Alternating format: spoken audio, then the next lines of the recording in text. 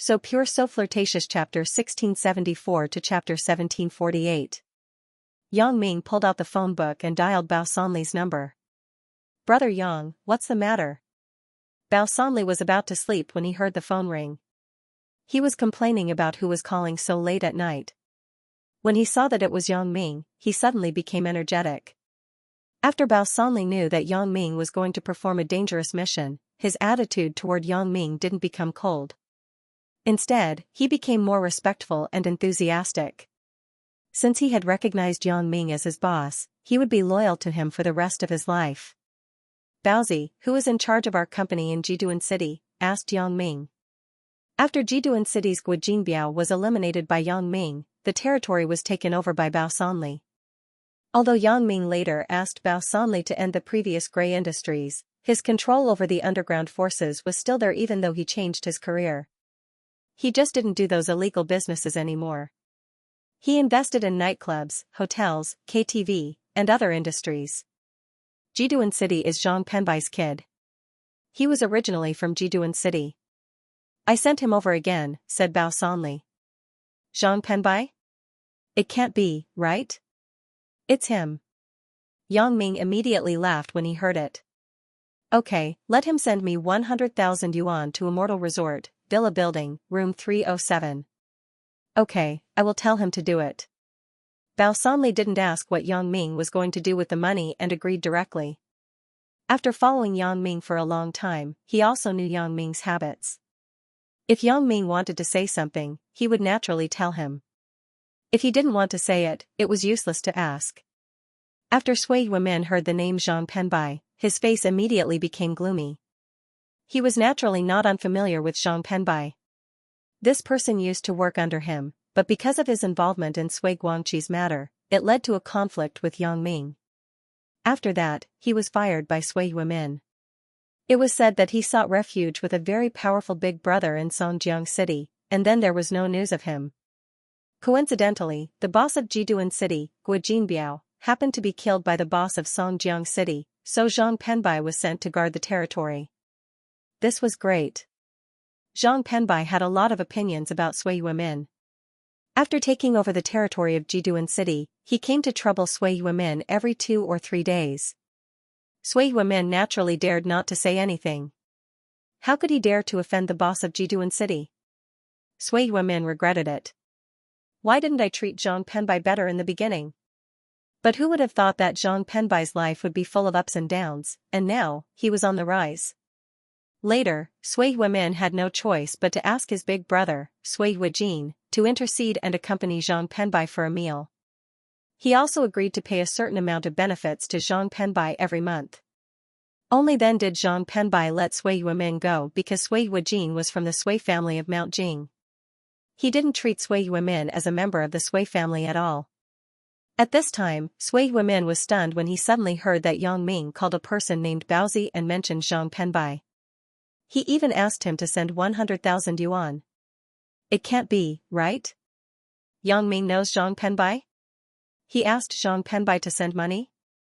Isn't that asking for my life? Is it so easy to get Zhang Penbai's money?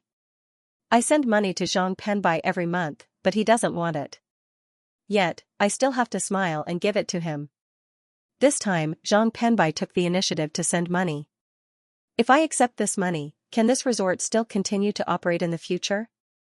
Thinking of this, Sui Yuemin suddenly broke into a cold sweat. But then he thought about it. That's not right.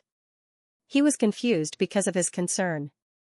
At that time, it was Yang Ming who beat Zhang Penbai and Zhang Penbai's men until they pissed their pants. Because of this, he was fired. Zhang Penbai and Yang Ming should be sworn enemies.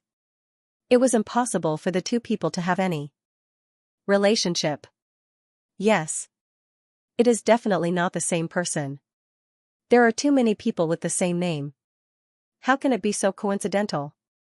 This Zhang Penbai is that Zhang Penbai? Moreover, what kind of identity does Zhang Penbai have? He now has 4 or 5 nightclubs and KTV in Jiduan City. Is it possible for him to be an errand boy in the middle of the night to send 100,000 yuan? Previously, Yang Ming said, "Who is the person in charge of our company in Jiduan City?" Since this is the case, I am afraid that this Zhang Penbai is just a liaison in the office. The Zhang Penbai I know is the big boss. After Sui Yuemin's analysis, he finally calmed down. Are you done with the call? When will you send the money? It will be here in a while. Yang Ming didn't expect Sui Yuemin to be so calm after hearing the two people Baozi and Zhang Penbai mentioned on the phone. He was a little surprised. Could it be that Sui Yuemin is doing so well that he doesn't even put Zhang Penbai in his eyes? Or is this Zhang Penbai doing so poorly in Jiduan City that no one respects him? If it was really because Zhang Penbai was doing so poorly, Yang Ming was willing to give Sui Yuemin 100,000 yuan. In a while? Okay, then I will wait here and see how long this in a while is, said Sui Yuemin. Do as you wish. This is your hotel. I won't entertain you. Yang Ming said as he was about to close the door. What are you doing? You want us to stand outside? Sui Yuemin just wanted to raise his leg to enter the room, but he was greeted by Yang Ming's door. I paid to rent this room. You don't have the right to come in now, right? Asked Yang Ming. This? Sui Yuemin thought about it. Yang Ming's words were indeed reasonable. Although he was a little angry in his heart, he thought that he would get 100,000 yuan in a while, so he endured it. Zhang Penbai was in the sauna at the moment. A little brother ran over anxiously with his phone. Penbai gu, the phone, your phone. What phone call? It's so late at night. Can't you see that I'm in the sauna? Zhang Penbai frowned. It's Brother Bao's phone call, said the underling quickly. Ah. Give it to me. As soon as he heard that it was Bao Sanli, Zhang Penbai sat up, grabbed the phone from the underling, and picked it up. Hello, Brother Bao, I'm Penbai. Is there anything you want to tell me? Brother Yang is in room 307 of the Immortal Resort. You send 100,000 yuan over now. Bao Sanli didn't ask Zhang Penbai if there was anything wrong and ordered directly. Brother Yang? Oh, okay, I'll be there right away. Zhang Penbai was slightly stunned when he heard Brother Yang at first, but then he knew who Bao Sanli was talking about. It was Yang Ming. Previously, Zhang Penbai didn't know the identity of Yang Ming. It was only after he was sent to Jiduan City that he learned about Yang Ming's identity from Bao Sanli. He felt lucky and scared at the same time. I didn't expect Yang Ming to be my ultimate boss. Since then, Zhang Penbai had been looking for an opportunity to help Yang Ming do something, but in Jiduan City, how could there be such an opportunity? Now that Bao Sanli sent him this task, Zhang Penbai was overjoyed. He rushed out of the sauna room directly, put on his clothes, and said to the underling who gave him the phone, go and prepare 100,000 yuan, then follow me to the Immortal Resort. The boss needs it urgently. Boss? Is it Brother Bao? Asked the underling subconsciously. Not Brother Bao, but Brother Bao's boss. He's also my big boss. Zhang Penbai glared at the underling. Why are you asking so much? Hurry up. Let me tell you, if you delay the business, I will teach you a lesson. Ah. Yes. The underling didn't dare to ask more and quickly went to prepare the money. Although he had some doubts in his heart, who is Brother Bao's boss? Why don't I know? But when he thought of Zhang Penbai's face, he didn't dare to ask casually. Soon, the underling ran over with a bag of money. Brother Penbai, I'm ready. Let's go when you're ready. Zhang Penbai nodded and quickly went out of the door of the bathing center. He got into the front passenger seat of a Mercedes-Benz at the door. The underling got into the main driver's seat, started the car, and drove in the direction of the Immortal Resort. Hurry up, drive faster. Zhang Penbai kept urging the underling, complaining that the speed was too slow. Brother Penbai, do you think Brother Bao's boss is short of 100,000 yuan? Why haven't I heard of Brother Bao having a boss before? Could he be a liar? Asked the underling with some doubts. Liar my ass. Kid, if you talk nonsense again, I will kick you out of the car. Zhang Penbai suddenly became angry. What do you know? Do you think you can meet a person of that level? You haven't seen Brother Bao a few times, let alone the boss behind Brother Bao. Yes, Brother Penbai, I'm wrong. The underling quickly admitted his mistake. He thought about it carefully. It made sense. I'm just a small character. How can I get in touch with people at that level? Zhang Penbai glared at his underling. He thought, how can this person be so unobservant? I didn't notice it before. Now I'm thinking about whether to replace him in the future. How can he know the boss's boss so casually? In the beginning, if it weren't for a coincidence, I wouldn't have been able to get in touch with Brother Yang. The underling didn't dare to say anything. He drove the car carefully and sped up all the way to the villa of the Immortal Resort. Yang Ming closed the door of the room and ignored Sui Yuemin and the waiter outside the door. He took Jing Xiaolu's hand and sat on the bed. He turned on the switch of the TV remote control. Yang Ming, why did you give him the money? This isn't like your usual style. Jing Xiaolu looked at Yang Ming with some doubts. Yang Ming was ruthless to Xiang Da and strong in the barbecue restaurant. At this moment, Yang Ming seemed a little cowardly. He asked someone to send the money over without saying a few words. He sold the bedsheet to us for 100,000 yuan. He also said that we don't have to buy it. We just have to return the bedsheet. We can't say that he forced us to buy it, right? Yang Ming spread his hands and explained to Jing Xiaolu, we want to buy it ourselves. We can't let others raise the price, right? But they are extorting us. Jing Xiaolu was quite dissatisfied with the price of 100,000 yuan. It was obvious that she didn't want to buy the bedsheet. Yang Ming, why don't we return the bedsheet to him? Return? How can that be? Isn't this very memorable? Yang Ming smiled. That, actually, it's nothing. As long as you and I know and remember it in our hearts, that's fine. Jing Xiaolu said, 100,000 yuan? It's better to buy me a few mink coats. I don't even have one yet. Yang Ming was a little speechless when he heard Jing Xiaolu's words. If you don't count the shares, your monthly salary is already tens of thousands of yuan, right? I still can't bear to. Jing Xiaolu said, I'm so petty. I can't change it. Then why didn't you feel bad when I took you to buy clothes? Yang Ming smiled bitterly. Does it feel different? Jing Xiaolu said, anyway, I think it's a little silly to spend 100,000 yuan to buy a broken bedsheet. It's not worth it. Let's see. Even if the money is delivered, Sui Yuemin may not dare to accept it. Yang Ming wondered why he didn't realize before that Jing Xiaolu was actually so cute. Previously, Yang Ming thought that Jing Xiaolu was a girl who worshipped money. But now, it seemed that Jing Xiaolu's worshipping of money was just a facade. She was a very stingy girl on the inside. However, when she thought of her previous family and her sick grandmother, these were not strange. Although Jing Xiaolu used to regard money as her life, the money she earned was basically used to supplement her grandmother's medical expenses. It could be said that Jing Xiaolu's greed for money was completely forced by her family conditions. Now that she had money, her previous stinginess had not changed, which led to the current situation.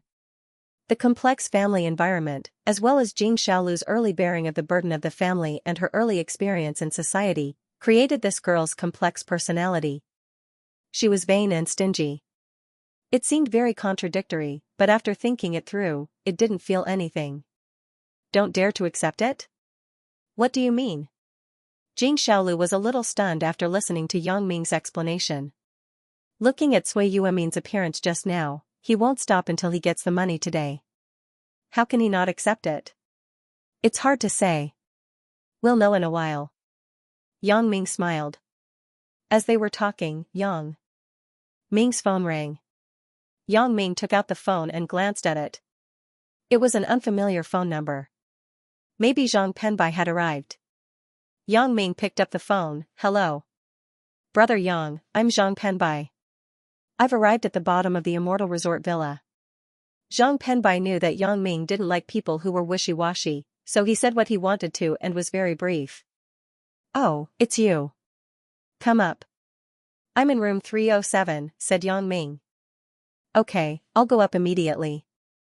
Zhang Penbai saw that Yang Ming didn't seem to have any dissatisfaction with his arrival time, so he was relieved in his heart. He had already rushed over at the fastest speed, but because the mountain road of West Star Mountain was not very good at night, he was delayed for a while.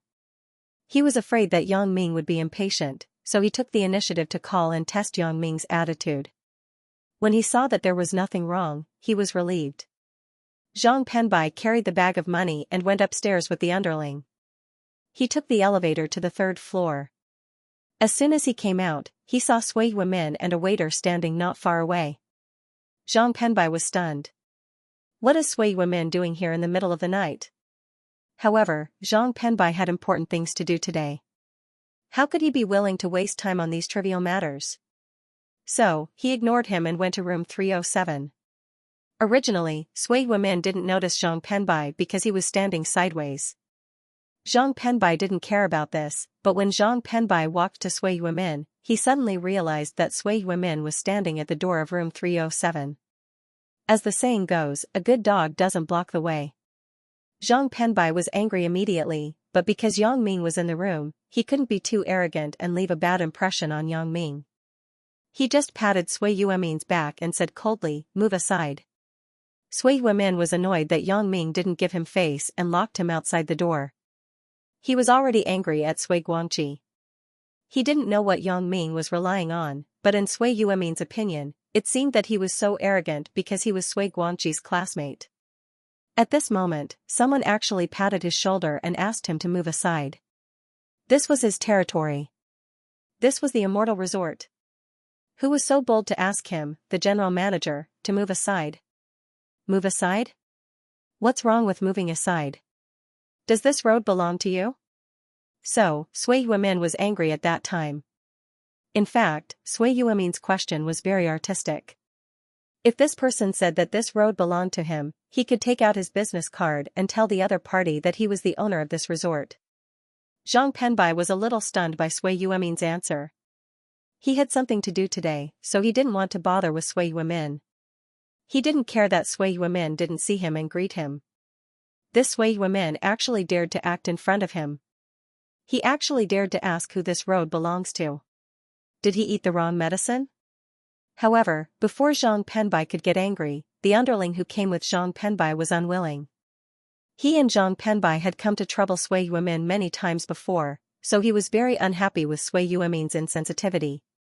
He grabbed Sui Yimin's collar. "Are you F***king blind? Brother Bai asked you to move aside because he thinks highly of you.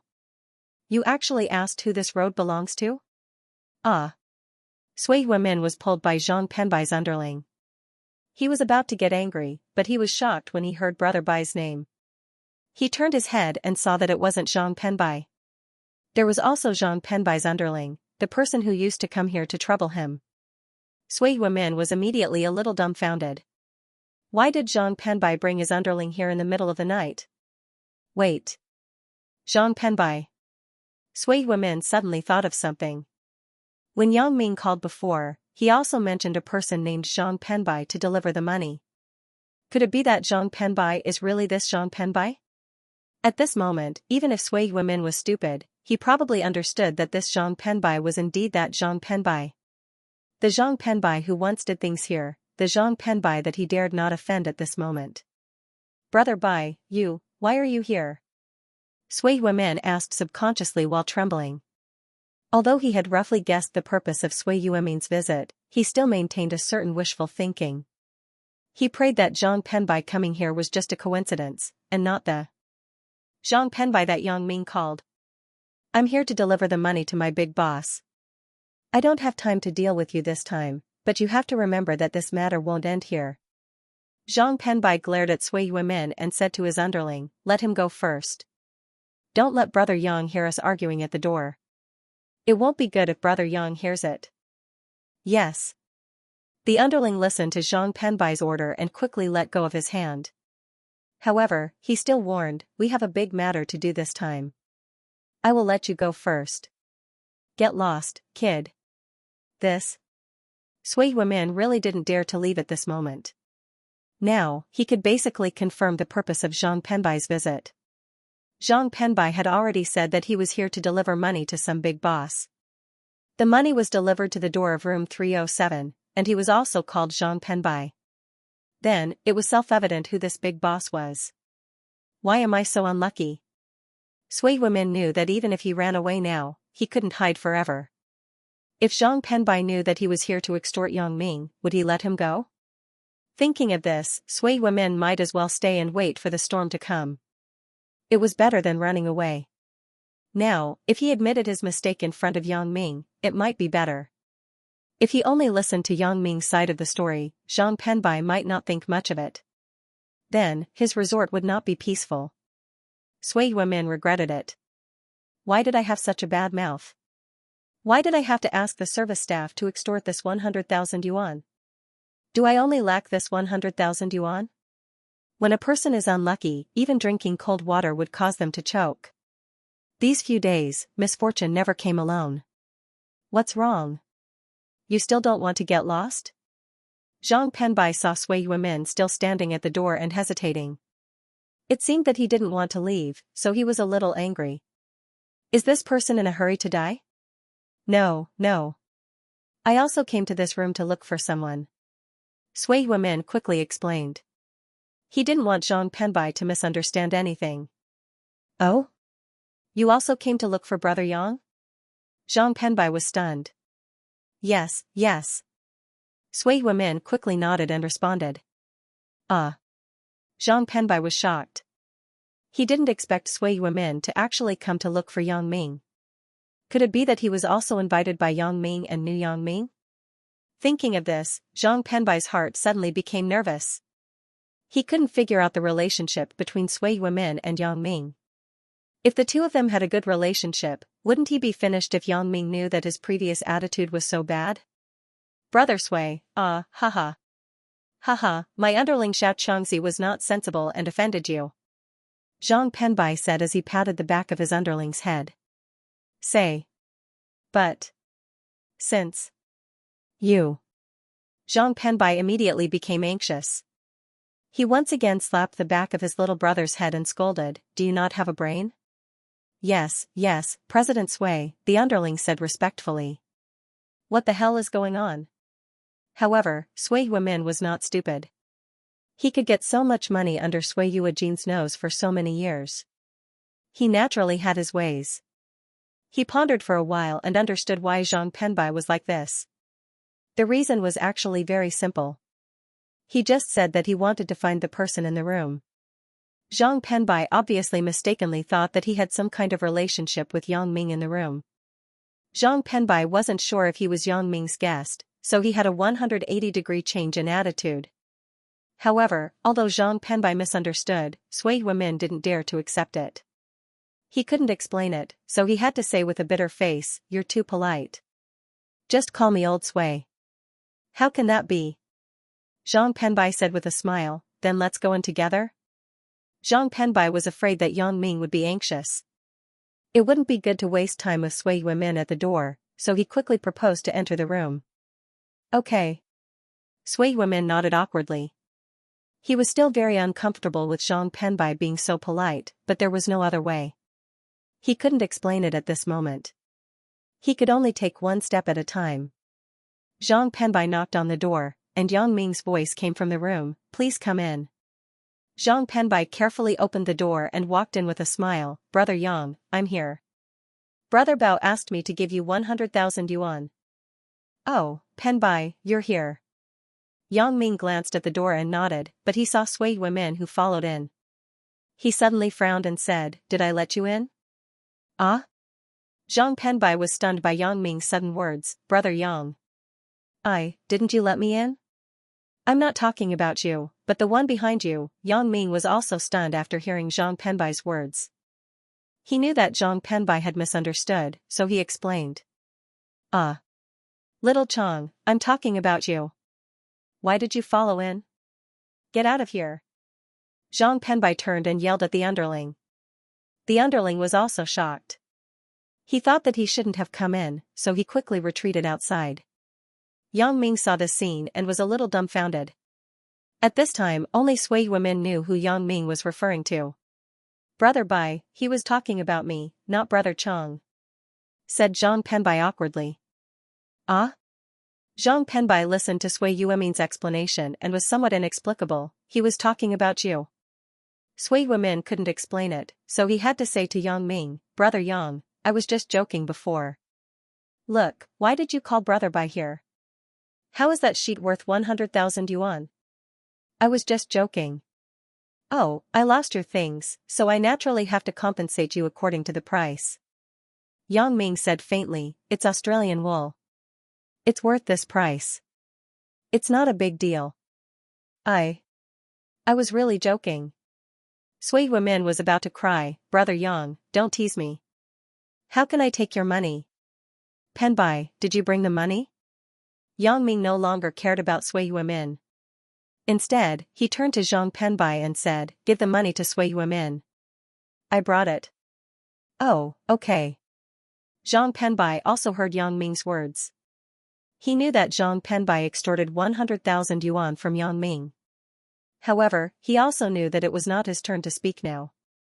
In front of Yang Ming, he was just a small character. It was still Yang Ming who made the decision. So, he just had to do whatever Yang Ming said. As for whether to deal with Sui Wemin, it was all up to Yang Ming. It's not necessary. It's really not necessary. Sui Wemin was anxious when he saw Yang Ming's businesslike appearance. He didn't dare to take this money. President Sui, please count it. This is 100,000 yuan. Zhang Penbai opened the bag in his hand and handed it to Sui Wemin. Although Zhang Penbai didn't say anything, his aggressive eyes also explained the problem. It made Sui Wemin shudder. I don't want it. I really don't want it. Sui Wemin didn't dare to take the money, especially since it was sent by Zhang Penbai. Why? You don't want to give face to Brother Yang? Brother Yang asked you to take it. You don't want it? Or do you think it's too little? Zhang Penbai asked coldly. I will take it. Sui Wemin was shocked. He trembled as he took the bag from Sui Wemin's hand. I've paid you back. You can get lost now. Yang Ming looked at Sui Wemin and said. Brother Yang, please forgive me. I'm really joking. Please let me go. Sui Wemin was a fool if he still couldn't see Yang Ming's extraordinary identity at this moment. Zhang Penbai's respectful attitude in front of Yang Ming had explained everything. Yang Ming didn't ask Zhang Penbai to put up a front, but he really did ask him to be an errand boy to send money. This kind of difference could be seen from the subtle details. Yang Ming was really superior, and Zhang Penbai was really subservient. President Sui, Brother Yang asked you to go out. Didn't you hear it? Zhang Penbai frowned and stopped Sui Wemin from continuing to speak. He directly made an inviting gesture. Sui Wemin was really anxious this time. He had no choice but to kneel down. Brother Yang, Brother Bai, please don't play with me. I. Yang Ming didn't expect Sui Wemin to do this. Yang Ming really didn't want to argue with Sui Wemin today. He had encountered too many things today. First, it was Zhang Kaiyuan and Yu Xianxia. Then, it was the barbecue restaurant. Now, Sui Wemin was extorting him. So, when it came to Sui Wemin, Yang Ming really didn't want to argue with him. That was why he called Bao Sanli and asked Bao Sanli to deliver the money to him. If Yang Ming wanted to argue, he would have torn down the Immortal Resort long ago. He wouldn't have calmly called Bao Sanli. Of course, whether Sui Wemin dared to take the money was not something that Yang Ming considered. Since he had the guts to ask for money from him, he must have the guts to accept it. This is my room. What do you mean by crying in front of my room? Yang Ming frowned as he looked at Sui Wemin kneeling on the ground with snot and tears. He was saying some unclear words. Brother Yang, I was wrong. Please don't ask me to take the money. Sui Wemin begged, I'm not stupid. I know that I can't take the money. Once I take it, I'm done for. I can't run this resort anymore. Did I say such a thing? Asked Yang Ming. Do you still need to say it? Sui Wemin smiled bitterly. Brother Yang, once you leave, I guess Brother Bai won't spare me. Oh, you get up first. Yang Ming suddenly had a flash of inspiration in his mind. He had some ideas. Yes. Sui Wemin didn't dare to disobey Yang Ming's words. He quickly stood up, but he didn't dare to stand up straight. He just bowed and stood there respectfully. Brother Yang, can you spare me? Let's not talk about this for the time being. Let me ask you. Who owns this resort now? asked Yang Ming. This resort is now mine. Sui Wenmin didn't dare to hide it. Although he didn't know what Yang Ming meant by asking this, Sui Wenmin still answered Yang Ming's question truthfully. After all, Zhang Penbai knew these things clearly. It doesn't belong to the immortal group in Mount Jing? Asked Yang Ming. It doesn't belong. I bought it myself, said Sui Wenmin respectfully. Is Sui Guangqi the one in power over there? Asked Yang Ming. But that kid is. He didn't care that I was his second uncle. He actually made me spend the money and buy the resort. Speaking of Sui Guangqi, Sui Wenmin vented all his anger on him. Sui Wenmin believed that the fuse of today's incident was because of his nephew, Sui Guangqi. If it weren't for him, how could he be interested in this 100,000 yuan? Oh, it turned out to be like this. I say, do you still want to keep this resort open? You actually came up with such a trick to blackmail the guests. Yang Ming nodded faintly, indicating that he understood. Brother Yang. You see, you can't blame me for all this. I was just forced into a corner. I was forced to do such an inhumane act. Please forgive me. Sui Wenmin saw that Yang Ming's tone seemed to be loosening, so he immediately took advantage of the situation and said. Let's forget about today's incident. Take this 100,000 yuan. It's an emergency. Yang Ming waved his hand and said. Ah? This won't do. Brother Yang, even if I'm poor, I can't take this money. Sui Wenmin was a little anxious. He really didn't dare to accept this money. He thought that Yang Ming didn't intend to let him go, so he quickly said, Brother Yang, tell me. What do I have to do for you to let me go? I didn't say that I wouldn't let you go. Yang Ming was stunned. He didn't expect Sui Wenmin to not understand the meaning of his words. I've already said it very clearly. Let's forget about today's incident. Then, this money. Sui Wenmin didn't understand. Let's forget about this incident. Why do you still want to give me money? Let's forget about this matter. Take this money. Yang Ming said, but this money isn't taken for free. What do you mean? Sui Wenmin was even more puzzled. Don't you understand what I said? Yang Ming was a little helpless. Ah. I understand now. When Sui Wenmin heard Yang Ming's words, he immediately slapped the back of his head and said, Brother Yang, I understand. You mean that you have something for me to do, right? It seems that you're not too stupid. I just thought that I chose the wrong person, said Yang Ming faintly. Brother Yang, just say it. If there's anything, just say it. As long as I, Sui Wenmin, can do it, I will definitely not refuse. Sui Wenmin immediately patted his chest and promised, however, you also know that I, Sui Wenmin, only have this much ability. You seem to be able to do what I can do. I have to think about this. I'll tell you when the time comes, but it's only good for you. There's no harm. Yang Ming gave Sui Wenmin a reassuring pill in advance so that he wouldn't feel uneasy when the time comes. Okay. Sui Wenmin calmed down when he heard Yang Ming say this. This was because he knew that if Yang Ming said that there were benefits and no harm, then there must be benefits and no harm. With Yang Ming's identity, there was no need to deceive him at all. If Yang Ming wanted to push him into a fire pit, he would jump in even if he had to grit his teeth. There was no other way. People had to lower their heads under someone else's roof. However, Yang Ming said that there were benefits, so Sui Wenmin was relieved. He didn't expect that he could still get a big benefit from this extortion. Although he didn't know what this unknown benefit was and how good it was, at least the immediate benefit was that Zhang Penbai wouldn't do anything to him in the future. If he worked for Yang Ming, then he could be considered as Yang Ming's subordinate, just like Zhang Penbai. Zhang Penbai wouldn't be able to show off in front of him, right? Although Sui Wenmin hadn't figured out Yang Ming's true identity for a while, it seemed that it was definitely not simple now. This could be seen from Zhang Penbai's attitude towards Yang Ming. Therefore, he definitely wouldn't be at a disadvantage if he worked for such a person. And then you can leave first. Yang Ming waved his hand, indicating that Sui Wenmin could leave. Okay, then Brother Yang, I'll leave first. Sui Wenmin knew that he was finally fine and broke out in a cold sweat. When he turned around, he saw that Zhang Penbai's smile had become amiable again. He restored the smile he had when he was at the door. "Brother Bai, I'm leaving." "Brother Sui, you're too polite." Zhang Penbai smiled faintly and said politely. He didn't know what Yang Ming wanted Sui Yuemin to do now, but no matter what, judging from Yang Ming's attitude, he was going to let Sui Yuemin go this time. Zhang Penbai naturally wouldn't say anything. Besides, Sui Yuemin might become Yang Ming's subordinate in the future. It was hard to say. Sui Yuemin didn't feel much satisfaction with Zhang Penbai's completely different attitude. Instead, he sighed secretly.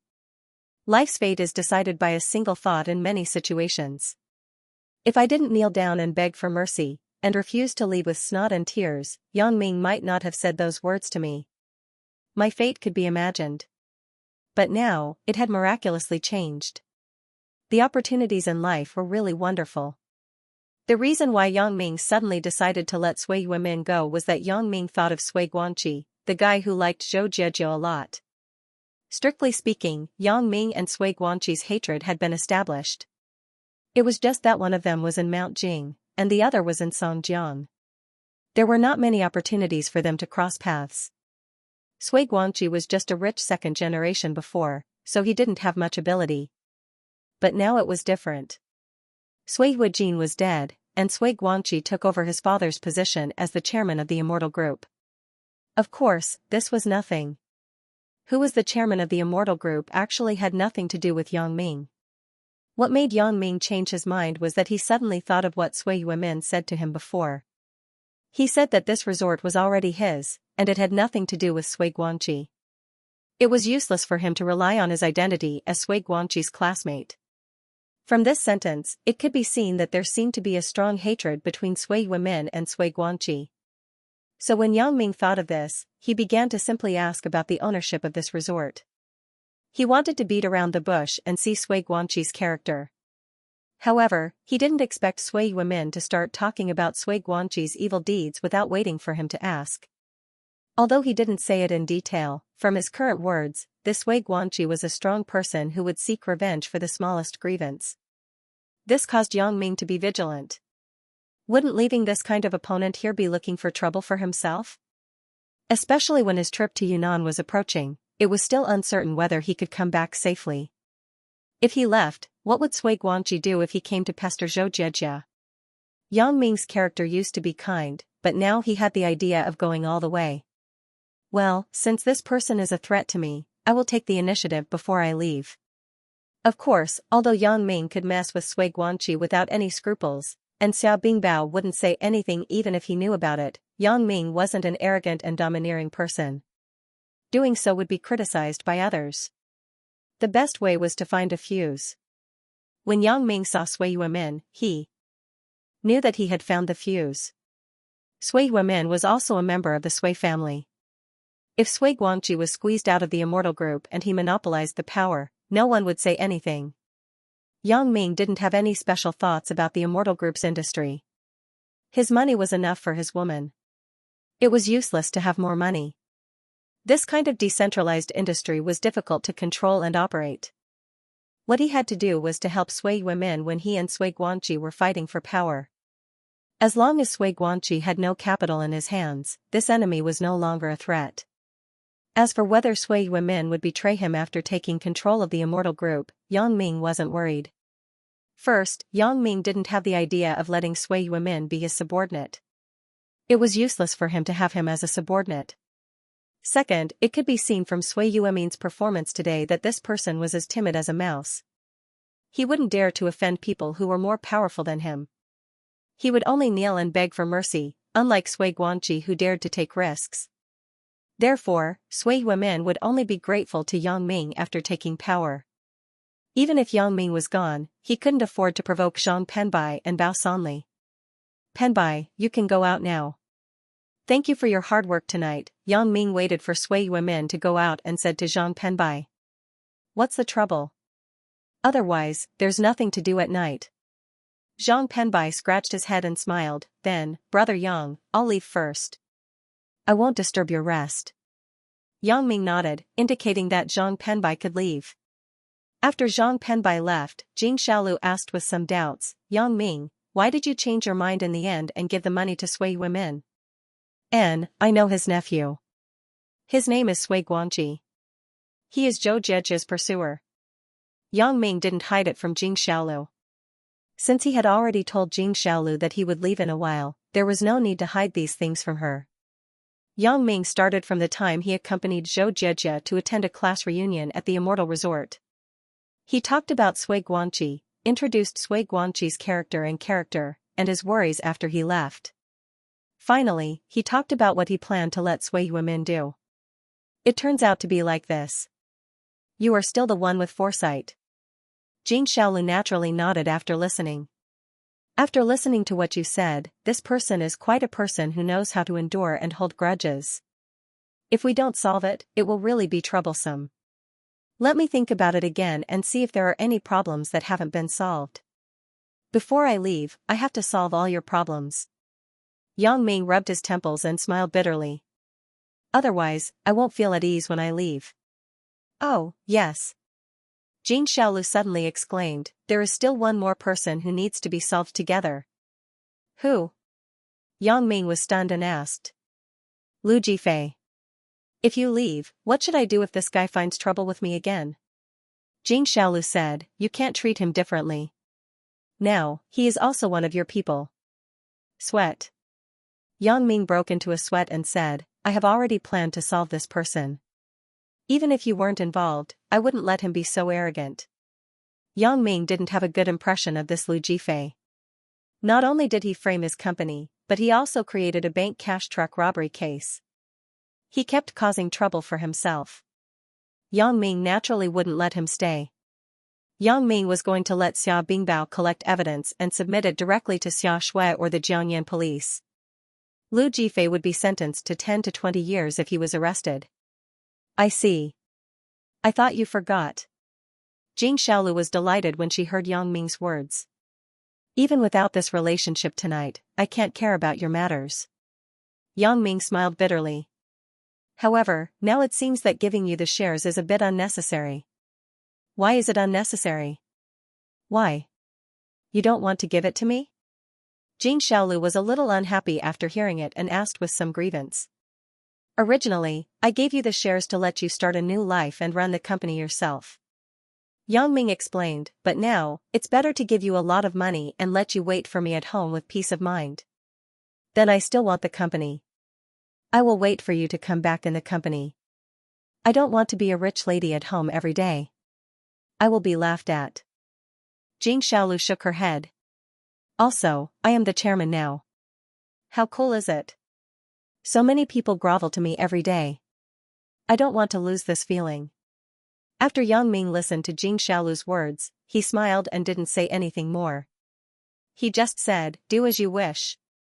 After the barbecue shop owner and Zhang Depeo's crazy smashing, the barbecue shop became a mess. Looking at the barbecue shop full of scrap metal, the shop owner finally woke up. What did I do? Was he possessed by something? I actually smashed the shop into such a mess with my own hands? Yes, it's that kid from before. If he didn't force me, would I do this? Thinking of Yang Ming, the shop owner's eyes were full of hatred. He didn't expect that when Yang Ming told him that he didn't need to smash anymore, he didn't stop because he was too excited and continued to smash crazily. Zhang Depeo, stop. The shop owner looked up and saw that Zhang Depeo was still looking for a target with the sledgehammer. He suddenly became angry. Do you think that you haven't smashed enough and made me bankrupt? Ah? Zhang Depeo was scolded by the shop owner and quickly stopped. He felt a little wronged. Didn't you just ask me to continue smashing? Why did you change your mind at this time? Isn't this a joke? However, the shop owner was the boss and he was an employee. How could he not listen to the boss's words? Zhang Depeo threw the sledgehammer in his hand and quickly ran to the front of the shop owner. He carefully said, Boss, what are we going to do now? The shop owner looked at the mess in the shop. The more he looked, the angrier he became. An outsider actually dared to behave atrociously in the territory of a local just because he knew some martial arts. He was simply tired of living.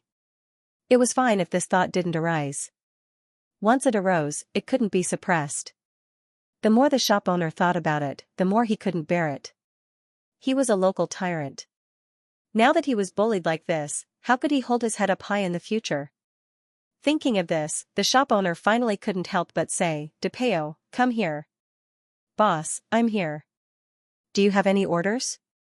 Zhang DePeo was already standing next to the shop owner and asked quickly. "You and our village's loafer Yao Sanpao are buddies, right?" asked the shop owner. "Of course, we are sworn brothers. I'm DePeo and he's Sanpao." "He's my sworn brother," replied Zhang DePeo. "Oh, then how much do you want to ask him to go out and teach a person a lesson?" The shop owner wasn't short of money now, but he couldn't take it anymore.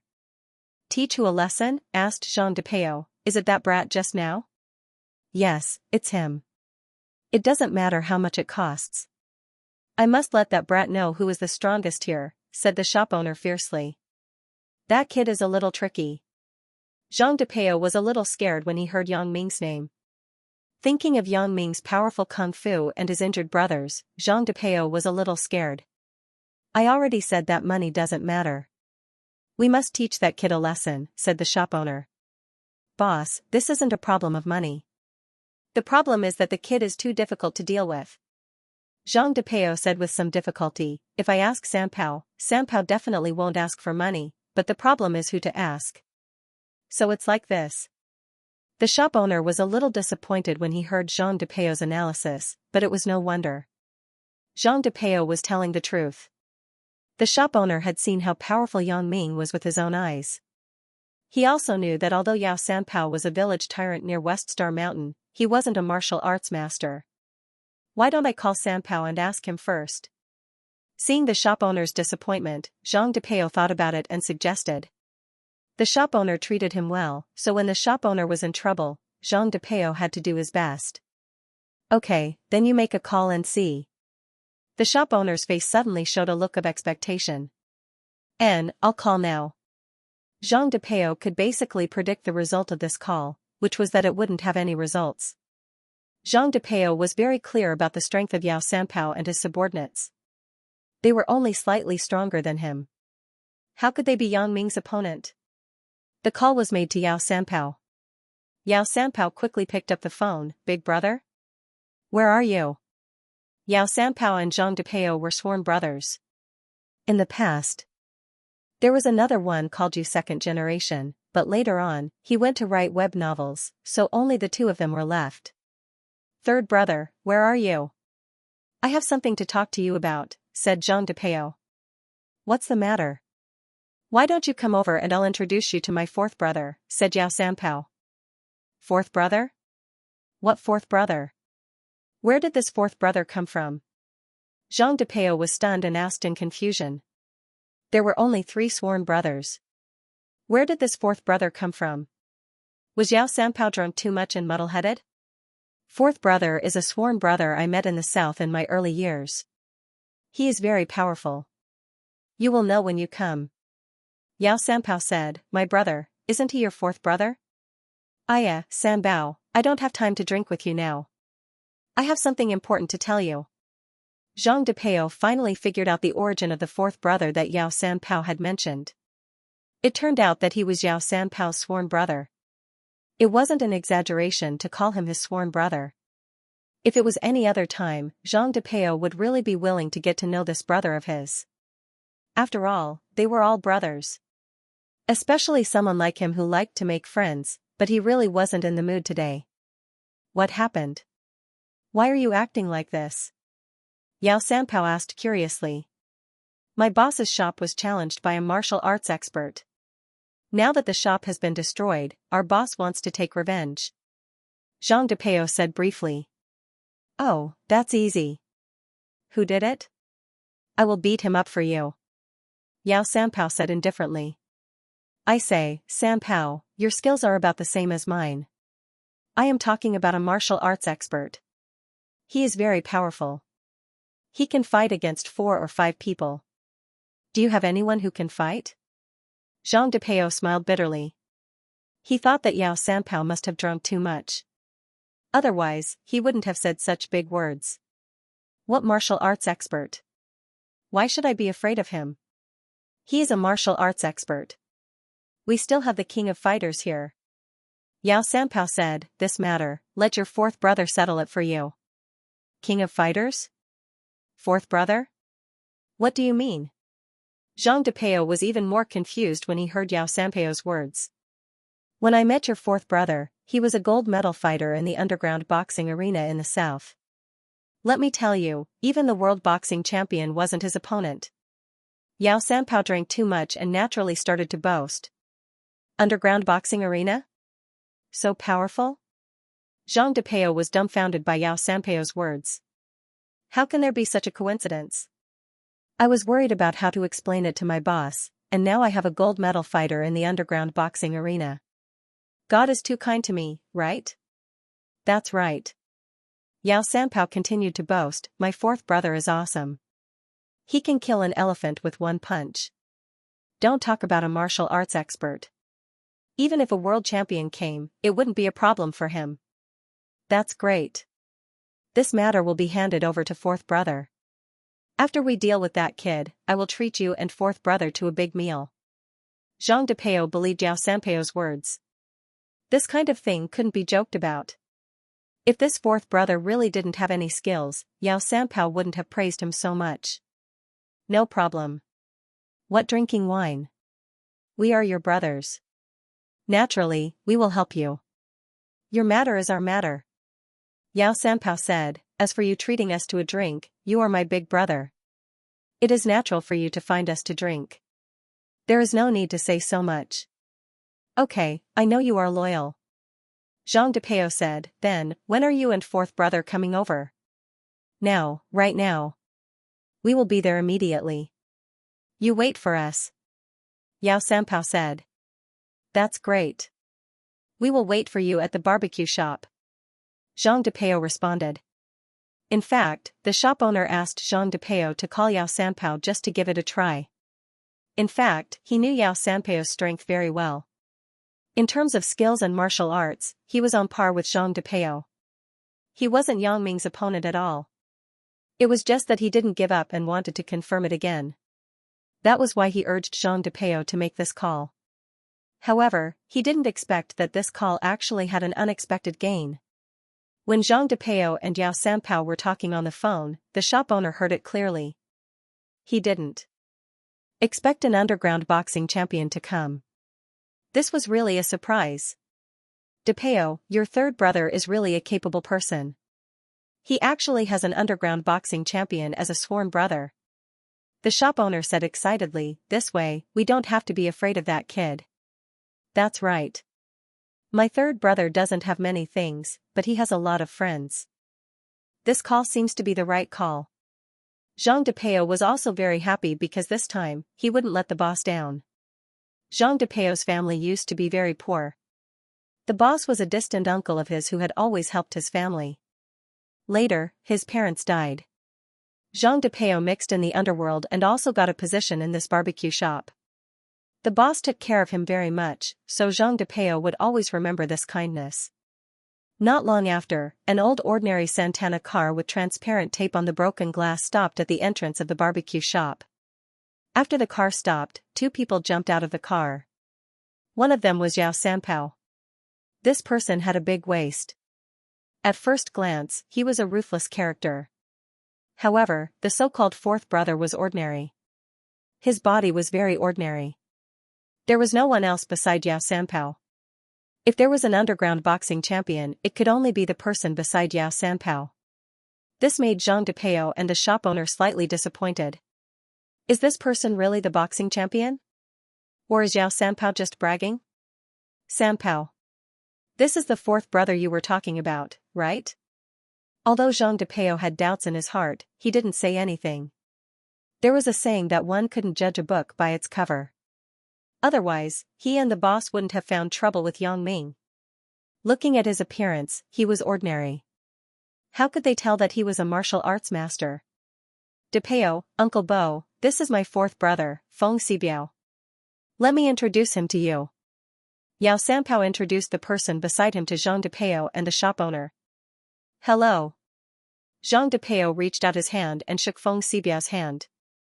Zhang Depeo wanted to test this Feng Xibiao, so he began to exert force and clamped Feng Xibiao's hand tightly. Feng Xibiao naturally saw Zhang Depeo's intention to test him. Feng Xibiao was very clear about his appearance and figure, so it was normal for Zhang Depeo to not believe in his strength.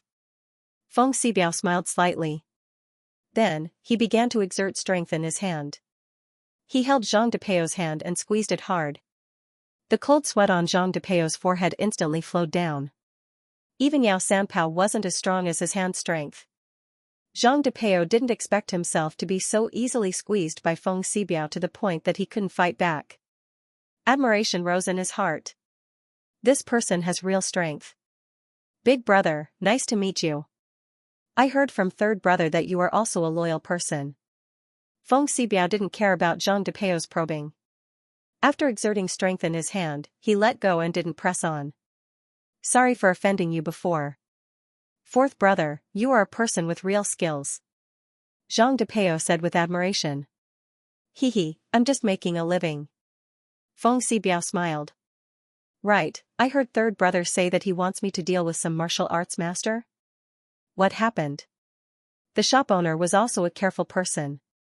He saw the competition between Zhang Depeo and Feng Xibiao before, so he knew that Feng Xibiao was indeed a capable person. It's like this.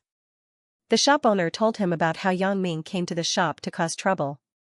Of course, he didn't mention anything about his previous blackmail. Oh. After Feng Xibiao listened to the shop owner's introduction, he looked at the underlings who were injured by Yang Ming lying on the ground. Then, he said disapprovingly, he's just a little faster. It's nothing. His strength isn't enough. Ah?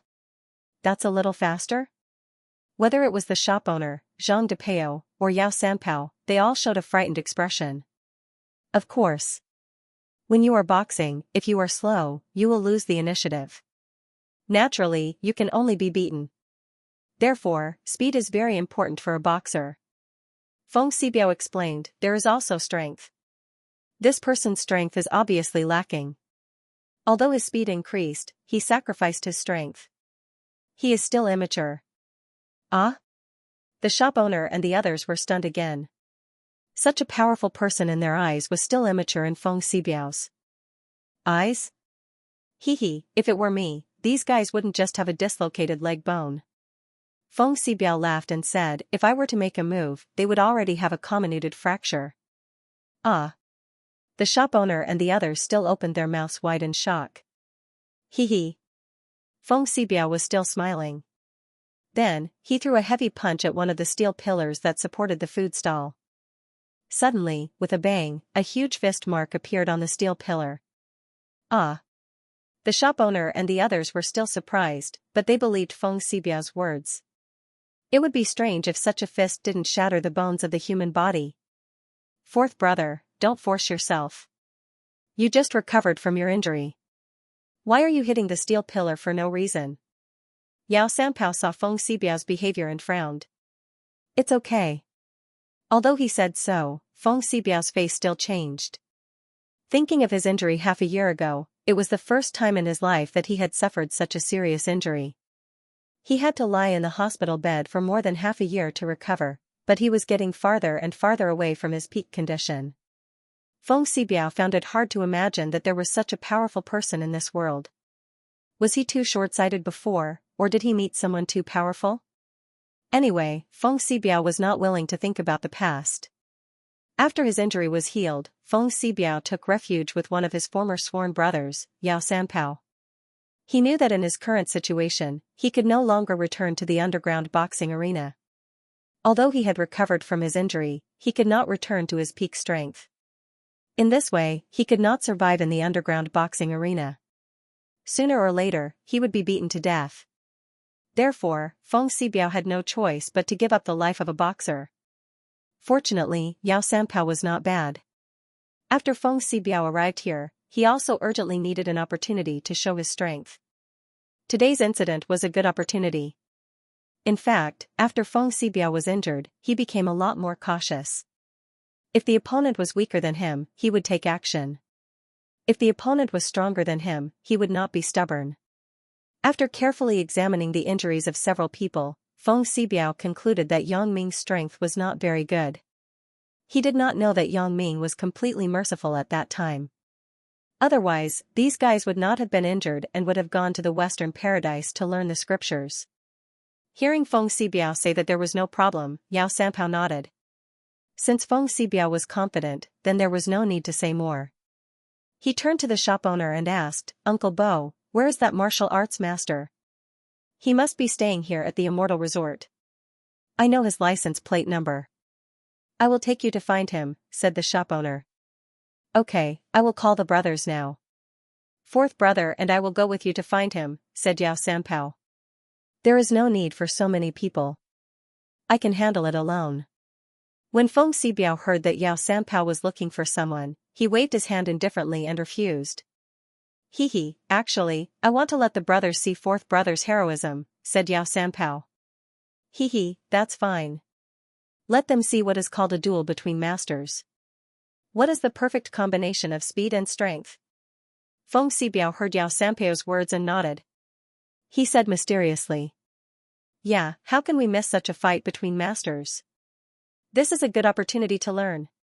Zhang Depeo also nodded in agreement. Therefore, Yao Sanpao began to call his followers and asked them to come to the barbecue shop together. When these followers heard that they were going to watch the boxing champion beat up others and that the boxing champion was going to show the perfect combination of speed and strength, they were all interested. This was a rare opportunity.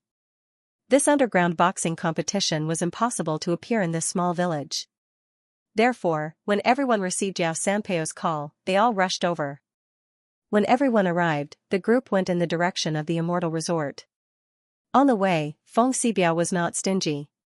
He began to explain boxing techniques to Zhang Depeo, Yao Sanpao, and the followers, and how to display the perfect combination of speed and strength. After listening to Feng Xibiao's explanation, these people realized that they were frogs at the bottom of a well. There were so many things to say about fighting. As a result, these people were looking forward to seeing the perfect combination of speed and strength that Feng Xibiao described. "Fourth brother, don't get rid of that brat too quickly later," said a follower. "Yeah, fourth brother, you have to let us see clearly. If you kill that brat with one punch, we won't be able to see anything," said another follower. "We want to learn this perfect combination of speed and strength. You can't hold back later," said another person. "Don't worry. I will try to keep that brat for a while longer and let him use a few more moves. You guys see how I break it and defeat him," Feng Xibiao said proudly. "That's great." Everyone nodded in agreement. The group entered the Immortal Resort and came to the front of the villa. The shop owner had sharp eyes and saw the BMW X5 off-road car parked in front of the villa. He pointed at the car and said to Zhang Depeo, "Depeo, look at the car number. Is that the car?" Zhang Depeo looked at the direction the shop owner pointed at and saw the BMW. He looked at the car number carefully and said, "That's right. It's that car. Boss, it's him." "Okay, if that's the case, smash his car first," said the shop owner angrily. When he thought about the shop, he wanted to smash the car. "No problem. Leave it to me."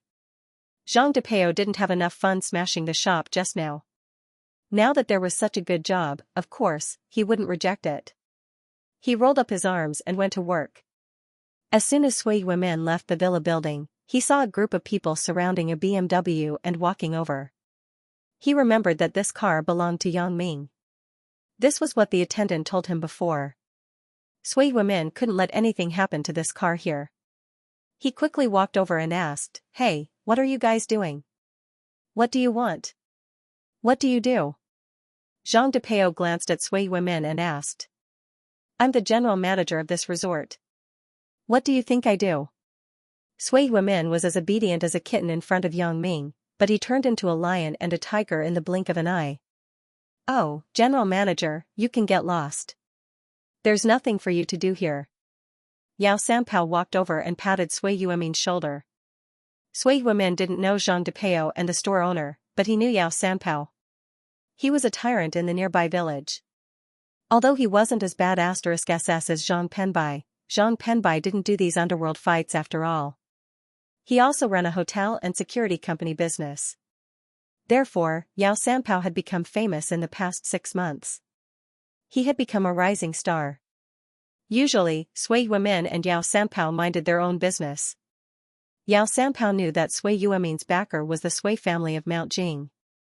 Facing such a huge family, Yao Sanpao still had self-awareness.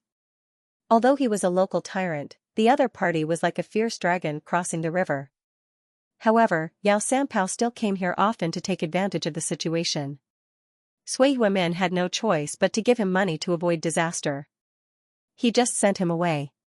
Sanpao, why are you here?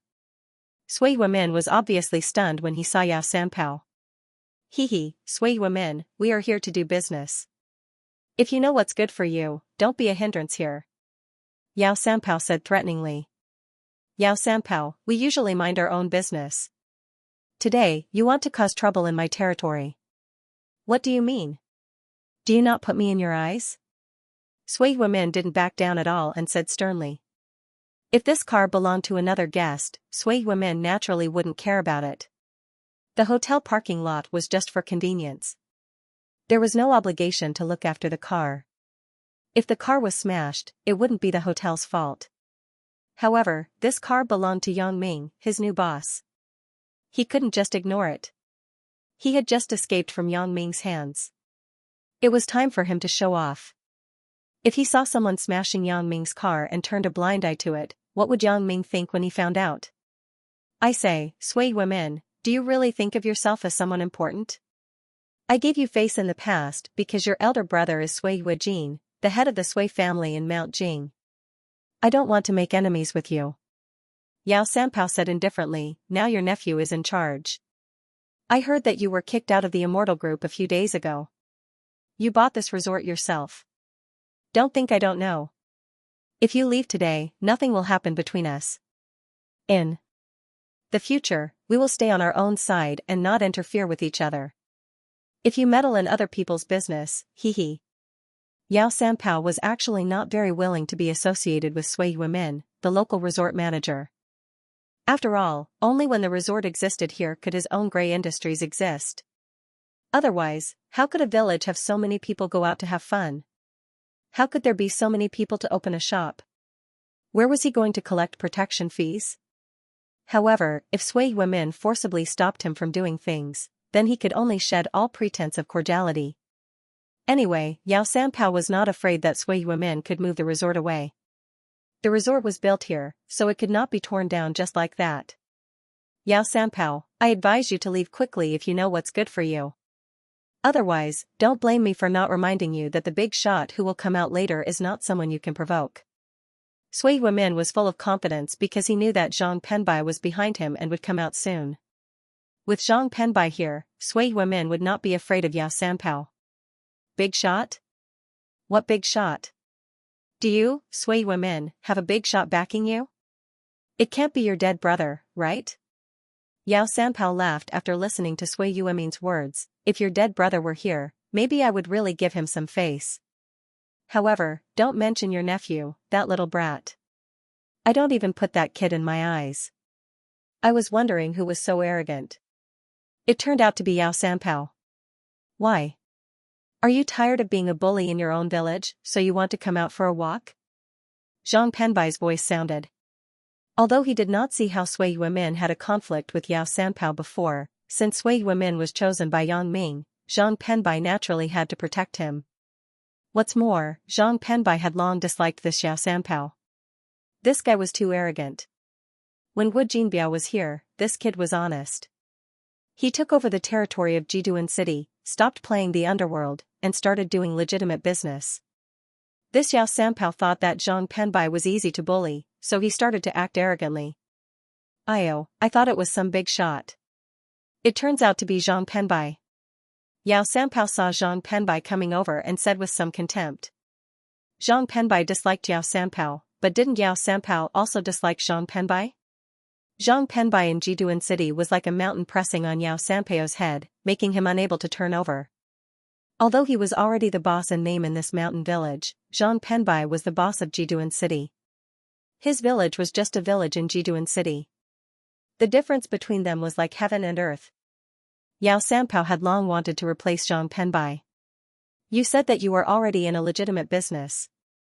Why do you still want to be the boss? Isn't this equivalent to standing in a latrine pit and not taking a shit? In the past, Yao Sanpao was afraid of Zhang Penbai's power, so he didn't dare to do anything to him. On the surface, he still pretended to be very respectful to Zhang Penbai, but today was different. Today, he had a fourth brother, Feng Xibiao, who was a character at the level of the king of fighters. Even if Zhang Penbai's people were powerful, they would probably be vulnerable in front of Feng Xibiao. Zhang Penbai listened to Yao Sanpao's arrogant Chinese, and the muscles on his face twitched.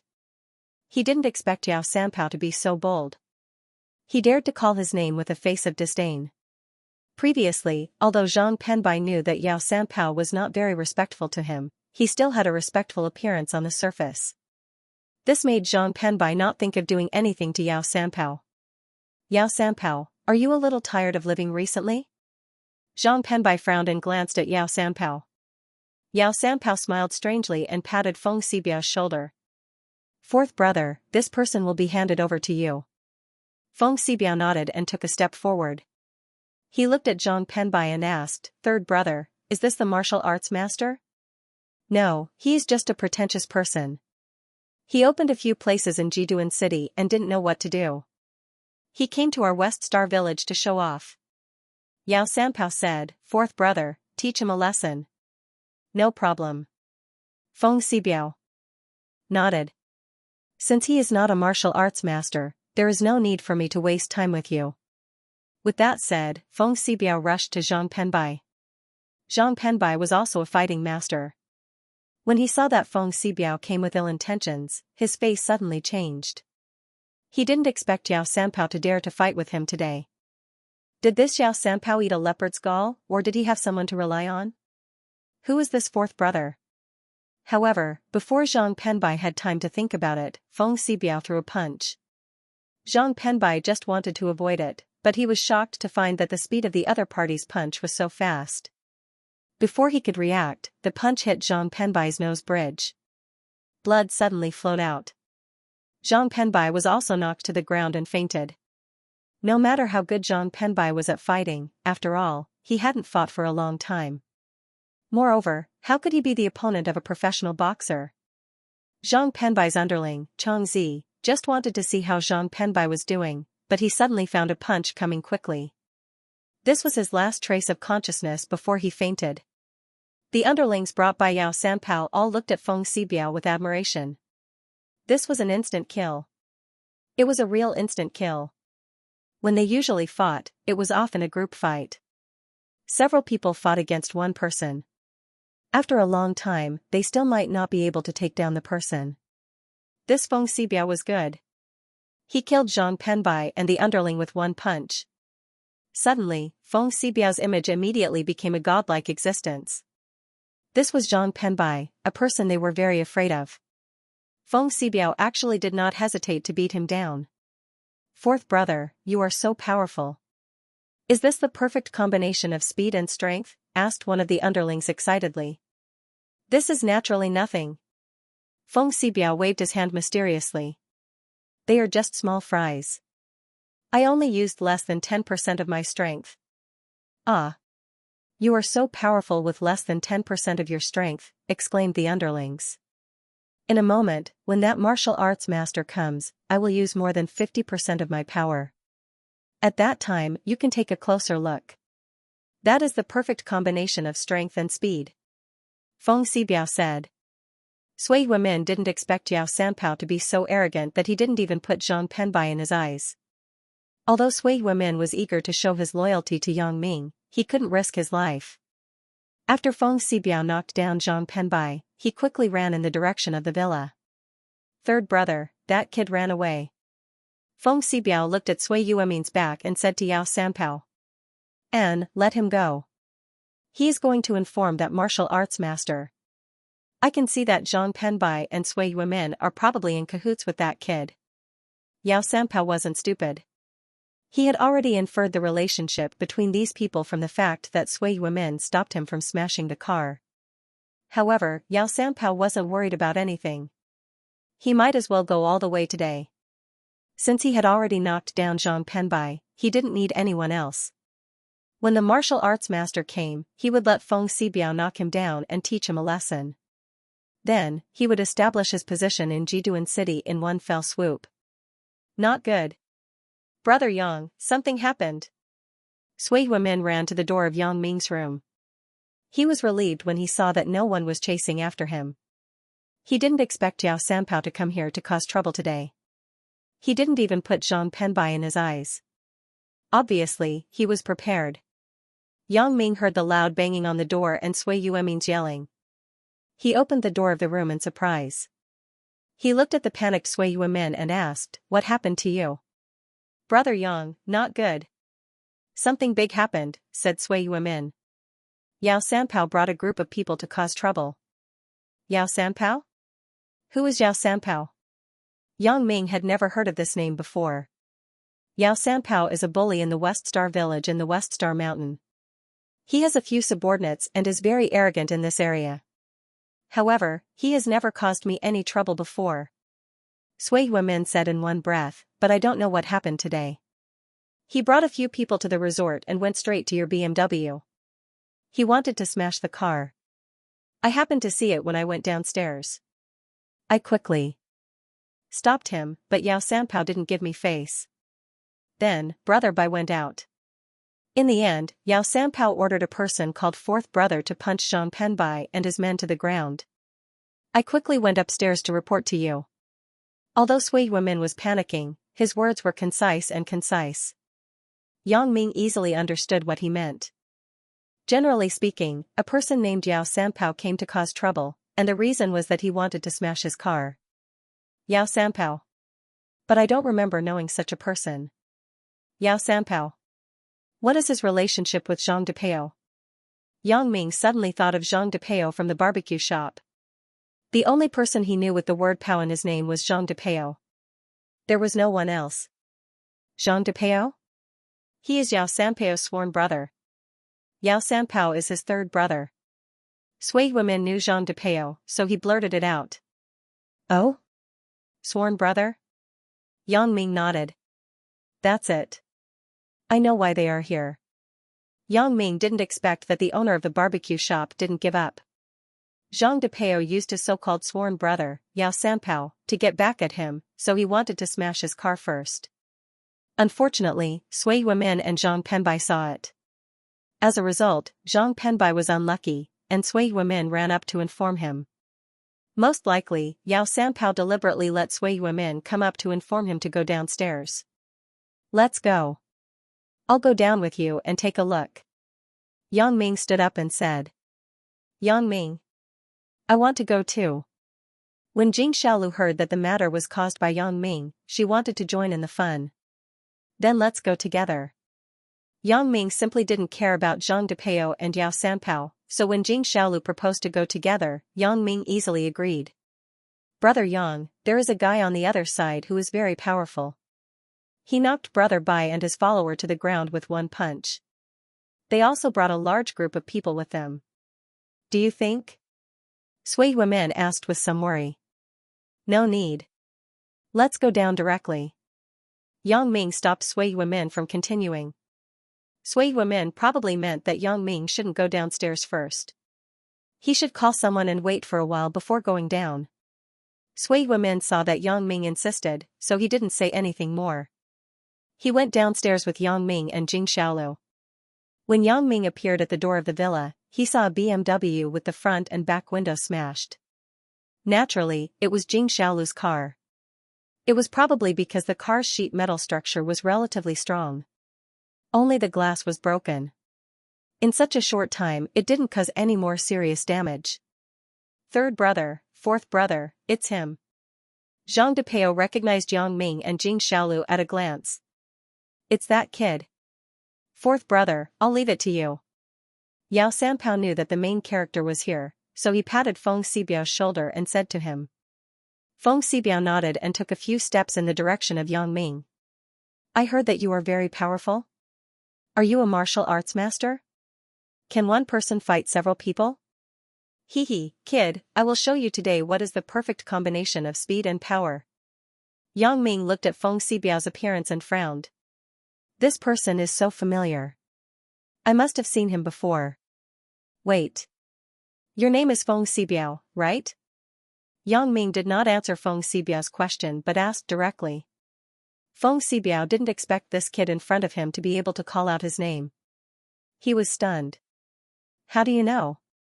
You have a younger brother called Fei Biao, right? Yang Ming continued to ask. You, who are you? It was not a rare thing to be able to call out Feng Xibiao's name. When Feng Xibiao was boxing in the underground boxing arena, there were many people who watched his matches. It was possible to know him, but there were not many who could call out his younger brother's name. I didn't expect you to have recovered. Yang Ming looked at Feng Xibiao and said faintly, I thought that my apprentice had beaten you into a vegetative state. Yang Ming saw Feng Xibiao's stunned expression. He had completely confirmed Feng Xibiao's identity. This Feng Xibiao was the Southern Underground boxing champion that Fei Biao, one of Yu Shonda's underlings, found to fight with Ho Zhenhan. As a result, he was killed by Ho Zhenhan on the spot. Because Yang Ming had carefully studied this person, he had a deep impression of him. Your apprentice, who is your apprentice? When Feng Xibiao heard Yang Ming's words, he was even more stunned. There was an ominous premonition in his heart. Feng Xibiao, don't you remember? Yang Ming smiled and looked at Feng Xibiao. Did I beat you until you lost your memory? You are Ho Zhenhan's master? After Feng Xibiao heard the name, his face suddenly became distorted. Ho Zhenhan was an eternal pain in his heart. That kind of strength was not something he could compete with. The opponent's easy instant kill had already caused a great psychological shadow to Feng Xibiao. In the past 6 months of recovery, he had never reached his peak strength. It was also related to this shadow. It could be said that the 3 words Ho Zhenhan had become Feng Xibiao's heart demon. What Feng Xibiao did not expect was that the person in front of him was actually Ho Zhenhan's master. Of course, Feng Xibiao was not a person who was easy to fool, but this matter was really secretive. Even Yao Sanpao did not know about it. If it was not the person involved, who would know about this matter? Yang Ming could say his name and know Ho Zhenhan's name. Feng Xibiao couldn't help but believe it.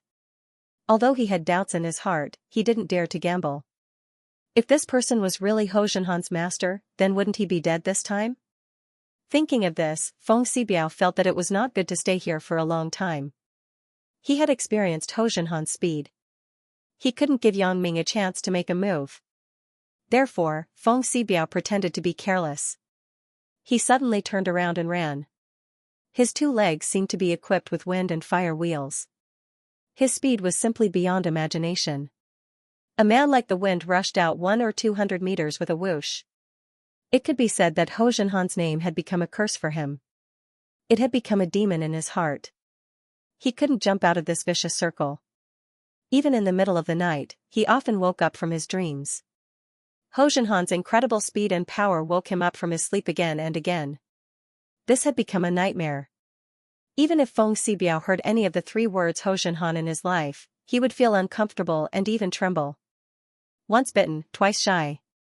Feng Xibiao was such a person.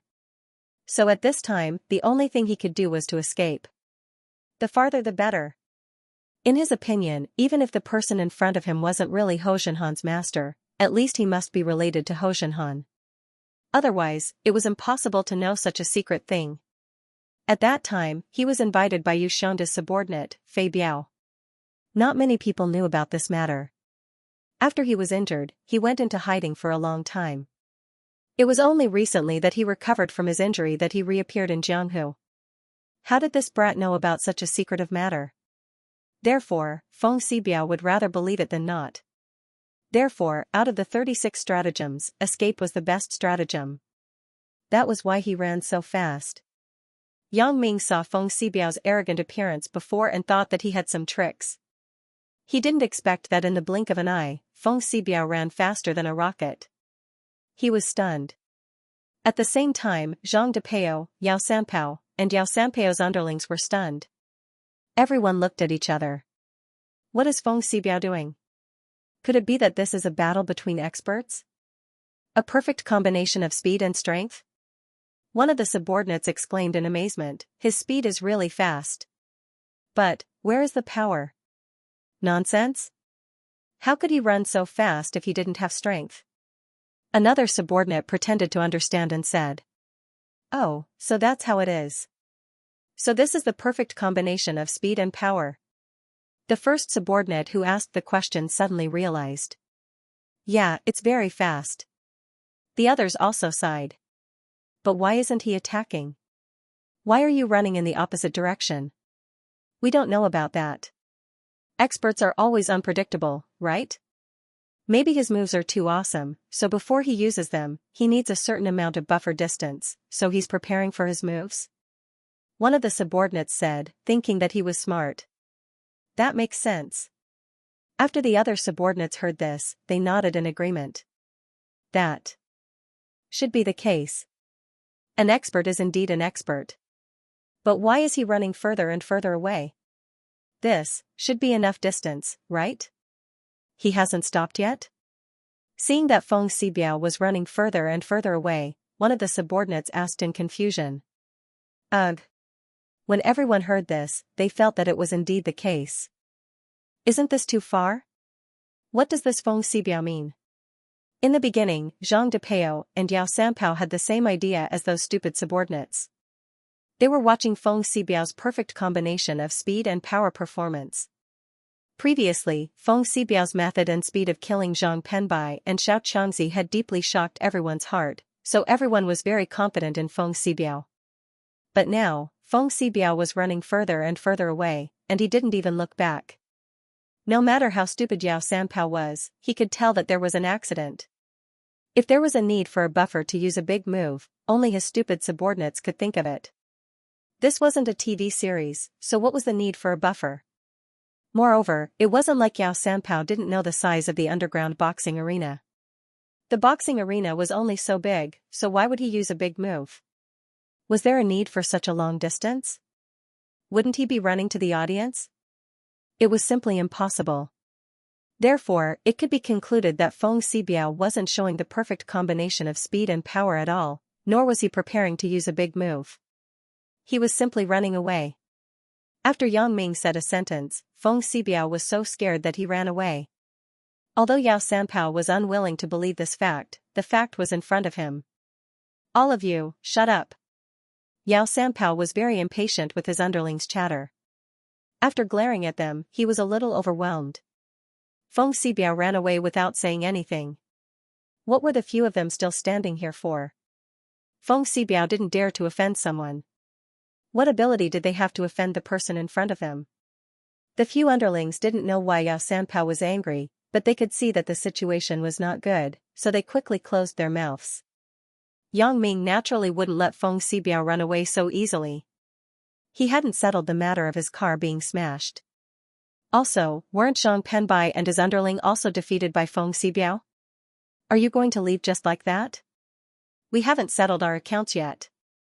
After saying that, Yang Ming raised his hand, and a flying needle shot out from his fingertips at an unparalleled speed. It directly hit the snow path on Feng Xibiao's leg. Feng Xibiao's right leg, which was originally crisscrossing back and forth, suddenly stagnated as if it didn't listen to his command. It was frozen there. His whole body was still rushing forward due to inertia. His left leg also continued to move forward under the control of his brain. As a result, Feng Xibiao lost his center of gravity and fell to the ground. With a bang sound, he fell to the ground and couldn't get up. Ah! A scream came out from Feng Xibiao's mouth. It was extremely miserable. Although it was far away from everyone, it was exceptionally clear in this quiet night in the empty resort. Zhang Depeo was dumbfounded, Yao Sanpao was dumbfounded, the shop owner was dumbfounded, and all the underlings were dumbfounded.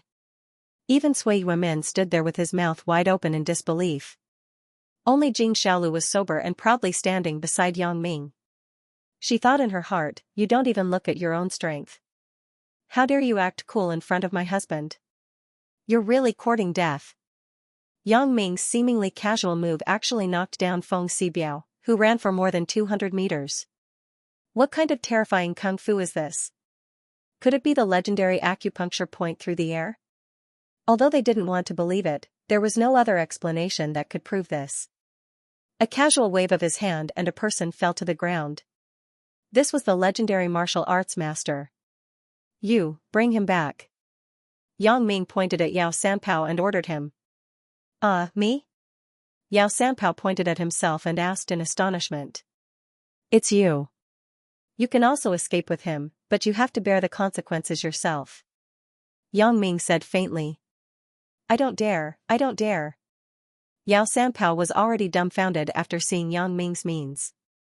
How would he dare to escape? If he escaped, wouldn't he be hit by Yang Ming's acupuncture point through the air like Feng Xibiao? Yao Sanpao had completely lost the thought of finding trouble with Yang Ming at this time. He had been completely shocked by Yang Ming. At this time, he only thought that it would be good if he didn't get killed.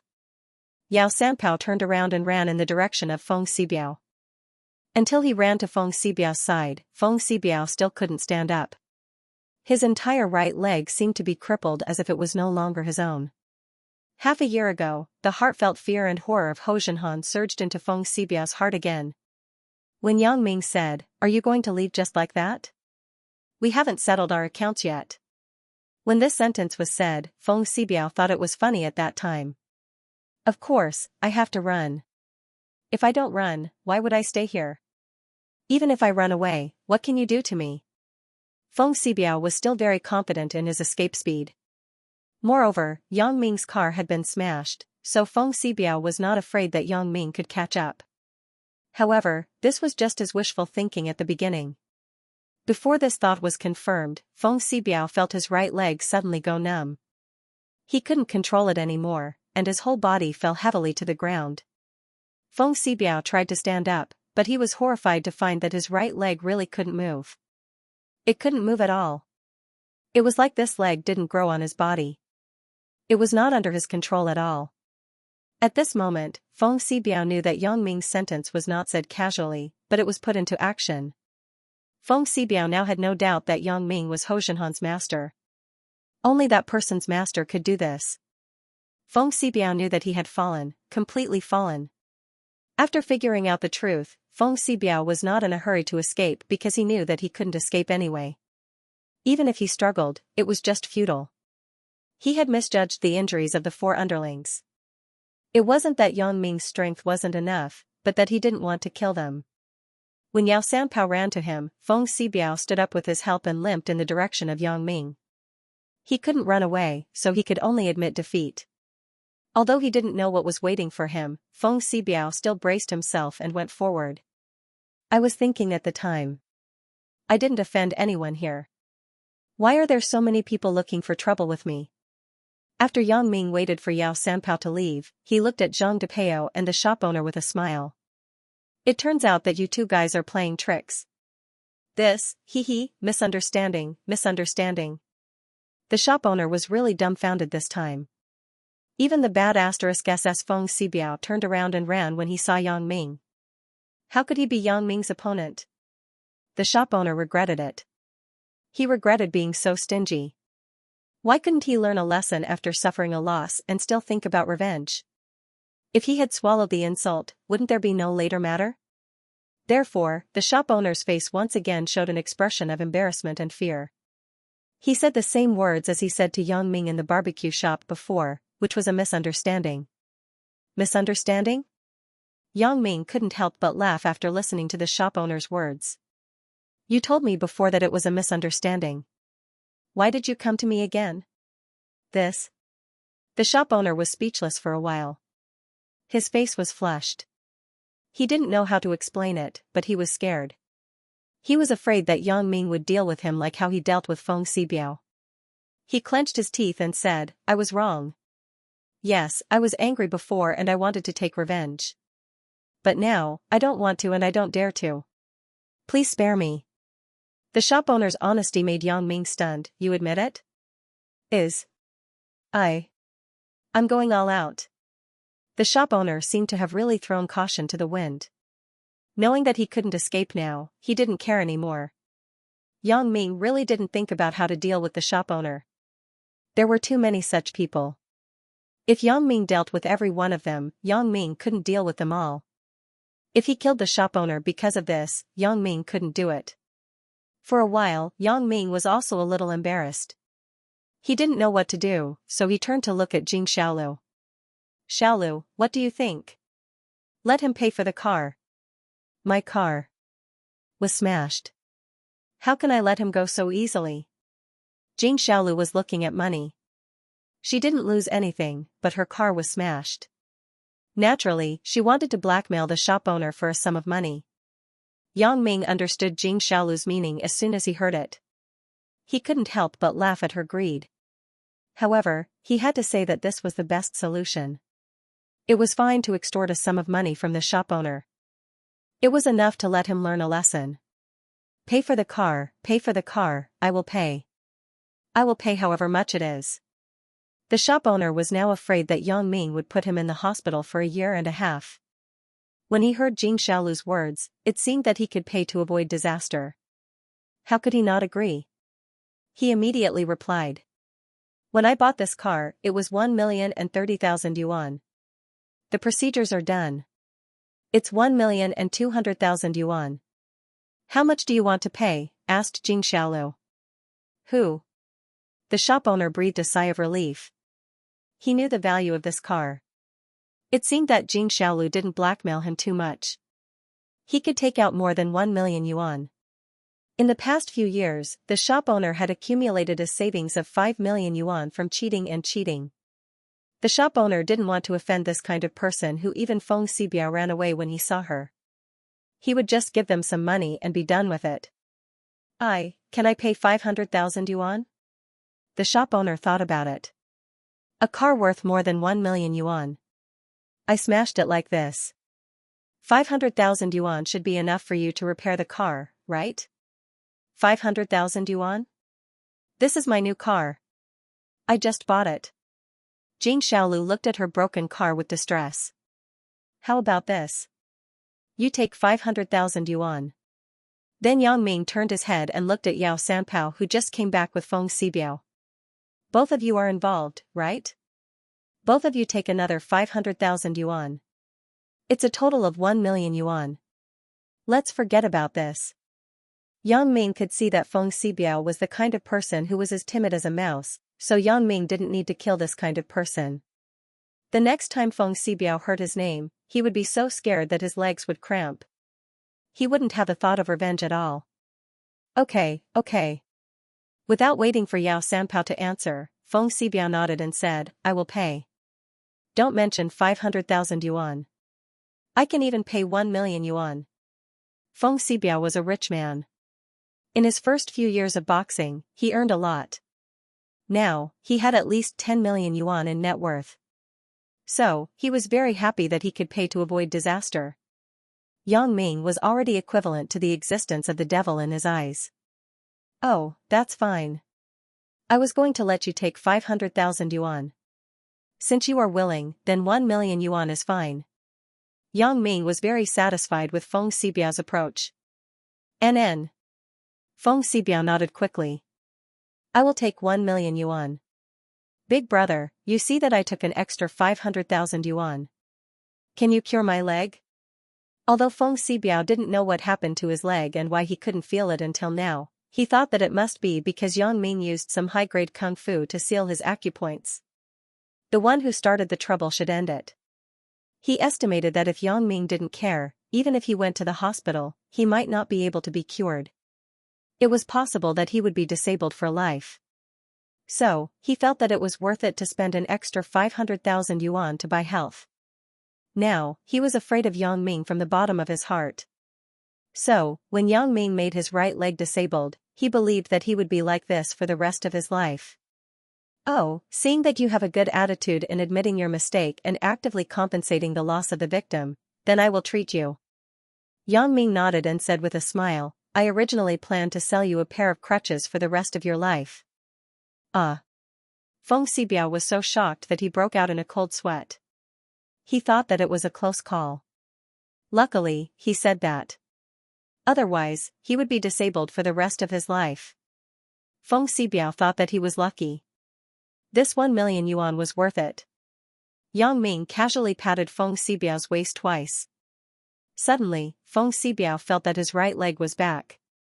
He was overjoyed. He turned around twice on the ground and exclaimed. Hey! My leg is really healed? I can really walk? It's too magical? Look, I can even jump. As he said that, Feng Xibiao even jumped twice on the ground, indicating to everyone that his leg was completely healed. Yang Ming looked at Feng Xibiao's stupid behavior and was a little speechless. Yao Sanpao, Zhang Depeo, and the shop owner were very surprised. Feng Xibiao was so good. They knew that Feng Xibiao had no reason to lie. The only possibility was that Yang Ming really knew the legendary acupuncture point Kung Fu, which was why he could instantly heal Feng Xibiao's leg. Sealing pressure points through the air, these were all legendary existences. Could he afford to provoke such a powerful figure?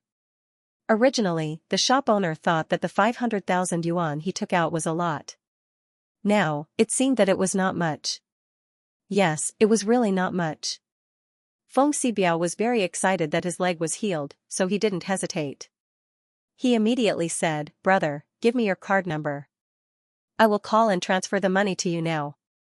Feng Xibiao knew very well that he couldn't go back on his words. Since Yang Ming had the ability to heal his disability in an instant, he also had the ability to make him disabled again in an instant. Feng Xibiao was the kind of person who would never provoke you again as long as you were convinced. This was also the reason why he had been safe and sound in the underground boxing for so many years. Otherwise, once he lost and wanted to seek revenge, he would probably have died many times over. How could the gap in strength be so easy to surpass? Especially after reaching a certain limit, it was even more impossible to move forward. As a top boxer, Feng Xibiao was very clear about this. Sometimes, a little gap in strength could become a fatal reason. Therefore, Feng Xibiao would never find someone stronger than him to take the initiative to provoke. If he met someone stronger, he couldn't even escape, let alone provoke them. Wasn't that courting death? Especially when he met someone like Yang Ming, he couldn't even run away. It was even worse. Fortunately, he could pay to avoid disaster. It seemed that Yang Ming didn't mean to kill him. This was the best result. Give him the account number. Yang Ming glanced at Jing Xiaolu and said. Oh, okay. Jing Xiaolu didn't expect Feng Xibiao to be so straightforward, so she picked up an empty card that she had made before and told Feng Xibiao. Feng Xibiao didn't say anything after hearing it. He directly dialed the phone bank to transfer the money. It didn't take long for Jing Xiaolu's mobile phone to receive a text message notification. There was an additional 1 million in her account. What about you? After Feng Xibiao transferred the money, Yang Ming looked at the shop owner. The shop owner didn't dare to neglect. He followed Feng Xibiao's example and made a phone call to transfer the money. Soon, a sum of 500,000 was transferred into Jing Xiaolu's account. Okay, you can go. Since the money was in his hands, Yang Ming naturally didn't want to talk nonsense with them. Go, let's go. The shop owner heaved a sigh of relief. He regretted it in his heart. Why did he think of revenge for nothing? Now, not only did he not get his revenge, but he also lost 500,000 yuan. The shop owner didn't dare to stay here any longer. This person was too ferocious. Even the boxing champion, whom he thought was very powerful, wasn't a match for this person. What else could he rely on? The shop owner, Zhang Depeo, and Yao Sanpao turned to leave, but Feng Xibiao stood there hesitantly. Why haven't you left yet? Yang Ming glanced at Feng Xibiao and asked. He thought, is this guy going to say a few words? Brother, can you tell me your name? Feng Xibiao asked hesitantly. Oh? Yang Ming was slightly taken aback. What? You still want to remember my name, then go back and cultivate for a few years before coming to me for revenge? No, brother, you misunderstood. Feng Xibiao shook his head again and again. I don't think so. I think that when I go out in the future, if someone says your name, I will quickly go around. Huh? Yang Ming was dumbfounded after hearing Feng Xibiao's words. Well, my name is Yang Ming. Brother Yang, I will remember it. Don't worry. As long as someone says your name in the future, I will definitely run away. Feng Xibiao said firmly and seriously. I got it. You can go. Yang Ming waved his hand helplessly. Brother Yang, then I will go. Feng Xibiao turned and left. Sui Wemin, who was at the side, was dumbfounded. He didn't expect Yang Ming to be so bad *SS. He was so bad *SS that as long as someone says his name, Feng Xibiao would run away. Sui Wemin felt that following Yang Ming wasn't a bad thing.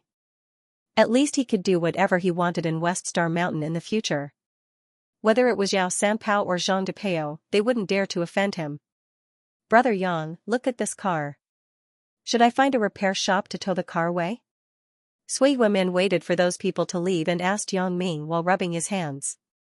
You go and do it. Fix it as soon as possible. Yang Ming nodded. He was very satisfied with Sui Wemin's performance. Yes, I will call someone. The owner of the nearby Dahua repair factory is my buddy. I will ask him to fix it overnight for you, Brother Yang.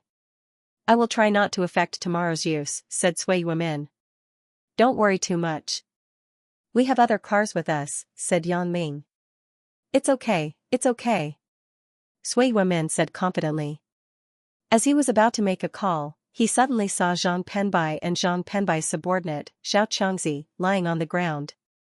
He quickly asked, Brother Yang, do you need me to call an ambulance first to send them to the hospital? There's no need. Yang Ming waved his hand and walked toward the two of them. He squatted down and casually patted the two of them twice. The two of them slowly woke up. Damn, you dare to hit your grandpa. Grandpa will kill you.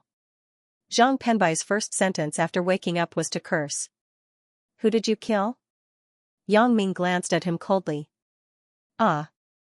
Brother Yang. Zhang Penbai suddenly woke up and was shocked. He was a little embarrassed. Brother Yang, did I faint? Nonsense.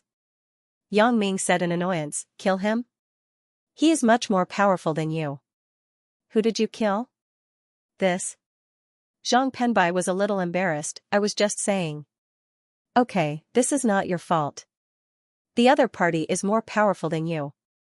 There is no other way. You can go back. Yang Ming didn't say much and stood up. Yes, Brother Yang. Then, this matter is over? Zhang Penbai suffered a big loss and was a little depressed. He originally wanted to get back his face. Brother Yang has already solved it for you.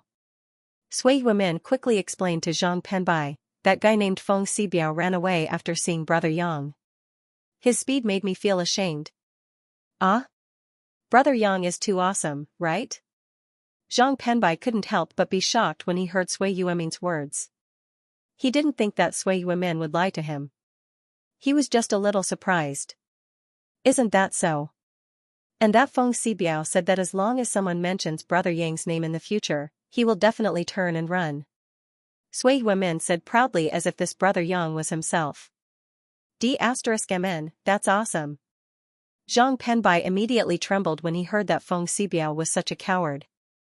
It's good to follow Brother Yang. We must not be at a disadvantage. This time, that Feng Xibiao knows how powerful he is, right? Zhang Penbai also acted as if the person who was knocked out just now was not him. It was as if Yang Ming could represent him. Yang Ming listened to the conversation between the two and shook his head helplessly. However, Jing Xiaolu was the most proud. When others praised Yang Ming, it was equivalent to praising her. She felt more and more happy. Sui Wemin and Zhang Penbai were busy contacting the repair shop to repair the car. Yang Ming and Jing Xiaolu went upstairs and returned to their room. They didn't care about what they were doing. Isn't it too easy to make money? In the blink of an eye, I got one. 5 million yuan. How many good things can I buy? Jing Xiaolu held the bank card and looked left and right. She couldn't get enough of it. It was as if her eyes were a card reader that could read the numbers in the bank card. Are you still short of this 1 million yuan? Yang Ming looked at Jing Xiaolu's excitement and couldn't understand. You can't be greedy to this extent, right? It feels different. Jing Xiaolu said, this one. 5 million yuan is for free. Of course, I'm happy.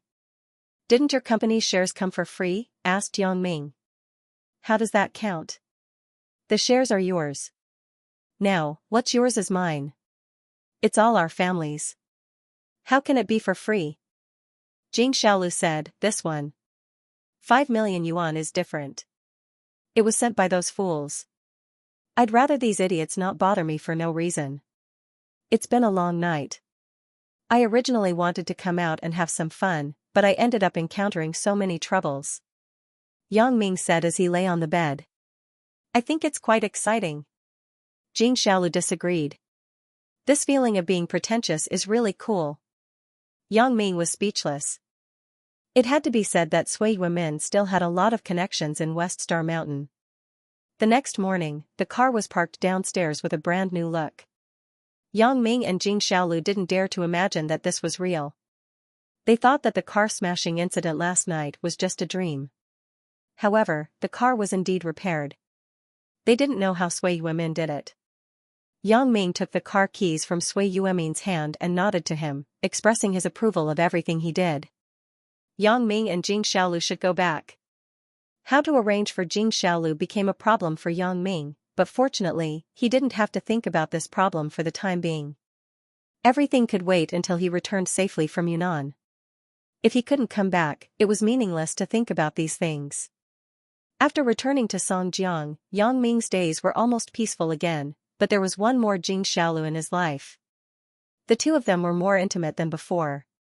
The Douglas International Hotel that Xianxia and Kaik had officially opened. There were some tricks and promotional activities every day, which was a fatal blow to the Songjiang International Hotel's business. Guo Jianchao, the general manager of the Songjiang International Hotel, had mentioned this problem to Bao Sanli more than once. He wanted to see if he could take any measures to prevent this situation from continuing to worsen. After all, the Songjiang International Hotel was now losing money every day. People came and went every day, but his hotel was deserted. Guo Jianchao was also annoyed by it. However, every time he reported the hotel's situation to Bao Sanli always said that it was nothing and that he didn't need to do anything. If he didn't know that Bao Sanli was Yang Ming's hardcore supporter, Guo Jianchao would even suspect that Bao Sanli was a spy sent by the hotel.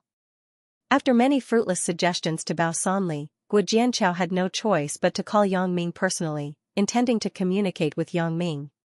Looking at Guo Jianchao's call on the phone, Yang Ming was a little surprised. Guo Jianchao would contact Bao Sanli and Ho Zhenhan directly. Under normal circumstances, he would not call him directly.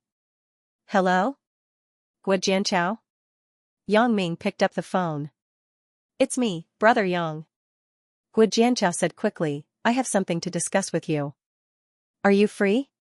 Oh, just say it. I have nothing to do now. Yang Ming wasn't sure why Guo Jianchao would call him directly to talk about this matter, but he still gladly agreed. For his subordinates, Yang Ming had always treated them with kindness and authority. He would be strict when he should be strict and kind when he should be kind. Brother Yang, in fact, this is the case. You know about the Douglas International Hotel, right? Guo Jianchao asked tentatively. Yang Ming probably guessed the purpose of Guo Jianchao's call. 80% of it was related to the hotel's management. They are doing promotions every day to target us. Our current business is basically losing money. No one cares about us. Guo Jianchao said. Business competition. There is no way. They didn't do anything out of the ordinary. What can we do to them? Yang Ming smiled. During this time, Yang Ming didn't want to participate in these disputes anymore. Otherwise, the Douglas Vast Hotel wouldn't be able to show off for more than a few days.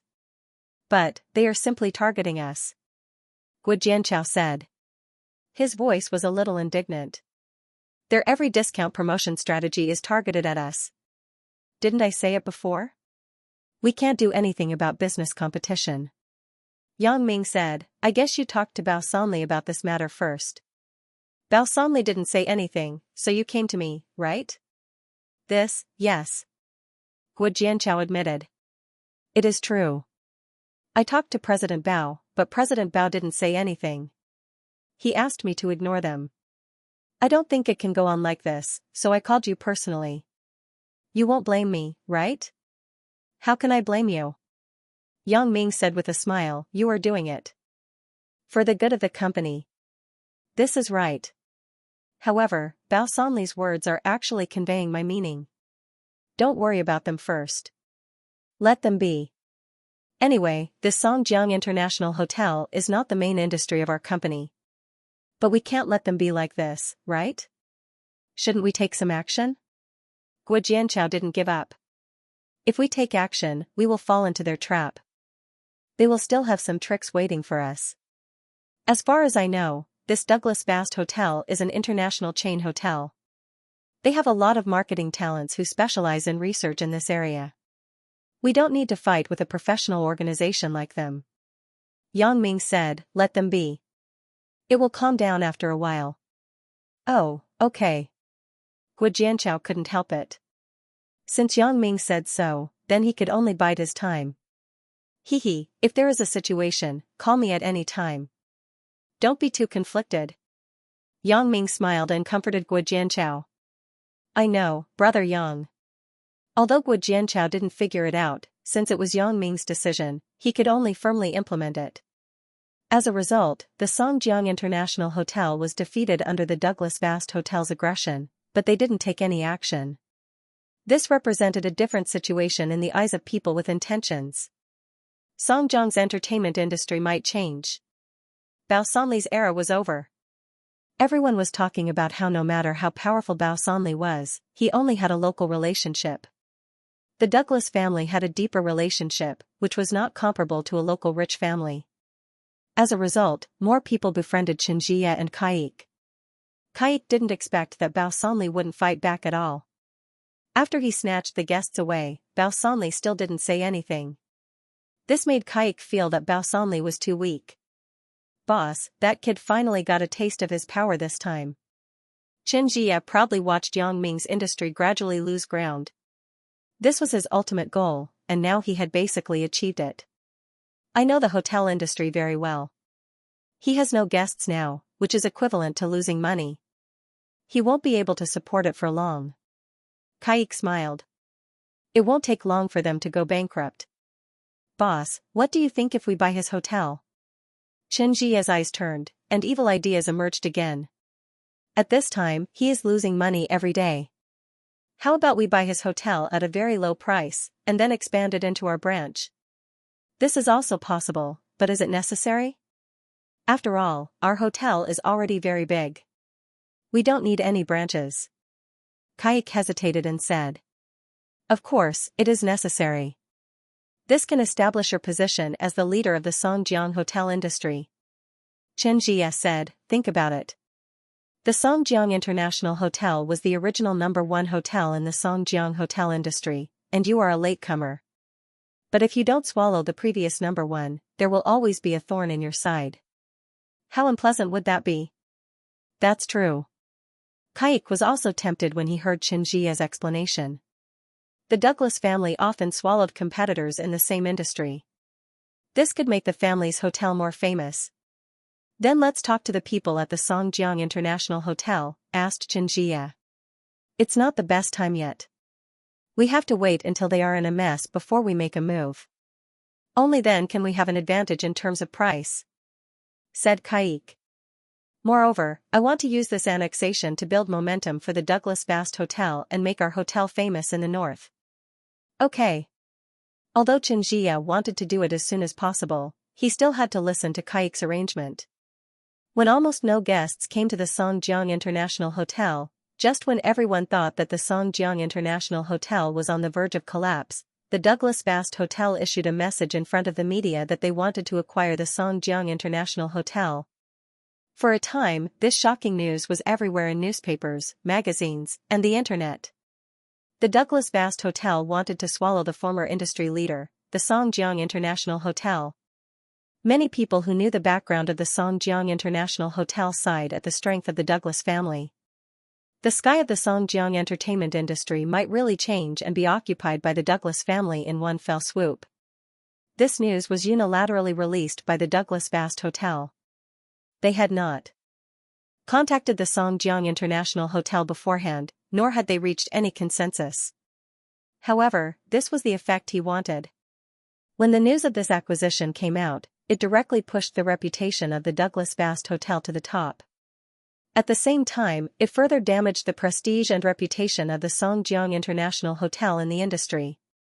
Obviously, what kind of good service could a hotel that was on the verge of bankruptcy and waiting for others to buy it provide? Presumably, the ingredients of the dishes were of the lowest grade and were about to expire, right? Anyway, they had nothing to lose. They would be acquired after a while. How would they put in the effort to do this? As for the room service, after the hotel was acquired, the departure of the waiters was still a problem. They were about to lose their jobs. Who would seriously serve you? Maybe the bedsheets were used by others, and they were not even changed. It was better not to go to this kind of hotel. Since the Douglas Bast Hotel could acquire the Songjiang International Hotel, it showed that its strength was very strong. This kind of international chain hotel was still very reliable. Therefore, the Douglas Bast Hotel was once again overcrowded, and the Songjiang International Hotel became even more deserted. Guo Jianchao saw this and was anxious in his heart, especially the ambiguous attitude of Yang Ming and Bao Sanli, which made him even more confused. Could it be that the two executives really wanted to sell the Songjiang International Hotel? When this idea came out, Guo Jianchao felt that it was more and more likely. This hotel was originally obtained from the Wang father and son, so for Yang Ming and Bao Sanli, there was not much emotional component in it. However, for Guo Jianchao, this was not the case. Since he took over this hotel, it could be said that he had invested all his passion and effort into it. The Songjiang International Hotel's previous glory was inseparable from his efforts. Therefore, Guo Jianchao couldn't bear to sell the hotel like this from the bottom of his heart. However, if the decision to sell the hotel was made by Yang Ming, then he couldn't refute it. If it was Bao Sanli's decision, it would be easier to say. After all, both of them were Yang Ming's subordinates, and it was easier to communicate with each other. He believed that Bao Sanli would also give him face. After all, the money from the sale of this hotel was really nothing for the current Mingyang group. Yang Ming also saw the news on the internet, but he dismissed it with a laugh. Yang Ming was not surprised by this kind of business tactic. During this time, the Douglas Bast Hotel had been targeting his Songjiang International Hotel in every possible way. Before they did anything too outrageous, Yang Ming planned to let them develop. As long as they didn't cross the line, Yang Ming wouldn't do anything to them. The phone rang. Yang Ming looked at the caller's name on the screen with some surprise. It was actually his uncle, Yang Dashan. "Hello, uncle?" Yang Ming picked up the phone with some doubts. "Yang Ming, what's wrong with your international hotel? Was it deserted by the Douglas Grand Hotel? I went there at noon, and I heard that the Douglas Bast Hotel wants to acquire you." Yang Dashan knew that this hotel belonged to Yang Ming, so when he heard the news, he called to ask about it. "Oh, I also saw the news on the internet. Who knows what they are going to do?" Yang Ming was not surprised. "Uncle, you are very thoughtful. You even paid attention to my matters. We are all family." Yang Dashan said, "Yang Ming, is there any problem with your capital chain? Why don't you fight back?" "Thank you for your concern, uncle. There is no problem with the capital. I just don't want to bother with them. Is it normal business competition? As long as it's not too much, I don't want to care," said Yang Ming. "Since you said so, then there is no problem. I thought there was a problem with the capital on your side, so I called to ask," said Yang Dashan. "However, if there is anything you don't want to talk to your dad, just talk to me directly. I don't mind being the bad guy." "Hee, okay." Yang Ming smiled. His uncle had become more amiable now. This was a result that Yang Ming was happy to see. A few seconds after hanging up the phone rang again. Yang Ming looked at the caller ID. It was actually Guo Jianchao again. He called a few days ago, but he didn't expect to call again. "Hello? Guo Jianchao, what's the matter?" Yang Ming guessed it in his heart. Guo Jianchao's call was nothing more than the Songjiang International Hotel. "Brother Yang, I have a person named Xianxia here. He said that he is representing the Douglas Bast Hotel to discuss the acquisition of our hotel," Guo Jianchao said carefully. Previously, although he wanted to communicate with Yang Ming again, Yang Ming's firm tone made Guo Jianchao not dare to call again. This time, the other party's people came to the door. Gu Jianchao had to call Yang Ming to report. He was most afraid that Yang Ming would agree to the acquisition. Oh? Xianxia went to you? Yang Ming was stunned after listening to Gu Jianchao's words. He originally thought that the so-called acquisition news released by the Douglas Fast Hotel was just a commercial means of publicity. They wouldn't really come to acquire the Songjiang International Hotel, but he didn't expect them to be serious. Isn't this a bit too much? You said that you want to acquire it, and you came to the door to acquire it. Isn't this too arbitrary? Yang Ming felt like he was being led by the nose. He couldn't help but frown. He didn't think about what to do with the other party, but the other party turned around and climbed on top of his head to be arrogant. Yes, he is waiting in the conference room now. I don't know how to answer him, so I called to ask you first. Brother Yang, are we really going to sell the hotel? Gu Jianchao asked hesitantly. Sell? Sell what? Who said that the hotel is going to be sold? Yang Ming sneered after hearing it. This hotel was part of the property that he gave to Jing Xiaolu. How could he sell it just like that? Especially now that he had such a relationship with Jing Xiaolu, the hotel couldn't be sold. Moreover, the most memorable part of this hotel was that it was the place where he had first intimate contact with Lin Jiyun. How could he sell it? Ah. So, we're not selling it? Gu Jianchao was surprised and happy when he heard Yang Ming's tone. He was relieved in his heart. It seemed that Yang Ming didn't advocate selling the hotel. Of course, we're not selling it.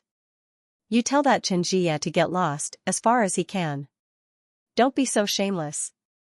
Otherwise, he will get it, Yang Ming said faintly. Huh. Gu Jianchao listened to Yang Ming's merciless words and immediately laughed. Okay, brother Yang. I'll tell him now. And, if there is any other news, contact me at any time. Yang Ming hung up the phone and thought, this Xianxia doesn't seem to give up. He always wants to cause more trouble. I didn't want to pay attention to him, but he is so restless. It seems that I need to knock some sense into them. And that foreigner Kaik, is he looking for death? With Yang Ming's affirmative reply, Gu Jianchao was not worried. He felt that Yang Ming must have a strategy and a solution. The current lack of business in the hotel was only temporary. Yang Ming must have a solution. Thinking of this, Gu Jianchao walked arrogantly to the conference room where Xianxia was waiting. Xianxia came today to humiliate Yang Ming. He didn't know if Yang Ming was there. Even if he wasn't, his intentions would be conveyed to Yang Ming through others. Xianxia was very clear about the business situation of the Songjiang International Hotel. It could be said that it was extremely bleak. Now that he was here to buy it, even if Yang Ming didn't want to sell it, it was impossible. There were only two paths in front of Yang Ming. He could either sell the hotel or go bankrupt. Of course, this was what Xianxia thought. Seeing Gu Jianchao push the door and come in, Xianxia straightened his back and crossed his legs arrogantly. In his opinion, the only way out of the Songjiang International Hotel was to be acquired. Otherwise, there was no way out. How is it? Have you found your big boss? Xianxia asked arrogantly as he looked up at Gu Jianchao, who had just entered.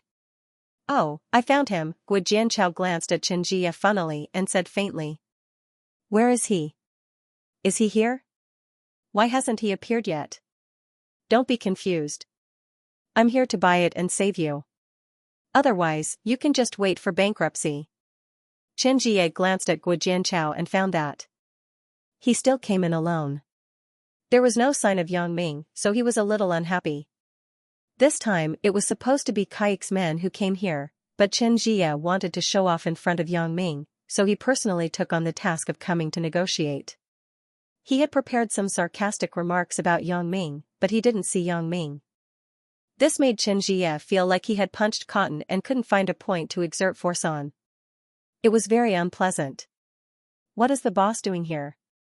Who do you think you are? Gu Jianchao sneered, our boss asked me to pass on a message to you. What message? Xianxia didn't expect Gu Jianchao's words to be so sharp and arrogant. He suddenly felt that something was wrong. Our boss asked me to tell you to get lost. Get as far away as you can. Don't be so shameless. Otherwise, you will get it. Gu Jianchao repeated what Yang Ming said. Did you hear it clearly? Xianxia's face suddenly turned green. He didn't expect Yang Ming to be like this. The hotel is about to go bankrupt, and he still dares to talk to me like this. Does he really think that he still has something to rely on? Or does he really think that I can't force him to go bankrupt? Did Yang Ming say this? Xianxia stood up suddenly and glared at Gu Jianchao. How can you call Brother Yang's name? Gu Jianchao was immediately unhappy. He grabbed Xianxia's collar and pushed him out. I asked you to get lost. Didn't you hear me? Get lost. You are not welcome here. How could Xianxia be Gu Jianchao's opponent? Gu Jianchao was only in his 20s. He was young and strong. He pushed Xianxia so hard that he almost fell to the ground. You. Xianxia said the word you 3 times. It was conceivable how angry he was now. He was almost dragged out by Gu Jianchao. Standing at the door of the conference room, Xianxia pointed at Gu Jianchao and said fiercely, good, very good. I will remember it. You just wait for me. I will show you. Hee, alright, I'll wait. Gu Jianchao said faintly. He didn't put Xianxia in his eyes at all. Since he already had Yang Ming's guarantee, Gu Jianchao naturally didn't need to care about Xianxia. Anyway, the hotel wouldn't be sold. So what if he offended Xianxia? Although he didn't know what Yang Ming was planning to do, at least he wouldn't sell the hotel. As for the management of the hotel, he would slowly think of a way in the future. Gu Jianchao and Yang Ming's words and actions completely enraged Xianxia. After Xianxia returned, he began to describe to Kaik how hateful the people of the Songjiang International Hotel were. He described how they slandered the Douglas Bast Hotel and Kaik, and swore that he would not let them go. Naturally, Kaik did not fully believe Xianxia's words, but he did want to acquire the Songjiang International Hotel at the moment. The news had already been released. Kaik would not be able to explain it to his family if the matter was left unsettled. He had just become the family master, and he had already made a mess in Songjiang.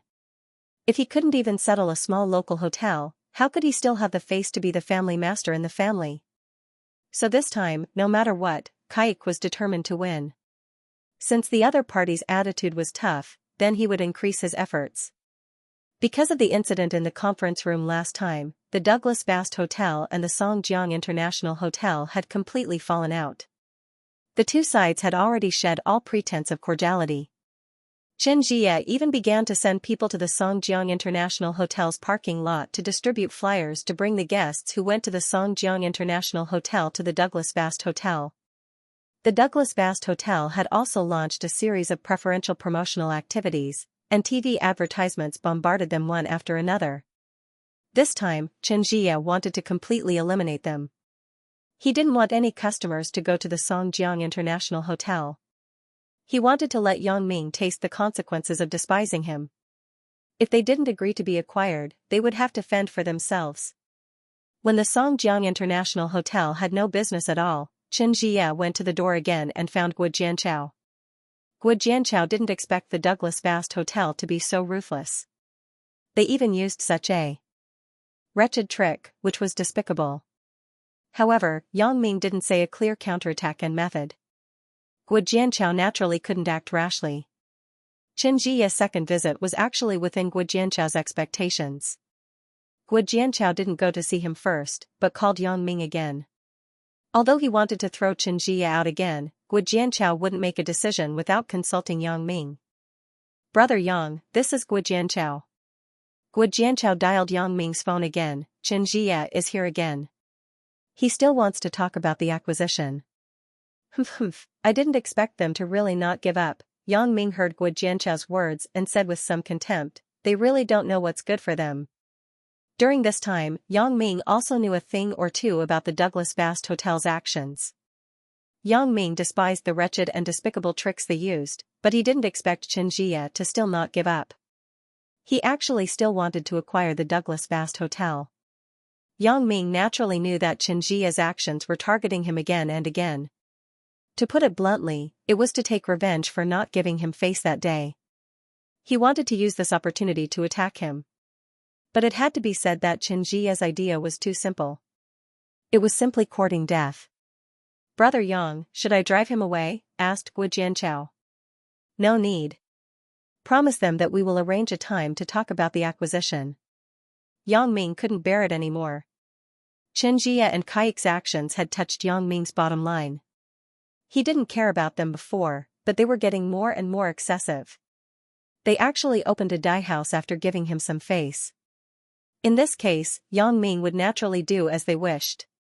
Don't you want to acquire? Well, let's do the acquisition. However, it was not certain who would acquire who. Ah? Gu Jianchao didn't expect that Yang Ming would actually agree to Xianxia's request this time. This made Gu Jianchao a little surprised. Why did Yang Ming change his mind? Do as I say. Yang Ming didn't explain much. Gu Jianchao would naturally know the situation when the time came. But, okay. Gu Jianchao had no choice. In any case, he couldn't go against Yang Ming's decision. No matter how reluctant he was in his heart, since Yang Ming had already decided, what was the use of him saying it? After hanging up the phone, Gu Jianchao walked to the conference room where Xianxia was. Although Xianxia had a lot more confidence this time compared to the last time, he was still a little scared because of the previous incident. He was afraid that Yang Ming would go crazy again and instruct Gu Jianchao to scold him and then throw him out. Previously, he had used all the means he could to make the Songjiang International Hotel have no guests. Unlike the last time, there were still a few people who came. This time, if the Songjiang International Hotel didn't go bankrupt, there would be a ghost. But who could guarantee that Yang Ming and Gu Jianchao wouldn't go crazy? So Xianxia didn't cross his legs this time. Instead, he sat in the conference room very seriously and waited for Gu Jianchao. President Gu. Xianxia didn't look up to the sky like last time. Instead, he stood up and greeted Gu Jianchao politely. Oh, it's President Chen. Gu Jianchao received Yang Ming's order this time to arrange a time with Xianxia to talk about the acquisition, so his attitude became very good. How is it? What did President Yang decide? Xianxia was slightly stunned by Gu Jianchao's calm attitude, but then he understood in his heart. Yang Ming must be compromising. Otherwise, he wouldn't have this attitude. However, he still asked with some uncertainty. Before he got a definite answer from Gu Jianchao, Xianxia still didn't dare to be arrogant. What if he was thrown out again? Brother Yang said that he wants you to finalize a date to talk about the acquisition. Gu Jianchao didn't have a good impression of Xianxia, so he coldly conveyed Yang Ming's instructions. Oh? After Xianxia was stunned, he couldn't help but laugh, ha ha ha ha. Aren't you arrogant? Didn't you not want to talk about the merger?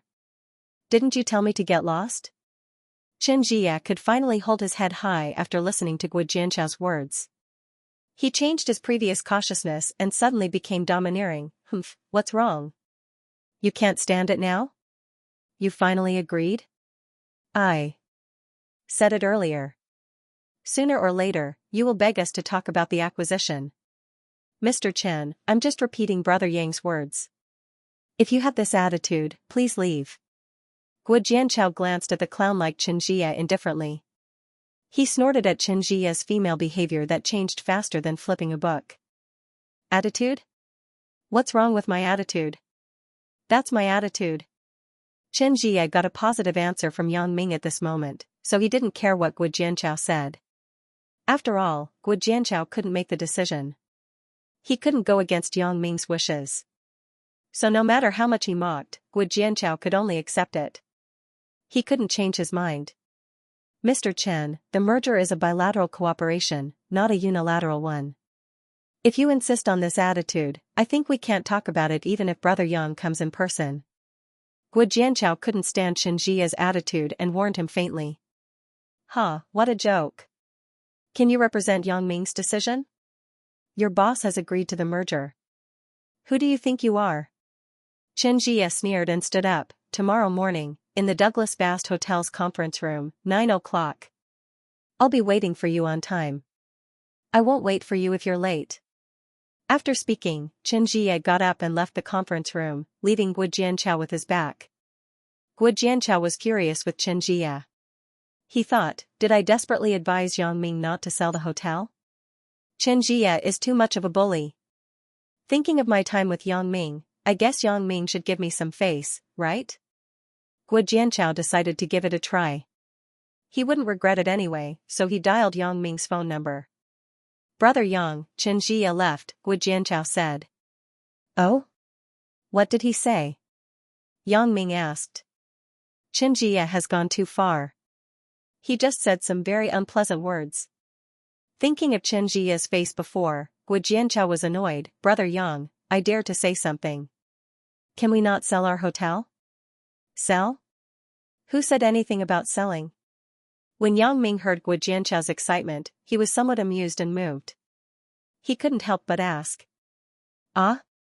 Brother Yang, didn't you say that you agreed to discuss the merger with the Douglas Vast Hotel? Xianxiao was taken aback. Did Yang Ming change his mind? That was a good thing. Yeah, it's not wrong to discuss the merger, but I didn't say I was selling the hotel. Yang Ming didn't know whether to laugh or cry. Obviously, Xianxiao had misunderstood his meaning. But aren't mergers and acquisitions and selling hotels the same thing? Xianxiao asked doubtfully. Of course, they're not the same thing. Yang Ming explained with a smile, it's not certain who will acquire who. Why is it our turn to sell to him? Ah. Xianxiao was stunned, and then said with some surprise, Brother Yang, you mean, we want to acquire them? Although Xianxiao couldn't believe his ears, Yang Ming's words should be right. Xianxiao asked tentatively. I always meant this, Yang Ming said, this hotel is very meaningful to me. How can I sell it? Haha. Xianxiao finally laughed after listening to Yang Ming's words. His gloomy mood for the past few days was gone. I told you, Brother Yang, you can't sell it. Sure enough, ha ha ha ha, this is great. Don't disclose this news, Yang Ming instructed with a smile. I understand, Brother Yang. Don't worry, I won't say it. I'll give them a surprise tomorrow. Ha ha ha. Xianxiao said excitedly. Tomorrow? They set the date for the merger and acquisition negotiation to be tomorrow? Asked Yang Ming. Right, I almost forgot to say. I called this time mainly to talk about this. Xianxiao said quickly. Xianxia said that tomorrow at 9 o'clock in the morning, in the conference room of the Douglas Vast Hotel, we will discuss the merger and acquisition on time. We won't wait until then.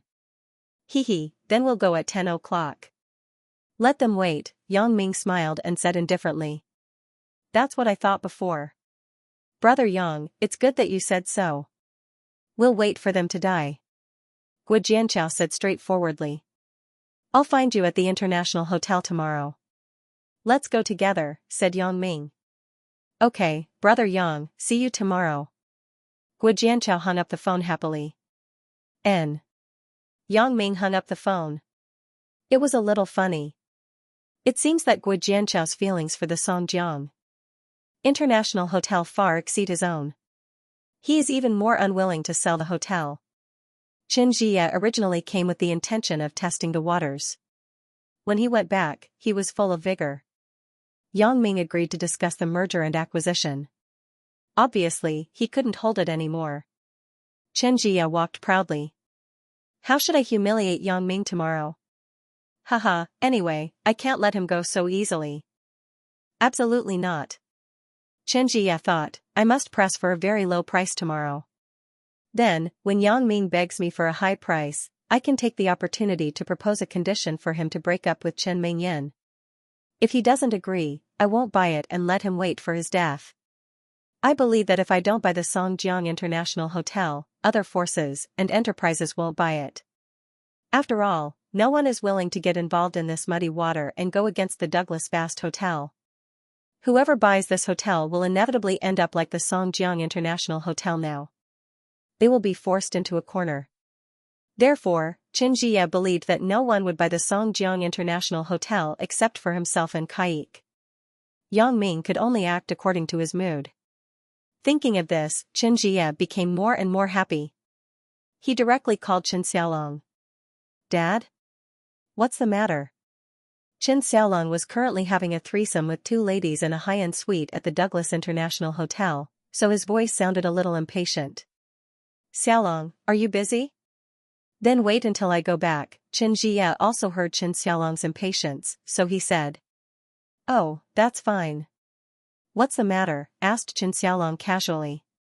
It's about the acquisition of Yang Ming's hotel, said Xianxia. Wait until I go back. You should be busy first. Wait, Dad, I'm not busy. Chen Xiaolong pushed away a lady under him, then stood up excitedly and walked to the window. Dad, you can say it now. I'm listening. Hee, that's fine. I'll tell you now. Xianxia also knew that Chen Xiaolong was more concerned about this than him, so he said, just now, I went to the Songjiang International Hotel again to talk about the merger. Oh, what did Yang Ming say? Asked Chen Xiaolong anxiously. Yang Ming finally couldn't stand it anymore. Haha, he agreed to discuss the merger with us tomorrow. Xianxia laughed. Tomorrow, you can see his pitiful appearance, ha ha ha. Really? That's great. Chen Xiaolong laughed wildly when he heard his father's words, ha ha ha ha, Yang Ming also has such a day. It's great. I'm going tomorrow too. Let me see his pitiful appearance. Of course, but don't show up. Just hide by the side, said Xianxia. After all, it's a formal business negotiation. Your uncle Kaik will also be there. It will be inconvenient for you to be there. Okay, then I'll hide by the side and watch. Chen Xiaolong didn't care where he watched. He was happy as long as he saw Yang Ming suffer. Right, Dad, Chen Mingyan's matter. Don't worry, son. Xianxia said with a smile, how can your dad forget this? I have already planned it for you. When we discuss the merger tomorrow, I will try to lower the price as much as possible. If Yang Ming wants to raise the price, then he can only give up on Chen Mingyan. Otherwise, he can only wait to be poor. Dad, your move is simply too brilliant. I'm not afraid that Yang Ming won't give in at that time. Chen Xiaolong exclaimed happily, this time, Yang Ming is dead. Chen Mingyan is going to be my woman. Ha ha ha ha. Humph. Yang Ming, that kid, dares to steal my son's woman. This time, I'll let him know how powerful I, Xianxia, am, said Xianxia fiercely. Yang Ming naturally didn't know that Xianxia and his son had conspired on the phone to arrange tomorrow's tragic fate for him. He came to the Songjiang International Hotel early the next morning. Bao Sanli and Guo Jianchao had already been waiting here. Yang Ming nodded to them and sat on the main seat on the side. Brother Yang, do you need me to come out later? Bao Sanli asked after Yang Ming was done. You don't have to go. Yang Ming waved his hand. It's enough for me and Guo Jianchao to go. It's not a big deal. Well, then I'll wait here. If there's anything, call me at any time. Bao Sanli nodded and said. Brother Yang, when are the two of us leaving? Guo Jianchao looked at the time and asked. The agreed time is 9 o'clock in the morning. It's already 8:40. Didn't I say? Yesterday? Let's wait until 10 o'clock. Let them wait a little longer. Yang Ming shrugged. Baozi, go and turn on the TV. Let's watch TV for a while. Okay, Brother Yang. Bao Sanli stood up and turned on the TV beside him. Then, he handed the remote control to Yang Ming. Yang Ming changed a few channels and finally stopped at an idol drama channel. This was an idol drama adapted from Fishman Tu's latest novel. Xia played the role of the campus belle. Bao Sanli and Guo Jianchao didn't know Xia's true identity. They were a little surprised to see that Yang Ming liked to watch this kind of idol drama. Could it be that Yang Ming is a fan of Xia? Brother Yang, do you like Xia? Guo Jianchao couldn't help but ask. Because whenever there was a scene of Xia, Yang Ming's eyes were straight. Until the scene switched to someone else, Yang Ming was a little distracted. Yang Ming didn't deny it and nodded directly. Then go after her. Brother Yang, with your current identity, you are worthy of her. Although she is the Asian queen, Brother Yang, you are not bad now. Guo Jianchao said. Oh, I did. Yang Ming smiled. Ah? Guo Jianchao was stunned and asked, did you catch up? We caught up. Yang Ming nodded. F***ck. It can't be. Guo Jianchao was surprised. He didn't expect that Yang Ming really went to chase the celebrity, Xia, and he really caught up with her. Brother Yang, when did you catch up with her? Last time, when she came to Songjiang, said Yang Ming. Ah, I see. Xianxia remembered that when Xia came to Songjiang to hold a concert, she did stay at the Songjiang International Hotel. Could it be that at that time, she and Yang Ming developed feelings for each other? Thinking of this, Xianxia could not help but sigh. Brother Yang was really too awesome. This movie is good. Baozi, help me buy a set of dishes. Yang Ming pointed to the TV and said. Okay, I will ask someone to buy it in a while. It was also the first time that Bao Sanli heard that the celebrity, Xianxia, was Yang Ming's girlfriend. However, he had been with Yang Ming for a long time, so he would not speak casually. He was not as shocked as Xianxiao. Xianxia got up early in the morning and began to prepare for the merger negotiations with Kaik. Kaik also knew that Xianxia was using the merger negotiations to attack Yang Ming, so he simply let Xianxia participate and be the leader. His ultimate goal was to acquire the Songjiang International Hotel. As for the process, Kaik actually did not care. At 8:45, everything was ready. Xianxia and Kaik came to the conference room and waited for the people from the Songjiang International Hotel to come. Originally, when one wanted to acquire someone, they would usually go to the door to negotiate to show their sincerity. Who would wait in the company for the other party's people to come? This was a bit too high profile. However, Xianxia wanted to show this kind of high profile and waited at the Douglas Bast Hotel for the acquisition target to come. He wanted to be high and mighty to set off his ridicule of Yang Ming. Xianxia's son, Qin Xiaolong, had already disguised himself as a waiter early and hid in the corner to serve tea for the negotiation later. Kaik sat in the main seat, and Xianxia sat next to him. Xianxia looked at his watch. It was 8:55. There were still 5 minutes before Yang Ming came. Xianxia cleared his throat and made a very bad *SS pose. He crossed his legs and waited for Yang Ming to come to his door like a master. Did this Yang Ming come at the right time? Didn't he know to come earlier? Xianxia frowned and cursed in his heart. Time passed minute by minute. 5 minutes passed in a blink of an eye, but no one came in the conference room. No one downstairs informed him that Yang Ming had arrived. What's going on? Didn't we say 9 o'clock? Why isn't anyone here? Kaik looked at the time and asked Xianxia. We did say 9 o'clock yesterday. Did the other party change their mind? Thinking of this, Xianxia's head suddenly broke out in a cold sweat. Am I being played by that kid Yang Ming? That kid deliberately fooled me, but didn't actually plan to come? But it shouldn't be. Judging from the current business situation of the Songjiang International Hotel, if it was not acquired, it could only wait for bankruptcy because the hotel industry's daily expenses were shockingly high. If it didn't make money, it would lose money. How could Yang Ming withstand it? Is he really going to lose money just to save some face? You call and ask where the other party is, Kaik instructed Xianxia. He naturally knew about the grievances between Xianxia and Yang Ming. Okay. Although Xianxia didn't want to take the initiative to contact Yang Ming, he still couldn't disobey Kaik's instructions. Xianxia took out his mobile phone and dialed Xianxiao's number. Brother Yang, Xianxia is calling. Xianxiao's mobile phone rang. He took it out and glanced at it, then said to Yang Ming. Oh, pick it up. Tell him that we are on the way. There's a traffic jam, Yang Ming said faintly. Okay. Xianxiao picked up the phone and said, Is this President Chen? It's me, President Gua. Where are you? Why haven't you come yet? Didn't we agree to discuss the merger and acquisition in the Douglas Bast Hotel's conference room at 9 o'clock this morning? Xianxia asked with a frown.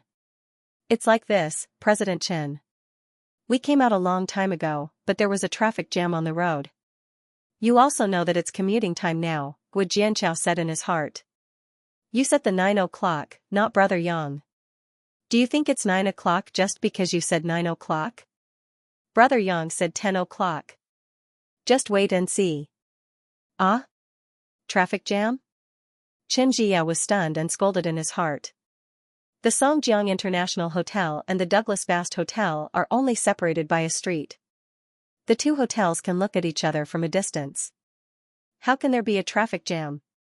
Xianxia walked to the window and looked downstairs. He saw a few cars driving in an orderly manner on the spacious and bright avenue. There was no traffic jam at all. Yes, it's been more than half an hour. The car in front hasn't moved yet. Xianxia held back his laughter and said seriously. Well, then you should hurry up. Xianxia heard Xianxia speak very seriously. He thought, could it be that they didn't depart from the Songjiang International Hotel, but from somewhere else? Thinking that Yang Ming usually didn't stay at the Songjiang International Hotel but lived elsewhere, Xianxia felt that his guess was somewhat possible. It was very likely that Xianxia went to pick up Yang Ming earlier, and then the two of them rushed to the Douglas Vast Hotel together. Yang Ming was the one who could make the decision. It was useless for Xianxia to come by himself. Thinking of this, Xianxia's heart felt better. He hung up the phone and said to Kaik, "Boss, they encountered a traffic jam on the road, so..." "Oh, there's a traffic jam. Then let's wait a little longer." Kaik didn't think much and nodded. So, Xianxia and Kaik sat in the conference room and waited. Originally, Xianxia had prepared some awesome expressions and actions, but they turned into nothing in this long wait. After waiting for more than half an hour, Yang Ming and Xianxia still hadn't arrived. Xianxia was no longer in the mood to put on a pretentious expression and actions. He had already put down his legs, stood up, and walked around the conference room. He walked to the window of the conference room and began to check the situation at the Songjiang International Hotel out of boredom through a pair of binoculars. This binoculars was bought previously to observe the guest flow of the Songjiang International Hotel. Xianxia would stand here and watch the flow of people at the Songjiang International Hotel when he had nothing to do. From the beginning, the hotel was as busy as a market, to now, it was completely deserted. This change made Xianxia's satisfaction reach its peak. This was all done under his own efforts. One strike plan after another had turned the Songjiang International Hotel into its current state. Every time he picked up the binoculars and saw that the number of guests at the hotel opposite was decreasing day by day, Xianxia had an indescribable sense of satisfaction. But today, he saw a scene that made him extremely angry. When Xianxia picked up the binoculars and looked at the entrance of the Songjiang International Hotel, two people just walked out of the main entrance of the Songjiang International Hotel. Xianxia found them very familiar at first glance. After taking a closer look, it was actually Yang Ming and Xianxia. The two people were slowly walking out of the door, talking and laughing. They came to the parking lot together and got into an Audi A6 in the parking lot. The car slowly started and drove in the direction of the Douglas Vast Hotel. Xianxia was angry in his heart. Wasn't there a traffic jam on the road? Why did they come out of the Songjiang International Hotel? And they didn't seem to be in a hurry. Did they look like they were in a traffic jam? This is obviously King lie. Do they think I don't know how to count? If I hadn't come over to take a look at the binoculars, I would still be in the dark. It seems that Yang Ming was still very resentful before he was acquired. He wanted to deliberately mess with me. The reason why Xianxia still thought that Yang Ming would sell the hotel to him was that the current business situation of the Songjiang International Hotel was really bad. If he didn't sell it now, he would go bankrupt. Secondly, although Yang Ming dilly-dallied and lied to him that there was a traffic jam, he still drove to him in the end. It could be seen that Yang Ming still wanted to sell the hotel, but he was just a little unwilling. Thinking that he had grasped Yang Ming's thoughts, Xianxia snorted coldly. Aren't you playing with me? All right then, just wait and see how I'll kill you in terms of price. If you had groveled a little, said some nice words and smiled at me, I might have given you a more reasonable price. But now, humph humph. Xianxia put down the binoculars angrily. Knowing that Yang Ming and Xianxia had arrived, Xianxia didn't need to look at the binoculars anymore. He turned and walked back to his seat. He crossed his legs again and made an impatient and aloof posture. Soon, the waiter on the first floor called. Mr. Yang Ming and Mr. Xianxia of the Songjiang International Hotel had arrived. Bring them up, Xianxia ordered arrogantly. After about 3 to 5 minutes, the waiter on the first floor led Yang Ming and Xianxia to the conference room. Please come in. Mr. Kaik and Mr. Chen have been waiting inside for a long time. The waiter made an inviting gesture. After inviting Yang Ming and Guo Jianchao into the conference room, he left. Regardless of Xianxia's attitude towards Yang Ming, as a hotel waiter, he naturally wouldn't do anything to Yang Ming and Guo Jianchao. He had always been very polite. Mr. Chen, Mr. Kaik, I'm sorry to have kept you waiting. Yang Ming entered the conference room, glanced at the arrogant Xianxia, then looked at the white Kaik in the seat and said faintly. Yang Ming, how long have you been stuck in this traffic jam? You're stuck in the parking lot of the Songjiang International Hotel? Xianxia snorted coldly. He didn't give Yang Ming any face and directly expressed the displeasure in his heart. Yang Ming called him Mr. Chen, but he called Yang Ming by his name. It could be seen how much he didn't put Yang Ming in his eyes. But it was no wonder. Xianxia now felt that Yang Ming was already a stray dog. He could only rely on selling the hotel to survive. What else was there to be afraid of? Oh? Yang Ming frowned and heard Xianxia's secret words. It seems that Xianxia seems to know that I'm not stuck in traffic but lied to him. But how did Xianxia know? Yang Ming's gaze swept around the conference room casually, and finally stopped at the telescope next to the windowsill. Obviously, Xianxia had been observing the movements at the Songjiang International Hotel through this telescope. Xianxia probably saw the process of him and Guo Jianchao coming out of the hotel and getting in the car. However, Yang Ming didn't have an embarrassed expression at all. Instead, he said sarcastically, it seems that someone has a hobby of peeping. Since Xianxia had shed all pretense of cordiality as soon as he came, Yang Ming didn't need to respect him anymore. It turned out that Yang Ming thought that since he represented the Songjiang International Hotel, he would pay attention to his image and didn't directly say anything inappropriate. However, Xianxia was obviously not worthy of others' respect. He was destined to be ridiculed. You. Xianxia was a little embarrassed when Yang Ming read his mind. His expression changed and he said coldly, Yang Ming, don't be confused about the situation. Now you are begging us to buy your hotel. Oh? Is that so? Yang Ming smiled, it seems that my memory has some problems. I remember that you seem to have come to me several times to talk about mergers and acquisitions, right? It seems that you took the initiative, right? Humph. Xianxia snorted coldly and defended, I am doing it out of humanitarianism. Seeing that you are about to go bankrupt, I went to help you. Don't fail to appreciate my kindness. So, I have to thank you, right? Yang Ming listened to Xianxia's words and looked at Xianxia with some amusement. You want to buy my hotel, and I have to say thank you to you. Is that so? Of course. Xianxia said shamelessly. Oh, between you and me, unless there is a fool. Yang Ming shrugged and said, but it's obviously not me. You. You mother asterisk cur, don't you have a good eye for people? Don't you know that you are asking us now? Xianxia didn't expect that Yang Ming would dare to say these words to him here. Isn't he afraid that I won't buy his hotel in anger? Ask you? Ask you for what? Ask you to buy my hotel? Yang Ming seemed to have heard a very funny thing, so, if I buy your hotel, you have to thank me, right? Buy us? What a joke. Xianxia listened to Yang Ming's unreasonable words and suddenly laughed, do you have the money to buy us? You actually dare to boast so shamelessly. Well, Chen, don't argue with him. We are here to talk about business. If you have personal grievances, you can solve it during the negotiation later. Kaik waved his hand impatiently, you can't solve the problem now.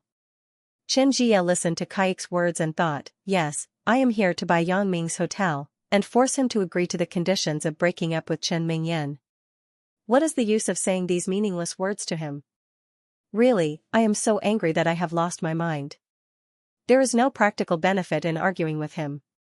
No matter how good he is at talking, he can't do anything if the acquisition price doesn't go up. Thinking of this, Xianxia suddenly became spirited.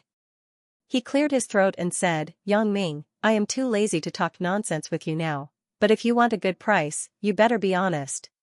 Oh? Really? Yang Ming smiled casually. A good price. I hope I will give you a good price in a while. I am just afraid that you won't dare to accept it. You will know in a while whether it is true or not. Xianxia frowned, then pointed to the seat opposite him and said, "You two sit down." Xianxia's posture was like a big boss ordering his employees. The kind of superior charm was shown incisively and vividly. Yes, he now regarded Yang Ming as his own subordinate. Yang Ming was too lazy to say anything to Xianxia. He sat directly opposite Kaik, while Gu Jianchao sat next to Yang Ming and opposite Xianxia. Yang Ming didn't care about anything with Xianxia.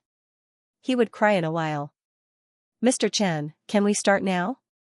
If you are here to talk nonsense with our brother Yang, then our negotiation is over," Gu Jianchao said under Yang Ming's signal. At this moment, Xianxia had the same thoughts as Yang Ming in his heart. He thought, "Go ahead and show off now. You will cry later." Well, then let's get to the point. Xianxia was actually too lazy to talk about the judgment with Yang Ming and Gu Jianchao. In his opinion, Yang Ming's Songjiang International Hotel would be acquired by the Douglas Vast Hotel. There was no suspense. It was just a matter of the price. Otherwise, Yang Ming and Gu Jianchao wouldn't be sitting here. So Xianxia didn't talk much nonsense. Instead, he took out a document from the document bag at hand and pushed it directly to Gu Jianchao and Yang Ming. "This is the asset evaluation of the Songjiang International Hotel. Take a look." Gu Jianchao already knew Yang Ming's true thoughts. He knew that they were not here to sell the hotel, but to acquire the other party's hotel. Although he didn't know if this plan would work in the end, at least his hotel couldn't be sold. So Gu Jianchao wasn't very interested in the asset evaluation report. He just took it, flipped through it casually, and handed it to Yang Ming. But after flipping through it casually, Gu Jianchao secretly curled his lips. The asset evaluation of the Songjiang International Hotel is only worth 20 million? What kind of international joke is this? This piece of land alone is currently worth more than 20 million. Even with the hotel facilities, the price is only 20 million? Isn't this the same as bullying? But everything was decided by Yang Ming. Moreover, he didn't really want to sell the hotel, so Gu Jianchao was too lazy to be angry about this report. Yang Ming took the asset report and flipped through it casually. When he saw the figure of 20 million, he just smiled faintly and didn't take it seriously. "According to your evaluation, the Songjiang International Hotel is only worth 20 million? Hee, you finally got to the point, right?" Xianxia thought, "I knew you would ask. This price of 20 million is to make things difficult for you." Yang Ming. Mr. Yang Ming. Although Xianxia didn't want to call Yang Ming Mr. Yang Ming, for the sake of politeness in the negotiation, he had to call him that. "This price of 20 million is the result of our many evaluations and arguments." "Is that so?" Yang Ming smiled faintly. "Yes." Xianxia spread his hands. "You know the current Songjiang International Hotel. So. Be. This, hee. Of course, if you want to think so, then it's up to you." Xianxia didn't know what Yang Ming meant. He thought that Yang Ming was deliberately belittling him, but it didn't matter. No matter how Yang Ming belittled him, he couldn't change the price of 20 million, unless. Humph. Oh, I understand. Like I said before, there is no room for discussion on the price? Yang Ming nodded and asked. Of course. However, Mr. Yang Ming, you are also a smart person. I have an additional condition. If you agree, then I can give you a little more on the price. Xianxia was too lazy to waste time with Yang Ming. He directly stated his purpose as if he was bargaining in the market. He felt that it was useless to talk nonsense with Yang Ming now. He could only throw out his final condition to tempt Yang Ming to make the final judgment. What condition? Yang Ming was calm on the surface, but he sneered in his heart. He finally couldn't help but reveal his fox tail. This Xianxia really has other purposes. Leave Chen Mengyan and break up with Chen Mengyan. I will give you another 50% on the price, 30 million. Xianxia said faintly, how about it? As long as you nod, there will be an extra 30 million in your account immediately. Oh? It's that simple? Asked Yang Ming. It's that simple. Xianxia thought that Yang Ming was going to agree. As long as you sign an additional agreement with me, this 10 million is yours. Think about it. A woman can be exchanged for 10 million. With this 10 million, how many more women can you find? Xianxia, did you do all this for your son, Xiaolong? Yang Ming understood Xianxia's purpose. He didn't have time to play the acquisition negotiation game with him. You are quite thoughtful, aren't you? Hee, Yang Ming, the moment you left my room, I said that you would regret it sooner or later. Xianxia didn't hide it and laughed. You are still too inexperienced to fight with me. Really? Yang Ming smiled and didn't refute. I seem to have said it at the time. I hope you don't do anything stupid on impulse. When that time comes, I won't let you go easily. Everyone knows how to talk. Let's see who has the last laugh. Let's see who is begging who. Xianxia thought that Yang Ming was just taking advantage of him verbally. Now, you have to figure out the situation. Who is buying who? I know the situation very well. I don't need you to remind me, said Yang Ming. Okay, have you thought about it? Do you want 20 million or 30 million? Asked Xianxia. What if I don't want it? Yang Ming closed the asset evaluation book in front of him and threw it aside. Yang Ming, what do you mean? You don't want to talk about the merger? Didn't you come here to talk about the merger? Xianxia didn't expect Yang Ming to be so stubborn. He actually said that he didn't want to talk about it. Who said that? Did I say that I don't want to talk about it? Yang Ming waved his hand. I came here to talk about the merger. Then you. Xianxia was stunned. He didn't understand what Yang Ming meant. Yang Ming ignored him this time.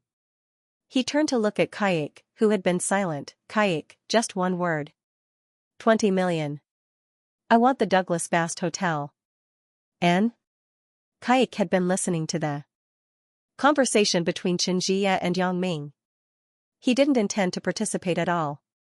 He had already said that he would delegate the right to negotiate to Xianxia and let him take full responsibility. He just listened from the side. He didn't expect Yang Ming to suddenly ask him such a question. What? Xianxia was also stunned.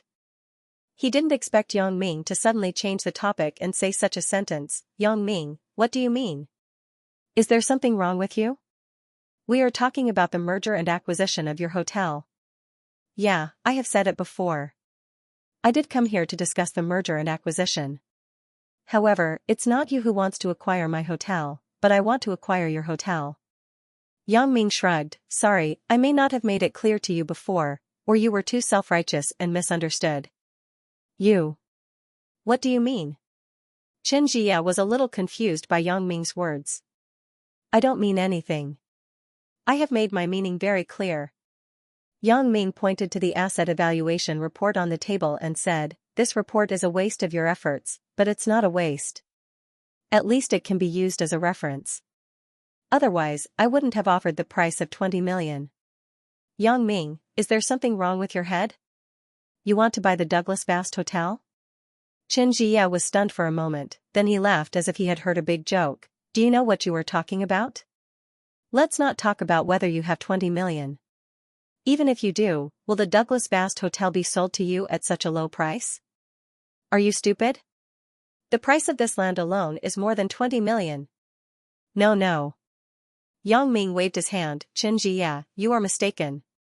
The 20 million I am talking about is to buy all the Douglas Fast hotels in China, not just the one in Songjiang. Silence, the whole place was silent.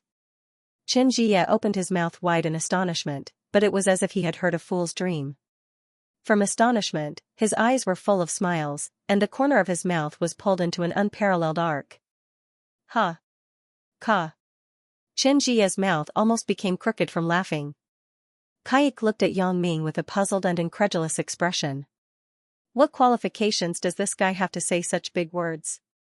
Acquire all the Douglas Fast hotels in China? He is not afraid of biting his tongue. This tone is too outrageous. Isn't he afraid of dying from overeating?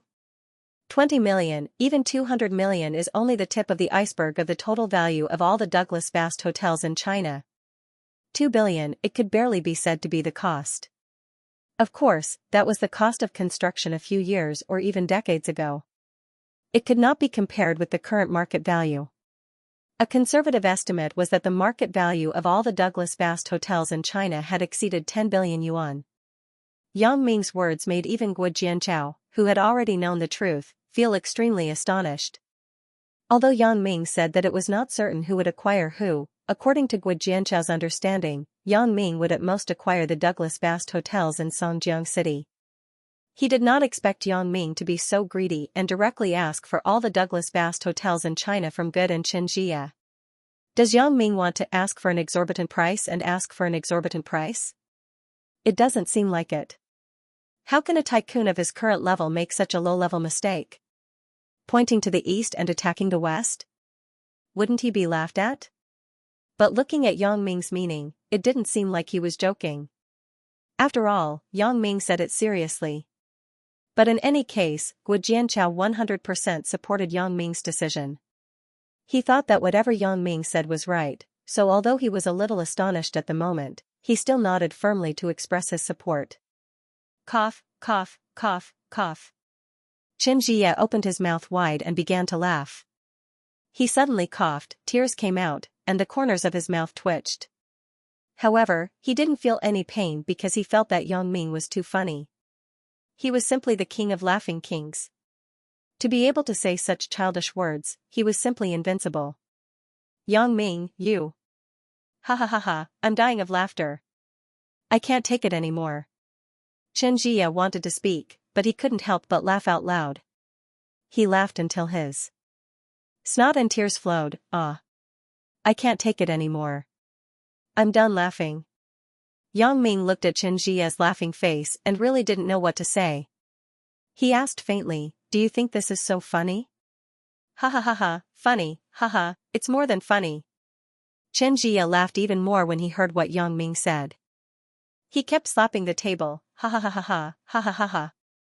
Just as Xianxia was laughing, there was suddenly a puff sound from the staff preparation room not far from the conference room. It sounded like a fart, followed by a burst of laughter. Although the laughter was trying to control the volume of the laughter, it was still particularly clear in this conference room with not many people. Yang Ming glanced at the staff preparation room casually and saw Chen Xiaolong sitting by the door inside. He was listening to the movements outside. At this moment, he covered his mouth and wanted to laugh, but he didn't dare to laugh. He was holding it in as if he had a stroke. When he couldn't hold it in, he still had to hold back his laughter. His whole body was trembling as if he had been electrocuted. It turned out to be this kid. Yang Ming thought, this Xianxia is interesting. He's not afraid of losing face when negotiating, and he even asked his son to listen at the side? He doesn't think so. He's waiting for me to make a fool of myself in front of Chen Xiaolong, right? Your staff here is quite unique, huh? You can still laugh when you're farting. What kind of exercises are you practicing? Yang Ming glanced in the direction of the staff preparation room and said sarcastically. Because the staff preparation room was next to the conference room's washroom, it was normal for Yang Ming to misunderstand that the sound just now came from the washroom. Moreover, the puff sound that Chen Xiaolong couldn't hold back his laughter was originally from his mouth, but Yang Ming said that it was a fart. Xianxia couldn't explain it. After all, the two sounds were very similar. He couldn't say that it was his son Chen Xiaolong who was laughing and not farting. Wouldn't that be admitting that Chen Xiaolong was eavesdropping? However, although Xianxia was extremely annoyed in his heart, he couldn't stop his laughter. He still laughed crazily, ha ha ha ha, you. Xianxia wanted to say, don't change the topic and say those useless things, but he couldn't say it because of his laughter. He could only say you and you non-stop. Oh, it turns out that you also think that it's very interesting for your staff to poop and fart and laugh non-stop. Yang Ming looked at Xianxia and said, however, although it's interesting, it's a pity that your management system is too bad. The boss here has something to discuss, but he's unscrupulously pooping and farting and laughing non-stop. It seems that the price of 20 million is too high. Xianxia didn't want to laugh at first. He wanted to stop and mock Yang Ming, but when he heard that Yang Ming actually said that the price of 20 million was too high, he couldn't help but continue to laugh, ha ha ha ha ha, 20 million, ha ha ha ha. Xianxia kept laughing, but Kaik didn't laugh. Yang Ming looked at Xianxia's laughing face and shook his head regretfully. He turned his gaze to Kaik and said to him, Mr. Kaik, it seems that your subordinate has some mental problems. It's not suitable for him to continue to participate in the negotiation.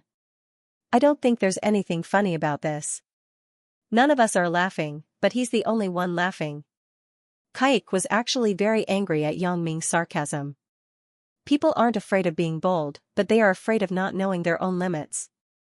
Wanting to purchase all the Douglas Bast hotels in China with 20 million was simply a pipe dream. Moreover, he even said that 20 million was too much.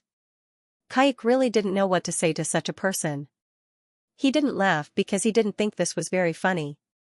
The humor cells of foreigners were different from the Chinese. He just felt that Yang Ming was very pitiful. He actually overestimated himself and said these meaningless words. Mr. Yang Ming, I don't think there's anything funny about this, Kaik said. However, I don't think you have any sincerity to negotiate. If you just want to say these empty words, then I think you can leave. Our cooperation can't continue. Really? But why do I feel that the one who doesn't want to cooperate is your President Xianxia? Yang Ming asked back.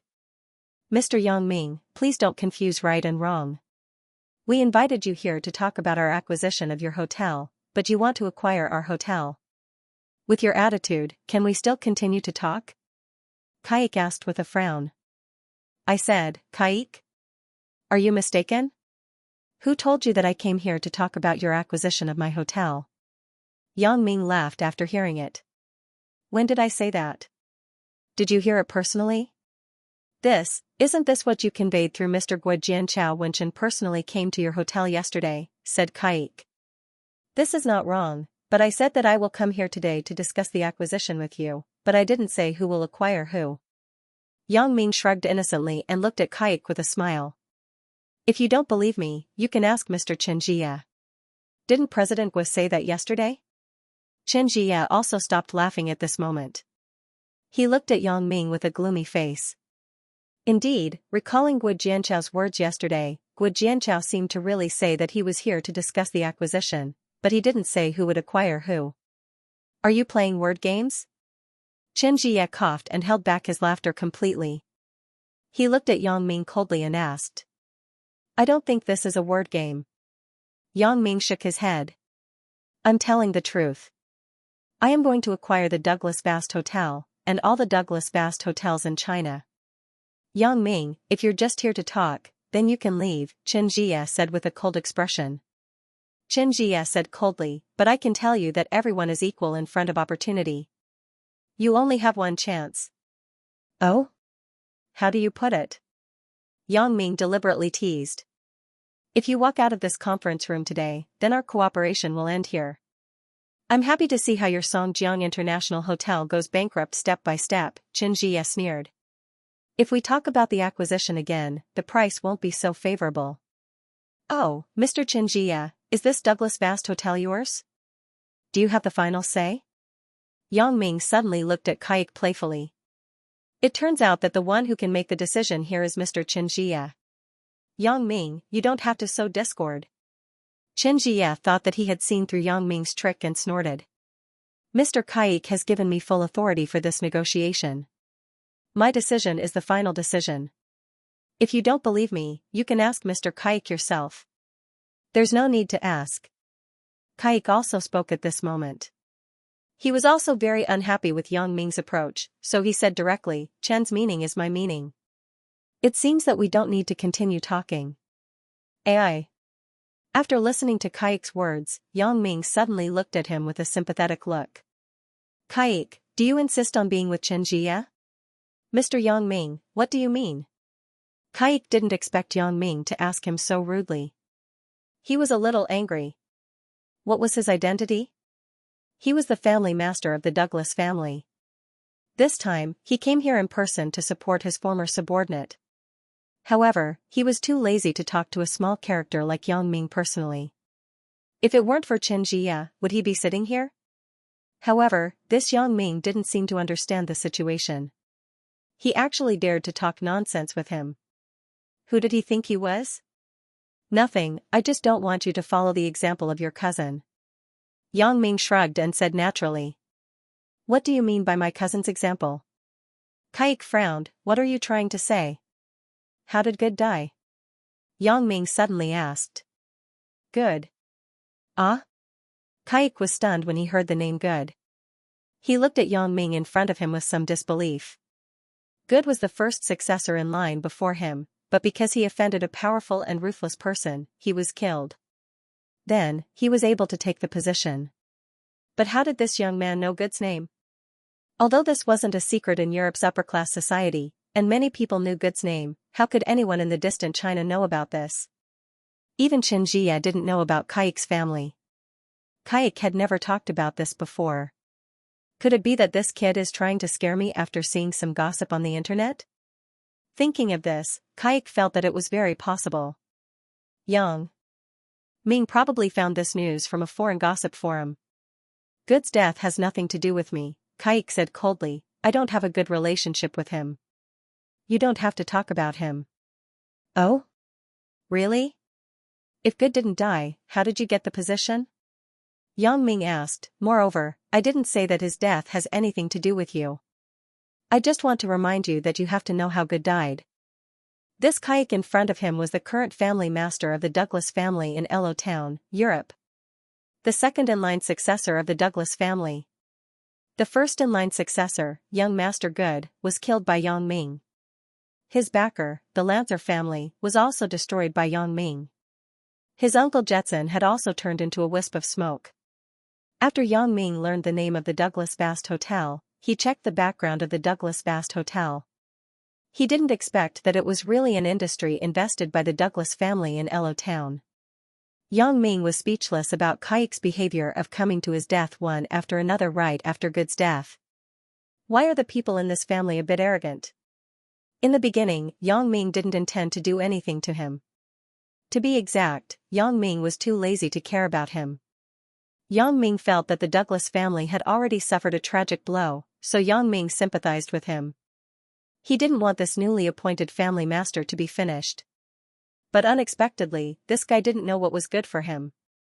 He cooperated with Xianxia and pressured him step by step. In the end, he even wanted to buy his Songjiang International Hotel and offered a low price of 20 million.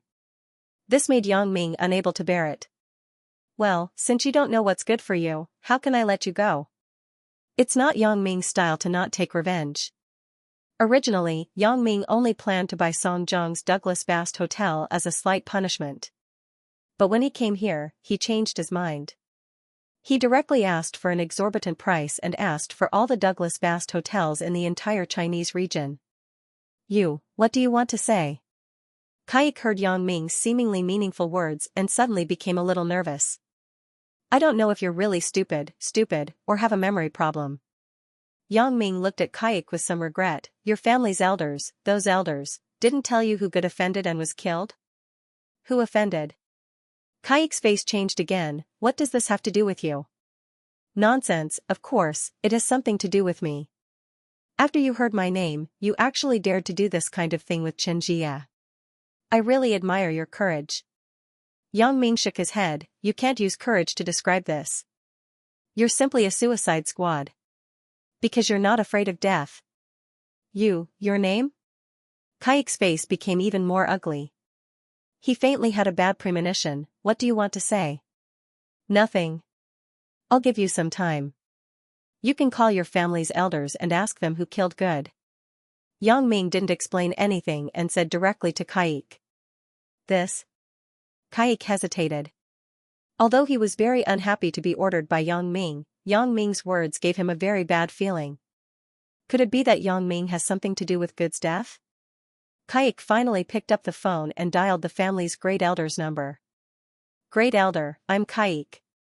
Kaik didn't avoid anything at this moment.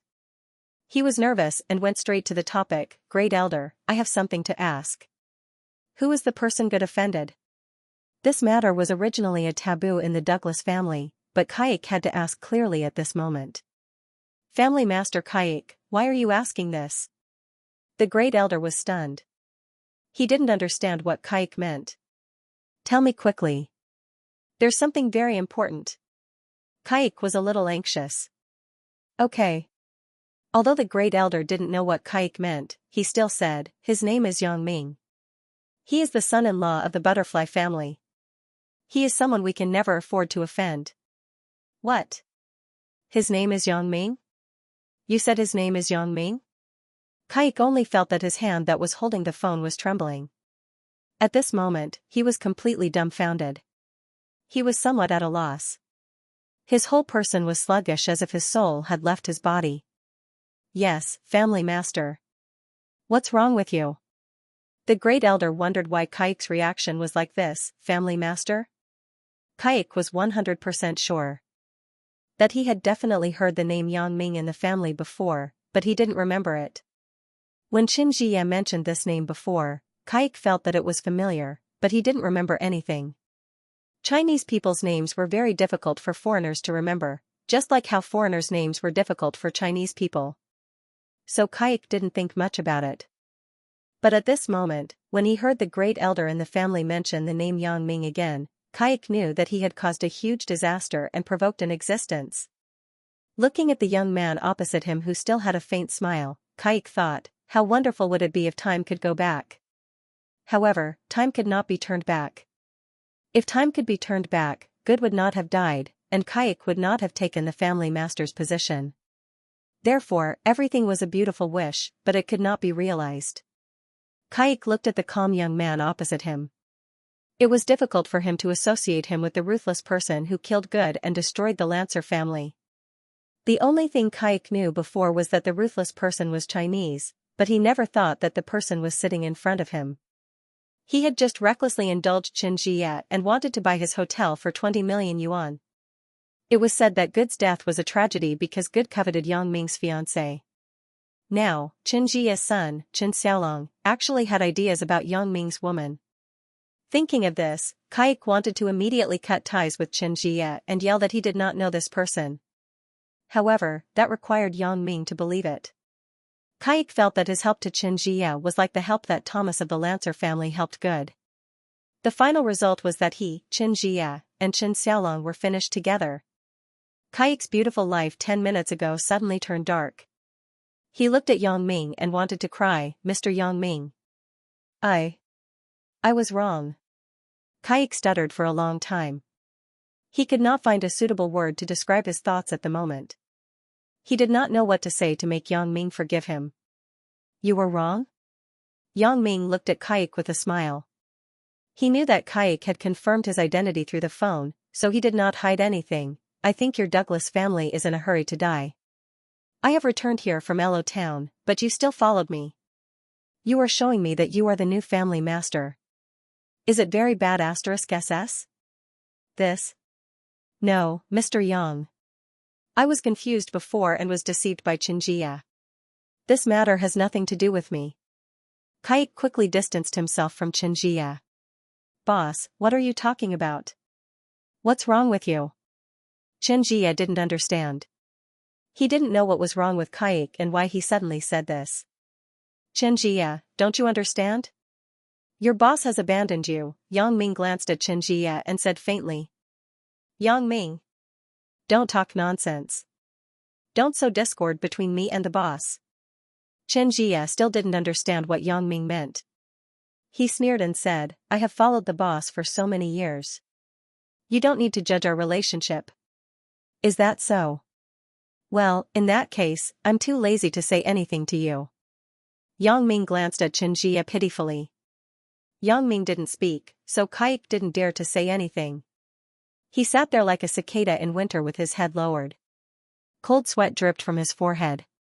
Kaik really regretted listening to Xianxia's words and getting involved in this mess. He didn't want to be a good family master in Elo Town. Why did he come here to show off? Before he could show off, his life was already in the hands of others. Kaik didn't doubt that Yang Ming could kill him in minutes. Because people at their level basically did things above the law. Just like in Europe, who stood up for the Lancer family when they were completely wiped out? No one. Good was dead. Who in the Douglas family dared to say anything? No one. Not only did they not dare to say anything, but they were also glad that only Good died. They were much better than the Lancer family, and the whole family was not wiped out. Kaik knew that even if he was killed by Yang Ming on the spot, the Douglas family could only flatter and say that Yang Ming did a good job killing a scourge. No one would avenge him. No one was more stupid than another. Only a fool would do such a suicidal act. So Kaik's only thought now was how to survive and how to calm Yang Ming's anger. As for Xianxia's life and death, let him go to hell. It's all this guy's fault. If it weren't for him, would I be able to come to Songjiang to build a hotel? Okay, Kaik, relax. Yang Ming shrugged, here, I am still a very reasonable person. Of course, as long as you don't cross my bottom line. Yes, yes. Kaik breathed a sigh of relief after hearing Yang Ming's words, but he didn't know if Yang Ming was telling the truth, so he didn't dare to completely relax. Kaik, should we talk about the acquisition? Yang Ming pointed at the asset evaluation report on the table and said. No, no acquisition, no acquisition. Kaik shook his head quickly. What a joke. How would he dare to acquire Yang Ming's hotel? He didn't want to commit suicide. Kaik, pay attention. I'm just talking about acquisition. It's not you acquiring me, but me acquiring you. Yang Ming said calmly, Kaik, what do you think of the price of 20 million? Ah, very reasonable, very reasonable. Not bad, not bad. Kaik didn't care about the hotel now. If he offended Yang Ming, he and his family might disappear directly from the earth. What was the use of the hotels in China? Moreover, Kaik had secretly vowed in his heart that he would never come back to China in his life. He couldn't afford to offend, but he could hide. He wouldn't dare to come back even if he was beaten to death. Therefore, for Yang Ming to take away the property rights of all the Douglas vast hotels in China, Kaik directly accepted it. The price of 20 million was honestly like not paying at all. Even if the family knew afterward that he had given all the hotels to Yang Ming, no one would say a word. If you have the ability, go and get it back. Do you dare? Therefore, Kaik was not afraid of other people's criticism. Is that so? Yang Ming asked back. Kaik was shocked. What does Yang Ming mean by really? Does he think that the price is wrong? Is it too high? Yes, Xianxia originally offered Yang Ming a price of 20 million. If Yang Ming also bought my hotel for 20 million, he would lose face. It must be like this. Thinking of this, Kaik quickly said carefully, 20 million is too much. I don't need it. 2 million is enough. Kaik was afraid that Yang Ming would be unhappy, so he suddenly reduced the price by 10 times. He didn't dare to say that he would give it away for free. Who knew if Yang Ming was the kind of person who didn't like to take things for free? Therefore, he reduced the price to 2 million, which was basically giving it away for free. Xianxia was confused as he listened on the side. He didn't know the secret of the Douglas family. Although he knew that Kaik was promoted because the former first-in-line heir was killed by a ruthless person, he would never have thought that Yang Ming was that ruthless person. Therefore, Xianxia didn't know what Yang Ming and Kaik were talking about after listening to the conversation between them. Yang Ming, what nonsense are you talking to my boss about? What acquisition of the Douglas Vast Hotel? Are you crazy? Xianxia hadn't figured out the situation yet. He thought that he was still the bad *SS, so he asked very unhappily. Chen, don't interrupt. We are discussing selling the management rights of all the Douglas Vast hotels in China to Mr. Yang Ming at a price of 2 million. Kaik glared at Xianxia with some displeasure. He thought, if you want to die, you can die later. Don't drag me down with you. When I give the management rights of the hotel to Yang Ming, you can die however you want. I have to go home quickly. I won't play with you anymore. Ah? Xianxia was stunned when he heard Kaik's words. Selling all the Douglas Vast hotels in China to Yang Ming for 2 million? Is this 2 million in gold or diamonds? Is there a problem with Kaik? How is this possible? It's simply a fantasy. However, seeing Kaik's serious look, it doesn't seem like he is joking. What the hell is going on? For a moment, Xianxia was a little confused. He didn't know what Kaik was going to do. However, Xianxia soon came to a realization. He slapped his forehead and exclaimed, Ha, I know. Boss, you are playing with Yang Ming. You tricked him into selling the hotel to him for 2 million. Ha ha ha ha, I know. It's ridiculous. Yang Ming, this idiot, actually believed it. He must be crazy, ha ha ha ha. The more Xianxia spoke, the more he felt that he had guessed the truth. He laughed even more happily, ha ha ha ha, Yang Ming, why don't you think about it? Can you buy a hotel with 2 million? I think you're really stupid to your grandmother's house.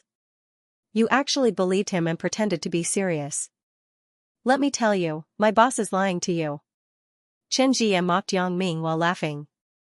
This time, not only Yang Ming, but even Kaik looked at Xianxia as if he was a fool. Xianxiao didn't know how the situation suddenly reversed. After a few words from Yang Ming and a phone call from Kaik, Kaik seemed to have changed into a different person. Xianxiao saw fear in Kaik's eyes, a deep fear. It was like the desperate fear when he pursued Sun Jia and was caught by Bao Sanli for a beating. It was even worse than Kaik. Therefore, Xianxiao knew that today's business was probably done. This business did not refer to selling the Songjiang International Hotel to Kaik, but to selling Kaik's Douglas Hotel to Yang Ming. However, Xianxia had always been self-righteous. He thought that he knew everything like the back of his hand. He laughed wildly like a fool, which made Xianxiao despise him. Chen, are you done laughing? Kaik asked Xianxia coldly, if you are done laughing, please keep quiet. If you are not done laughing, go out and laugh. Don't disturb my discussion with Mr. Yang. Ha ha ha ha, boss, why are you still pretending with me? Ha ha ha, I have already guessed it. Xianxia still looked like he knew everything. Boss, don't mess with this kid. Don't waste time with him. Since he wants to die, let him fend for himself. I think you want to die. Kaik was stunned by Xianxia's words. Why is this kid so unappreciative? Can't he see that he can't afford to offend Yang Ming? He is still talking so much nonsense. He really doesn't know what death is. Ah? Xianxia didn't expect Kaik to suddenly become so angry. Xianxiao, throw this guy into the bathroom over there first. Put him together with the kid who farted just now. Don't let him waste time here. I feel annoyed just listening to him. Yang Ming pointed at Xianxia and instructed Xianxiao. Okay, brother Yang. After Xianxiao accepted the order, he grabbed Xianxia's collar, lifted him up, and walked in the direction of the staff preparation room in the conference room. Yang Ming told him to put him in words. Calm, the so-called bathroom was just a casual remark to mock Xianxia and Chen Xiaolong. Xianxia was shocked. He wanted to avoid Xianxiao's evil claws, but it was too late. He was lifted up. Shut up. If you keep shouting, I don't mind letting you be quiet for a while. Xianxiao glared at Xianxia. The silence he was talking about was naturally to knock Xianxia out. Xianxia shuddered. He didn't understand why the situation had become like this. What Kaik said seemed to be true. He wants to sell the hotel to Yang Ming? Could it be that he was bewitched or possessed? How can this be? From Kaik's words, I think you want to die, Xianxia finally heard something unusual. Kaik was really angry with him, and he wasn't pretending. When he saw that Xianxiao lifted him up without saying a word, it also reflected Kaik's thoughts at the moment. That is, Kaik didn't want to care about him at all. What had gone wrong? Kaik was still unwavering in his support before. Why did it suddenly become like this? What if the situation took a turn and they started to compromise with Yang Ming? Even if Xianxia racked his brains, he wouldn't have thought of the subtle relationship between Kaik and Yang Ming. He would never have thought that Yang Ming was the one who destroyed the Lancer family and stirred up the Douglas family. Bang! Xianxiao kicked open the door of the staff lounge and threw Xianxia in. Chen Xiaolong was listening to the movements outside. He was also very puzzled. Why did his father and Kaik suddenly quarrel? And it was because of Yang Ming. Just as he was wondering, a strong force came from the door panel and directly pushed Chen Xiaolong out. He fell to the ground and saw stars. Before he could react to what was going on, an unknown object like a big sandbag fell on him. Ouch! Chen Xiaolong was smashed until his bones were about to fall apart. He held, but was horrified to find that the unknown object thrown on him was actually his father, Xianxia. Dad. What's wrong with you? Qin Xiaolong asked in horror. Don't King talk nonsense.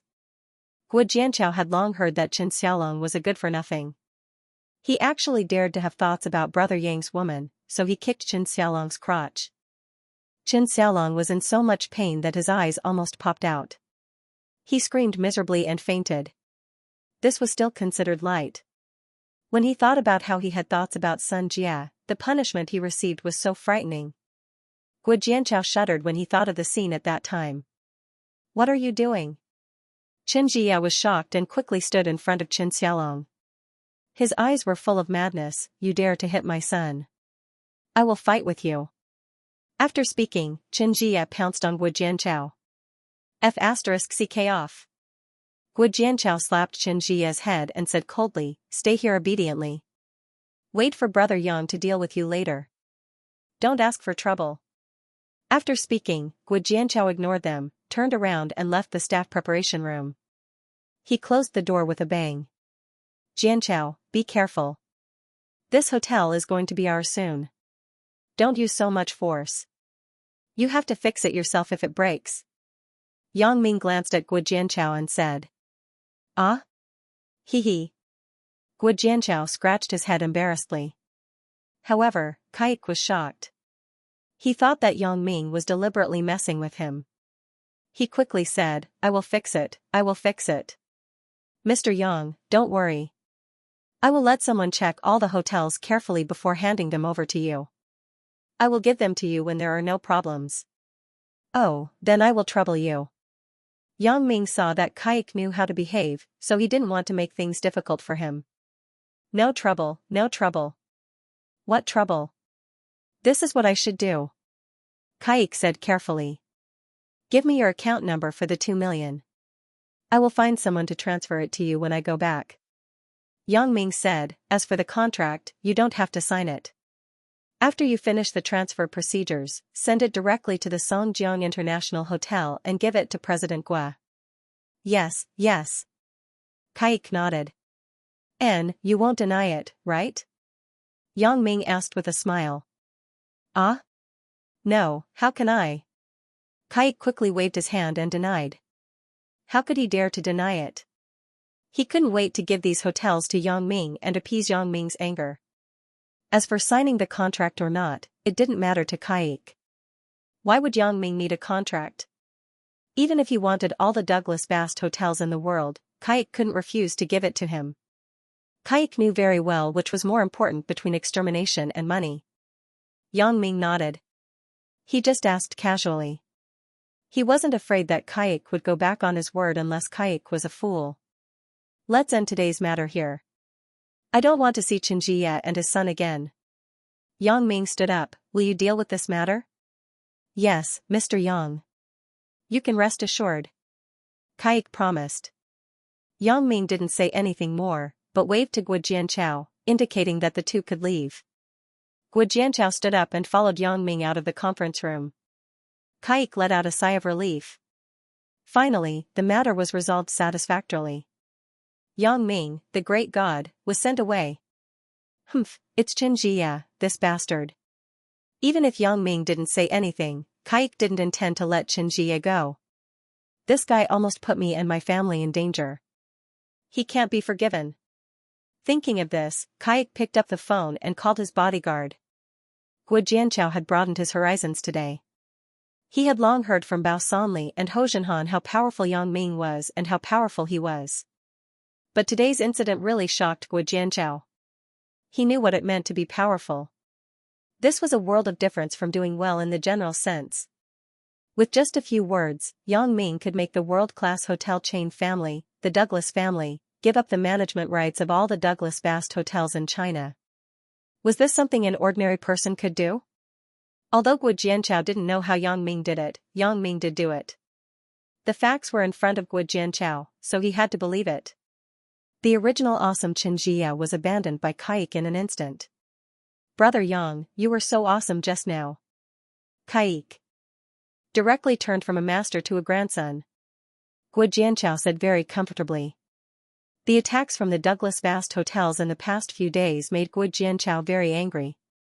However, Yang Ming and Bao Sanli did not respond before, so Guo Jianchao could only endure and not fight back. Coupled with Xianxia's superior attitude and his words when he wanted to acquire Guo Jianchao several times, Guo Jianchao had been sullen to a certain extent. Today, he finally burst out, but it was not an outbreak of grievance, but an outbreak of pleasure. Looking at Kaik's obedient grandson, watching him give up on Xianxia, and the scene of Xianxia being thrown into the utility room by Guo Jianchao made Guo Jianchao's blood boil. "Brother Yang, you're really awesome." "They asked for it. There's no other way." Yang Ming shrugged. "I didn't want to do anything to them, but who asked them to be so aggressive? If it was just legitimate business, I wouldn't want to do anything to them, and I wouldn't have the time to care about them. But they actually wanted to use this to threaten me to leave Chen Mingyan?" "Heh." Guo Jianchao shook his head. Chen Mingyan was Yang Ming's real girlfriend. At that time, Sun Jia, who had nothing to do with Yang Ming, was like this. She almost killed Guo Jianchao, let alone Chen Mingyan. Therefore, Kaik helped Xianxia to show off.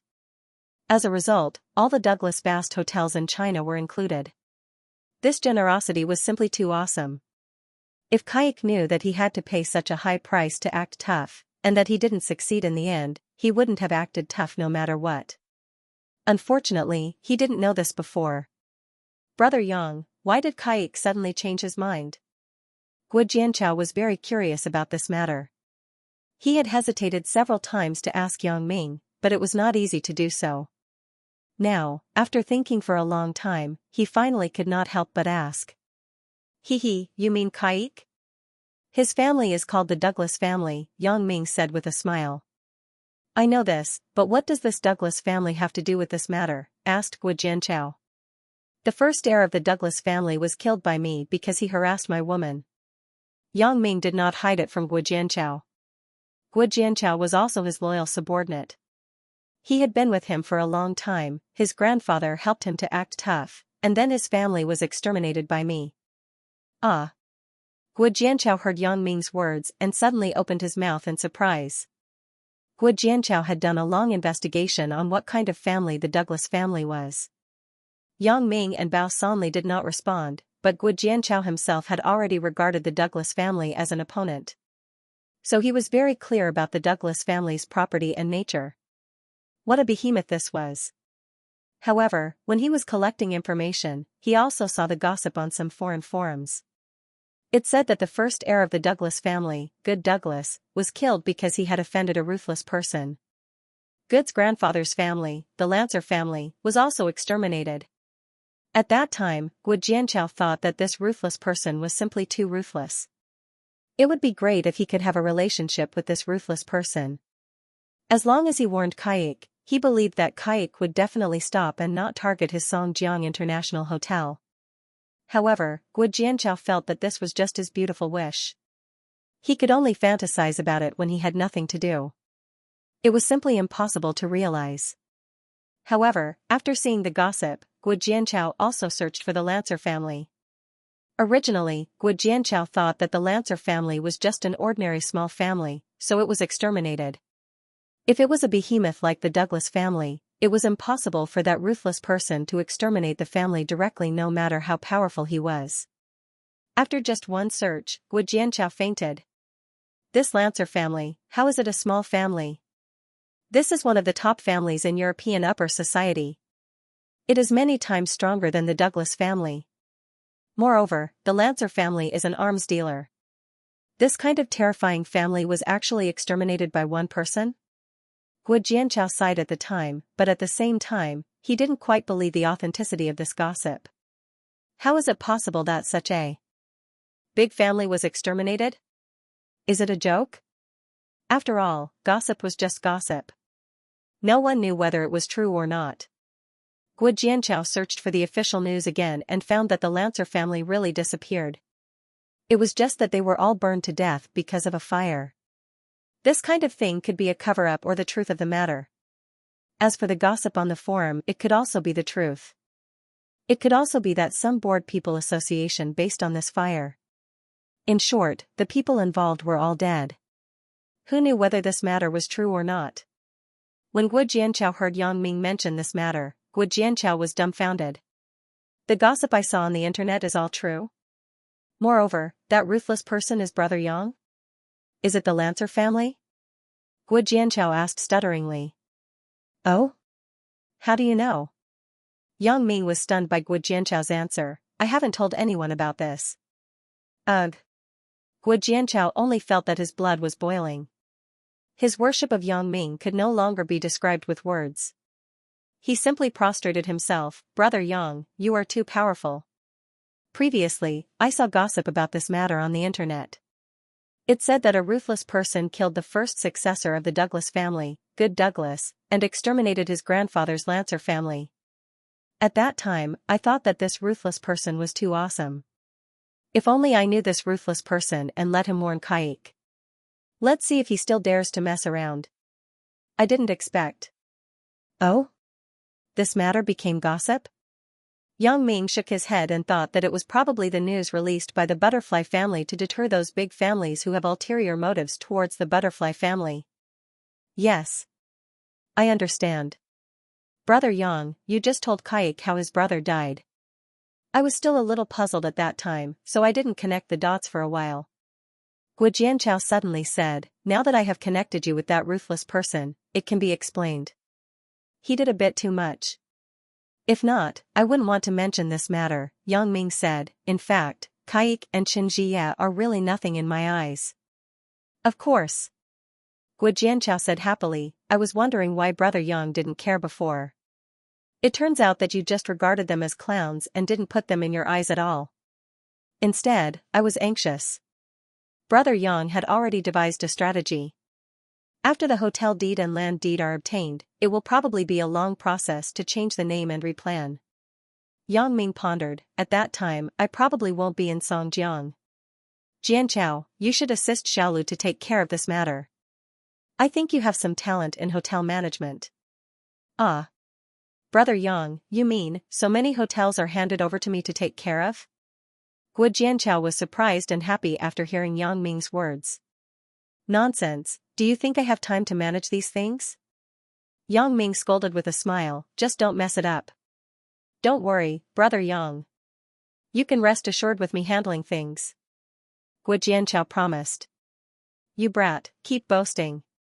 Yang Ming shook his head, look at how excited you are. Aren't you depressed this time? Hee hee. It seems that I was still a little stingy before. My vision was too short. Gu Jianchao said self-deprecatingly, if I knew this, I wouldn't have been angry with Xianxia. I would have treated him as a clown and added some laughs. Messing around? Yang Ming shrugged, you sure know how to describe it. Haha. Gu Jianchao laughed, Brother Yang, you don't know. When I took Xianxia to the staff preparation room just now, you didn't see Xianxia's panicked and bewildered eyes. It was so cool. Maybe he still doesn't understand why Kaik abandoned him. Under the premise of his family's destruction and his own death, Kaik would naturally give up on Xianxia. There is no doubt about it, Yang Ming said with a smile. Yang Ming was right. When Kaik's and his family's lives were threatened, he decisively chose to give up on Xianxia. Kaik's bodyguard quickly came to the conference room. When he saw Kaik, he asked respectfully, Family Master, do you need me to do anything?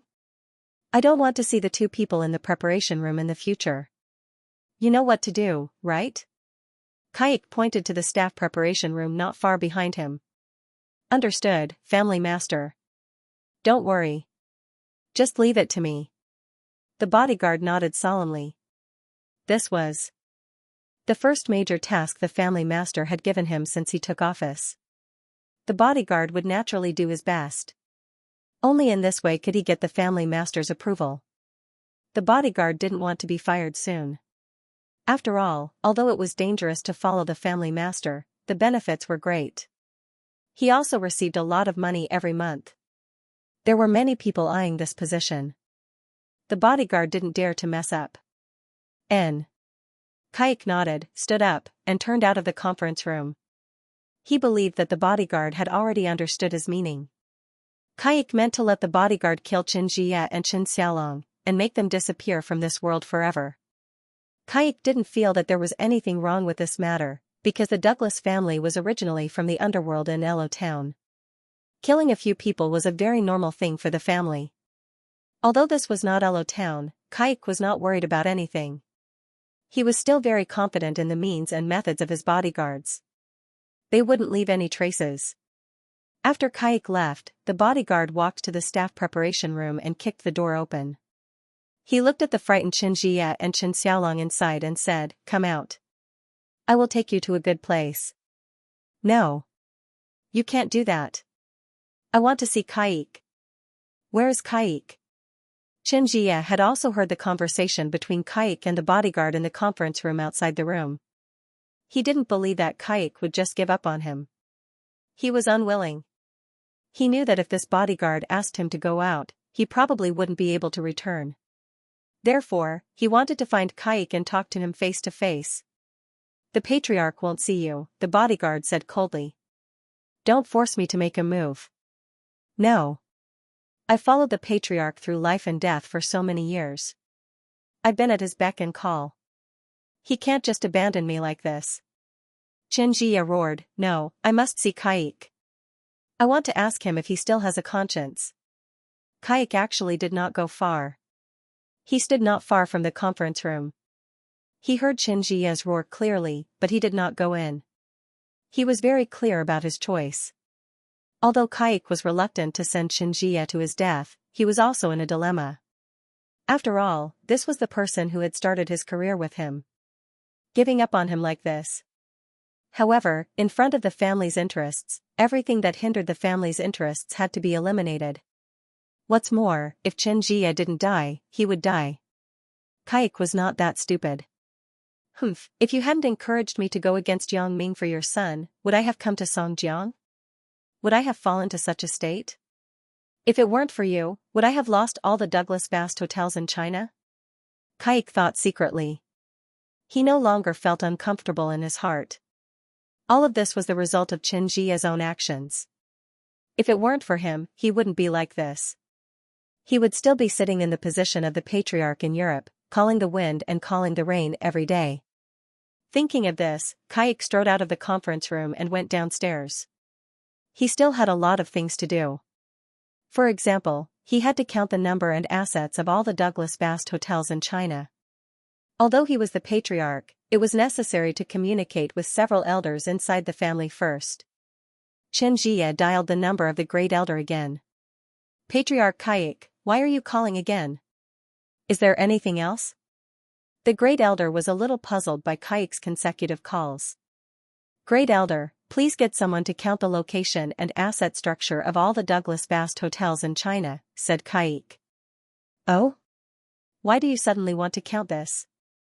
the great elder asked with some doubts. "I'm going to give away all the Douglas vast hotels in China," said Kaik. "What, give away?" The great elder was stunned. "Did I hear it wrong? Kaik actually wants to give away all the Douglas vast hotels in China? What kind of international joke is this? That's tens of billions of assets." "Yes, give it away," Kaik said helplessly. Kaik also said helplessly, "I have to give it away.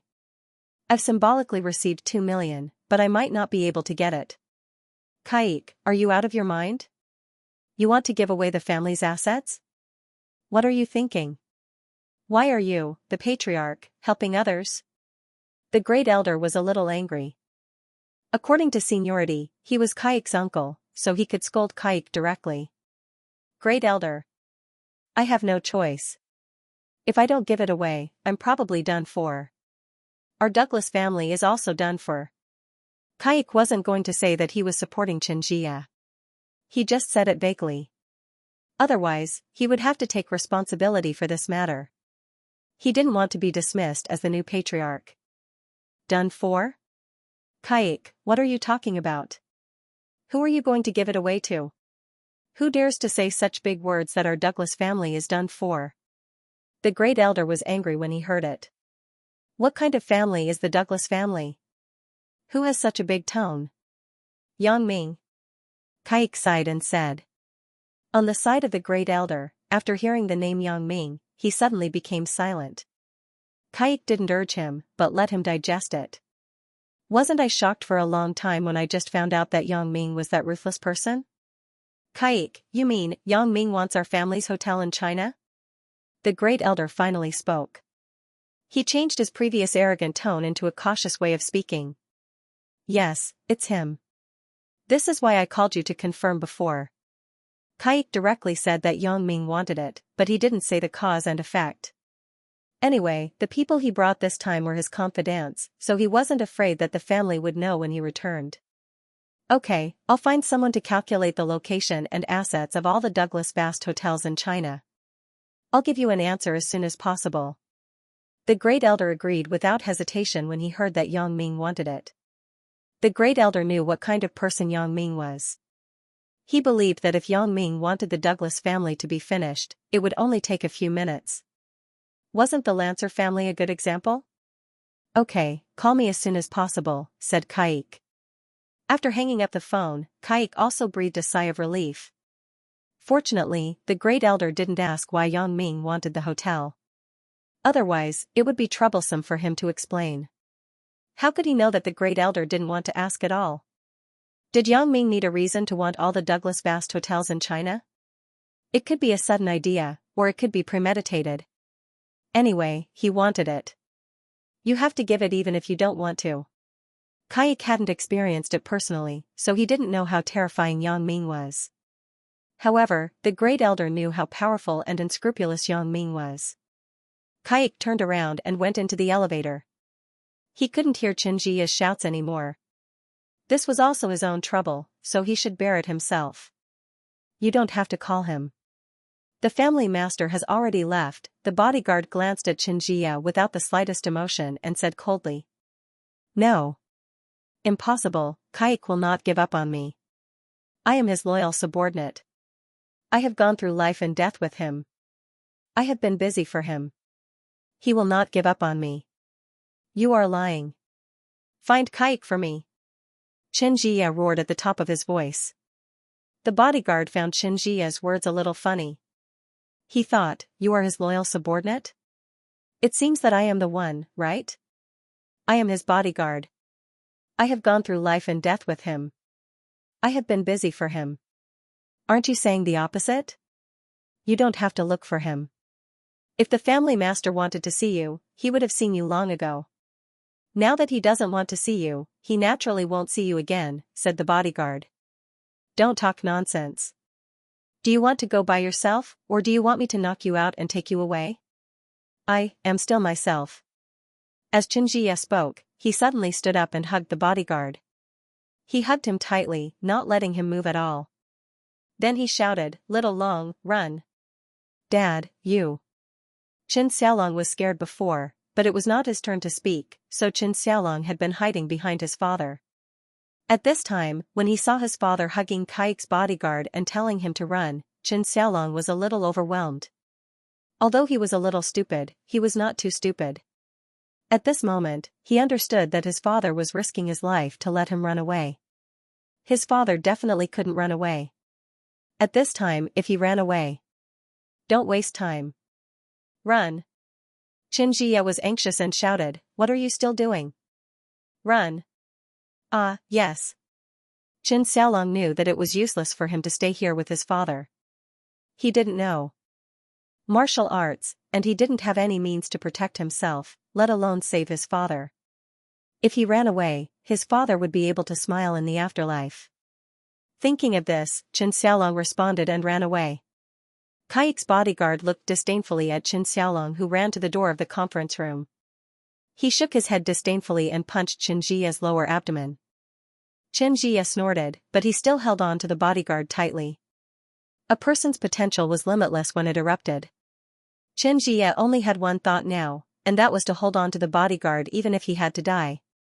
Qin Xiaolong had escaped, so Xianxia's grip on the bodyguard's hands tightened. The bodyguard frowned. He didn't expect Xianxia to be so difficult. Half of Xianxia's temple was directly dented. This time, Xianxia definitely couldn't withstand the bodyguard's blow. His skull was already dented. He fainted directly, but his hands were still holding on to the bodyguard tightly. It was obvious that his love for Qin Xiaolong had transcended everything else. If Yang Ming were present, he would have to sigh at the greatness of a father's love. But in contrast, excessive love was the reason for the Qin father and son's tragic encounter today. If Xianxia didn't spoil Qin Xiaolong so much, he wouldn't have asked Kaik for help, and today's tragedy wouldn't have happened. So this kind of fatherly love was useless. Dad. When Qin Xiaolong ran to the door, he also saw the scene of Xianxia's skull being flattened in half. Obviously, if Xianxia was not sent to the hospital immediately, he would not survive. Even if he was sent to the hospital, it was another matter whether he could be saved. Qin Xiaolong screamed at the top of his lungs. Tears fell from his eyes. At this moment, he regretted. He regretted provoking Yang Ming and harassing Chen Mingyan. Chen Mingyan is not mine. The result of forcing it can only be a tragedy. However, what is done is done. There is no turning back. Father died because he protected me. I must live on strong. I can't let my father die in vain. Qin Xiaolong quickened his pace and quickly ran out of the conference room. The bodyguard frowned. He couldn't let Qin Xiaolong run away. Otherwise, he couldn't bear the family master's anger. Looking at Xianxia's hands that were still tightly clasped on his body, the bodyguard tried to pry them apart. Ka! There was a sound of bones breaking. Xianxia's hands were directly broken by the bodyguard. He threw them aside and chased in the direction of Qin Xiaolong's escape. Qin Xiaolong was also an idiot. He had no experience in escaping.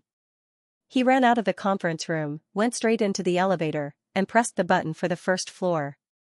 In his opinion, taking the elevator was the fastest way. Even if the bodyguard caught up, he could only wait for the elevator to come up. By then, he would have already run away.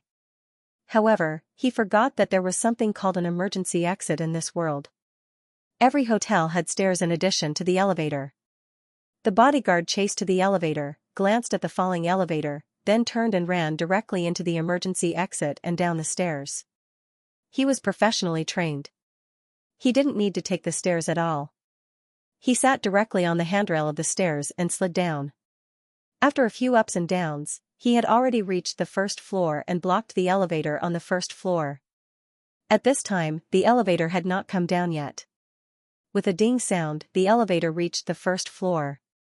The elevator door slowly opened. Qin Xiaolong didn't look outside and rushed out.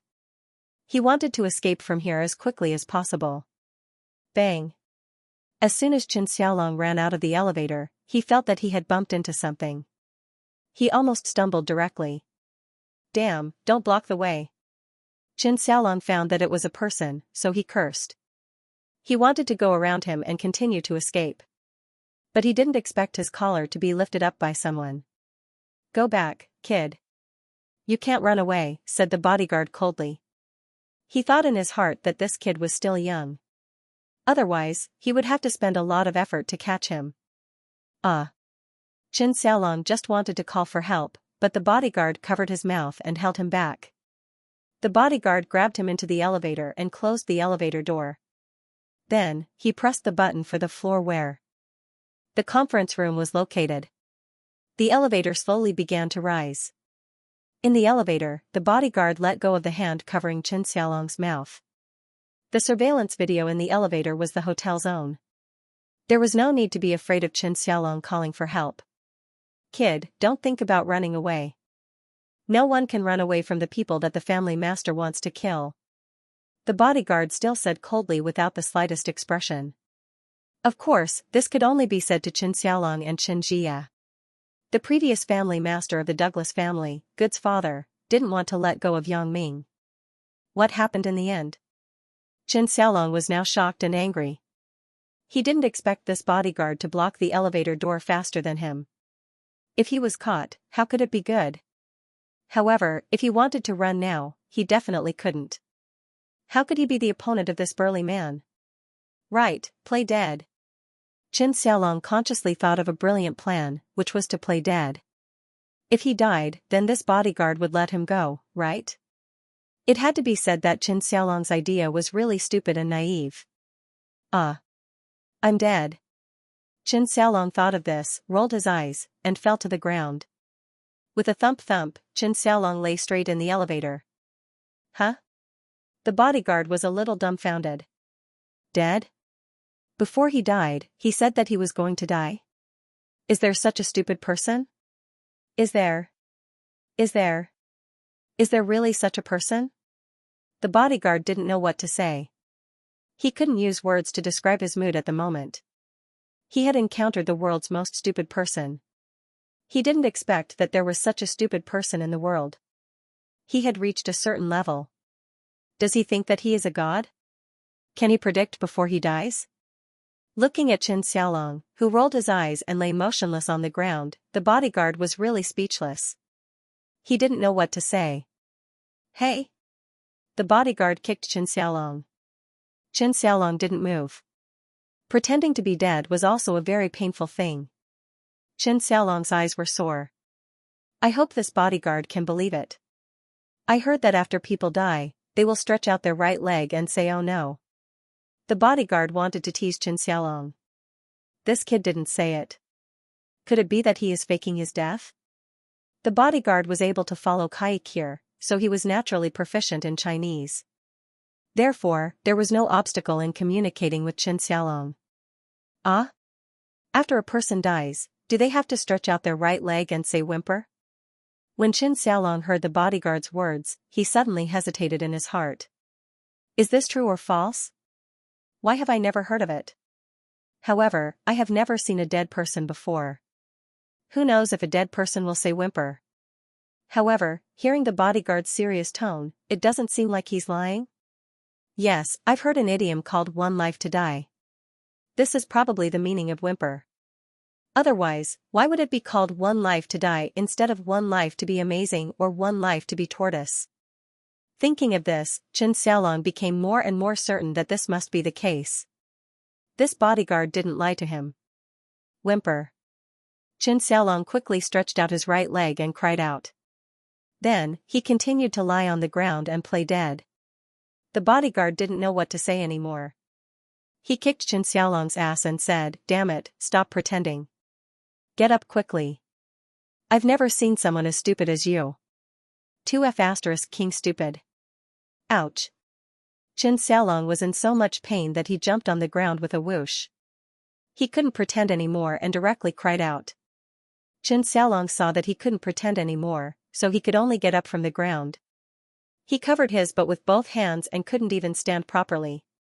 However, his eyes were very vicious as he looked at the bodyguard. You lied to me? Who would believe you when you're pretending to be dead? The bodyguard curled his lips in ridicule. Before you died, you even called me dead. Are you afraid that others won't know that you're dead? This. Xianxia was embarrassed. He didn't know what a dead person looked like. He just took it for granted. How could he know that there were so many things to say? However, when he heard the bodyguard's sarcasm, he became even more resentful. Then, were you playing with me after that? So what if I'm playing with you? The bodyguard laughed and said, your father died in vain for having such an idiot son like you. You're not allowed to insult my father. Xianxia stubbornly straightened his neck. Huh? Little brat, you have some backbone? The bodyguard said disdainfully, but you'd better have a backbone when you see your father. You'll be meeting him soon. What do you mean? Before Xianxia could ask this question, he felt a sharp pain in the back of his head. Then, his vision turned black, and he lost consciousness. When the bodyguard saw that the elevator was about to stop, he immediately knocked Xianxia out. He was afraid that this kid would be dishonest and cause trouble after getting out of the elevator. If that happened, it would be troublesome to catch him back. Ding! The elevator door opened. The bodyguard took Xianxia out of the elevator and walked straight to the conference room.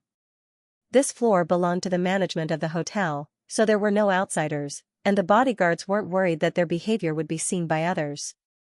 Back in the conference room, the bodyguard threw Xianxia next to Xianxia's corpse. Originally, the bodyguard did not intend to do it in the conference room. He thought that he would find a place by the sea where there was no one and kill Xianxia and Xianxia. Then, he would take a motorboat and dump the bodies in a place with sharks to destroy the evidence. But now, it seemed that he could only do it in the hotel. At that time, the blood of these two people would coagulate, and it would not be easy to attract sharks. Only the smell of blood could attract sharks. After a person died for a while, the blood would slowly coagulate. But now that these two people had fainted, it would be really difficult to transport them away without killing them. So, the bodyguard directly took out a long needle and stabbed Xianxia and Xianxia's temples. The two people died painlessly in a coma. After killing these two people, the bodyguard called another bodyguard beside Kaik to send 2 large suitcases. The two put Xianxia and Xianxia's bodies into the suitcases, and then carried them out of the hotel. Driving the hotel's commercial car, the two went straight to the Songjiang Pier. When they passed by the vegetable market on the way, the bodyguard went down to buy a few live chickens. He planned to kill them at sea and let the blood out to attract sharks. The Douglas Bast Hotel had a yacht rental company at the pier. The two people got a yacht without any resistance. They carried 2 suitcases with corpses and a few live chickens out to sea. "Boss, this should be enough, right? According to the nautical chart, there are often sharks around here." The bodyguard who was called by the previous bodyguard looked at the nautical chart and said. The previous bodyguard was the leader of these bodyguards, so the people below called him boss. "Sang-en, kill a chicken and see if it can attract sharks." The bodyguard who was called boss also looked at the nautical chart, then nodded and ordered the bodyguard he called. "Yes." The bodyguard named Sang-en picked up a chicken and came to the deck of the yacht. He cut the blood vessels on the chicken's neck with a knife, and then threw the chicken into the sea. Although the chicken blood continued to gush out, it quickly disappeared due to the dilution of the seawater. "Boss, the amount of chicken blood is too little." "It doesn't seem to work," said Sang-en. "Well, then kill a few more." "We bought a lot anyway," said the boss. "Yes." Sang-en picked up a few more chickens, slaughtered them, and threw them into the sea. "Boss, it still doesn't seem to work." They're here. The sharks are here." Sang-en just wanted to say no, but then he saw a group of sharks swimming in the distance. The boss looked and confirmed that the sharks were coming, so he said, "Hurry up and help me throw these 2 corpses into the sea." "Okay." Sang-en helped the boss drag out the suitcases, then threw the bodies of the Chen father and son into the sea. At this time, the sharks had already arrived nearby. They smelled the blood and surrounded them. They swallowed the chickens and the Chen father and son in the sea back and forth until not even the bones were left. Looking at the ferocious sharks, the boss and Sang-en shuddered. "Let's go. Set sail back." After confirming that the bodies of the Chen father and son had been destroyed, the boss instructed Sang-en. "Yes." Sang-en nodded and went back to set sail. The boss dialed Kaik's phone.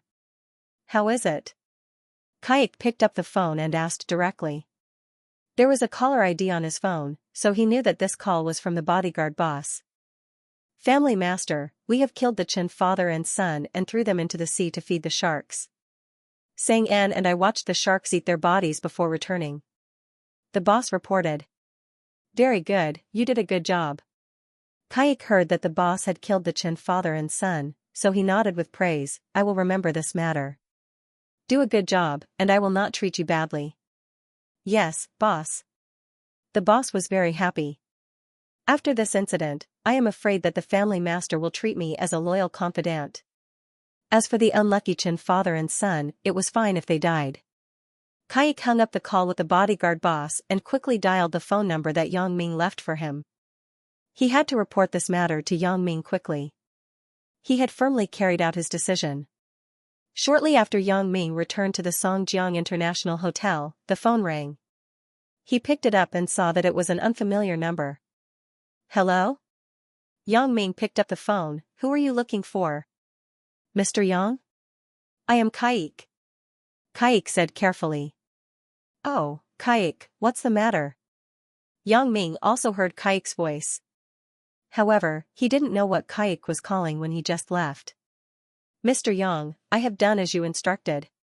Xianxia and Xianxialong have disappeared forever," said Kaik.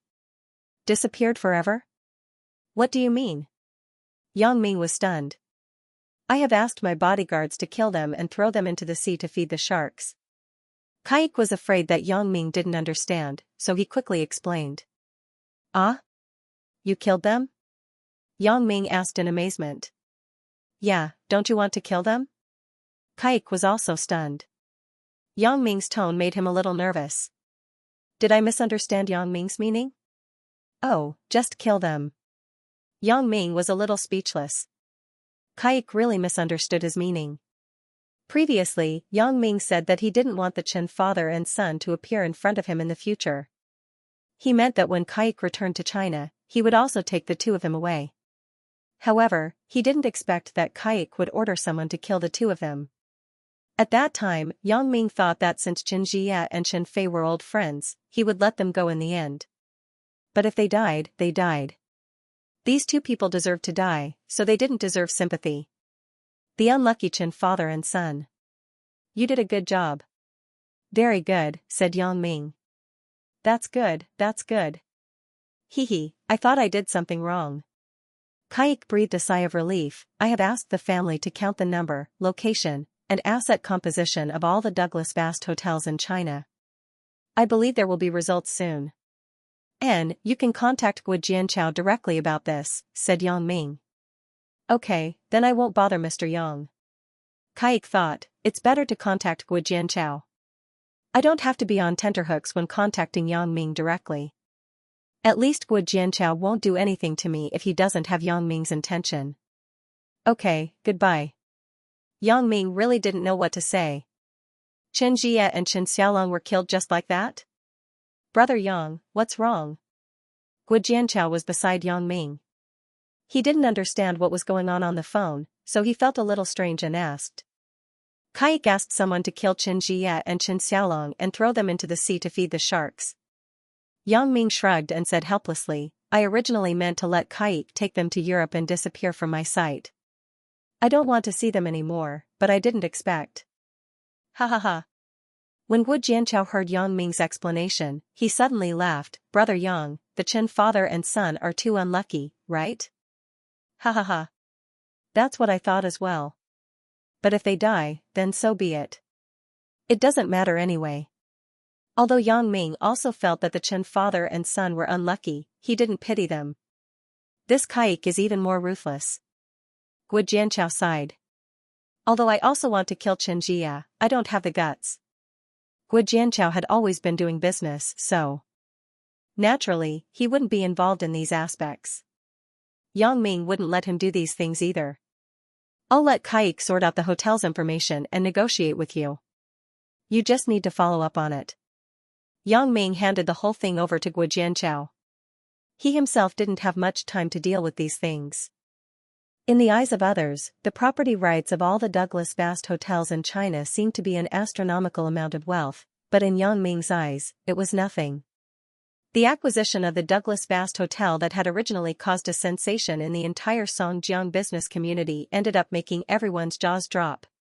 Half a month after the news of the acquisition came out, the Douglas Fast Hotel issued a message in major news media. The Douglas International Hotel Chain Group had transferred the property rights of all the Douglas Fast hotels in China to the Songjiang Mingyang Entertainment Company, Limited, and would gradually change its name to the Songjiang International Hotel within a year. The news was very brief. It didn't explain the reason or the transfer price, but such a short news set off a storm. People who didn't know about it only sighed at the financial strength of the Songjiang Mingyang Entertainment Company, Limited, to be able to complete such a large acquisition at once. Perhaps the acquisition amount had exceeded 10 billion. But in the local business community of Songjiang, they all understood that things were not as simple as they thought. Half a month ago, the Douglas Fast Hotel announced aggressively in the media that it would acquire the Songjiang International Hotel. As a result, half a month later, not only did it not acquire the Songjiang International Hotel, but it was also acquired by someone else. Moreover, this acquisition was not an acquisition in the ordinary sense, but an overall acquisition. The property rights of all the Douglas Fast hotels in China were transferred to the Songjiang Mingyang Entertainment Company, Limited, which was the parent company of the Songjiang International Hotel. What did this mean? It meant that when the acquisition of the Douglas Fast Hotel failed, they had to pay a certain price. Speculation, shock, and panic filled the entire Songjiang business community. Those who originally thought that the Douglas Fast Hotel was backed by an international group and the Douglas family knew at this moment how naive their initial thoughts were. The strength of the Mingyang group, perhaps what they saw on the surface was just the tip of the iceberg. Their hidden strength was definitely more than that. Otherwise, how could the Douglas family, who had been working hard for decades, sell all the Douglas Fast hotels in China? This was simply equivalent to driving their business out of China. If they wanted to start from scratch, it was basically a very difficult thing. From now on, the Douglas Fast Hotel would become history in China. The Douglas family had also withdrawn from the stage of China's hotel industry. When this news came out, the leader who was in charge of the investment of the Douglas Fast Hotel was also inexplicable and called Kaik. "Mr. Kaik? What the hell is going on?" The leader asked, "Did you encounter any trouble? Do you need me to help you solve it? Is there a hidden story in this? Did the other party use some kind of underhanded method? Do you need me to find someone to investigate?" "Investigate Yangming?" Kaik was shocked when he heard this. "Oh my god, don't you want to kill me? If you go and investigate Yangming, even if you can't find anything, Yangming will definitely think that this matter was instigated by me. At that time, he will be angry and raze our Douglas family to the ground. I can't bear his anger. Director Liu, I'm sorry. This is the decision of our family's senior management. It has nothing to do with Mingyang Entertainment Company, Limited," Kaik said. "Our two sides have a friendly cooperation and a friendly discussion. It's just that our family wants to make business adjustments, so this decision was made. So, it seems that I am oversensitive." Director Liu couldn't say anything more when he heard Kaik say this. He only called out of personal concern. Since this hotel had been built in Songjiang, it didn't matter if it was called the Douglas Fast Hotel or the Songjiang International Hotel. It was Songjiang's industry. It wasn't important who managed it. Kaik hung up the phone and breathed a sigh of relief. Fortunately, Director Liu didn't directly investigate Yangming on his own initiative. Otherwise, he wouldn't be able to defend himself. He wouldn't even know how he died. After the Douglas International Hotel Chain Group released the news in the media, the Songjiang Mingyang Entertainment Company, Ltd. also released a news confirming the news previously said by the Douglas Fast Hotel. They said that they would complete the renaming of the Douglas Fast Hotel one by one within a year. Although many people were shocked before, after the Mingyang Entertainment Company, Limited confirmed it, these people understood that the news was really true. Even Mingyang Entertainment confirmed it, so it must be true. Uncle Yang Dashan called. Yang Ming smiled and picked it up. "Uncle, what's the matter? You brat, you made Uncle worried. You actually made such a big move. I thought that your hotel was really going to be bought by the Douglas Hotel Group. In the end, you bought them out. That really made my eyes pop out." Yang Dashan was also shocked after seeing the news. He didn't react for a long time until Mingyang Entertainment also confirmed the authenticity of the news. Then, Yang Dashan quickly called Yang Ming. It was an impromptu decision. Yang Ming smiled. He did have an impromptu decision. If it weren't for Kaik and Xianxia pressuring him step by step, Yang Ming wouldn't have bothered with them. Impromptu decision? It can't be, right? You're joking with Uncle again. Yang Dashan naturally didn't believe Yang Ming's words. But Uncle is not an unreasonable person. This kind of thing has to be kept absolutely confidential. Uncle also understands. Yang Ming knew that his uncle had misunderstood, but this matter really couldn't be explained. He laughed twice. "Oh, Uncle, it's more or less like that. And, knowing that you're fine and have acquired such a big industry, Uncle is relieved." Yang Dashan said, "Then I won't bother you. You must have a lot of things to do." "Okay, then I'll call you again." Yang Ming hung up the phone. Not long after his uncle's call, Jing Xiaolu's call also came in. Jing Xiaolu didn't know about the acquisition before. She knew that Yang Ming was going to Yunnan soon, so she couldn't do anything about the Douglas Fast Hotel's pressure on the Songjiang International Hotel. Jing Xiaolu understood that Yang Ming didn't want to care about these things now. Although she didn't agree with the Douglas Fast Hotel's approach, she couldn't say anything. Yang Ming didn't say anything. What else could she do? It wasn't that Guo Jianchao didn't ask her, but Bao Sanli couldn't do anything. However, what Jing Xiaolu didn't expect was that Yang Ming suddenly made such a big move. Until the acquisition was successful, the media only spread the news. She actually didn't know about it before. Anyway, she was now the chairman of Mingyang Entertainment. Yang Ming actually hid this kind of thing from her. Jing Xiaolu felt a little angry when she thought about it. Those reporters had all called her, but Jing Xiaolu didn't know anything. Jing Xiaolu said that she didn't know, but someone had to believe it. Could those reporters believe it? It couldn't be helped. Jing Xiaolu had to be vague. She said that she would hold a press conference after the matter was dealt with. Only then did the reporters let Jing Xiaolu go temporarily. However, Jing Xiaolu didn't intend to let Yang Ming go so easily. Anyway, I'm his woman. Why didn't he even say hello? Xiaolu. Yang Ming picked up the phone. What's the matter? Yang Ming, what's the matter? The acquisition is such a big thing. Why didn't you tell me? The reporters came to the door, but I didn't know anything. Jing Xiaolu said with some grievance. Ugh, this matter. Yang Ming remembered that Jing Xiaolu was the chairman of Mingyang Entertainment. He only informed Guo Jianchao, but Jing Xiaolu was still in the dark. No wonder Jing Xiaolu was angry. Why? Do you want to renege on your debt? Jing Xiaolu heard Yang Ming's tone. It seemed that he wanted to shirk his responsibility, so she was a little unhappy. No. Xiaolu, I'm sorry. I just thought of this at the spur of the moment. Yang Ming smiled bitterly. Yesterday, Xianxia suddenly came to the international hotel and found Guo Jianchao. He said that he wanted to acquire us. The negotiation date was set for today, so I went over today. Who knew that Xianxia would be so aggressive? As a result, I acquired them in a fit of anger. This was a last-minute decision, so I didn't inform you. I see. Jing Xiaolu knew Yang Ming. Sometimes, as long as it was not the end of his patience, he would let some people off the hook. Yang Ming said that it was a last-minute decision, so it must be so. Jing Xiaolu was a little embarrassed by her own questioning. Yang Ming, then I have wronged you. I'm sorry. What's there to be sorry about? Yang Ming smiled and said, why are you being so polite with me? You're making it seem like we're not that close. Then I won't be polite with you. Hurry up and ask someone to explain the acquisition plan to me. I don't want others to ask me if I know anything, said Jing Xiaolu. Okay, I'll let Guo Jianchao handle this matter. I'll ask him to talk to you.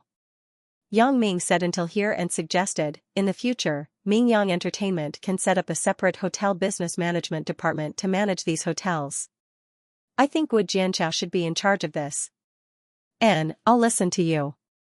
I'll discuss with Brother Bao and make arrangements, Jing Xiaolu responded.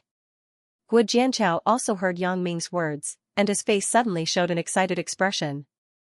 Guo Jianchao was very moved and excited by Yang Ming's high regard for him. It seems that I haven't been loyal to Yang Ming for so long. Yang Ming still thinks about me. When Yang Ming hung up the phone, Guo Jianchao said with some excitement, Brother Yang.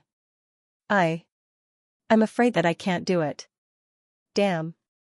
A man better not say that he can't do it. Yang Ming patted Guo Jianchao's shoulder. Ugh. Guo Jianchao sweated. He didn't expect Yang Ming to joke. Brother Yang, I'm really afraid that I can't do it. Hee, how do you know that you can't do it if you haven't done it? Yang Ming smiled and said, Bao Sanli is not as good as you. At least you have a professional background. You used to study business management. What about him? Didn't he do well?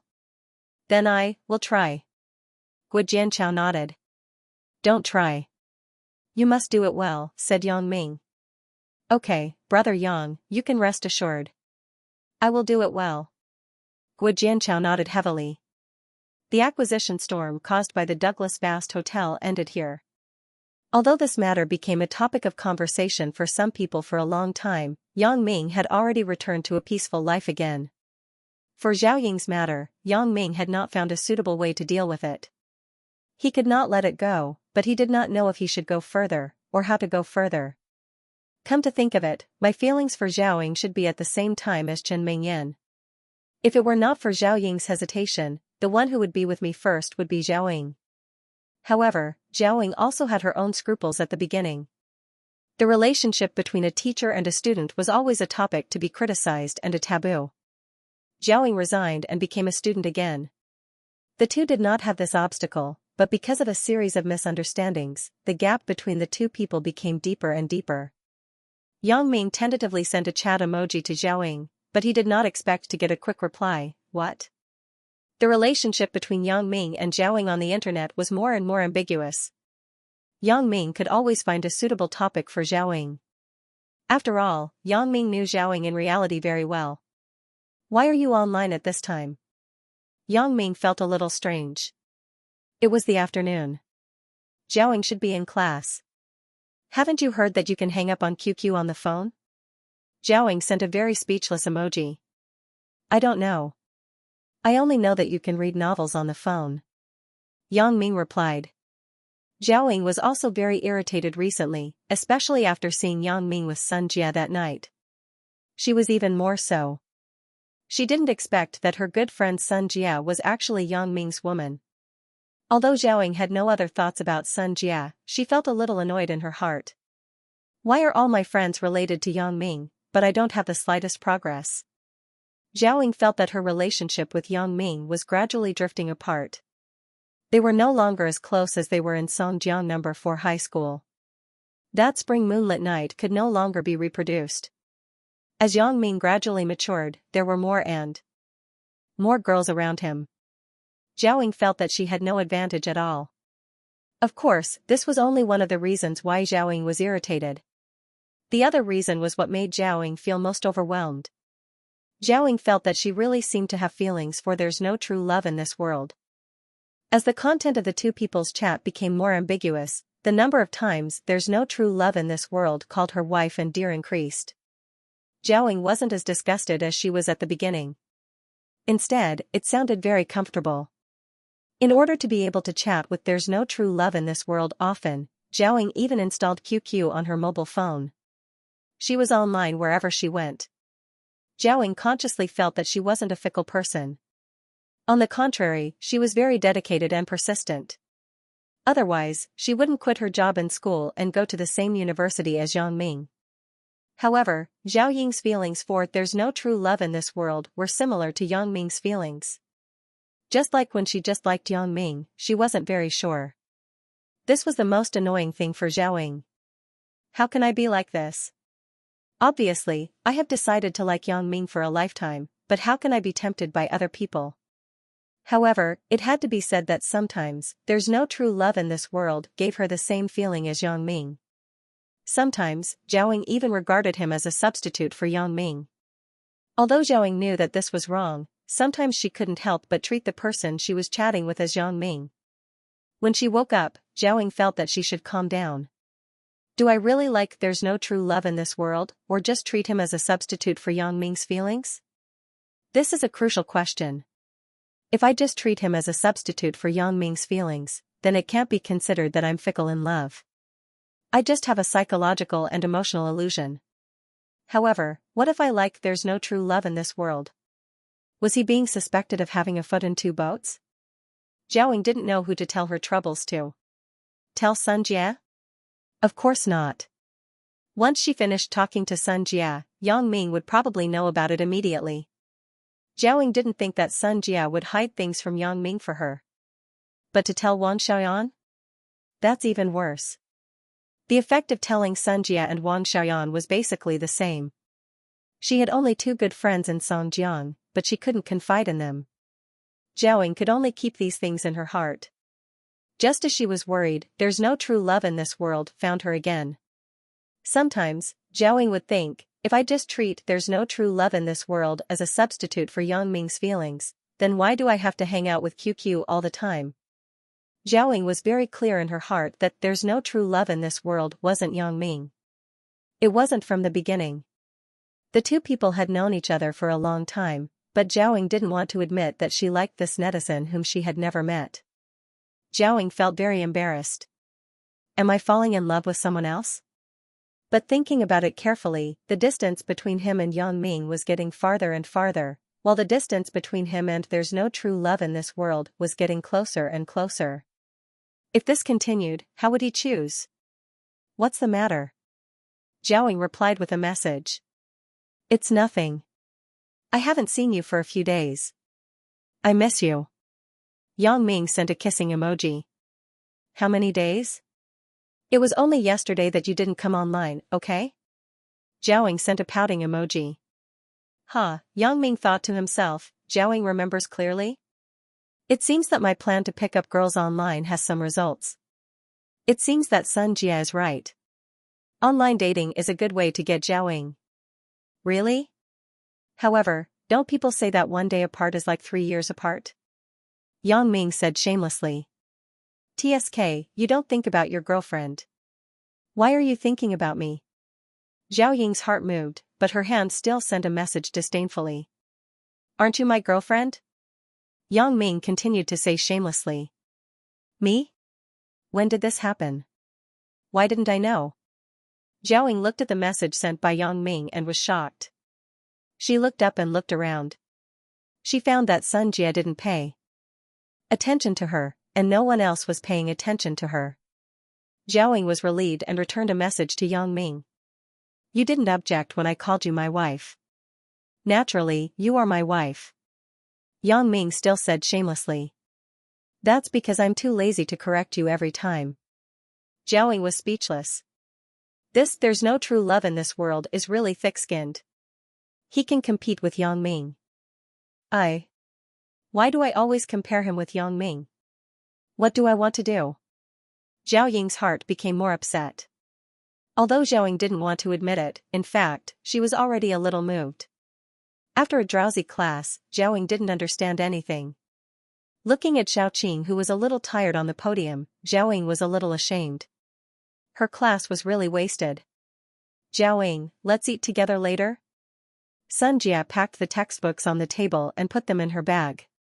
She said to Zhao Ying on the side, Qing is also free. No, I have a world economics class in a while. You guys go ahead. Zhao Ying was shocked. She quickly closed the QQ window, looked up, and said unnaturally. In fact, the visible angle of the mobile phone screen was very small, and there was a film on it. It was difficult for the people next to her to see what was displayed on the screen. It was just that Zhao Ying had a guilty conscience. Oh? Well, I forgot that your economics department has the most graduate courses. Xianxia didn't pay attention to Zhao Ying's little movements. Then another day. Qing and I will go first. I'm starving. I only ate a little noodles at noon. At noon, Xianxia and Zhao Ying ate Yupo noodles at a new noodle restaurant at the school gate. Although it was delicious, the amount was too little. If they knew, they would have ordered a big bowl. Zhao Ying also put away the textbook on the desk and nodded. I will go first. Xianxia waved to Zhao Ying. Xianxia had already regarded Zhao Ying as one of her own. After the dinner that day, Xianxia also understood Zhao Ying's identity. She knew that she would be with Yang Ming sooner or later, so she didn't treat her as an outsider. Zhao Ying looked at Xianxia's back and sighed. Xianxia treated her as a real sister. How could Zhao Ying not know this? Zhao Ying was very grateful to Xianxia from the bottom of her heart, but at the same time, she was a little worried. She was afraid that Xianxia would know how she would treat her after she found out that she had fallen in love with an online friend. Zhao Ying grabbed her hair. It's really difficult. Fan Jinja was very upset for a while. He felt that he was fooled by Yang Ming. Last time in the private room of the Songjiang International Hotel, Yang Ming told him that he had offended a vengeful spirit. Fan Jinja believed it at that time. Yang Ming said it with conviction, and he really knew what Fan Jinja was thinking, so Fan Jinja naturally believed in the vengeful spirit.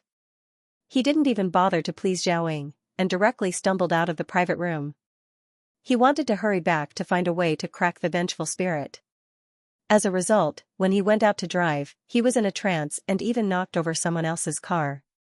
Fan Jinja couldn't wait for the insurance company to come. He didn't want to stay outside for too long. He felt that it was too dangerous outside, so he privately paid the car owner some money and quickly went home. In his opinion, if he had an accident while driving, it was the vengeful spirit's manifestation. How could he dare to stay for too long? After Xianxia returned home, he didn't dare to go out. He stayed at home and searched for information about vengeful spirits on the internet. He really found a lot of web pages about vengeful spirits, but most of them were horror stories and horror movies. Of course, there were a few introductions about vengeful spirits. After Xianxia read the introductions, he felt even more terrified. He didn't even dare to go out of the house. He stayed at home and only ate instant noodles and takeout every day. He didn't even go to school or the company. However, Xianxia also knew that it was not a good idea for him to stay at home like this.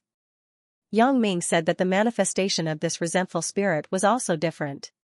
Some people even died of cancer, but it was not certain how they died. Would he also have some terminal illness? Xianxia thought. Thinking of this, Xianxia felt that he couldn't continue to stay at home. He should find a hospital to do a full body examination to see if he was sick. So, Xianxia carefully drove out of the house and went to the city's largest Songjiang First People's Hospital. He registered for a full body examination, paid for it, and started the examination. After a busy day of blood and urine testing, the final result was that Xianxia was very healthy. Other than a little kidney deficiency, there were no major problems. Xianxia naturally understood what was going on. A while ago, he kept a nightclub hostess and went to have fun every day after school. In many cases, he did it several times in one night. This continued for more than a year. Although Xianxia also knew that he couldn't continue like this, he couldn't stop the feeling that made him want to die. It wasn't until he saw Xiaoying and pursued Xiaoying that Xianxia lost interest in the common woman that he kept. He gave the hostess a sum of money and sent her away. Although Xianxia had been crazily nourishing his body for a while, the previous deficit was too serious.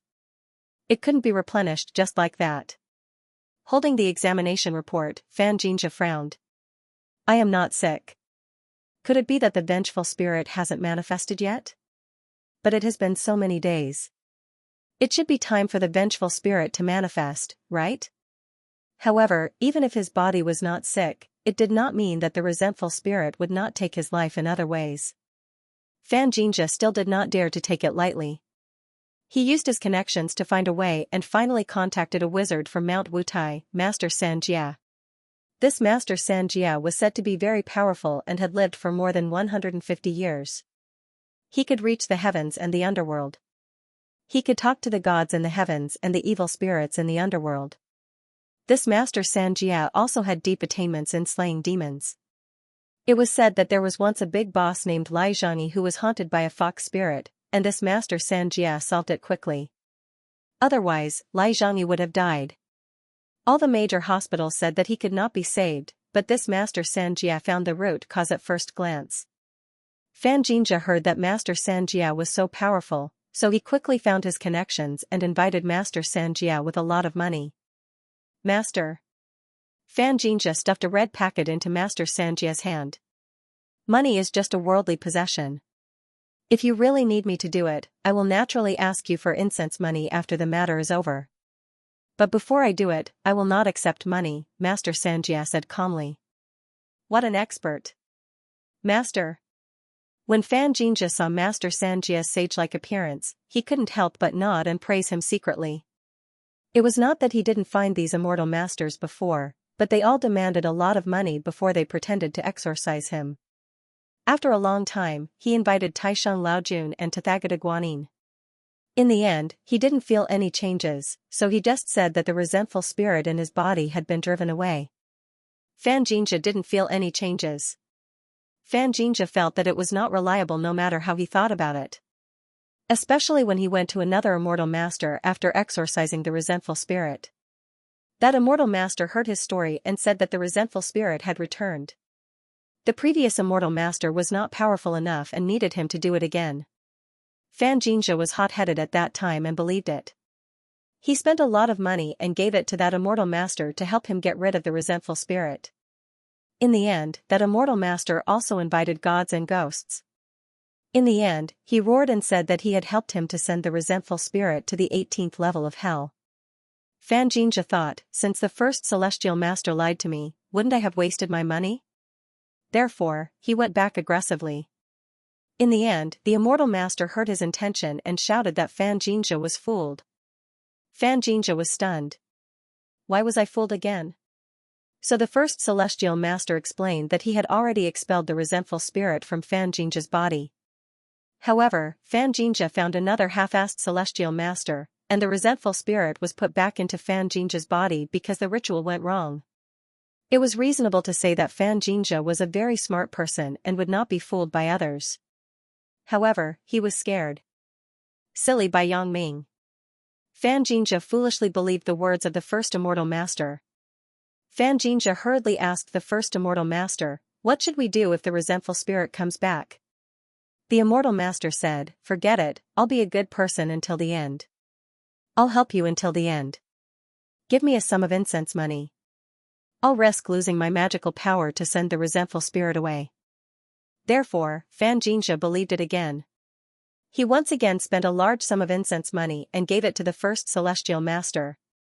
The first celestial master performed another ritual and then told Xianxia that it was done.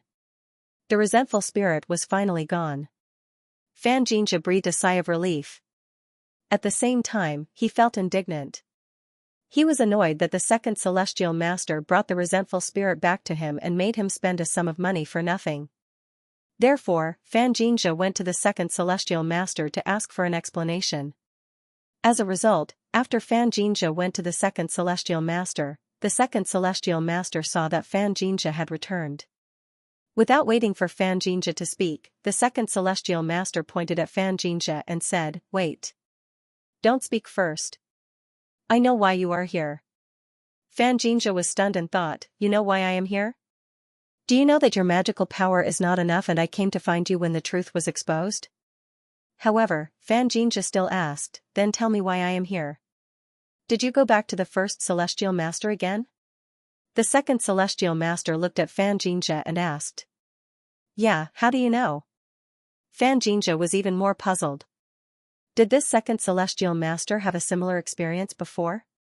Did someone come back from the first celestial master to settle the score with him? Of course, I calculated it. The second celestial master looked at Xianxia mysteriously and shook his head regretfully. What a pity, what a pity. It's over, it's over. A good person is over just like that. Xianxia listened to the second celestial master's words and was confused. He frowned. What are you talking about? What do you mean by it's over? If you have something to say, can you make it clearer? Who is a good person that is over just like that? Of course, I'm talking about you. The second celestial master shook his head. According to my calculation, after you left my place, you went to the previous celestial master, right? Yeah, so what? Xianxia was even more puzzled this time. He did not bother to find trouble with the second celestial master. What do you think? The second celestial master shook his head. What a pity, what a pity. Did you find him to do some ritual again? How do you know? Xianxia was even more surprised. This second celestial master is so powerful? He can calculate it? Then why isn't my magic power enough? The resentful spirit in your body is back again. I saw it all. You tell me how I know. The second celestial master pointed at Xianxia and said, I spent so much effort to get rid of the resentful spirit in your body, but you got it back again. Ah? Xianxia opened his mouth wide and was completely dumbfounded. He was stunned and did not know what to do. Xianxia originally came back to denounce the celestial master, but the second celestial master's words were so accurate that Xianxia had no choice but to believe that the second celestial master was really powerful. He even deduced that Xianxia would go to the first celestial master. Yes, the first celestial master must have cheated me. Damn it, it must be like this. That guy wanted to cheat me of some money, but he did not have enough magic power, so he got the resentful spirit back. Thinking of this, Xianxia was shocked and scared. He said repeatedly, Master, what do you think I should do now? What should you do? You can't do anything. The second celestial master shook his head. I can't help you. You can look for whoever you want. Xianxia felt that the first celestial master was a liar when he heard that the second celestial master did not say anything like, give me more incense money and I will help you get rid of the resentful spirit again at the risk of losing my magic power. If the second celestial master wanted to cheat me of my money, he could have just said that. Why did he say that he couldn't help? Xianxia knelt on the ground. Celestial master, you have to help me. I beg. You. I don't care how much money you give me. It's not a matter of money. It's that I have already used a lot of magic power to get rid of the resentful spirit for you today. The second celestial master said, no matter how much money you give me, I don't want to lose more magic power. As soon as the second celestial master said this, Xianxia knew that there was a way. It was just that the second celestial master was unwilling to lose magic power, not that there was no way. So Xianxia said, Master, saving a life is more meritorious than building a 7-floor pagoda. You see, you are also an immortal. You should know that helping others is the greatest merit, right? After the second celestial master heard Xianxia's words, he hesitated for a long time. Then, he nodded and said, okay, then I will help you again. But even if I help, the incense money is indispensable. Of course. Xianxia nodded quickly. So, the second celestial master once again helped Xianxia get rid of the resentful spirit. After Xianxia paid the incense money, he was about to explode. The first celestial master has done me a lot of harm. He almost got me killed. I must not let him go. I must teach him a lesson. After Xianxia came out from the second celestial master, he rushed to the first celestial master aggressively. This time, he must expose the first celestial master and get back the money he paid previously. Speaking of which, Xianxia rushed into the first immortal master aggressively and shouted as soon as he entered, where is he? Come out. Damn it, how dare you lie to me? I think you don't want to continue operating here, right? Xianxia was really furious. Just a few trips back and forth, and his bank card was emptied. More than 100,000 yuan was given away. This was the profit of his company for several months. How could he not be distressed when he gave it away just like that? Moreover, they could not drive on this rugged mountain road. Xianxia walked back and forth with sheer willpower. If it were not for expelling the resentful spirit, he would not have been able to hold on. But even so, Xianxia was so tired that he was panting. His face was pale, and he was so tired that he almost vomited blood. Who was making a ruckus here?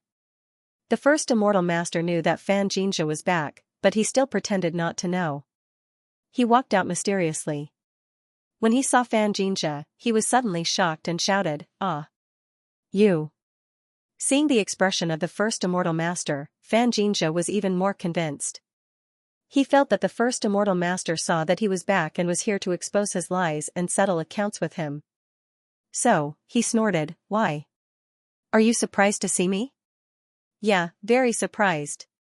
The first immortal master looked at Xianxia up and down and nodded solemnly. Humph, surprised right? I'm here to find you. You big liar, give me back my money. Xianxia saw that he admitted it, so he was even more confident. What? What are you talking about? The first immortal master was stunned and looked at Xianxia strangely. What liar? What money? Ah? Xianxia was also stunned when he heard the first immortal master's words. Weren't you very surprised that I was here? Yeah. The first immortal master frowned and said solemnly, You, why did the resentful spirit in you come back? It's you, what? What did you say? Xianxia was stunned. What do you mean by the resentful spirit in me coming back? As soon as you came in and I saw you, I realized that the vengeful spirit in your body had returned. That's why I was very surprised. Otherwise, what did you think? The first immortal master sighed and said, This is fate, this is fate. What nonsense are you talking about? What kind of fate is this? Xianxia snorted, I'm telling you, old liar, don't fool me with these words. I don't believe you. Hurry up and give me the money you cheated me of. Sigh. I can return the money to you.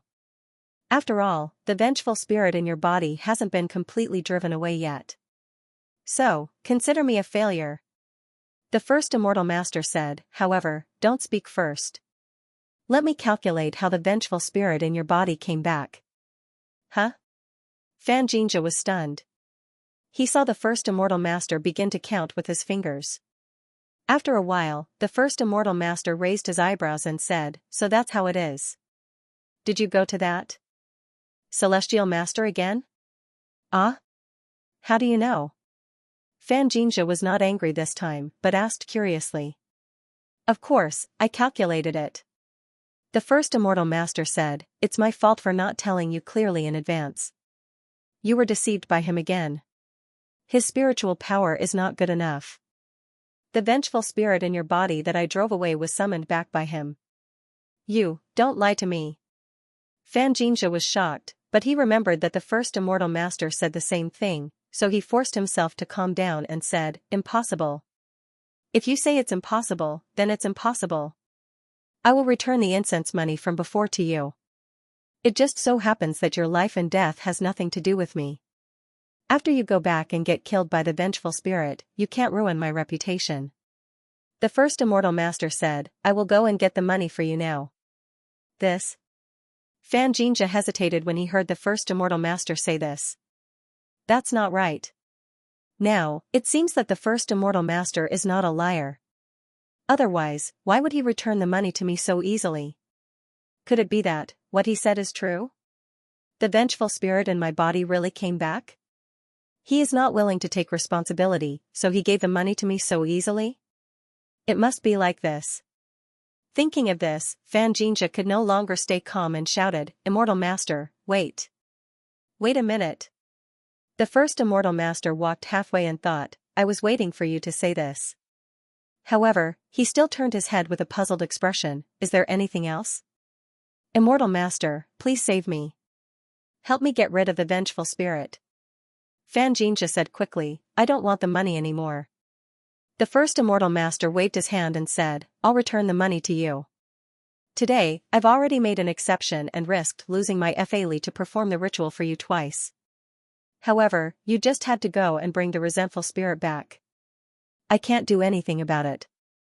You should find someone else who is more qualified. Immortal Master, don't go. Please don't go. Please save me. I beg you. Hearing the first immortal master say this, Xianxia no longer had any doubts.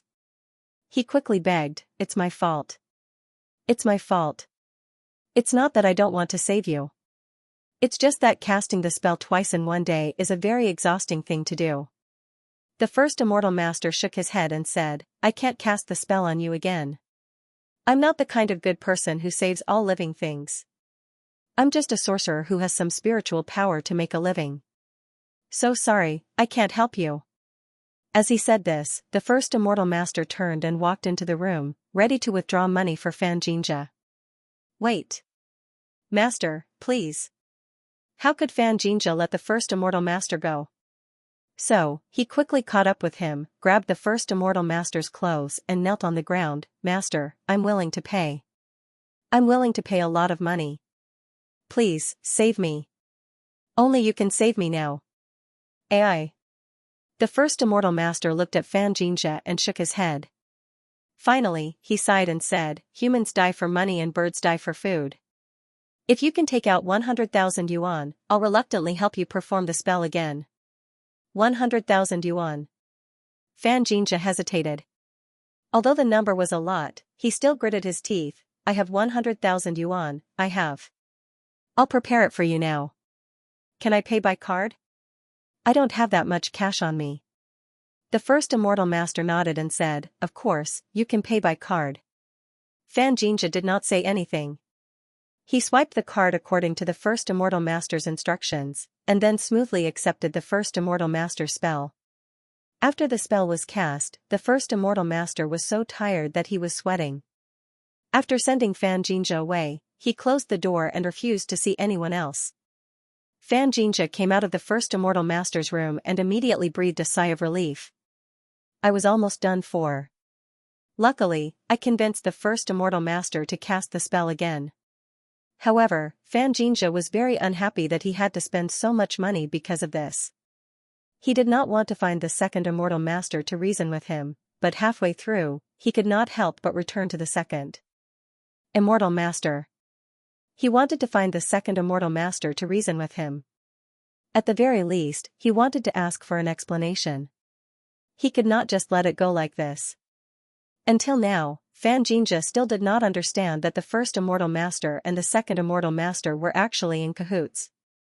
Back then, the two of them were fellow disciples. They were known as the two scammers of the underworld.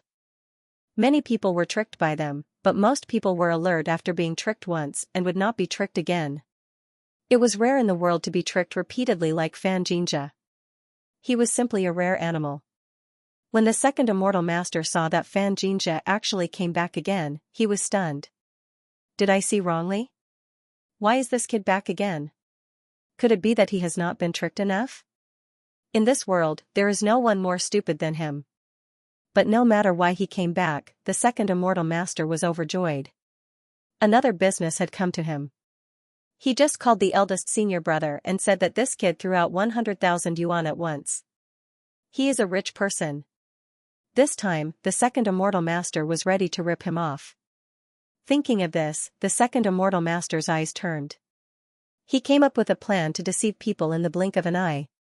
When Fan Xianxia came out of the second celestial master's place, the sky was full of stars.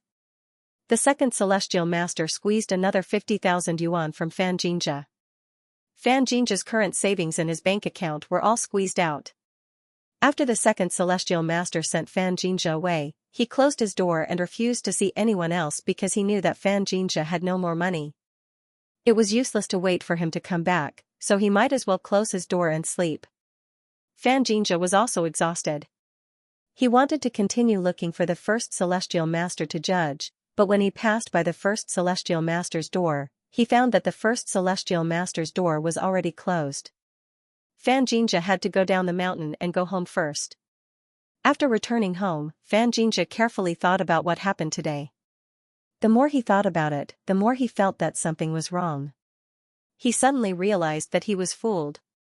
It was originally a scam that was easy to see through, but Fan Xianxia was fooled by these two so-called celestial masters because he was closely involved. Fan Xianxia searched the internet again and found that there were many people who were fooled by these two celestial masters. However, many people woke up after being fooled once, but Fan Xianxia was fooled several times. After reading the posts on the internet, Fan Xianxia's face turned pale. He was 100% sure that he was fooled. He was fooled so badly that he lost all his current savings. Fan Xianxia secretly scolded himself. How could I be so stupid to believe the nonsense of these two guys? Now he was very sure that these two people couldn't see the resentment on him at all. Those words were just nonsense. Thinking of this, Fan Xianxia suddenly broke out in a cold sweat.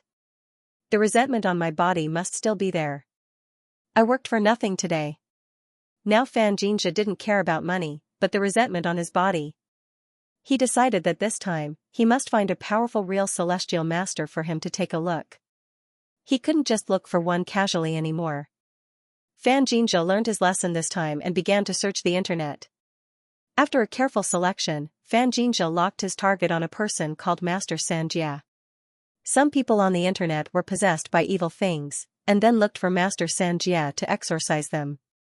This person had a good reputation. Therefore, Fan Xianxia asked a superstitious business partner in his company to inquire about Master Xianxia. As a result, this business partner had also asked for Master Xianxia's contact information. Fan Xianxia was overjoyed when he heard this, and quickly asked his business partner to invite Master Xianxia over. As a result, the previous scene occurred. Experts would never talk about money before performing a ritual. However, the two so-called immortal masters that he had met before were all about money. If he didn't pay them, they wouldn't look. This showed the difference between them. First, tell me what trouble you encountered. Master Xianxia glanced at Fan Xianxia and said calmly. Yes, Master. Fan Xianxia nodded repeatedly and carefully told Master Xianxia about the resentful spirits that Yang Ming had told him before. Vengeful spirit? Master Xianxia frowned after hearing Fan Jinja's words. What vengeful spirit? Are you sure it's a wraith? Yes, that's what Yang Ming said at that time, said Fan Jinja. According to my current observation, you are not possessed by any wraith at all, and there is nothing strange about you. Master Xianxia looked at Fan Jinja up and down and said, the so-called wraith is probably a lie from that person at that time. Lie to me? Fan Jinja was stunned. He didn't expect Master Xianxia to say this. He was prepared for the situation to worsen, but it seemed that Master Xianxia had simply simplified the problem. Yes, according to what you said, you should have offended this person. That's why this person played you casually. Grandmaster Xianxia said, that's what I think. Of course, you can also think of it as my cultivation being too low to notice anything strange about you. But to be honest, I really don't feel anything wrong with you. This, of course, I won't doubt it. Fan Jinja had already learned about Master Xianxia's reputation before, so he believed in Master Xianxia so much, but, why can that Yang Ming accurately say what I think? Haha, that's a lot of possibilities. I know some Jianghu people who can guess other people's thoughts from their expressions. This kind of people is similar to us Jianghu sorcerers. They are called fortune tellers. From a person's face, they can know what that person is thinking.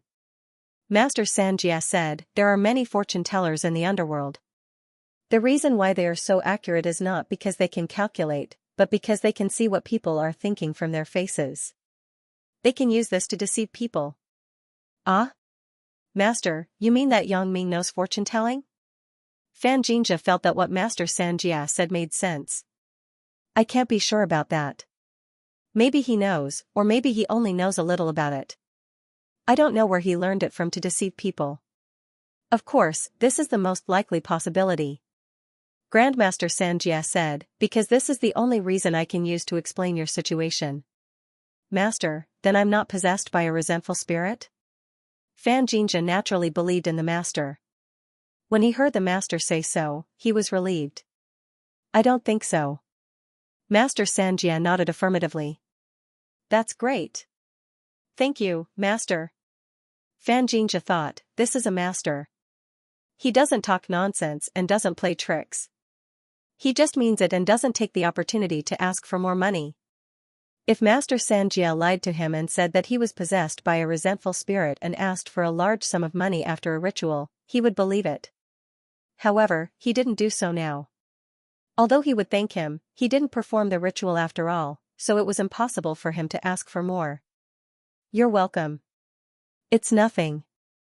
Master Xianxia waved his hand. I have a good relationship with your friend, so you don't have to be polite. Yes, yes. Fan Jinja nodded repeatedly. Master, how much incense money do you need? Incense money? Master Xianxia was stunned, then laughed. I didn't perform the ritual. Why would I need incense money? Ah? You don't want it? This time, Fan Jinja was really shocked. This Master Xianxia is really a master. He doesn't want money? Hee, why? Do you want to give it to me even if I don't want it? Asked Master Xianxia. When Fan Jinja heard Master Xianxia's words, he thought, you still want it. Since you said so, I'm really embarrassed to not give it to you. It seems that even a master is not an exception. However, before Fan Jinja could speak, Master Xianxia continued, I came here this time mainly to see your friend. I have a good personal relationship with him. If you really want to pay, then reimburse me for my round-trip ticket. As for the hotel, your friend paid for it, so there's no need for it. Fan Jinja nodded. Ah? Fan Jinja's eyes widened, and he felt ashamed in his heart. It seems that I really misunderstood Master Xianxia. He simply didn't want money. Fan Jinja naturally couldn't just give Master Xianxia the ticket money. He still took out a deposit book of 100,000 yuan and gave it to Master Xianxia. Although Master Xianxia said that he didn't want it, Fan Jinja couldn't refuse his kindness, so he accepted it. After Fan Jinja sent Master Xianxia away, he was furious. This Yang Ming, he almost tortured me to death with a joke. I didn't dare to go out for so many days, and I was also cheated by those two unscrupulous master immortals. I definitely won't let this go. After knowing that he was not possessed by a resentful spirit, Fan Jinja went to school again and started his plan to pursue Xiaoying again. Fan Jinja still pretended to be very friendly to Sun Jia on the surface, and there was nothing special about her. However, he had secretly decided to teach that Yongming a lesson and let him know the consequences of playing with him. Xiaoying. After Sun Jia left, Fan Jinja walked quickly to Xiaoying, who was packing up. There is a world economics class in classroom 303 in a while. Let's go together? Fan Jinja was not a graduate student in the economics department originally. However, he somehow transferred to the economics department and became Zhao Ying's classmate. This time, he followed Xiaoying wherever she went to class. It seemed that he would not give up if he couldn't pursue Xiaoying. Xiaoying frowned when she heard Fan Jinja's voice. She was very disgusted with Fan Jinja. Although he had some ability, he liked to brag and was a playboy. It was not a secret among the students that Fan Jinja had kept a bar girl as a mistress. There was no such thing as a secret in the world. Several students who had a good relationship with Fan Jinja had seen the bar girl and even had a meal with her. Therefore, the news quickly spread to everyone in the class. Xiaoying had an indescribable dislike for Fan Jinja, who was obviously a whore but still pretended to be chaste. He was fundamentally different from Yongming. Fan Jinja was a hypocrite, while Yongming was a real villain. You go first.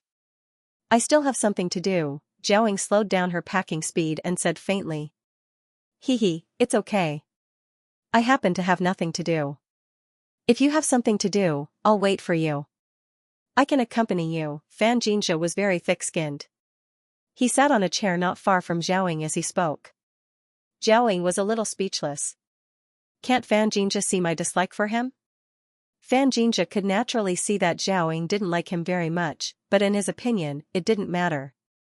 As long as he persevered, he could get the beauty. He was not afraid of being thick-skinned when flirting with girls. After a long time, it would naturally get better. Xiaoying did not expect Fan Jinja to be like this.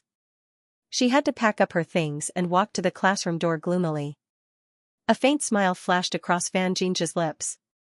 He stood up and quickly followed her. He naturally knew that Xiaoying had nothing to do.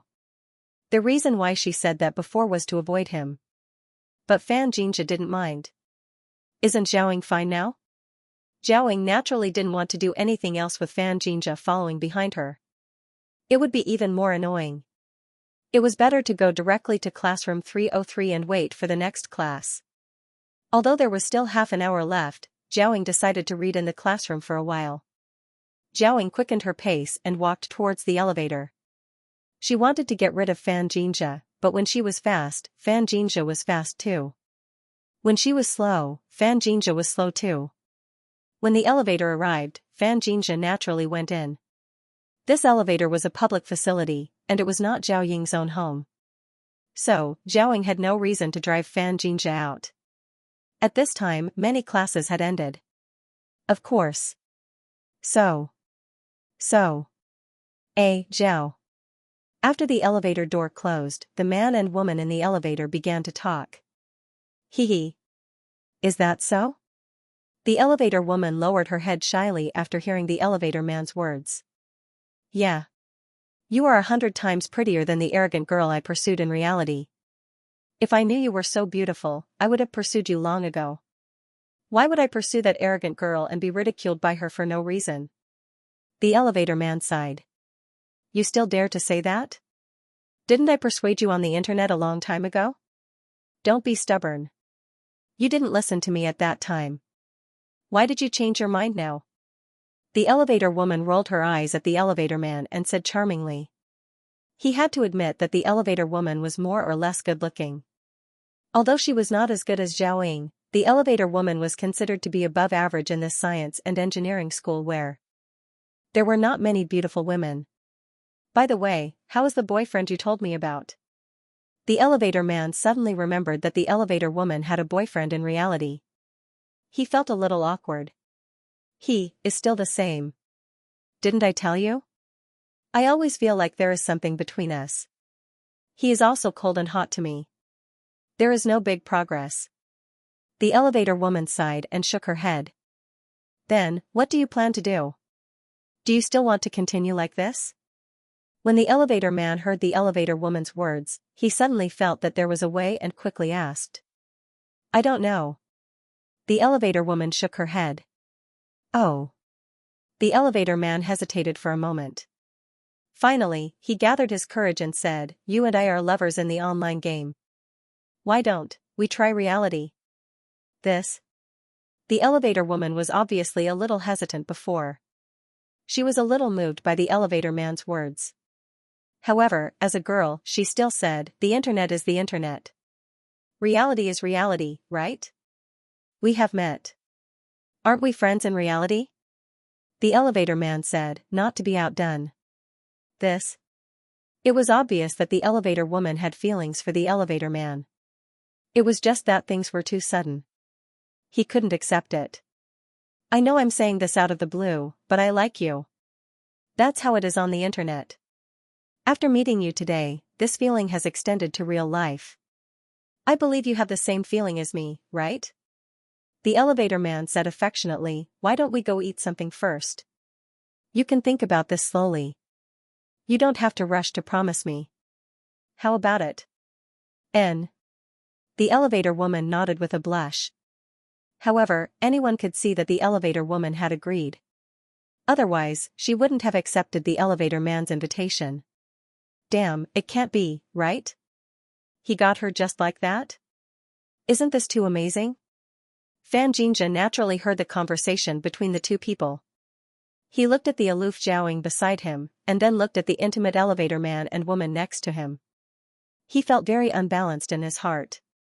Why? They just met, and he already got her. I have worked so hard for so long, but there is no result. This is too unfair. Looking at the elevator man's appearance, he is not particularly handsome.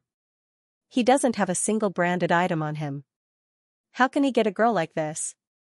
However, when this scene fell into Zhao Ying's eyes, it gave her a different feeling. Zhao Ying even suspected that God deliberately sent this man and woman to appear in front of her to give her a hint. The dialogue and identity situation of this man and woman were actually very similar to the triangle relationship between herself, Yang Ming, and there's no true love in this world. The final outcome of the elevator man and woman was already obvious. The two of them would definitely walk together. How should I choose? Where should I go? This made Zhao Ying's previously wavering heart waver again. The elevator stopped at the 3rd floor. Zhao Ying got out of the elevator. She didn't continue to see what would happen to the elevator man and woman because they had arrived at the classroom. Xianxia naturally followed Zhao Ying out of the elevator. However, after the elevator door closed, he said with some disdain, Online romance? It doesn't sound reliable. How is it possible? I think that couple is acting, right? They are simply psychopaths. Xianxia was jealous of the elevator man, so he said such sour words. However, he didn't expect that Zhao Ying liked the couple very much. Even Zhao Ying herself was deeply troubled by this kind of online romance, so she resonated with him. However, when she heard Xianxia actually despised the elevator man and woman and said that they were psychopaths, Zhao Ying was naturally very upset. She glanced at Xianxia faintly, didn't say anything, and walked quickly to the classroom. Xianxia was stunned. He didn't know how he offended Zhao Ying. Although Zhao Ying didn't talk to him just now, she didn't show any extreme actions. But now, it was obvious that Zhao Ying wanted to get rid of him. Could it be that my words about the elevator man and woman offended Zhao Ying? Zhao Ying knows the elevator man and woman? That's not right. If they know each other, they should talk to each other. Looking at Zhao Ying and the elevator man and woman, it doesn't seem like they know each other. Could it be that Zhao Ying supports the elevator man and woman to be together? Thinking of this, Xianxia felt that it was very possible. He quickly caught up with Zhao Ying and said, Zhao Ying, actually, I was just joking. I also like them very much. Zhao Ying ignored Xianxia and entered the classroom. She casually found a table for two by the window and sat on the outer side. No one could enter the inner side. Anyway, there weren't many graduate students, and some didn't come to class. It was good enough that half of the classroom was full.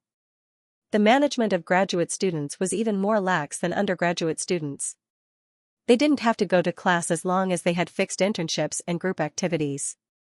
They just had to finish their papers every semester. It was not mandatory for them to go to class. Xiaoying really wanted to learn something, so she didn't miss out on any of the lessons. Xianxia wanted to sit next to Xiaoying, but Xiaoying always chose this seat. He had no choice but to sit behind or beside Xiaoying. After sitting down, Xiaoying took out the World Economics book from her bag and flipped through it. However, she was still thinking about her relationship with Yang Ming, and there's no true love in this world. Xianxia originally wanted to find an opportunity to strike up a conversation with Xiaoying, but when he saw her sitting there reading after entering the classroom, he couldn't find a suitable topic to talk about. He wanted to talk about his studies, but unfortunately, Xianxia transferred to the economics department later. He was not familiar with the subjects of the economics department at all.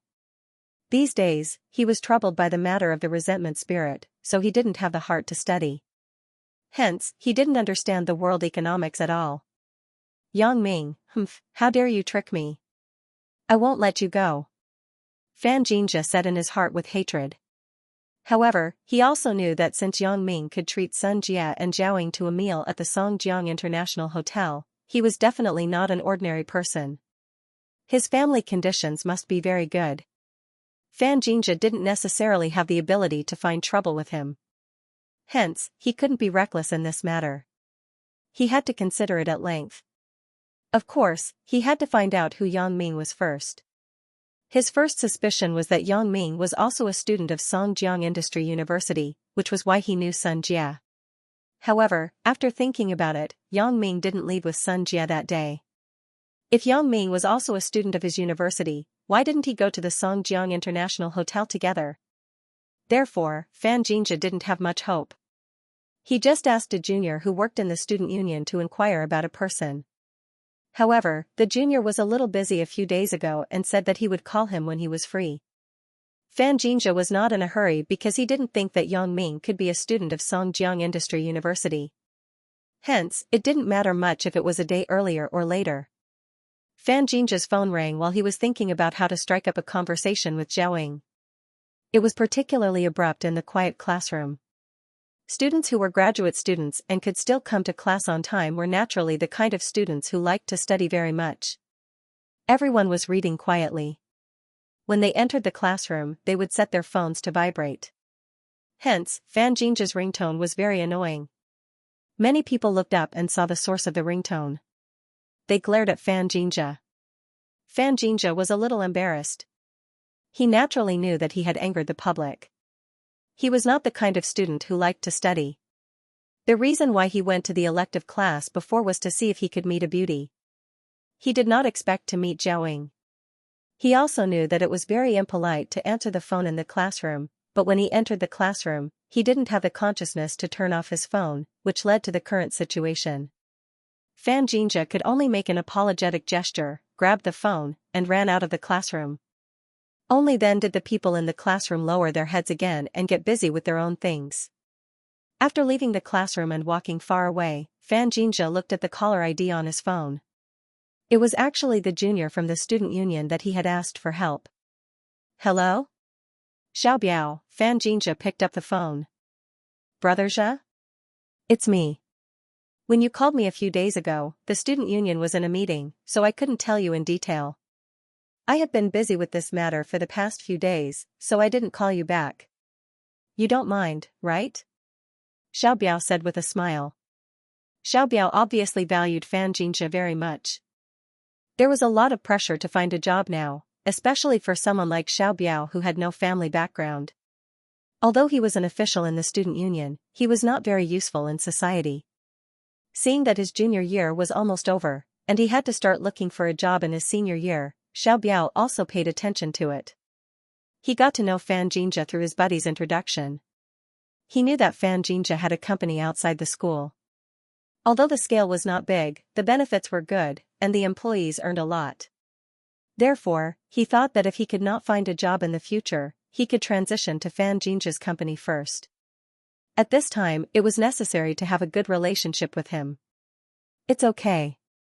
Xianxia did not expect Yang Ming to be from the school, so it was unintentional for him to ask Xiaobiao about it. He was not very concerned about it. I just want to ask you about someone. Can you help me ask if this person is from our school? Oh, asking about someone? Easy.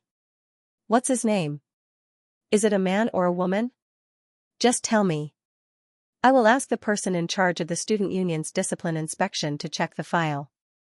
Xiao Biao was relieved when he heard that it was about this matter. This matter was too easy. The student union's discipline inspection department had a file of the entire student dormitory. Every student was registered so that they could check the dormitory. So, as long as they knew the name and gender, it was easy to find out. That's great. It's a man. His name is Yang Ming. Fan Xianxia said, he should be about the same age as you and me. I can't tell. Yang Ming? Xiao Biao was stunned. Which Yang Ming? Why? Are there a few people named Yang Ming in the school? Fan Xianxia was also stunned. He did not expect Xiao Biao to ask this. In our school's freshman year, there is a person named Yang Ming in the computer science department. He is very famous in our school. He even performed at the art festival. He is the idol of many students in our school. Xiao Biao said, I don't know if you are talking about this Yang Ming. Or is there someone named Yang Ming in our school? Art festival? Is it? Fan Xianxia was a graduate student. He basically did not participate in school activities such as the art festival. Such activities were not mandatory for graduate students. They could join in the fun or not. Especially for Fan Xianxia, who had a business outside, he would not participate in such activities. Unless it was an activity organized by the graduate school, Fan Xianxia generally did not go. So, Brother Xia, where are you? I will go to the student union now to get the files of the people named Yang Ming. I will show it to you. You will know when you see it, said Xiao Biao. Okay, then I am in the teaching building of the School of Economics, on the 3rd floor. Just call me when you come, said Fan Xianxia. Okay, I will come over when I am done. Xiao Biao hung up the phone after he finished speaking. There is really someone named Yang Ming in this school? I wonder if it is that kid? However, Yang Ming was a very common name. Not to mention a school, even a class could have the same name, so Fan Xianxia did not take it too seriously. Especially when he heard that the famous Yang Ming was only a freshman, he felt that it was even more impossible for him to be Sun Jia's boyfriend because they were both graduate students. They were several years apart. How could they be lovers? Fan Xianxia originally wanted to go back to the classroom, but he thought that Xiao Biao would call him when he came here, so he did not go back. He went to the bathroom and lit a cigarette. Xiao Biao's action was fast. In just over 10 minutes, he called Fan Xianxia's phone. Fan Xianxia quickly picked up the phone. Xiao Biao, you are here? Asked Fan Xianxia. Yes, Brother Xia. I have reached the 3rd floor of the teaching building of the School of Economics. I am at the elevator. Where are you? Xiao Biao said breathlessly. Obviously, he was very tired. Fan Xianxia was quite touched. It seems that Xiao Biao really worked hard for me. I am smoking in the bathroom on the 3rd floor. I will go out now. As Fan Xianxia spoke, he threw the cigarette in his hand into the trash can, then turned around and walked out of the bathroom. He said, I see you. Okay. Fan Xianxia waved to Xiao Biao at the elevator and walked over quickly. Brother Xia.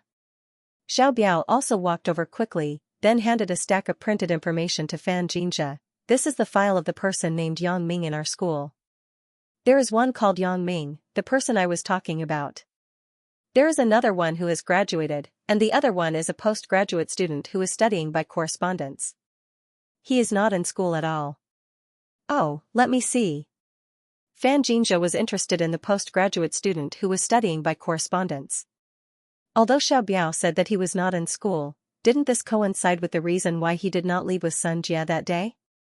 Moreover, he was also a graduate student with Sun Jia, so he had more opportunities to interact with her. Fan Xianxia first took out the graduate student's file and looked at it carefully. However, he was a little disappointed at first glance. He has been working for several years. Yeah, this is a correspondence course student. He came back to graduate school because of work. Xiao Biao nodded. Why? Is it not him? Fan Xianxia carefully looked at the 1-inch photo in the file, then shook his head. It's not him. They look so different. It's like they are polar opposites. One is fat, and the other is thin. Oh, then why don't you take a look at the others? Maybe they're all graduates? Xiao Biao asked. Well, I'll look at the graduate again. It's possible that he's a graduate. Fan Xianxia opened the file of the graduate Yang Ming. At first glance, he sweated profusely. Why is this person a woman? Woman? Xiao Biao was also stunned, then said, I didn't look at it at that time. I just asked the student union to bring the files of all the people named Yang Ming in the school. I don't know if it's a man or a woman. Forget it. Let's look at the last one. It's probably not him. Fan Xianxia shook his head helplessly. The last one is the famous person in our school, Yang Ming. Brother Zhe, have you really not heard of this person? Asked Xiao Biao with some doubts. I really haven't heard of him. Fan Xianxia shook his head. You know that I rarely participate in school activities. I didn't even participate in that art festival. This person may be the person you are looking for, said Xiao Biao. It's unlikely. His age doesn't match. He is only a freshman. Fan Xianxia thought, how can Sun Jia find a boyfriend who is a few years younger than her? I see. Xiao Biao didn't quite know the age of the person Fan Xianxia was talking about, so he just nodded. Hey? Fan Xianxia opened Yang Ming's file, but he was obviously stunned. It can't be. It's really this kid? Although there was only a 1-inch photo inside, Fan Xianxia still recognized Yang Ming at a glance. As the saying goes, when enemies meet, their eyes are especially sharp. He recognized that this person was his enemy Yang Ming at a glance. Really? Brother Zhe, you found the kid you were talking about? Xiao Biao was stunned when he heard Fan Xianxia's words, then he was delighted. It seemed that he had done a good job this time. Brother Zhe could also remember his good deeds. Otherwise, even though he had helped Fan Xianxia with all his heart, if he could not find the person Fan Xianxia was looking for, Fan Xianxia would not be very grateful to him. Fan Xianxia would only thank him verbally and then forget about it. That would not achieve any effect. Yes, that's him. But why is he only a freshman? Moreover, you said that he was the most popular idol at the art festival? Fan Xianxia couldn't believe his eyes. Isn't this too outrageous? How could this person be Sun Jia's boyfriend? One was a first-year student, while the other was a graduate student. There was a difference of several years between them. Although it's popular to date younger men, Sun Jia doesn't look like that kind of person. Yes, Brother Zhe, it's this person. He was the most popular at the art festival. He performed a martial arts program previously and received endless applause. Then, under the strong request of the audience, he performed a poetry recital with his girlfriend. It also received a great response, Xiao Biao explained. Girlfriend? Sun Jia? Fan Xianxia asked subconsciously. Sun Jia? Who is Sun Jia? Xiao Biao was also stunned. Didn't you say that he performed a poetry recital with his girlfriend? Fan Xianxia asked. Yeah, isn't that right? Xiao Biao didn't understand Fan Xianxia's meaning. Isn't Sun Jia his girlfriend? Didn't he introduce her beforehand? Fan Xianxia asked curiously. Sun Jia? No, Yang Ming's girlfriend is called Chen Mengyan. This is a well-known fact in the school. Why? Don't you know? Xiao Biao also looked at Fan Xianxia strangely. Chen Mengyan? Isn't it Sun Jia? Fan Xianxia frowned. It's Chen Mengyan. She is also in our school. She is a first-year student in the economics department. Xiao Biao said, if you are not in a hurry, I will find the video of the last art festival for you when I go back. Then, I will email it to you on the internet. You will know when you see it. Okay, my phone can receive the video. You can send it to my phone's 139 mailbox when you go back, Fan Xianxia nodded and said. Brother Zhe, is there anything else? If not, let's go for a meal together? Xiao Biao asked. I can't eat today. I still have a class to teach. I will treat you another day. You have helped me so much. How can I let you treat me to a meal? Fan Jinja laughed. Okay, let's talk about it another day. Xiao Biao didn't insist on eating with Fan Jinja. He just wanted to improve their relationship. He nodded, then, I will go back and work on the video. I will cut out the video about Yang Ming and send it to you. Okay, then I will trouble you. Fan Jinja nodded. Fan Jinja sent Xiao Biao away and returned to the classroom. It was almost time for class. The lecturer had already arrived. The students studying in the classroom had also started to change the textbooks on the table and were ready to start class. Seeing that the seat in front of Zhaoying had been taken by a girl with a pockmarked face, Fan Jinja frowned. Why is she so blind? I just left for a while and she already took my seat. There is no one here, right? Can I sit here for a while? Fan Jinja walked in front of the pockmarked face girl and pointed to the seat next to her. Ah. The pockmarked face girl looked up in surprise. She was a little surprised to see the handsome and charming Fan Jinja. Could it be that he likes me and wants to pursue me? Thinking of this, the pockmarked face girl suddenly felt excited. She knew very well what she looked like. However, in this science and engineering school where there were very few girls, she was considered average. There were also many pursuers. However, she didn't like those who pursued her. Those who she liked would go after prettier ones. This time, she was naturally overjoyed when a handsome man like Fan Jinja, who was obviously superior at first glance, took the initiative to strike up a conversation with her. However, out of a girl's reservedness, she deliberately said, "Sit here. This seat is reserved for one of my good sisters."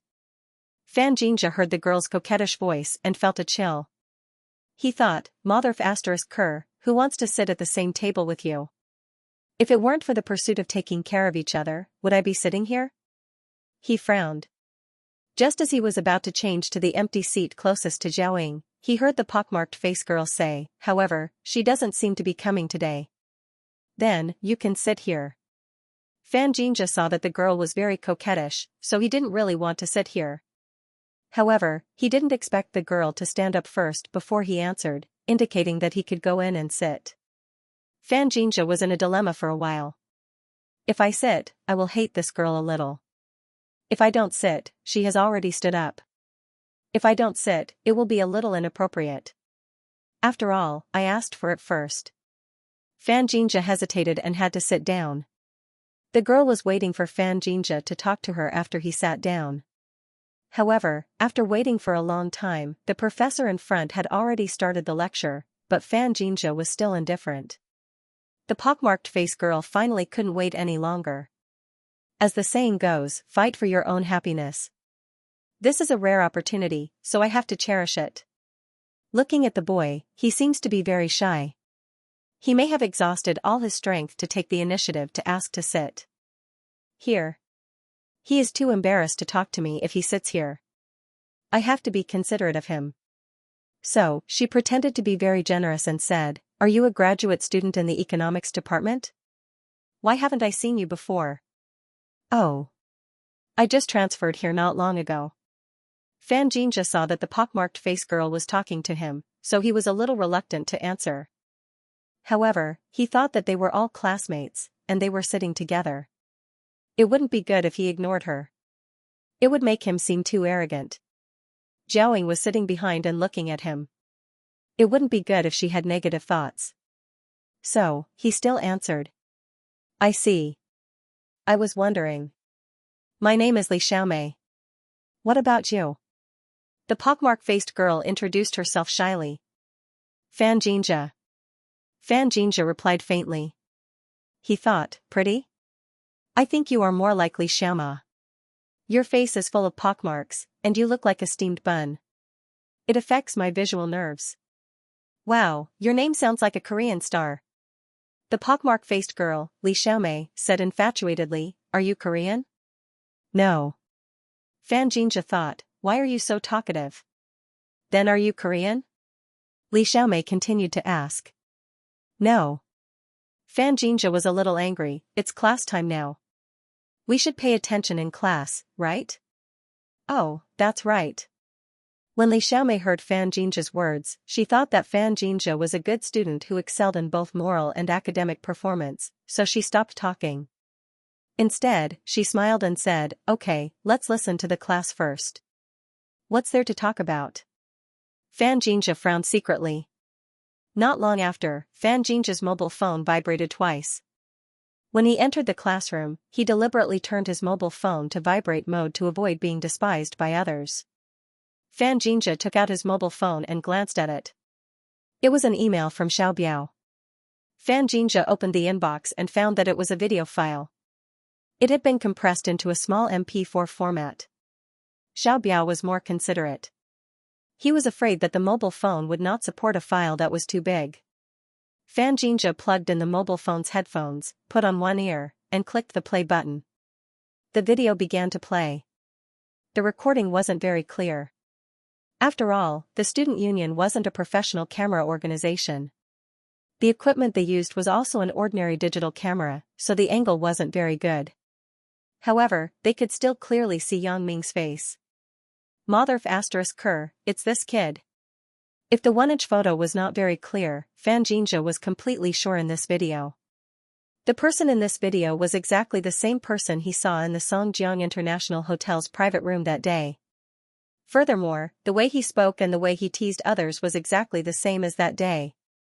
Fan Jinjia was even more annoyed when he heard this guy humiliating Ren Jianren and Li Jiaxing. If I knew that this guy was such a talkative person, why would I believe him? What vengeful spirit. It's all nonsense. Not only did I have to worry for nothing, but I also wasted so much money. This brat was obviously a liar who didn't even have a draft before he opened his mouth and spouted nonsense. This was the video of Yang Ming's previous martial arts performance. Fan Jinjia did not watch it. After a few glances, he clicked on Yang and Chen Mengyan. Calm. Fan Jinjia frowned as he muttered to himself. Could it be that Sun Jia deliberately found this Yang Ming to tease me? Fan Jinjia believed that Sun Jia had no reason not to know about holding hands with his girlfriend in public in school. In this case, the only thing he could think of was that Sun Jia, the shrewd girl, deliberately found Yang Ming to play with him. Damn, I thought he was Sun Jia's boyfriend. It seems that is not the case. I was almost fooled by him. Fan Jinjia watched this video and naturally thought that Yang Ming's girlfriend was definitely Chen Mengyan. Even Xiao Biao said so it was definitely not wrong. In this case, I can just find an opportunity to retaliate against him. I don't have to care about Sun Jia's face. This Chen Mengyan looks so fresh. It's just that there is a big age gap between us. I should just focus on chasing after Zhaoying. Otherwise, I can go and mess with Yang Ming. It's not bad to pretend to be a love rival. I'm just afraid that Zhaoying will misunderstand.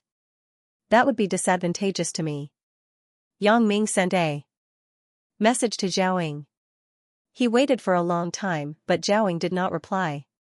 I only said a few words to Zhaoying, and there was no response from her side. Yang Ming naturally knew what Zhaoying was thinking.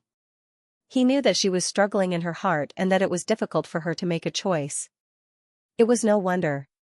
After all, this kind of online dating was not as reliable as reality. Moreover, Zhaoying was not sure whether she liked his identity as an online friend or the feeling that there's no true love in this world gave her was more similar to Yang Ming. What's wrong? Why are you not talking? Yang Ming sent another message to ask. Zhaoying felt her phone vibrate. She took it out and looked at it. It was a message from There's no true love in this world. She hesitated and replied, I'm in class. Let's talk later. Okay, then you go to class. I won't disturb you. Yang Ming did not rush her. He gave her time to choose and consider. At this moment, Yang Ming had a feeling that he was poaching his own woman. This feeling was a little excited and a little worried. Since he could poach his own woman, why couldn't others do the same? However, after a little hesitation, Yang Ming was relieved. The reason why he could poach his own woman was that the person Zhaoying liked was Yang Ming, and the feeling he gave her was very similar to Yang Ming. This kind of sixth sense brought about psychological cues that others could not bring.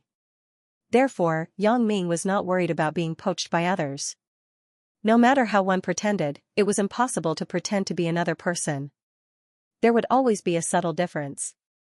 The seemingly subtle difference could lead to completely different results. Since Zhao said so, Yang Ming minimized the chat window with her and casually browsed the web. Recently, the local news on the internet was about the Songjiang International Hotel's acquisition of the Douglas Bast Hotel. Some so-called experts began to jump out and analyze the inside story of this acquisition case. The imagination of these experts was rich. The inside story that even Yang Ming himself did not know was actually dug up by them. Each of them analyzed it clearly. Things like traitors, informants, and the change of power seemed like a business war novel. F***ck, isn't this too unreliable? Yang Ming looked at the inside story of an ordinary acquisition case that was analyzed by them. He sighed. It's a pity that these people don't write web novels. Their talents are buried.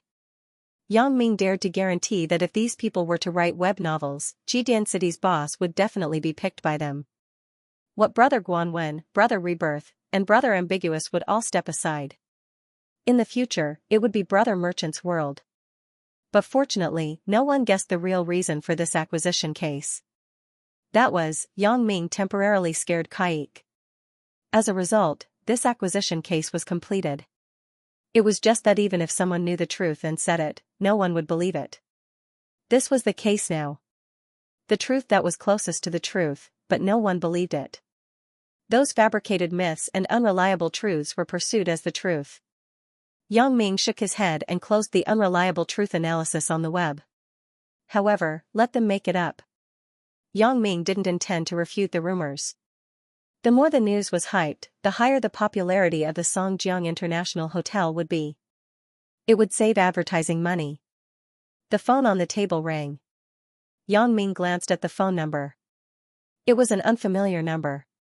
Yang Ming picked up the phone, but there was a hurried female voice on the other side of the phone. Brother Yang. Is this Brother Yang? It's me. Who is this? Yang Ming frowned.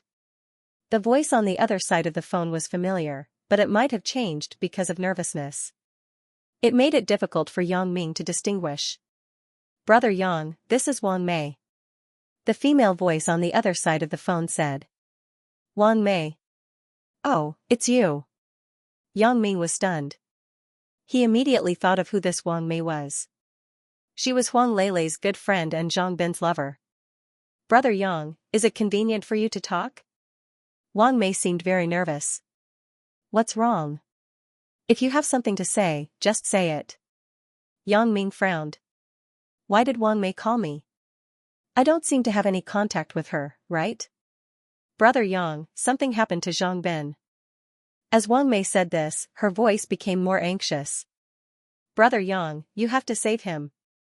Did something happen to Zhang Bin? What happened? Yang Ming's heart tightened. Yang Ming naturally didn't want to care about Wang Mei's bad things, but when he heard that Zhang Ben had an accident, Yang Ming suddenly became nervous. Zhang Ben was his best friend since high school. He was also one of Yang Ming's best friends before he became rich. A while ago, when Yang Ming came back from Europe, he even looked for him to have a meal together. How did something happen? To be exact, something happened to Uncle Zhang, Zhang Bin's father. Wang Mei said, Brother Yang, I haven't dared to tell Sister Cici about this. I think only you can help Zhang Bin. You didn't tell Zhao Cici? Only you know? Yang Ming frowned. It wasn't because he didn't trust Wang Mei. No matter what, Wang Mei was also the woman of Huang Leilei's friend, Zhang Bing. Therefore, although Yang Ming's impression of Wang Mei wasn't very good, he didn't think that she would deceive him. It's... Zhang Bin took me out privately. I didn't dare to tell Sister Cici. I was afraid that she would be unhappy. Wang Mei quickly explained. What do you mean? You have to make it clear. What the hell is going on? You don't make it clear. It makes me confused. What happened to Zhang Ben and Uncle Zhang? What happened? When Yang Ming heard Wang Mei mention some meaningless things incoherently, he quickly interrupted her and asked. Oh, okay. Wang Mei was a little embarrassed, so she said briefly, "This is the case. A while ago, Uncle Zhang's jewelry company was invited by the International Jewelry Festival to participate in the International Jewelry Festival. Brother Yang, you and Zhang Ben's company is also a jewelry company, so Uncle Zhang wanted to take Zhang Ben and Sister Cece together. But when Zhang Ben left, the company was too busy. Sister Cece didn't go, and Zhang Ben took me privately. Of course, we didn't tell Sister Cece about this, and we didn't dare to tell her. Then, get to the point." Yang Ming reminded her not to always talk about the things between her and Zhao Cece. Everyone knew about these things. There was no need to be so detailed, and Yang Ming didn't want to care about other people's family affairs. This International Jewelry Festival is held in Las Vegas, so we went to Las Vegas together. In the beginning, when Uncle Zhang saw that Zhang Ben took me, he wasn't very happy, but later I was more obedient, so Uncle Zhang acquiesced. Wang Mei explained. Yang Ming was speechless. He thought, "You don't have to tell me if you are obedient, right? Uncle Zhang's impression of you has changed. This has nothing to do with me. What I care about now is what happened to Zhang Ben."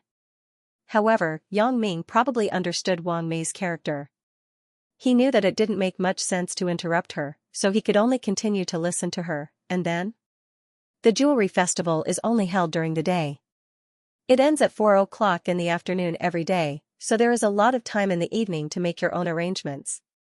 Wang Mei said. Uncle Zhang said that this is a gambling city. He had never seen a real luxury casino before. He just saw it on TV, so he wanted to take Zhang Ben to see it. Zhang Ben also went to the casino when he was in Macau, but the casino in Macau is still worse than Las Vegas. After all, Las Vegas is a world-famous gambling city.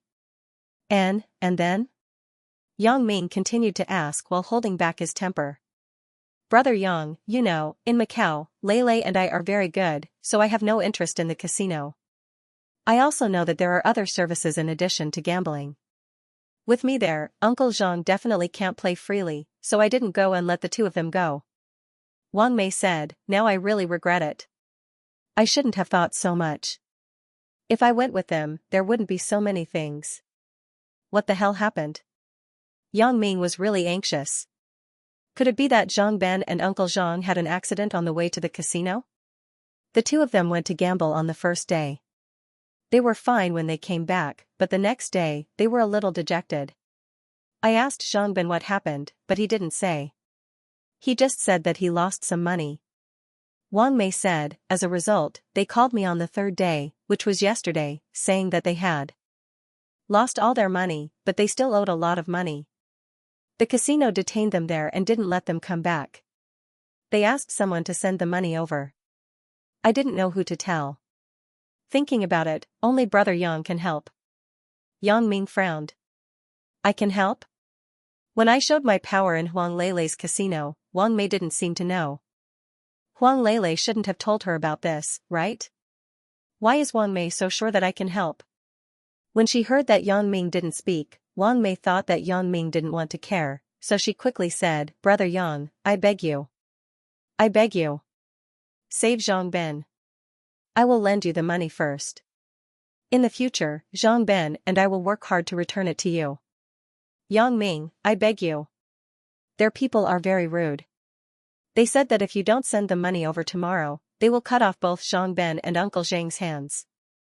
Cut off both hands? They are quite unscrupulous, right? Yang Ming was a little surprised. Generally, regular casinos would not use such extreme violent means. After all, although casinos were involved in some underworld activities, there were also regulatory agencies above. It was impossible to let them do whatever they wanted. Yes, yes. Zhang Ben and the others gambled until their eyes turned red. In the end, they gambled with both hands. Wang Mei explained carefully. Damn. Yang Ming couldn't help but want to curse. This couldn't be blamed on the casino. When the guests gambled, there would naturally be additional conditions in many cases. When they gambled until their eyes turned red, they gambled on real estate, companies, and even wives and children. Didn't Lan Ling's father sell her to the bath center in exchange for money?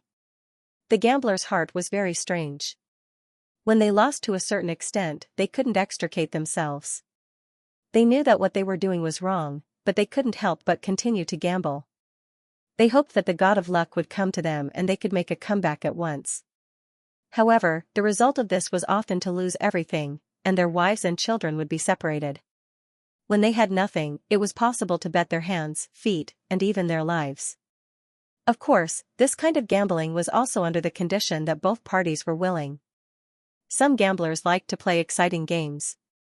When they saw others betting on their hands and feet, they would gladly accept it. The casino would not interfere. For this kind of thing, they would turn a blind eye. Of course, it couldn't be ruled out that someone colluded with the casino's dealer to frame the guests so that they could cheat a lot of money. Yang Ming still didn't know the situation of Zhang Ben and Uncle Zhang, so he couldn't judge the conclusion of the matter. However, it must be that Zhang Ben and Uncle Zhang lost until their eyes turned red, so they made this decision. Zhang Ben, what should I say to you? Yang Ming sighed helplessly. If something happened to Zhang Ben, I will definitely take care of it. Yang Ming was a person who valued relationships very much. Not to mention Zhang Ben, even Tian Donghua whom he met later. Yang Ming knew that Wang Shui had harmed him, but he still let Wang Shui go because of Tian Donghua's face. Tian Donghua's father, Tian Long, was the same. Therefore, for Zhang Ben, his best friend since high school, Yang Ming wouldn't ignore it. It was just a question of how to take care of it. Brother Yang. When she heard Yang Ming say damn, Wang Mei felt a chill in her heart. Is Yang Ming not going to take care of this matter? Fortunately, Zhang Ben still has some feelings and didn't take you out. Yang Ming said faintly, where are you? How much does he owe? I'm at the hotel arranged by the Jewelry Festival event group, the Douglas Bast Hotel. It's very famous. Even taxi drivers know it. Wang Mei said, as for how much Zhang Ben owes, he didn't say in detail. The people in the casino asked me to go over and say it. I'm afraid. I didn't dare to go. Wang Mei was also loyal to Zhang Ben. When she knew that Zhang Ben was in trouble, she didn't run away alone. After all, if Zhang Ben and Uncle Zhang didn't have money, Wang Mei was likely to be caught to offset the debt. Zhang Ben's deep affection for her wasn't in vain. Douglas Bast Hotel? Yang Ming was dumbfounded. Douglas Bast Hotel again? But fortunately, it wasn't the Douglas Bast Hotel that scammed Zhang Ben. Otherwise, he might have to call Kaik back and continue to acquire his hotel in Las Vegas. Yes. I heard that Songjiang also opened one. When Wang Mei left, the Douglas Bast Hotel had not yet been acquired by the Songjiang International Hotel. This news was spread after they left. It was normal that they didn't know about it. Okay, you wait for me. I will rush over as soon as possible. Yang Ming comforted, you don't have to worry. Since they want money, they naturally won't do anything to Zhang Ben. You don't have to rush to the casino to find them now. Try to contact them and tell them that you are raising money from the country. Delay them first. Wait for me to go over. Okay, Brother Yang, I got it. Thank you. Wang Mei said gratefully. You don't have to thank me. With my relationship with Zhang Ben, there is nothing to thank me for. As for you, I have changed my impression of you this time. Follow Zhang Ben well. Your choice is not wrong. Yang Ming said faintly. He also made some hints to Wang Mei. Although Yang Ming knew that Wang Mei did not lead by herself in this situation, it was obvious that she had feelings for Zhang Ben. However, he was still afraid that she would do something irrational, so he hinted to her. Before Yang Ming went to Yunnan, he naturally had to give away the jewelry company. This target was naturally Zhang Ben, so it was also a reminder to Wang Mei that even if Zhang Ben had no money now, she should not look down on Zhang Ben.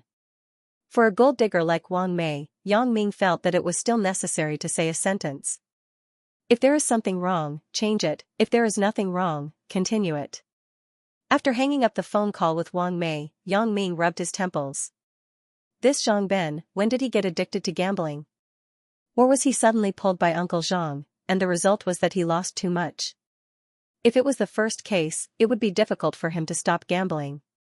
If it was the second case, I believe that after this incident, he would never dare to touch gambling again. As for how much money Zhang Ben owed, Yang Ming did not care. Yang Ming had plenty of money. If he did not have enough, he could extort some from the local Douglas Vast Hotel. It was just a phone call. He believed that Kaik would be happy to sponsor. Before going to Yunnan, Yang Ming did not intend to leave the range of Songjiang, but he did not expect that the plan would change so quickly.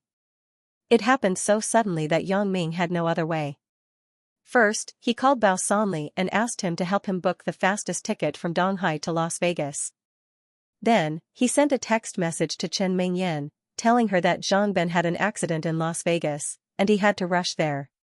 Chen Mingyan also knew that Zhang Ben went to Las Vegas. She and Lin Jiyun were also members of the jewelry company, so she quickly texted back to ask Yang Ming what happened to Zhang Ben and if it was serious. Yang Ming didn't want her to worry, so he just said that Zhang Ben had a problem with the funds there, and he had to deal with it himself. Chen Mingyan saw Yang Ming say so, and didn't say much. She just told Yang Ming to be careful. She was already used to the days when Yang Ming was always running around and was often not at home. On the contrary, recently, Yang Ming stayed at home all day long, which made Chen Mingyan wonder if Yang Ming had encountered something. Before Chen Mingyan could ask, Yang Ming's matter came again, and he went out. This also made Chen Mingyan's worry disappear. Yang Ming didn't expect that Zhang Ben's accident would solve a big problem for himself. If Chen Mingyan didn't ask, he really couldn't explain why he had been staying at home with them. After Yang Ming and Chen Mingyan finished talking, he sent a text message to Xiao Qing, Sun Jia, Jing Xiaolu, and Wang Xiaoyan. As for Zhou Jiejia and Lin Jiyun, Chen Mingyan was with them, so she would naturally tell them. Yang Ming wasn't worried. However, in the text message to them, he didn't mention Zhang Ben in detail. He just said that he had something to do and had to go out. After thinking about it, Yang Ming sent a text message to Zhaoying. Although Yang Ming felt that it was best not to provoke Zhaoying during this time, it was best to let her forget about him and develop an online relationship with There's No True Love in This World on the internet.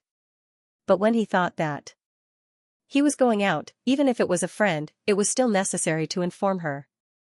Zhaoying was listening to the class, and the phone in her pocket vibrated twice. Zhaoying thought that it was a message from There's No True Love in This World. She frowned and took out the phone, but she didn't expect it to be a short message.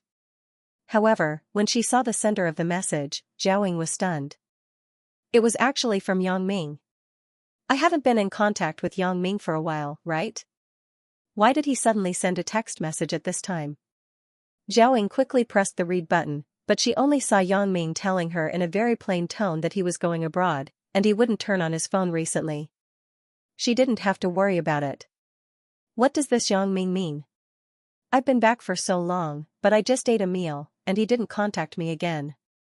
I took the initiative to look for him. Does he no longer have that kind of feeling for me? Zhaoying looked at Yang Ming's plain text message, and her heart began to be upset again. As a matter of fact, Yang Ming and I shouldn't have been together. From the first moment of rejection, perhaps today's result was destined. If I miss it, it won't be together anymore. No matter how I make up for it afterward, I've missed it after all. Especially Yang Ming now had so many beautiful women around him. He didn't lack Sister Zhaoying. The relationship between the two people was really getting weaker and weaker. Zhaoying sighed and replied in a very plain tone, "Be careful. Contact me again when you are back in China." Also seeing Zhaoying's plain tone, Yang Ming's heart was slightly disappointed.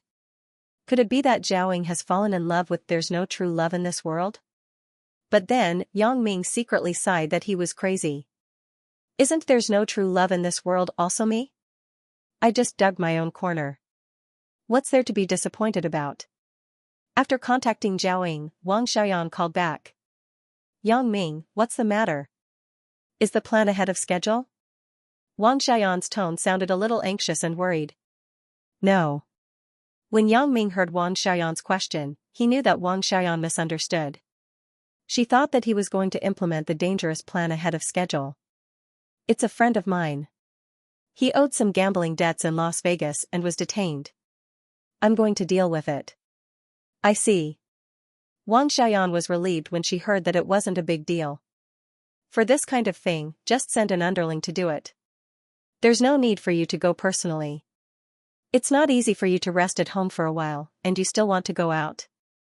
If you don't trust others, I can go personally. Hee, look at what you're saying. I'm just going to solve the problem, not to kill people. What are you going to do? Yang Ming smiled. Don't you want to save your friend? Asked Wang Xiaoyan. I have to see the specific situation to know. If they are unlucky and lose money, it's not other people's fault. Yang Ming said, it just so happens that I've been at home for too long. I think many people are suspicious. It's easier to go out. That's true. That's fine. Go and come back quickly. Be careful. Wang Xiaoyan said, right, have you told Victoria? That's not true. You can tell her. Yang Ming had forgotten about Victoria. Okay, then I'll tell her. Wang Xiaoyan agreed. As for Huang Lele and Suya, they were both flying people. He didn't know where they were at the moment. Yang Ming didn't have to specifically tell them. Not long after Wang Xiaoyan's call, Jing Xiaolu's call also came. She was also a person who knew the truth. She thought the same as Wang Xiaoyan. She directly asked if Yang Ming was going to leave. Yang Ming had to explain with the same statement. Jing Xiaolu was relieved. Yang Ming thought that he didn't send a few words to save trouble, but it actually caused such a big reaction. He smiled bitterly and shook his head. Sun Jia and Xiaoqing quickly replied to the text message. Obviously, they were accustomed to Yang Ming often going out. They just told Yang Ming to be careful and didn't say much. As for his parents, Yang Ming personally called them, but he told them about the jewelry festival. Zhang Ben was there, and he was going to take a look. He didn't specifically say that Zhang Ben had an accident. When they heard that it was a company matter, Yang's father and mother Yang didn't say anything. Zhaoing absent-mindedly flipped through the world economics textbook in front of her. She was still thinking about Yang Ming. What kind of position does Yang Ming place me in now? Especially after the meal that day, with the relationship with Sun Jia, the relationship between Yang Ming and I became more subtle. Is he going to give up too? Although Zhaoing didn't want to think so, seeing the indifferent tone in Yang Ming's text message, Zhaoing inevitably had other thoughts. This was inevitable.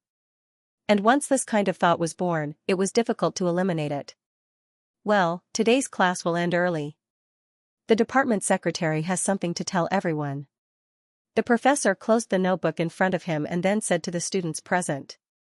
In many universities, the department head was in charge of teaching, and the department secretary was in charge of student records and activities. Therefore, compared to the department head, the department secretary had more opportunities to meet with everyone. This was because the tutors of each class were directly managed by the department secretary. Although the department head was in charge of teaching and not the department secretary was in charge of the archives and comments. If there was a stain on it when they graduated, they would carry it with them to work. It would be a stain on them for life. Therefore, students knew that the department head couldn't be offended. It was related to whether they could graduate successfully. The department secretary couldn't be offended. It was related to the evaluation of their entire school period. Hearing that the department secretary was coming, many students who were reading books closed the textbooks in front of them and raised their heads. The department secretary of the economics department was called Shui Xiaoping. She was a woman in her 40s. She didn't have a pedantic aura. Instead, she seemed to be open-minded and capable. Shui Xiaoping nodded to the world economics professor, indicating that he could leave after class. The professor also nodded and quickly left the classroom, leaving the podium to Shui Xiaoping. I don't need to introduce my identity. On the first day of the graduate student class, everyone knew me when I spoke. Shui Xiaoping made a long story short. Today, I am here to inform everyone of one thing. Next weekend is our economics department's annual spring outing. After the spring outing, we will organize some large enterprises to study and visit, so I don't want you to be absent for this kind of group activity. For those who didn't come today, please inform each other according to the contact network sent at the beginning of the semester. Although Shui Xiaoping said it casually, everyone knew that they had to attend this activity. Graduate students were no longer as interested in spring outings as undergraduate students. Many students who were pressed for time even thought that it would be better for them to spend their time reading and studying. However, since the department secretary had already said that they would go to the company after the spring outing, they had no choice but to go. It was very likely that they would have to write a thesis on the experience of the visit after they came back, which would be used as a basis for their semester grades. Therefore, under such circumstances, as long as they were not sick and could not get up, they would definitely go.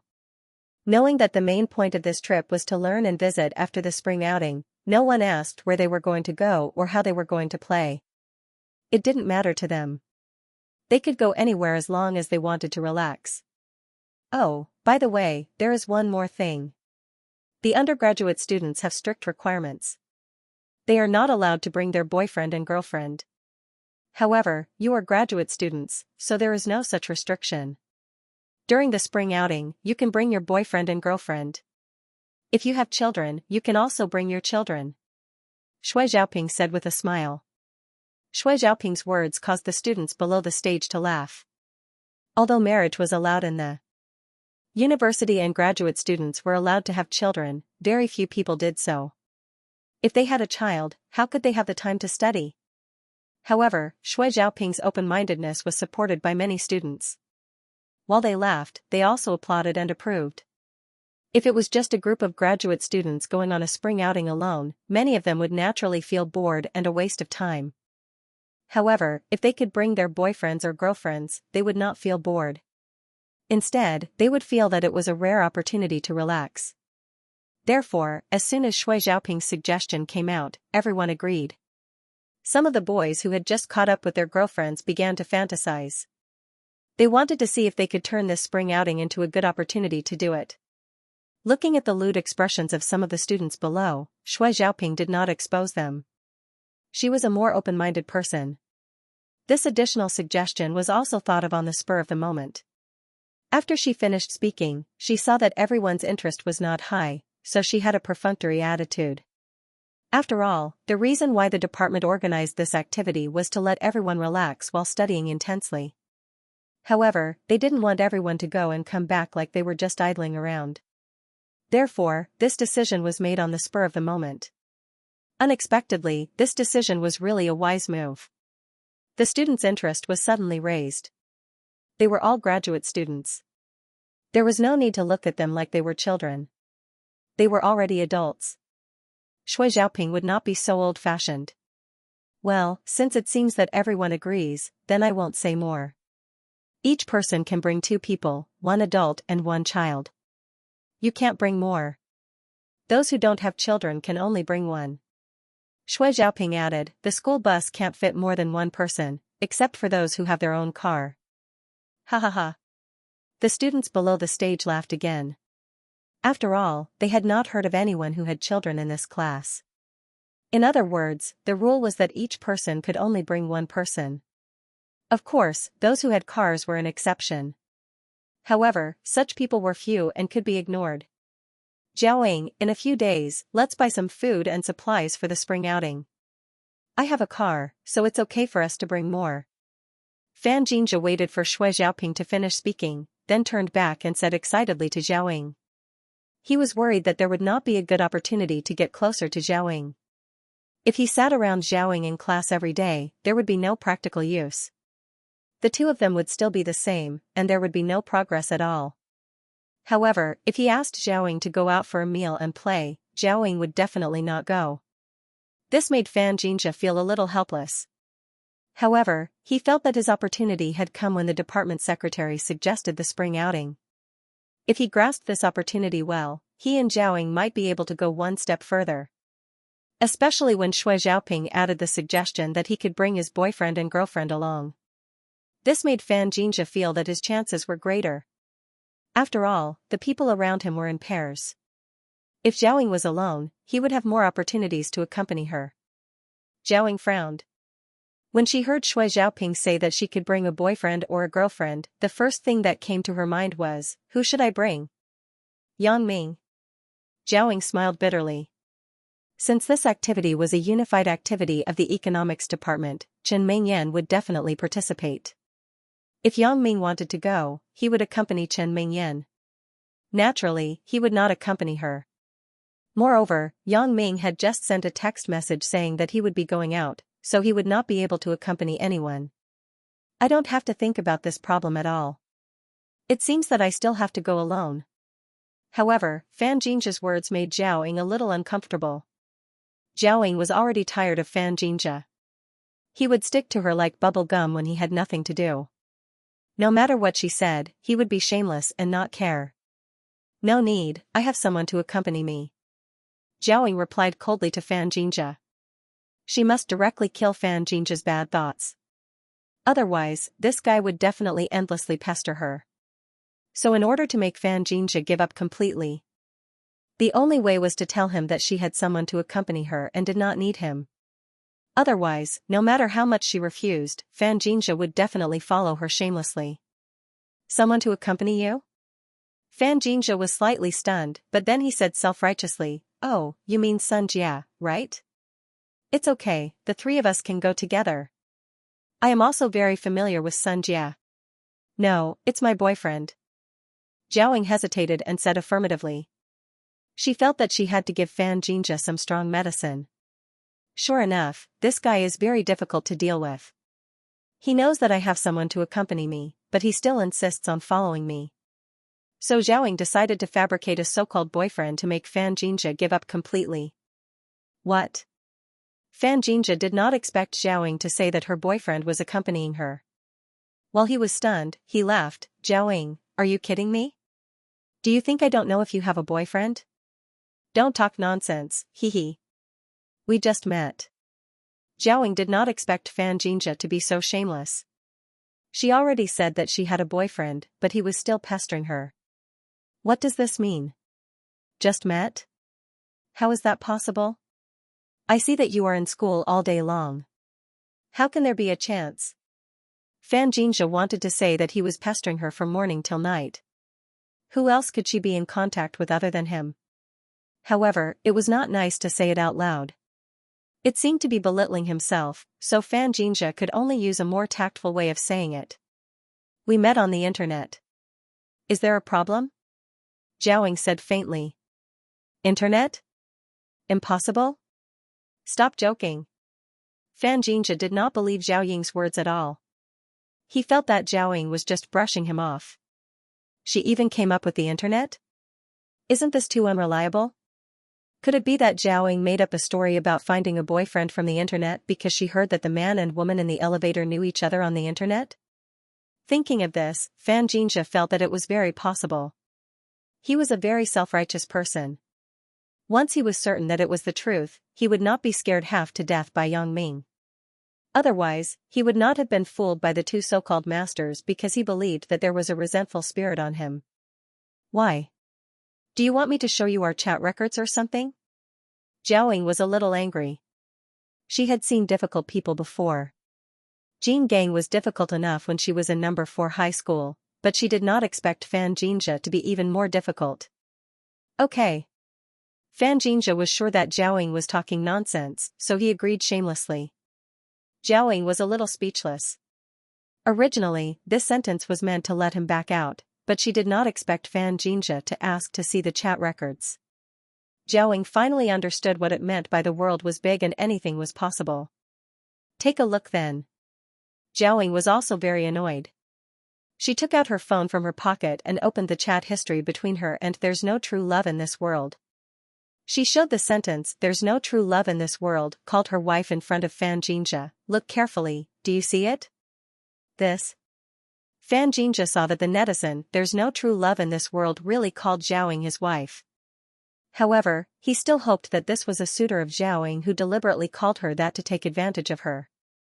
He was not really Zhao Ying's boyfriend, so he said, "This is just what he called you. You didn't call him that. How does this count? Then, do you need me to call him now?" Zhao Ying really didn't know what to say to Fan Jinja. Is there such a person in the world? There really was one. Okay. Fan Jinja nodded. Zhao Ying really wanted to smash the phone on Fan Jinja's head, but she was not so impulsive. She gritted her teeth and directly typed on the chat window, "Husband, we are going on a spring outing next weekend. I can bring a family member. Can you come with me?" After typing, Xiaoying clicked send and sent it directly. Xianxia was really dumbfounded. He knew that Xiaoying would not say such things to a stranger. Since she said so, the two of them must have developed to a certain extent. However, he still didn't give up. He wondered if Xiaoying had set the phone to an offline state.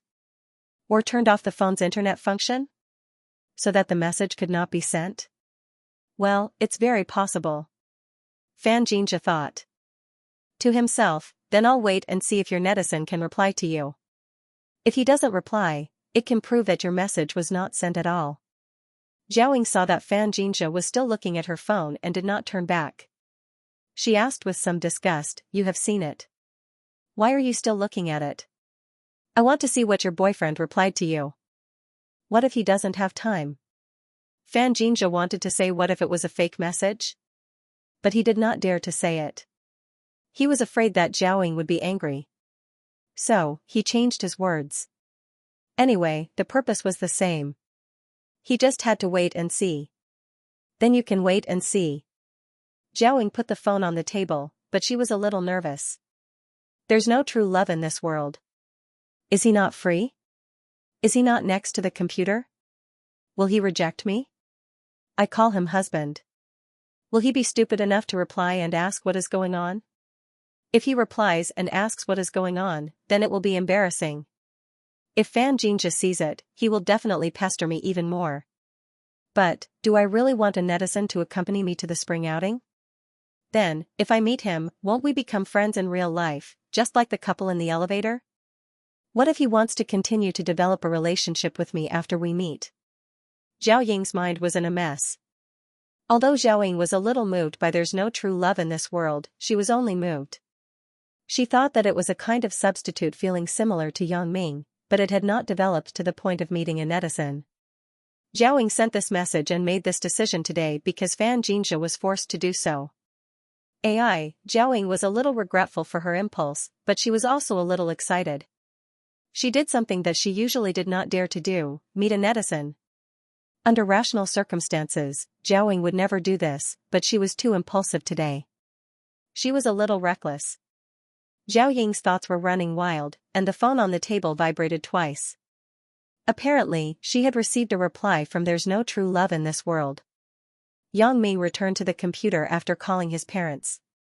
He was about to check the location of the Douglas Bast Hotel in Las Vegas when he saw Xiaoying's message, "Husband, we are going on a spring outing next weekend.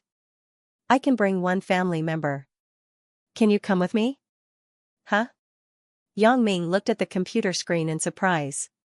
"My computer is not infected, right?" This was Yang Ming's first thought, because Xiaoying's words were too shocking. She actually called me husband? Yang Ming looked at the following words. Spring outing this weekend, bring one family member? Could it be that Xiaoying sent it wrongly? But it can't be. There are only two people that Xiaoying can call husband. One is Yang Ming, and the other is "there's no true love in this world." I don't have any friends of the opposite sex that I have a good relationship with. What does this Xiaoying mean? Could it be that there is a deeper meaning? Thinking of this, Yang Ming wanted to reply to a message to ask Xiaoying what was going on. However, just as he typed a few words, Yang Ming pressed the delete button. No, Xiaoying did not have a reason. There was definitely no reason for her to say this. Yang Ming knew that Xiaoying was a conservative girl. How could she randomly find someone to call husband? If Xiaoying was so open and popular, then he did not have to wait until now to get close to her on the internet. He would have pushed her down on that night last year. Although "there's no true love in this world" was very familiar with Xiaoying, and there was a little ambiguity, there was still a big gap from husband. As a result, there was only one possibility that Yang Ming could think of, which was that Xiaoying had to say this for some reason. Moreover, she also hoped that he could give her a definite answer. Otherwise, she couldn't say things in such detail in one sentence. When he chatted with her before, she would say it sentence by sentence. For example, this sentence, "Husband, we are going to spring outing next weekend. We can bring one family member. Can you accompany me?" She would definitely break it down and say, "Are you free next weekend? We are organizing a spring outing. We can bring one person. If you are free, then can you accompany me?" She didn't use such a comprehensive way to express her meaning in a super long sentence. The super long sentence had a bit of a commanding tone. However, it also hinted to Yang Ming that she needed a definite answer. No matter what the reason was for Zhao Ying to send this message, Yang Ming decided to cooperate with her first because Zhao Ying would definitely explain afterward. Since he had already guessed that Zhao Ying might have sent this message for some special reason, Yang Ming naturally had to cooperate with her. So, Yang Ming did not ask much and directly replied with a text message, "Okay. Dear, are you done with your class?" Zhao Ying glanced at Yang Ming's reply, and a slight smile appeared at the corner of her mouth. It seems that "there's no true love in this world" is not a big fool. In this situation, he did not ask anything and directly responded.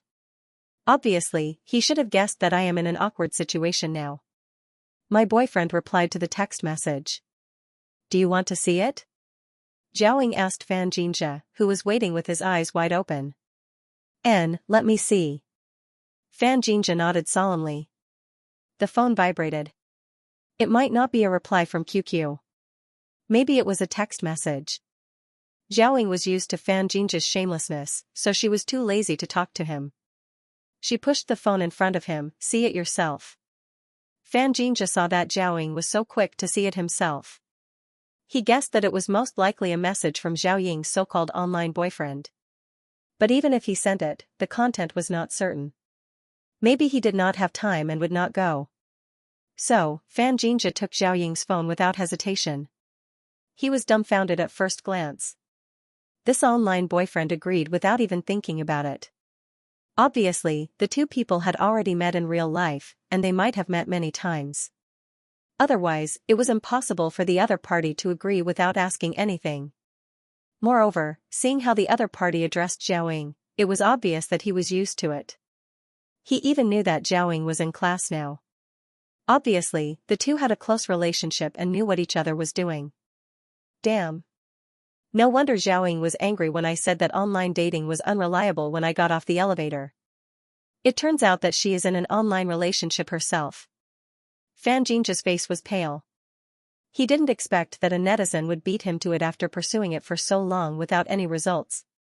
Why did Zhao Ying like this kind of thing? If he had known earlier, he would have tried every possible means to find out Zhao Ying's QQ number and then communicate with her online. From the looks of it, Zhao Ying has already confirmed a relationship with that online man. If he wanted to insert himself again, it would be somewhat difficult. "Zhao Ying, we are all classmates. Let me give you a piece of advice. Don't dislike it. Honest advice is unpleasant to the ears." Xianxia suppressed his anger and pretended to be kind. "Do you know? Online dating was still unreliable. We don't know each other very well. Do you know what he does? How is your family? Have you personally inspected it? None of them, right? That's why I'm telling you, you have to be careful. There are so many scammers out there. Haven't you seen that gang on TV? They are all emotional scams. When the time comes, it will be too late to regret if you cheat money and sex. Moreover, you have also seen that person's online name is "There's no true love in this world." He is obviously a person who doesn't take feelings seriously. He is an emotional scammer. How can you still be in contact with such a person? Thank you for your reminder, but we have already met each other's parents. Zhao Ying said faintly, "You don't have to worry about it. As for the online name, there are all kinds of names. Do you still believe in this? Tomorrow, there will be a person whose online name is Martian. Do you also believe that he is from Mars?" "Ah. I see." Xianxia was choked by Zhao Ying's words and didn't know what to say. He smiled awkwardly. "I'm just being kind. I don't mean anything else." "I know, so thank you." Zhao Ying nodded and said. Since things had already come to this point, Xianxia couldn't shamelessly turn his head and say anything to Zhao Ying. There was no reason to do so. He could only turn back and feel a little depressed. He thought that Zhao Ying must have found this male online friend during the time when he wasn't in school. Otherwise, why didn't he hear about him before? Moreover, when he was pursuing Zhao Ying, she didn't reveal that she had a boyfriend. With Zhao Ying's character, if she had a boyfriend at that time, she would definitely use this as a reason to reject him directly. Since Zhao Ying didn't do so at that time, Fan Jinja thought that Zhao Ying had just met this boyfriend recently. Thinking of this, Fan Jinja began to complain about Yang Ming in his heart again. If it weren't for the so-called resentful spirit fabricated by Yang Ming, would he have been cooped up at home for such a long time? Just because he didn't go out, Zhao Ying got to know other people. Fan Jinja felt that if he had been by Zhao Ying's side all the time, Zhao Ying would never have had the chance to meet any online friends. Maybe with his hard work and persistence, he would have won the heart of a beauty. Yang Ming, I will never let you go. Just you wait, I will definitely ruin your reputation. Fan Jinja thought fiercely. When Fan Jinja was talking to Zhao Ying, the pockmarked-faced girl next to him, Li Xiaomei, had been paying attention to Fan Jinja's movements. When she heard what he said to Zhao Ying, Li Xiaomei immediately understood that Fan Jinja's target was not her, but Zhao Ying who was behind her. Li Xiaomei was annoyed. You don't like me, but you still sit next to me. Are you playing me like a monkey? Why don't you sit behind me? However, Li Xiaomei was not stupid. She obviously guessed that Fan Jinja must have asked to sit behind, but Zhao Ying refused, so he settled for the next best thing and sat next to her. Thinking of this, Li Xiaomei's face turned cold. She said sarcastically to Fan Jinja, okay, she already has a boyfriend. Don't waste your time. It's not easy to be a third party. Hearing Li Xiaomei's words, Fan Jinja's face sank. He wondered how he offended this deskmate. Weren't we having a good chat before? Although I was a little impatient with her questions, I didn't neglect her. Why did she suddenly fire at me? I didn't offend you, right? What do you mean by this? Student Li Xiaomei? Fan Jinja followed the principle of a good man not fighting with a woman, especially in front of Zhao Ying. He didn't want to argue with this Li Xiaomei. So, although he was angry, he still held it in and asked calmly. Nothing. I just want to tell you not to destroy other people's happiness. She already has a boyfriend. Why are you still unwilling to give up? Do you want to hang yourself on a tree? Li Xiaomei said faintly. Fan Jinja was not stupid. At this moment, when he recalled Li Xiaomei's attitude towards him before and after, as well as her sarcastic words, Fan Jinja understood that Li Xiaomei had taken a fancy to him. When she saw him sitting next to her, she thought that he had also taken a fancy to her. Fan Jinja was speechless when he thought of this. He thought, why don't you take a look at what you look like? Your face is like a big steamed bun. Even the mistress I used to have is several times prettier than you. You are even more different from Zhao Ying. Why would I take a fancy to you? However, after knowing Li Xiaomei's thoughts, Fan Jinja couldn't say anything more, lest this woman said something more unpleasant out of jealousy. He could only reluctantly say, I know. Now that class is over, I have to go. Can you let me out? Go? Just go. What's the big deal? You don't like me, but I don't like you either. You're just a gigolo. What's so great about you?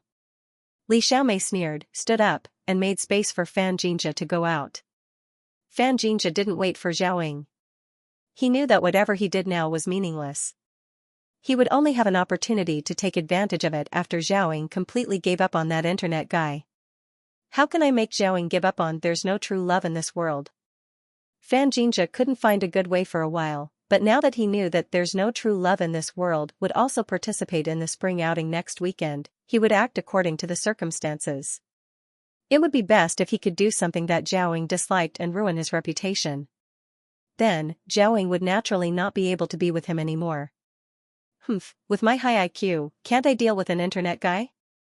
Fan Jinja thought conceitedly. Didn't I manage my own company well even though I grew up from a young age? Fan Jinja had forgotten the pain after the scar healed. He didn't remember who was the one who was fooled to the point that he didn't even dare to leave his house. He was fooled by two immortal masters to the point where he couldn't find the north and south, and wasted a lot of money for nothing.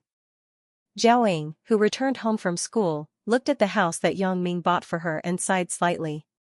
Fan Jinja forced her to make a decision today, which meant that her relationship with Yang Ming had basically come to an end. She had no reason to live in this house anymore. The house that she used to live in with Wang Xiaoyan had been cancelled. Where else could she live now? Zhao Ying could indeed live in Wang Xiaoyan's house, and Wang Xiaoyan often invited her to live there. However, now that she knew about the relationship between Wang Xiaoyan and Yang Ming, she couldn't live there anymore. If she still maintained her current relationship with Yang Ming, there would be no problem. The key was that if she had another boyfriend, it would be difficult to tell Wang Xiaoyan. When Yang Ming went to Wang Xiaoyan's house, it would be very awkward. Therefore, Zhao Ying wanted to find a house for herself to live in. This community was relatively close to the school. If she inquired nearby, there should be a place for rent, right? However, Zhao Ying's first thing at the moment was to explain what had just happened to "There's no true love in this world" on the internet. Zhao Ying used the computer to log into QQ and sent a message to "There's no true love in this world, are you there?" Yes. Yang Ming knew that Zhao Ying must have asked something before, so he had been waiting by the computer for Zhao Ying to speak again. He also checked the specific address of the Douglas Vast Hotel in Las Vegas. "I didn't scare you before, right?" Zhao Ying hesitated and asked. It was not easy for her to explain, and she didn't know where to start. "No, you must have encountered something, so you said that, right?" Yang Ming replied with a message. "Yeah, a classmate of mine, who was very annoying, wanted to go with me during the spring outing. I had no choice, so I told him that I had a boyfriend. In the end, he didn't believe me, so I sent you a message. I didn't expect you to reply in time. He finally believed me." Zhao Ying sent 2 messages in one breath. Just as Yang Ming had expected, Zhao Ying would always break a sentence into several sentences. This was also a modern chatting habit. She would say one sentence at a time instead of saying it all in one breath. "I see. I thought you were really inviting me to go on a spring outing with you. I was so happy." Yang Ming deliberately teased. In fact, Yang Ming was very clear that Zhao Ying would not suddenly change her attitude towards him. "Of course, I'm really inviting you." Zhao Ying continued, "At that time, my classmate will definitely follow me. If you don't go, he naturally won't believe it." From Zhao Ying's words, Yang Ming had probably guessed who the person Zhao Ying was talking about was. The one who pursued Zhao Ying crazily in school was Xianxia. "This kid was fooled by me last time, but he returned to normal so quickly. I thought he would have to hide at home for a year or so before coming out. However, did Zhao Ying really invite me to go on a spring outing with her?" This made Yang Ming a little surprised. "I always felt that my progress with Zhao Ying was not obvious. Now, suddenly, by chance, Zhao Ying was forced by Xianxia to invite me to go on a spring outing with her. Is this a blessing in disguise? Should I thank Xianxia?" Yang Ming was a little dumbfounded, but he was happy that he had made progress with Zhao Ying. "Alright, since you've invited me, how can I not go?" Yang Ming replied straightforwardly. "It would only take 3 to 5 days for me to deal with Zhang Bin's matter. It wouldn't take too long at all. I should be able to come back next weekend. And, then, do we need to meet first? We don't know each other yet." Zhao Ying was a little hesitant. After all, this was her first time meeting with a netizen in real life. Although they had known each other for a long time, and their relationship was very solid, Zhao Ying still felt that it was a little abrupt for them to go on a spring outing directly. It was better to meet first, communicate, and then talk about the future. What if we only get along well on the internet, but are not suitable for each other in real life? What if I find out that I don't like him, but the person I like is Yang Ming? So, Zhao Ying was a little troubled. "There's no need, right? Don't make it so serious. It's just a spring outing. You don't have to have any psychological burden. I won't ask you to do anything immediately. Although I call you my wife on the internet, we are still friends in real life. I understand this." Yang Ming probably guessed Zhao Ying's thoughts, so he comforted her. "Moreover, I understand what you mean. Don't you want me to pretend to be your boyfriend so that your pursuer will give up? Don't worry. I'm good at this. I'm a professional boyfriend impersonator. I'm a professional at impersonating other people's boyfriends." Yang Ming continued. Yang Ming's words were not made up casually, but it was the truth. Take Zhaoying for example, he had already impersonated her once. Zhaoying didn't expect "there's no true love in this world" to guess her thoughts immediately. Although she was a little embarrassed, she was also happy for "there's no true love in this world's understanding. Since he said so, then I won't be pretentious. Anyway, although we have met, I will first treat him as an ordinary friend. Then, I will consider whether to continue the relationship. Then we will contact each other again." Zhaoying was now a little upset in her heart. She didn't want to say too much, so she hurriedly ended the conversation. We will contact each other again." Yang Ming didn't say too much. Everything could be communicated naturally when the two met. Yang Ming asked Bao Sanli to book the latest flight ticket. The results soon came out. It was at 12 o'clock tonight. It flew from Donghai International Airport to Capital International Airport, and then flew directly to Las Vegas. Brother Yang, the time and flight number of the electronic ticket have been sent to your mobile phone. Shall I send you tonight? Bao Sanli's phone call came along with a short message of the ticket information. Let Wang Lin send me tonight. You don't have to go. He can do this kind of small thing. Yang Ming smiled and said, "You are now considered to have ended your career as my driver." Don't say that. I am envious of little Wang. I still want to continue to drive for Brother Yang. Bao Sanli also smiled and said, "Brother Yang, is there anything wrong this time? Do you need our help?" "It's nothing. Zhang Ben lost money in gambling. I will deal with it." Yang Ming said simply, "It's not a big deal." "That's good. Then, I will inform little Wang and let him pick you up later," asked Bao Sanli. "Okay, you tell him." Yang Ming agreed. Little Wang arrived at the door of Yang Ming's villa at 4 o'clock in the evening. Yang Ming's original plan was to leave at 6 o'clock. It would take 2 hours to reach Donghai and 1 hour to reach the airport. After a while, he would board the plane at about 11 o'clock. However, little Wang was afraid that there would be a traffic jam on the highway, so he came 2 hours earlier. Yang Ming thought about it and agreed. The plane was better to be early than late, so he packed his luggage and got in the car. When he left, Chen Mengyan and the others were still at school. Yang Ming didn't wait for them. He sent them a text message to tell them that he was going out, then he instructed little Wang to rush to Donghai Airport. After little Wang returned from the Immortal Resort, Yang Ming didn't look for him. He was very idle every day and always wondered why Yang Ming didn't look for him. Although most people now knew that Yang Ming wouldn't easily replace little Wang since he used him, they didn't think that he was neglected every day. On the contrary, everyone understood that Yang Ming had now given the position of chairman to Jing Xiaolu. Now, he was basically an idle person, so naturally, there wouldn't be too many things to do. But even so, these people wouldn't despise little Wang. Although Yang Ming wasn't the chairman, he was no different from the chairman. Didn't Jing Xiaolu still have to listen to Yang Ming?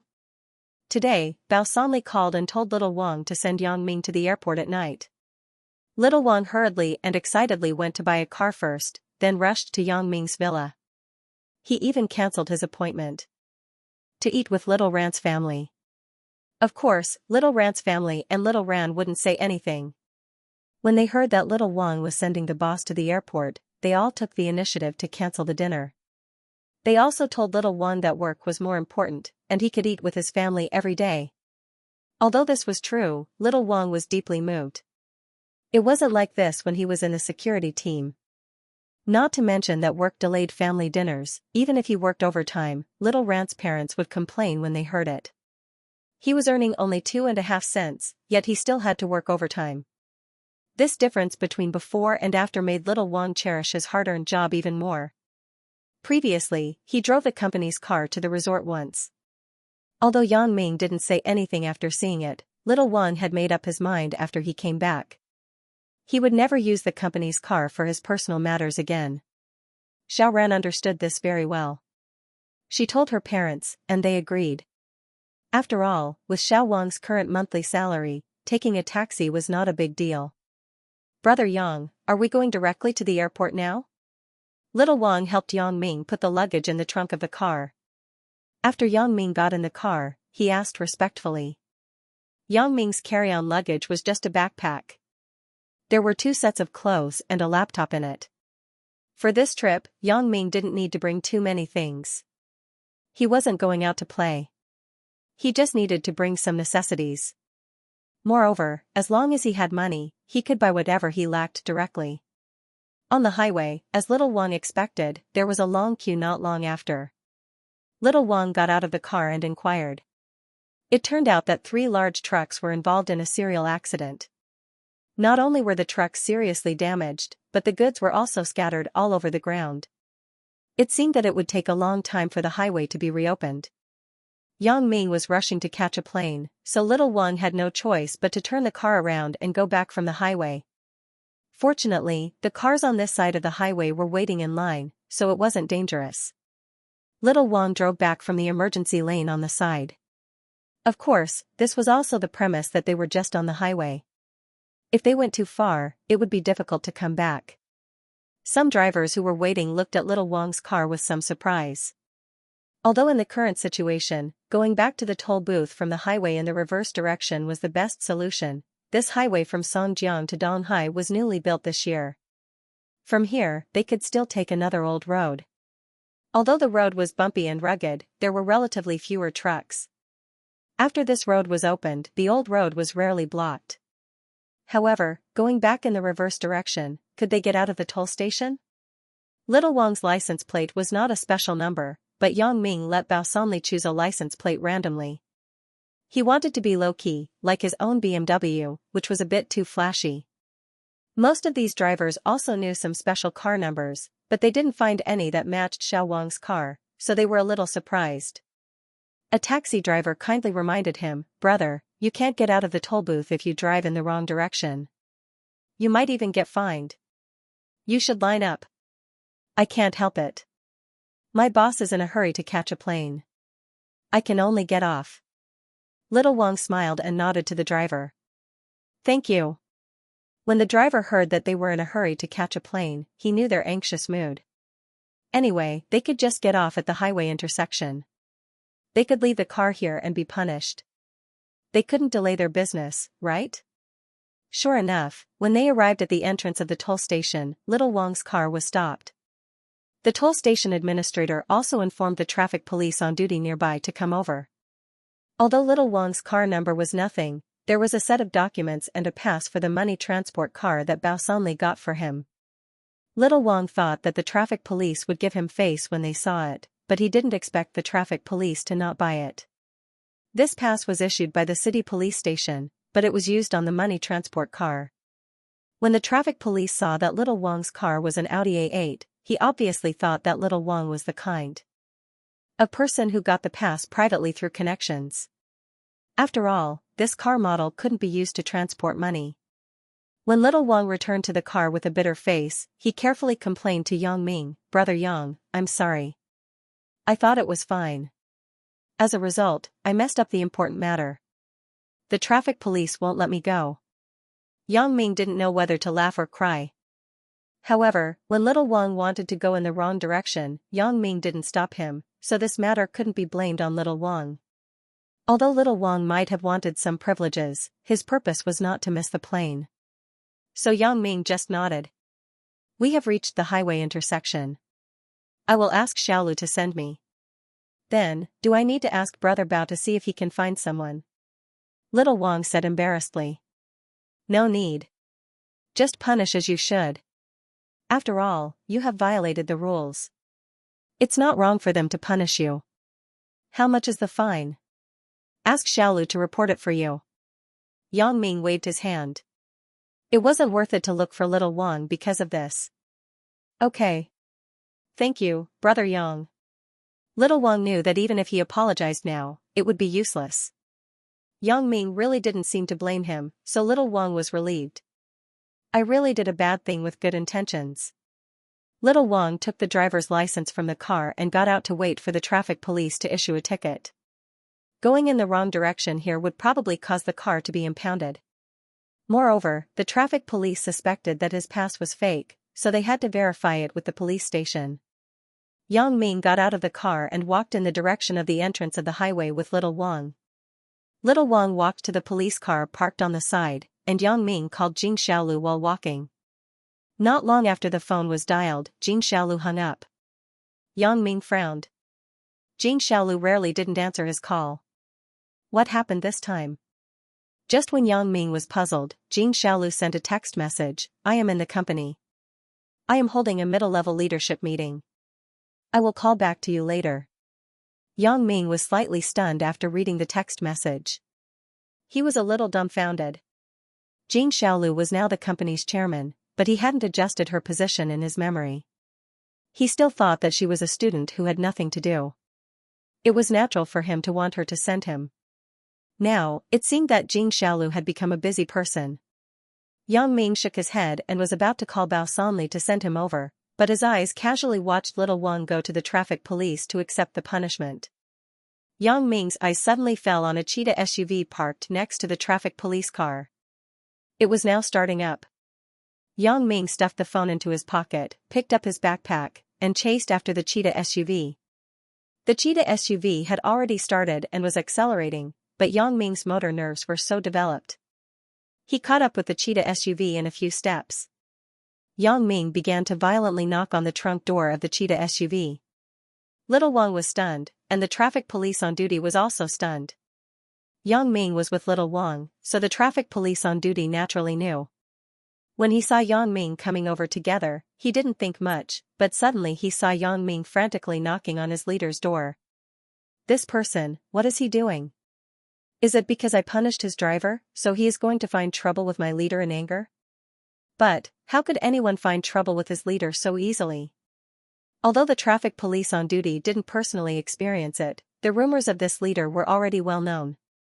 Xianxia had just been promoted to the deputy chief of the police station. Chen Fei removed his substitute name and became the chief of the police station. Naturally, there was a vacant deputy chief position, and Xianxia took it. Xianxia was able to sit in the position of deputy chief at a young age. It had a certain relationship with her always solving major cases. Of course, it couldn't be separated from her background. Xianxia knew that her family's influence was behind this, and her several credits could be said to be given by Yang Ming for free. Xianxia was a member of the family and knew her own matters. She knew very well how she became the deputy chief. Although outsiders envied her good luck, there was no voice of dissent in the police station. After all, Xiaoxue's promotion was based on real merits. Of course, there were many people who speculated about her background, but if she had both ability and background, everyone often ignored her background. What's more, Xiaoxue's background was only speculation and suspicion. No one really knew who Xiaoxue's backer was. Compared to the depression when she first entered the crime squad a year ago, Xiaoxue now had shown the confidence of a strong woman. But even so, she knew that her real ability was actually not so powerful. If it weren't for Yang Ming giving credit to her several times, even if she had the relationship with her brother and grandfather, it would be impossible for her to be promoted so quickly. She could only be a deputy captain at most, let alone a deputy director. As a result, the few big cases that she solved were well known in the province. Many police officers in other cities knew Xiaoxue's name. Today, Xiaoxue went to the provincial meeting. As a result, when she arrived at the highway intersection, she found that there was a serious traffic jam.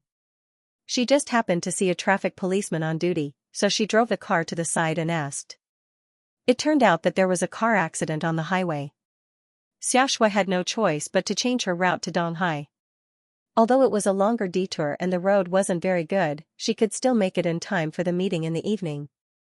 However, when Xiaoxue just started the car, she heard someone hitting the trunk of her car. Xiaoxue was shocked. She thought that it was the traffic policeman from before. She quickly stopped the car, opened the door, and got out. However, she saw Yang Ming coming from the back of the car. Xiaoxue, fortunately, you stopped the car. Otherwise, I don't know how far I would have to chase after you. As Yang Ming said this, he opened the door and threw his backpack in the back seat of Xiaoxue's car. Yang Ming? Xiaoxue didn't expect it to be Yang Ming. When she saw Yang Ming's strange behavior, she was even more puzzled. What are you doing? I'm going to Donghai to catch a flight. I can't make it. You can give me a ride. Yang Ming said casually as if Xiaxue was his full-time driver. Me? Give you a ride? Xiaxue rolled her eyes. How did he know that I was going to Donghai? Besides, doesn't he have a car? Why do I have to give him a ride? My driver was detained by the traffic police. Yang Ming pointed to Wang Lin, who was not far behind him, and said, Right, are you okay? Giving me a ride won't delay your work, right? You only remembered to ask me if I'm okay now? You just said it to me in a commanding tone, right? Xiaxue was a little speechless. However, she was a little helpless when it came to Yang Ming. Just now, she was still thinking that several of her credits were given by Yang Ming. Xiaxue was still very grateful to Yang Ming, but being grateful was just gratitude. You can't just order me around as a driver, right? I'm a deputy director now. Although he still had the habit of driving, it wasn't like being a chauffeur for others. I really have something urgent to do. Yang Ming didn't stand on ceremony either. He went straight to the passenger seat, opened the door, and sat in. Do me a favor, and I'll treat you to a meal when I come back. Treat me to a meal? It seems that someone has promised to be my long-term meal ticket. I can eat whenever I want. What's there to show off about treating me to a meal? Xiaxue remembered Yang Ming's promise, so she blurted it out. However, she blushed after saying it. She thought of the ambiguous relationship between herself and Yang Ming. Xiaxue glared at Yang Ming and got in the car. Hee, then I'll treat you to a drink. Yang Ming laughed. Who cares? Xiaxue curled her lips. It just so happens that I'm also going to Donghai. Otherwise, I really want to kick you out of the car. Kick me? Yang Ming said indifferently, let's talk about it when you can beat me. Xiaxue was suddenly startled by Yang Ming's reminder. She thought that she really couldn't beat Yang Ming, so kicking him probably wouldn't have any effect. She could only start the car angrily. The traffic policeman on duty didn't expect Yang Ming to get in the car directly after patting Xiaxue's car. Seeing that he was talking and laughing with Xiaxue, their relationship wasn't shallow. He took Wang Lin's driver's license and hesitated. Does your boss know Bureau Xia? N? Bureau Xia? Who? Little Wang was stunned when he heard the traffic policeman's question. He didn't know who he was asking. Little Wang didn't have direct contact with the police station, so he didn't know who the traffic policeman was asking about. The one who just got out of the cheetah car. The traffic policeman pointed at the cheetah car that was far away and said. Ah? Her? Isn't she our boss's girlfriend? Little Wang asked inexplicably. What? Bureau Xia is your boss's girlfriend? The traffic policeman was stunned for a long time after listening to Little Wang's words. Xiaxue is our boss's girlfriend? Is it true? But if this is the case, then there is no need to check the car's paperwork. It must be real. In fact, when the traffic policeman saw Yang Ming and Xiaxue talking and laughing and getting in the car, he knew that the pass on Little Wang's car should be real. Her surname is Xia? Little Wang was stunned. That may not be the case. I thought her surname was Chen. Little Wang knew that Yang Ming's real girlfriend was Chen Mingyan, but he hadn't met her before. Yang Ming called Jing Xiaolu but couldn't get through. Little Wang didn't know who he called later, but he thought that it should be Chen Mingyan. Because in addition to knowing Jing Xiaolu, Little Wang heard Bao Sanli occasionally mention Chen Mingyan. Is that your bureau chief? So young? Little Wang suddenly thought of Chen Mingyan's background, so he pretended to be casual and said, my boss's girlfriend's father is also in the city police station. Maybe he knows your Bureau Xia because of this. Girlfriend's father? The more the traffic policeman listened, the more confused he became. What is this? Yeah, our boss's girlfriend is Chen Mingyan. Her father is also a bureau chief. Little Wang nodded and said seriously. After the traffic policeman listened to Little Wang's words, his face suddenly changed. Surname Chen, and it's a bureau chief. The answer is obvious. The traffic policeman didn't doubt that Little Wang would lie to him because Yang Ming and Xiaxue were so familiar with each other. If there was an explanation from Little Wang, it would explain why Xiaxue let Yang Ming get in the car. In fact, after the traffic policeman saw Yang Ming get in the car, he believed that little Wang's pass was real. He returned the pass and driver's license to little Wang. Drive the car away. Don't do such a dangerous thing next time.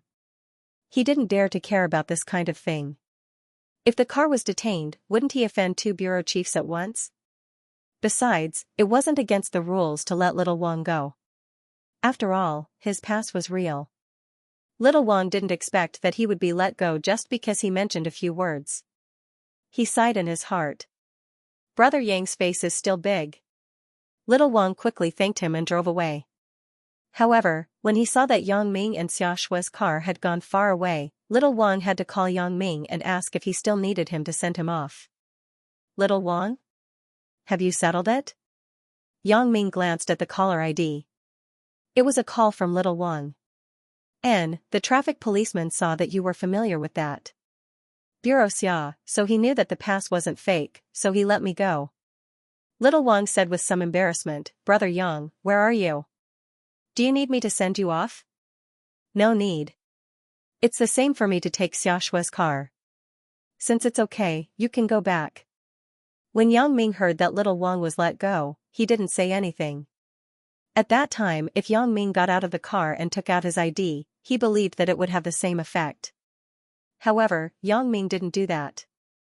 If his ID was used for these trivial matters, it was a bit of a fuss, so Yang Ming let little Wang accept the punishment. That's good. Brother Yang, if you have anything, call me at any time, said little Wang. When he heard Yang Ming call Xiaxua's name, he thought, Brother Yang is really familiar with that Bureau Xia. After hanging up the phone, Yang Ming looked at Xiaxua with interest. Bureau Xia? You were promoted again? Why? Can't I? Xiaxua snorted. In front of others, this was something to show off, but in front of Yang Ming, Xiaxua knew that her credit was brought by Yang Ming, so there was nothing to show off. Then I have to congratulate you. Yang Ming smiled, but he didn't mention Xiaxua's credit. Instead, he said, is it arranged by your brother? To prepare for going to Yunnan? Xiaxua was slightly stunned. She didn't expect Yang Ming to suddenly mention this matter, but after a moment, she nodded. It should be like this. This time, the people who are going are from your side. In terms of rank, they aren't low. If I'm just a criminal police captain, maybe the higher-ups won't agree to let me go. The deputy bureau chief is different, so my brother may think about this. Plus the drug dealer you gave me before, the credit is enough. When Xiaxua talked about the credit, she frowned slightly. Yang Ming's observation was very sharp. This little detail naturally couldn't escape his eyes. Seeing Xiaxua's expression, Yang Ming knew why she frowned. Xiaxua was a little unhappy about having his help every time she solved a major case. Although this credit was hers, it was like it fell from the sky. If she was as thick-skinned as him, she might accept it with peace of mind and pretend that nothing had happened. However, Xiaxua was different. Xiaxua was a girl after all, and her face wasn't as thick as Yang Ming's, so she would take the credit that was delivered to her. Why? Do you think that your credit fell from the sky? Yang Ming looked at Xiaxua and asked with a smile, do you feel uncomfortable that a pie fell from the sky and reaped without any effort? Humph. Xiaxua snorted, but Yang Ming saw through her thoughts. She nodded and said, yeah, every time I think about it, it seems that I cheated. I didn't rely on real talent. I have to say that you think too much. When Yang Ming heard Xiaxua admit it, he sighed helplessly. If I were you, I would accept this credit with peace of mind. Even if others knew the inside story, I would still be at ease. Ah? Xiaxua was stunned and said, I'm not as thick-skinned as you. This has nothing to do with being thick-skinned. In addition to being thick-skinned, Yang Ming was also good at bullshitting. Think about it. Those cases of yours seem to be solved by me by your side. It can be said that this credit is given to you by me. So you think that if I give these credits to others, others can also be promoted. They can be the captain or the deputy director. Is that so? After Xiaxua listened to Yang Ming's words, she nodded involuntarily. This was what she thought in her heart, so she nodded subconsciously and admitted it. *T. When Yang Ming heard Xiaxua's affirmative answer, he suddenly exploded. He cursed, *T, but it shocked Xia Shui. Huh. Xia Shui was stunned by Yang Ming's words, but at the same time, she secretly scolded Yang Ming for being vulgar. Why did he suddenly say such a thing out of nowhere? You are completely wrong. Yang Ming snorted coldly. Me, give it to someone else? Do I have nothing better to do? Do you think I have a lot of free time? I'm already busy enough, but I still have to work with your brother. I'm so tired. Although Xia Shui knew that what Yang Ming said was right, Yang Ming didn't seem to be that busy. As for the sentence of giving it to others, it was fine. Xia Shui had some doubts. Why? If you don't give it to me, won't you give it to others? Me, give it to someone else? Do I know them? Does it matter? Why should we give it to them? Yang Ming said confidently, the reason why I'm giving it to you is because I'm your long-term meal ticket. We have a special relationship. I'm the kind of person who will help those close to me. Haha. Help those close to me? Xia Shui rolled her eyes. Only Yang Ming could say this. It was simply too shameless. However, his previous long-term meal ticket and their special relationship made Xia Shui a little uncomfortable. She didn't know the meaning of the long-term meal ticket before, so she casually said this to Yang Ming. After knowing the meaning, she was a little embarrassed. She didn't expect Yang Ming to repeatedly mention this matter, which made Xia Shui's face slightly red. Aren't you from the Supernatural Investigation Bureau? If you solve the case, naturally, you won't announce it directly to the public. You will give a part of the credit to the local police station. If you don't give it to me, won't you give it to others? Xia Shui avoided the topic of Yang Ming's meal ticket and asked. When I helped you solve the case, your brother hadn't come to me yet. I'm a Lone Ranger. I can do whatever I want, said Yang Ming. Although Yang Ming's reason was a bit far-fetched, Xia Shui had to admit that Yang Ming was telling the truth. With Yang Ming's character, he could definitely do this kind of thing. So, now that she thought about it, Yang Ming's words were very reasonable. If she didn't know him and didn't have a good relationship with him, he wouldn't give her the credit. It seems that what you said makes sense. Xia Shui admitted. Isn't that enough? So, you don't have to worry about it. Your ability is to deal with me. This is also a kind of ability. Yang Ming began to talk nonsense again. Who dealt with you? It's you who dealt with me every time, okay? Xia Shui heard that Yang Ming was a little unreliable, so she immediately retorted. However, because she was in a hurry, she omitted dealt with. She originally meant that every time she met Yang Ming, it was Yang Ming who ordered her to do this and that. How could she order him around? Even if he gave her the credit, it was under the circumstances that he was willing. She couldn't control him. Ugh. Xia Shui, I have to say that your thoughts are not as pure as when I first met you. Yang Ming looked at Xia Shui with a look of regret. Although you and I were drugged at the Wang family's private base, we only touched each other and kissed. We didn't really do it, so this do it can't be used indiscriminately. Although I wanted to do it at the time and place weren't very good, so I decided to give up. Cough cough. Xia Shui was so angry by Yang Ming's words that she wanted to kick him. Yang Ming. You get out of the car. It was also because of that time that the relationship between the two people became a little ambiguous. When Xia Bingbao mentioned Yang Ming in front of Xia Shui always unconsciously blushed when she thought of that matter. As a result, Xia Bingbao misunderstood the relationship between Xia Shui and Yang Ming. He thought that the two of them were boyfriend and girlfriend. It was precisely because of this that Xia Bingbao was relieved to let Xia Shui go to Yunnan. It was because he understood Yang Ming. Yang Ming was an extremely protective person, especially towards his woman. If you provoked his woman, he would kill your entire family. Therefore, because of this, Xia Bingbao felt that if Yang Ming and Xia Shui were together, as long as Yang Ming was not in danger, he would definitely ensure Xia Shui's safety. Oh, I will naturally get off when we arrive at the airport. Yang Ming said plainly as if he didn't hear Xia Shui's anger. Xia Shui felt like she had punched cotton. She suddenly felt a little powerless, but fortunately, she was just saying it. She didn't really want Yang Ming to get off the car. For a time, the atmosphere in the car became a little cold. Yang Ming thought about it and decided to change the topic. Going to Yunnan. To be honest, I don't have much confidence. If you cannot go, it is best not to go. Xiaxue originally thought that Yang Ming was scolding her for being vulnerable, but when she turned her head and saw Yang Ming's serious expression, he didn't seem to be making fun of her. Yang Ming rarely spoke in such a solemn and serious tone. At this time, it was often the most serious time for Yang Ming. "And?" Xiaxue asked subconsciously.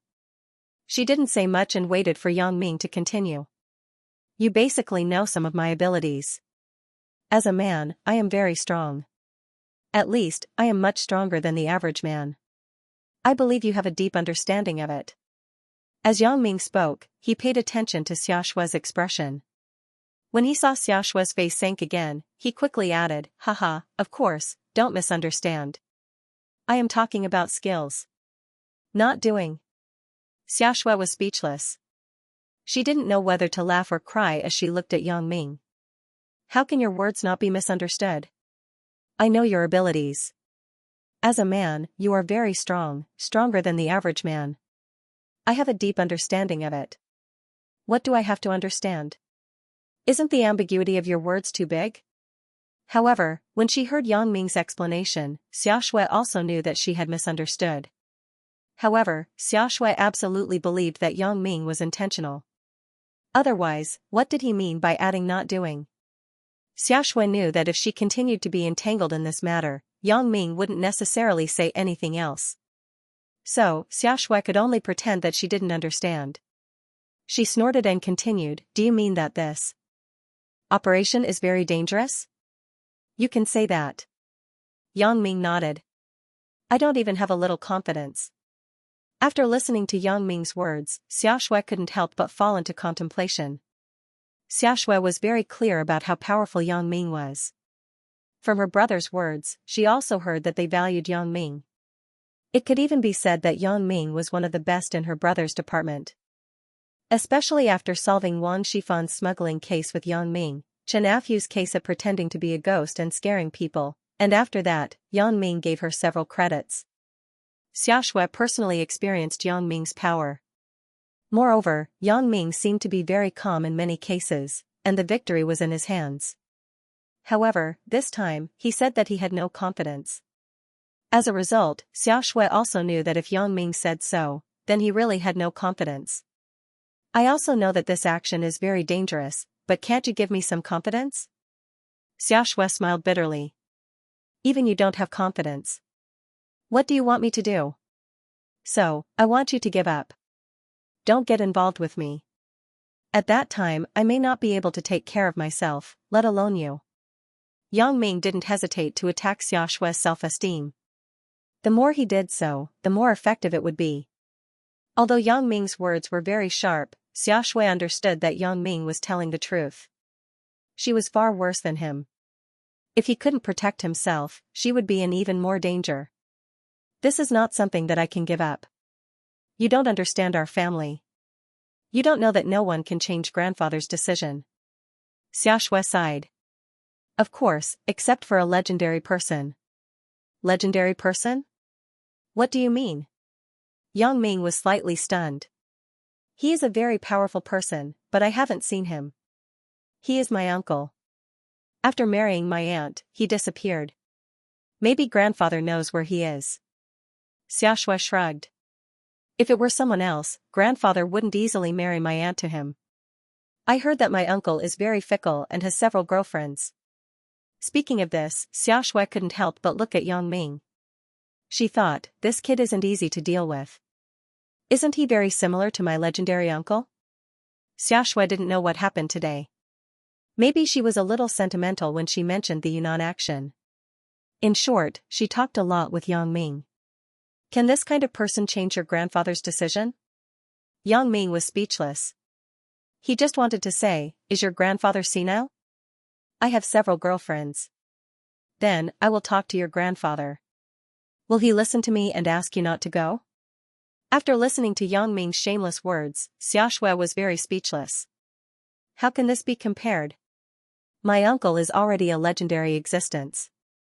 What are you? Xiaxue looked at Yang Ming contemptuously. What is your uncle's name? Maybe I know him. Tell me. Yang Ming thought, this is a bad *SS person. If I can meet him, I have to ask him about his experience in picking up girls. My uncle's name is Lu Lei. My aunt's name is Xia Jing. You won't know her even if I tell you. Xiaxue didn't hide it. Only a few people knew about the legendary deeds of her uncle. Lu Lei? Xia Jing? Yang Ming couldn't help but widen his eyes. No way. I have read a novel before called So Pure and So Ambiguous, the prequel. The protagonist in it is called Lu Lei. He has a girlfriend named Xia Jing. Xiaxue listened to Yang Ming's nonsensical words. She really didn't know what to say. She was talking about serious matters with him, and he could make up a story. I'm talking about a real matter. Don't confuse me with a novel. Xiaxue said in a bad mood, there are many coincidences in this world.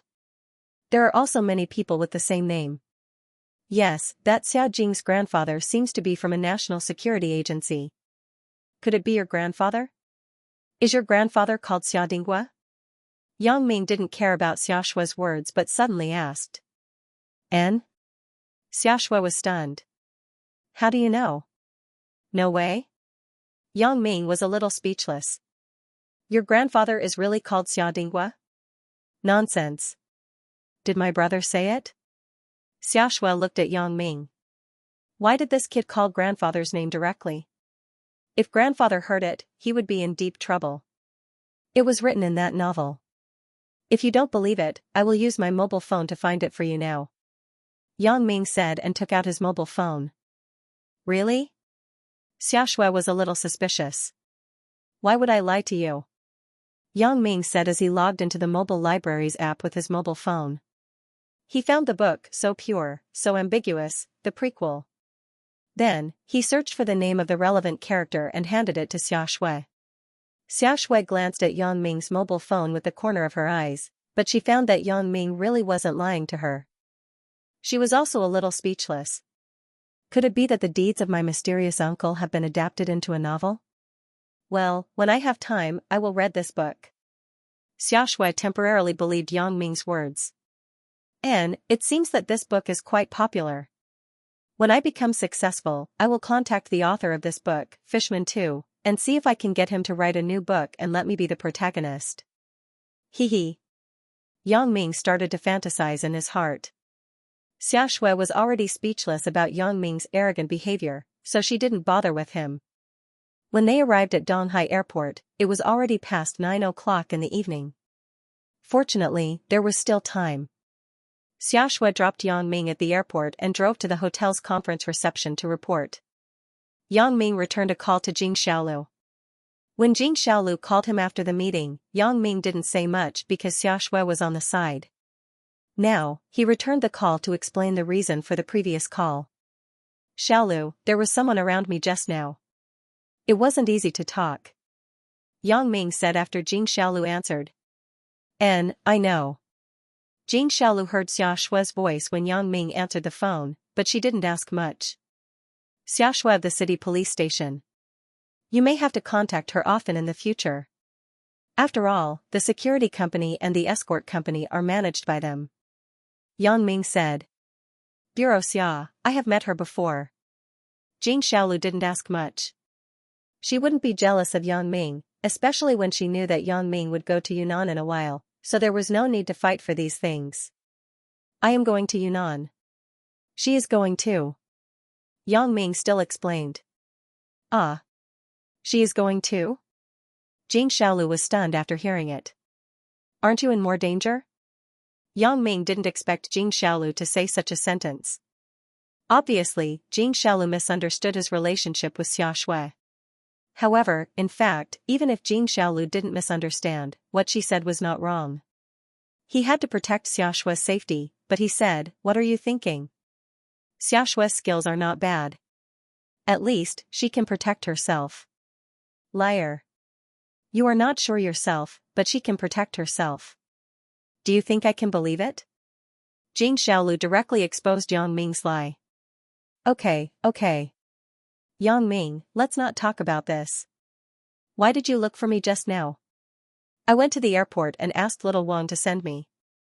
As a result, I was detained by the traffic police on the highway.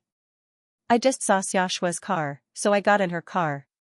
Yang Ming said, it just so happened that she was also going to Donghai, so I asked her to give me a ride. When I didn't see her before, I wanted to call you and ask you to send me off. Yeah. Why didn't you say so earlier?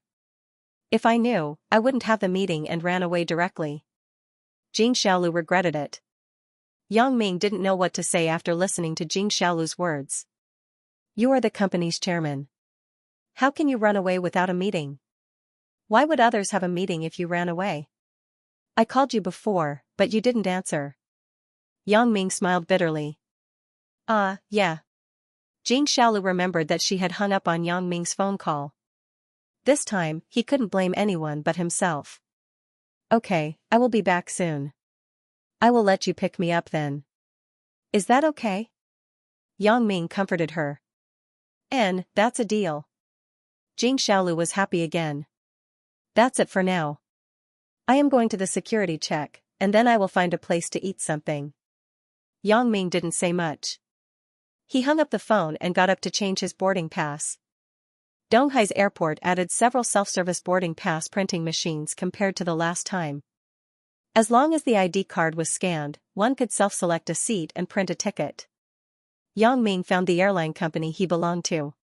After printing the ticket, he walked directly to the entrance of the security check. However, something unexpected happened to Yang Ming.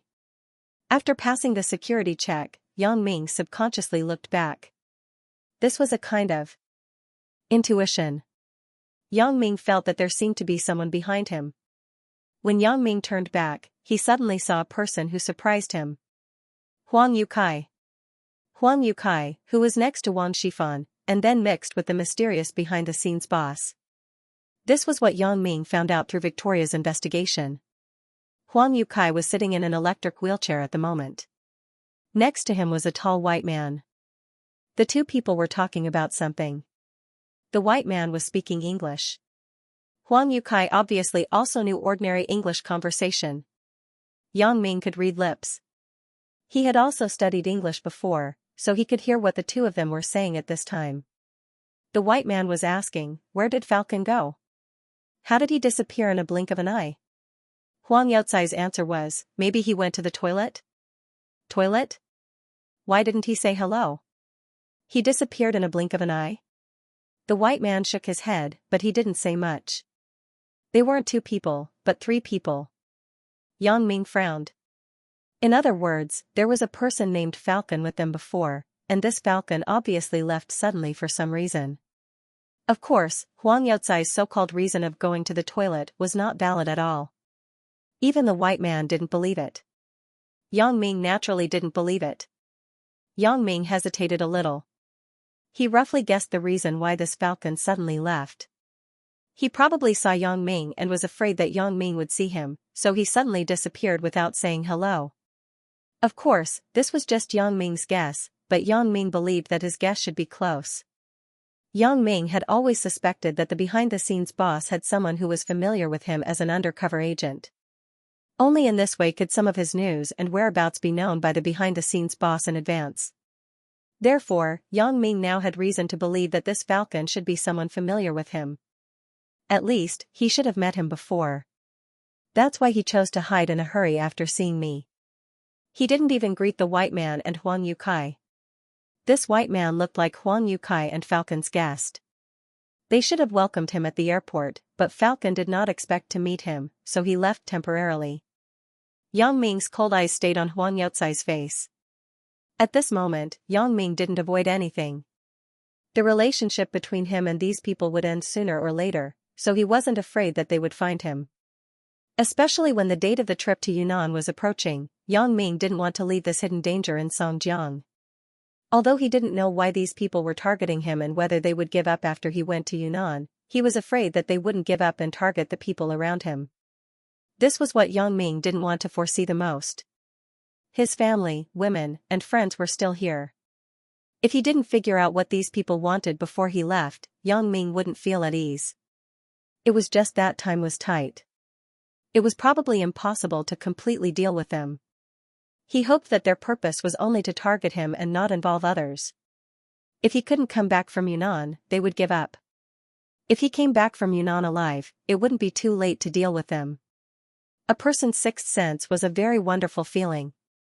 When someone was looking at you from behind, although there were no eyes behind you, if this person's eyes were not good, you could not help but feel a chill. It could also be called the so-called murderous aura. This thing was very mysterious. It was an illusory thing, but many people could be keenly aware of it when they were being peeped at or stared at. Huang Yukai was talking to the white man. Suddenly, he felt a chill around his body as if he was killed by someone's eyes. Huang Yukai subconsciously looked up and glanced around, but he suddenly met Yang Ming's cold eyes. Huang Yukai had been intentionally or unintentionally hiding from Yang Ming and hiding behind the scenes. He didn't want Yang Ming to know about his existence. This feeling of hiding in the dark made Huang Yukai very happy. However, he didn't expect to meet Yang Ming at the airport. Previously, Falcon said that Dr. Benjamin had sent an expert to help him deal with Yang Ming. This made Huang Yukai very happy. He and Falcon personally came to the airport to greet him. Although he couldn't tell whether this white man with an ordinary appearance was an expert or not, since Falcon said that there was no problem, he believed that this person was an expert. When Falcon suddenly turned around and disappeared, Huang Yukai was also very puzzled. Where did Falcon go? When he saw Yang Ming, he understood everything. It turned out that Falcon saw Yang Ming first. He was afraid that Yang Ming would recognize him. Thinking of this, Huang Yukai was a little depressed. You are afraid of being recognized, but I am also afraid. What's more, you have changed your appearance. It's hard to say if he can recognize you. You are really not loyal. However, Huang Yukai also knew that it happened suddenly. Falcon might not have had a chance to greet him, so although he had some complaints, he understood. Thinking about it carefully, anyway, the hatred between him and Yang Ming had long been formed. It didn't matter if he saw it. Huang Yukai took a breath and changed his previous panic. He glanced at Yang Ming faintly and nodded to him. Then, he ignored him and walked to the exit with the white man. Yang Ming frowned. He didn't expect Huang Yukai to be so calm. However, his panic did not escape Yang Ming's eyes. Moreover, Huang Yukai probably didn't know that Yang Ming already knew that he was three people, and one of them was a person named Falcon. Donghai International Airport was quite large. It was not easy to find a person in such a large airport even with special abilities. Yang Ming looked around and didn't find any suspicious people, so he gave up the search. He still had things to do. He didn't have time to waste here. Even if he found someone, Yang Ming couldn't go through the security check again. Everything could only be planned after returning from Las Vegas. There were no twists and turns by taking a flight from Donghai to the capital and then transferring to Las Vegas. When Yang Ming came out of Las Vegas McCarran International Airport, it was already noon the next day. Yang Ming got into a taxi waiting at the airport entrance and said to him in English, "Go to the Douglas Vast Hotel." Okay. There were many foreign guests going to the Douglas Vast Hotel these days. These taxi drivers also knew that the Douglas Vast Hotel was a fixed hotel for the guests of the Jewelry Festival. For the scenery on the streets of Las Vegas, Yang Ming was not in the mood to appreciate it. In the past year, he had been to a lot of places. He was not as curious about these exotic customs as before. These things were more or less the same after seeing so many of them. However, what was commendable was that there was no traffic jam in such a bustling international metropolis. The road was smooth and unimpeded. This was a world of difference from the traffic in the second-tier small city of Songjiang. Songjiang was already very congested, but there was no such situation in Las Vegas. The road design of this city was very interesting, but it had to be said that it was a good idea. Most of the roads in Las Vegas were not closed. They extended in all directions, but there were too many roads, and some of them led to the waste of land resources. It was indeed a pity in an international metropolis where land was expensive, but the effect of this price was very powerful. Soon, the taxi arrived at the parking lot at the entrance of the Douglas Vast Hotel. Yang Ming paid the fare, got off, and walked into the lobby of the Douglas Vast Hotel. "Hello, sir." After Yang Ming walked in, the hostess greeted him politely. "Sir, are you looking for a place to stay?" But I have to find someone first." Yang Ming nodded and said. "It's no problem to find someone, but I'm afraid it's not possible to find a place to stay. Sorry, this hotel is full. There are no spare rooms," the hostess said apologetically. She saw that Yang Ming came in a taxi, and he was very unfamiliar, so she guessed that Yang Ming was not a previous guest of the hotel, but a newcomer. So, she asked to confirm first. After hearing Yang Ming's affirmative answer, the hostess quickly explained. Because the hotel was designated as a designated hotel for the International Jewelry Festival, it was already full and could no longer be open to the public. "Oh? It's full?" Yang Ming was stunned for a moment, then he figured out the key. As the designated hotel for the International Jewelry Festival, there definitely wouldn't be any empty rooms. However, Yang Ming decided to call Wang Mei first. Since Zhang Ben and Zhang Jiefeng were detained by the casino, it meant that their previous rooms were empty. Yang Ming could just stay in their room. He didn't need to book another room. "Yes, I'm sorry. This is the designated hotel for the International Jewelry Festival," the hostess said apologetically. Sure enough, the reason was the same as Yang Ming's guess. Yang Ming didn't mind, but he said, "Let me borrow your internal phone. I'm looking for a friend."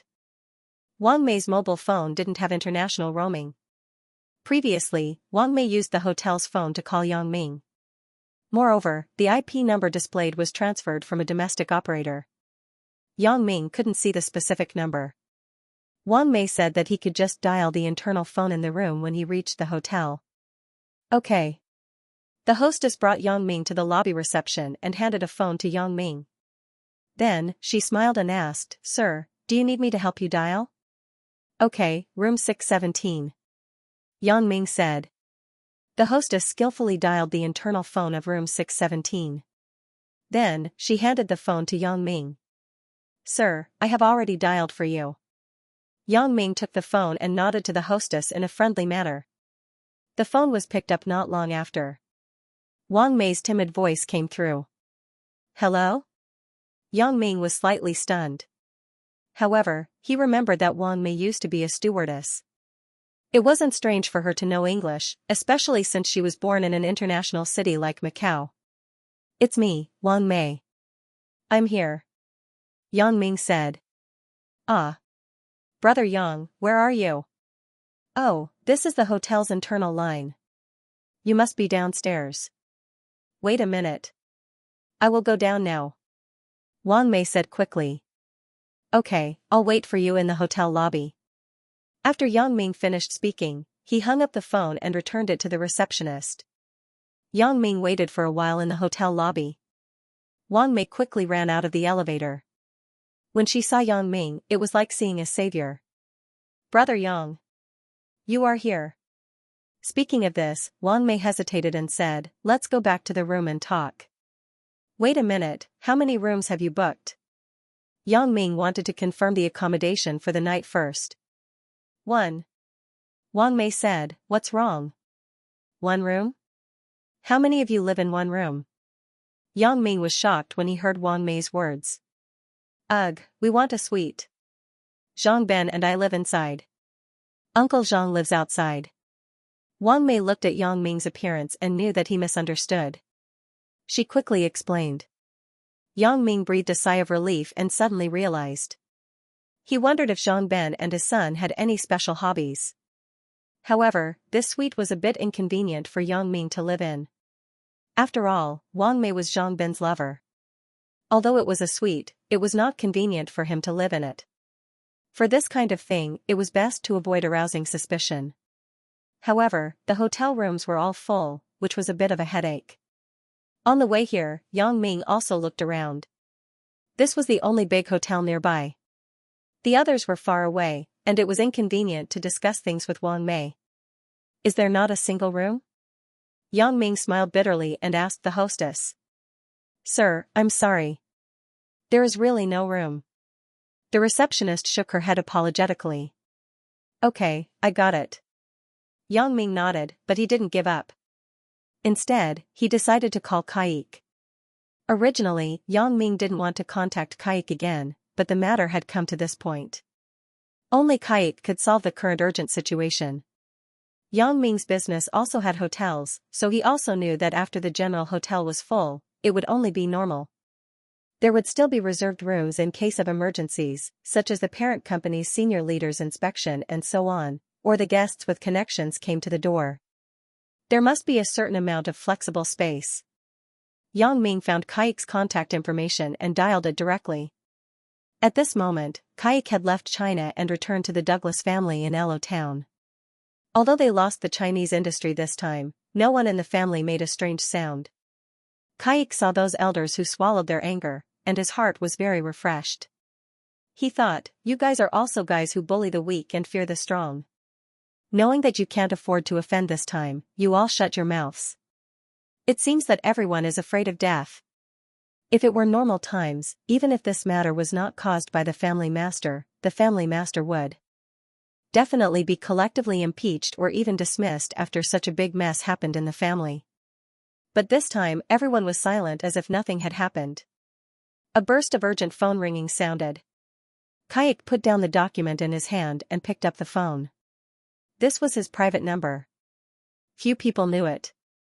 Kaik glanced at the incoming call, but it was an unfamiliar call from abroad. There was only the forwarding IP number on it, and he couldn't see the actual number. Originally, Kaik didn't want to pick it up, but after thinking about it, he picked it up. Hello, I'm Kaik. Kaik? I'm Yang Ming. Yang Ming didn't use English. He knew that Kaik could understand what he said. Ah. Kaik was shocked when he heard Yang Ming's voice. He thought that it was a close call. Fortunately, I didn't hang up the phone directly. Otherwise, the consequences would be unimaginable. It seems that my hesitation was right. If I didn't pick up the phone and Yang Ming had some ideas, I would be done for. Mr. Yang, hello. Although Kaik was very scared and didn't know why Yang Ming called him at this time, he still asked carefully, is there anything you need me to do? What Kaik said was need me to do, not need my help. This showed the art of his choice of words to avoid Yang Ming's disgust. I am now in the Douglas Bast Hotel in Las Vegas, said Yang Ming. Yang Ming's words suddenly made Kaik's heart cold. My God, it can't be, right? How did this fiend go to Las Vegas again? And the Douglas Bast Hotel? Could it be that the people in the Douglas Bast Hotel provoked him? F***ck his grandfather's 18 generations of ancestors. Isn't this asking for my life? Of all the people to provoke, why did I have to provoke such a person? He is even more terrifying than terrorists. Mr. Yang. Who offended you? I will definitely punish them severely. Thinking of this, Kaik quickly expressed his stance. What? Who offended me? No one offended me? Yang Ming was stunned and knew that Kaik misunderstood. I called you to ask for your help. Are you mistaken? Okay. Kaik took a deep breath. He almost had a heart attack. It turns out that my hotel didn't offend Yang Ming. That's good. As for helping, Yang Ming asked. Even if I have to pick the moon, I have to try my best to do it. Mr. Yang, if there is anything, just say it. There is no need to help. Your orders are the direction of my life, said Kaik righteously. Heh. Yang Ming smiled. Actually, it's nothing. I just came to stay, but the hotel is full. Do you have a solution? This is too simple. When Kaik heard Yang Ming's words, he thought, this is not a problem at all. Every Douglas Bast hotel had luxury suites reserved for the Douglas family members, but they were not usually used. They were only used when the Douglas family members went to inspect. At this time, they were taken out for Yang Ming to use, so Kaik said, Mr. Yang, please call the manager here. I will talk to him. The manager here should be Batterton, right? Okay, you wait. After Yang Ming finished talking to Kaik, he waved to the receptionist from before.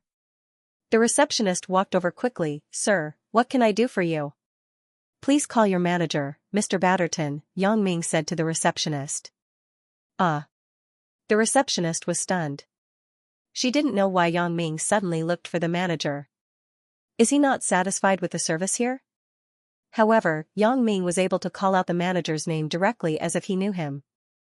Therefore, the hostess didn't dare to neglect. If the guest in front of her knew the boss and had a good relationship with the boss, then if she didn't report it quickly, the boss would blame her and she would be in trouble. Thinking of this, the receptionist quickly nodded and said, "Sir, please wait a moment. I will call our boss immediately." Okay. Yang Ming just wanted a room, so his attitude to the receptionist was very good. He was not rude, and he didn't have any thoughts about her. The receptionist quickly walked to the front desk, picked up the phone, and dialed a number. This was the phone number of the boss, Batterton's office. Batterton was working hard on the female secretary at the moment. He pushed the female secretary onto the desk and was making the final push. As a result, a shrill ringtone startled him. Damn it! Batterton cursed. Disturbing me at this time is a crime worthy of death.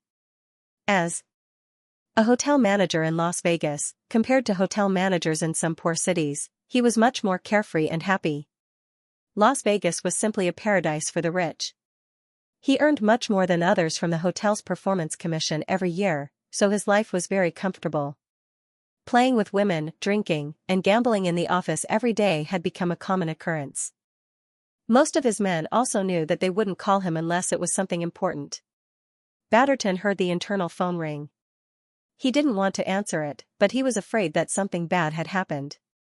After all, the participants of the International Jewelry Festival were staying at the Douglas Vast Hotel for the past few days.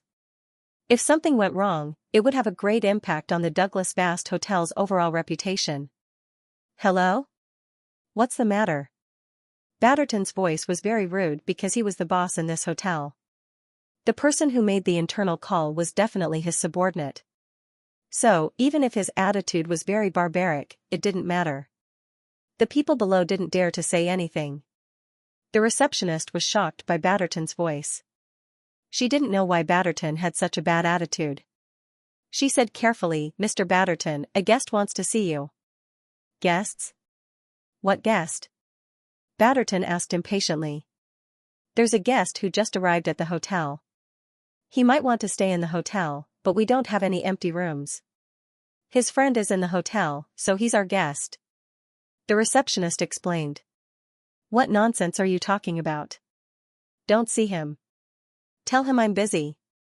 When Batterton heard that there were no more rooms in the hotel, he was so angry that he hung up the phone directly. He then said to the female secretary under him, "Don't worry, baby. I'm coming." The receptionist held the phone in shock. Hearing the busy tone, she shook her head. She was in a dilemma. The customer wanted to see the boss, but the boss refused.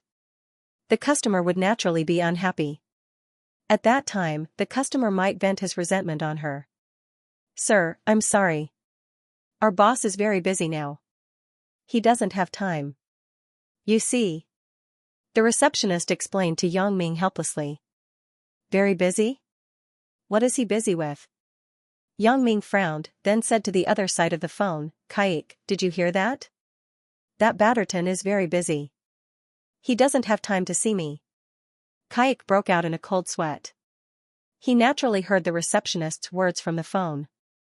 He cursed Batterton, this bastard. If he wants to die, he shouldn't implicate the Douglas family. This?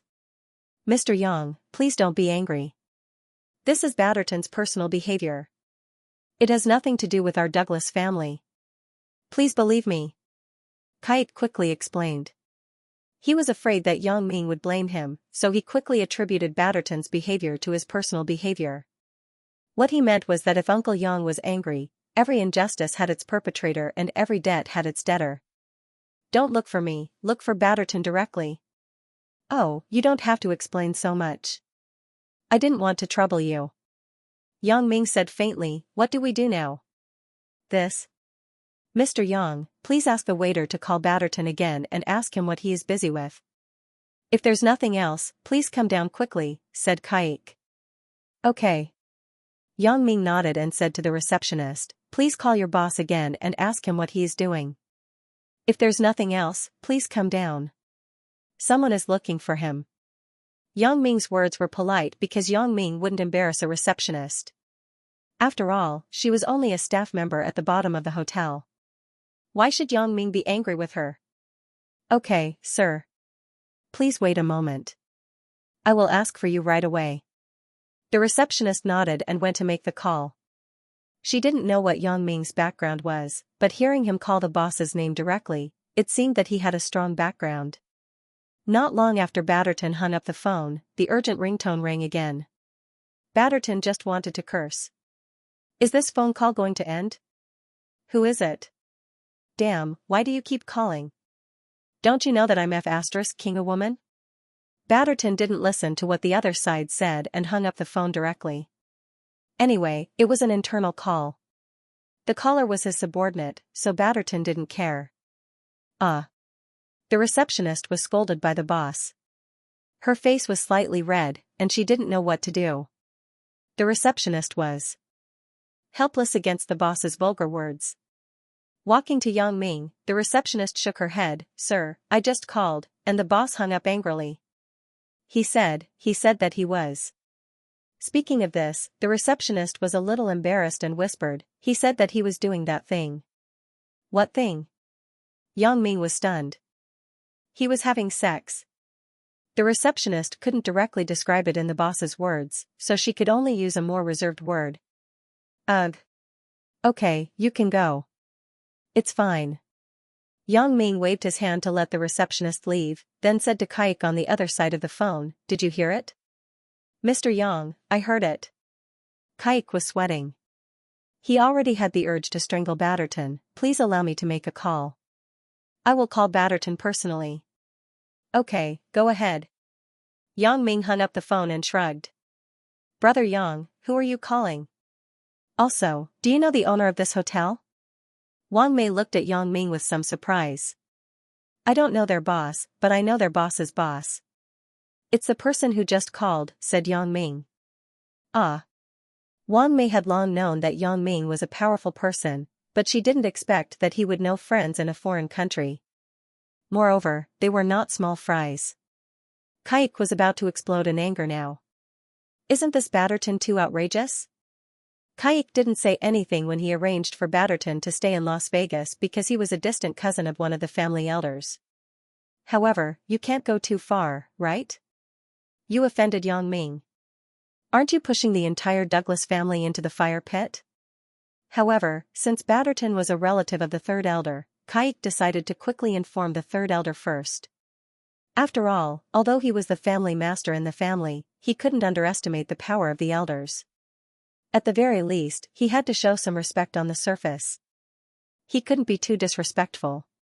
After dialing the third elder's phone, the third elder's voice came through, Family Master, what's the matter? Today was not a family meeting day. Generally, the family master would not call him without special circumstances. So, the third elder lowered the volume of the TV he was watching and asked. It's like this, third uncle. I have something to tell you in advance. I am going to replace Batterton in Las Vegas and give him the harshest punishment, said Kaik. What? Family master, what do you mean? What did Batterton do wrong? Are you going to punish him like this? Don't forget that when it comes to relatives, he is also your distant cousin. The third elder's voice suddenly sank.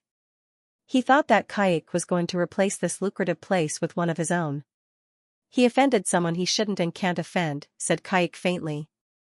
Even if he offended you, you can't do this. Are you not even going to give me face? The third elder was very angry and roared furiously. He felt that Kaik was too much of a bully. Even the family master can't do this, right? Of course, I will give you face if he offends me. However, third uncle, the person that Batterton offended may not give you face. Kaik snorted and said. I only greeted third uncle in advance out of respect. Otherwise, I would have taken action directly. So, the person that Batterton offended is not you? Are you going to stand up for an outsider? The third elder was even angrier when he heard Kaik's words. If Batterton really offended Kaik, the third elder would have nothing to say if Kaik really wanted to punish Batterton as the family master. After all, the family master was the supreme authority in the family. Any punishment for offending the family master was not excessive. But the key problem was that according to Kaik's words, Batterton had offended others, but Kaik wanted to deal with Batterton on behalf of others.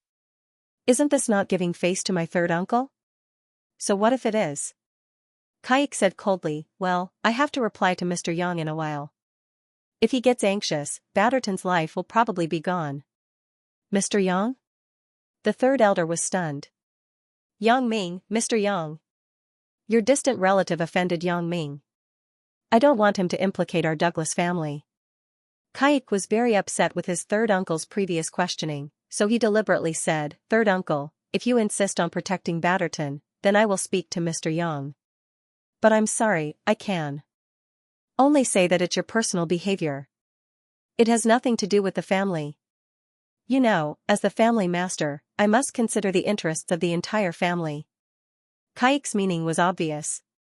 If you are tired of living and want to die, then you can die by yourself and accompany Batterton. Don't drag the Douglas family into it. We have nothing to do with each other now. The third elder naturally knew Yang Ming's name.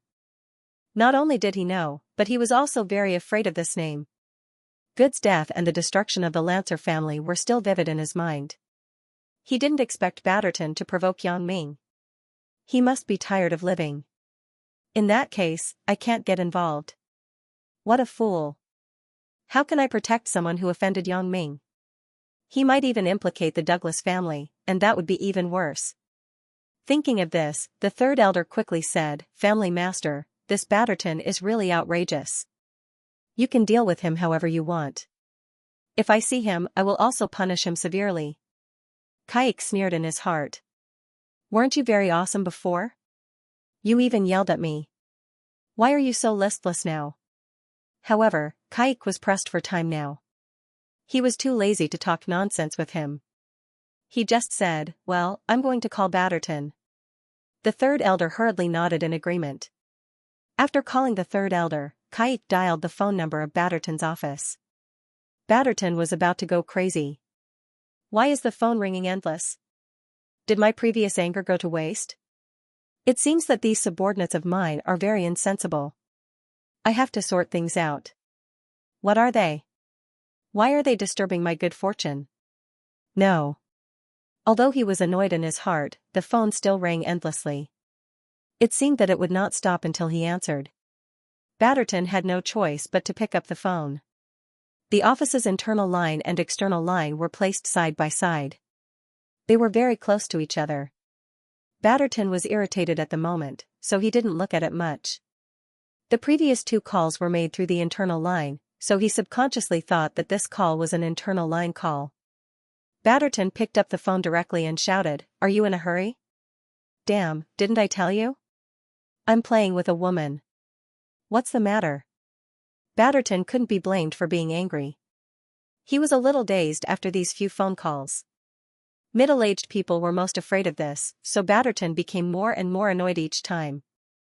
Batterton, how dare you be so arrogant? I see that you have ignored the family rules and discipline, said Kaik with a sneer. This Batterton was also a peripheral member of the Douglas family. Naturally, he had to abide by the Douglas family's discipline. You are? Batterton was stunned by the roar on the other side of the phone and asked uncertainly. I'm Kaik, said Kaik coldly. You are quite arrogant, aren't you? I asked you to go down, but you didn't. I asked the waiter to urge you twice, but you still didn't go down. I think you want to have a taste of the family rules?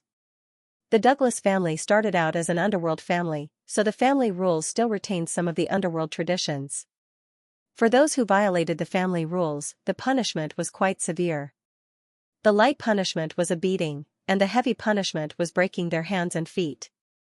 It was not uncommon for them to be beaten to death. So Kaik's words made Batterton sober up suddenly. The cold sweat on his forehead also dripped down. He pushed the woman in front of him aside and said in a trembling voice, Family master. I was wrong. Please don't be angry. I just couldn't help myself with my girlfriend. Bullsh *T, you already have a wife and child. You still have a girlfriend? Kaik casually looked at Batterton's information before making the call. He knew Batterton's background like the back of his hand. This was why Kaik called the third elder in advance to inform him. Seeing that his lie was exposed, Batterton was a little embarrassed. Family master, are you downstairs? I'll go down to greet you. I'm not here. There is an important guest of the family downstairs. There are no guest rooms available. Give him our Douglas family's reserved room. Ask for the best one. Kaik instructed, I'm telling you. If this matter is done well and that gentleman is satisfied, this matter will be over. Otherwise, you won't be able to bear the consequences even if you die. Yes. Batterton hurriedly agreed when he heard that there was still a chance for a turnaround. The reason why Kaik didn't deal with Batterton directly was that he still needed him to receive Yang Ming. He had to ask Yang Ming's opinion first. If Yang Ming was satisfied with Batterton, then forget it. If he wasn't satisfied, then Batterton could only wait for death. He didn't make a decision on his own because he was afraid that Yang Ming would blame him for being meddlesome. Batterton wiped the cold sweat on his head. He hurriedly pulled up his pants and rushed out of the office. He regretted it in his heart.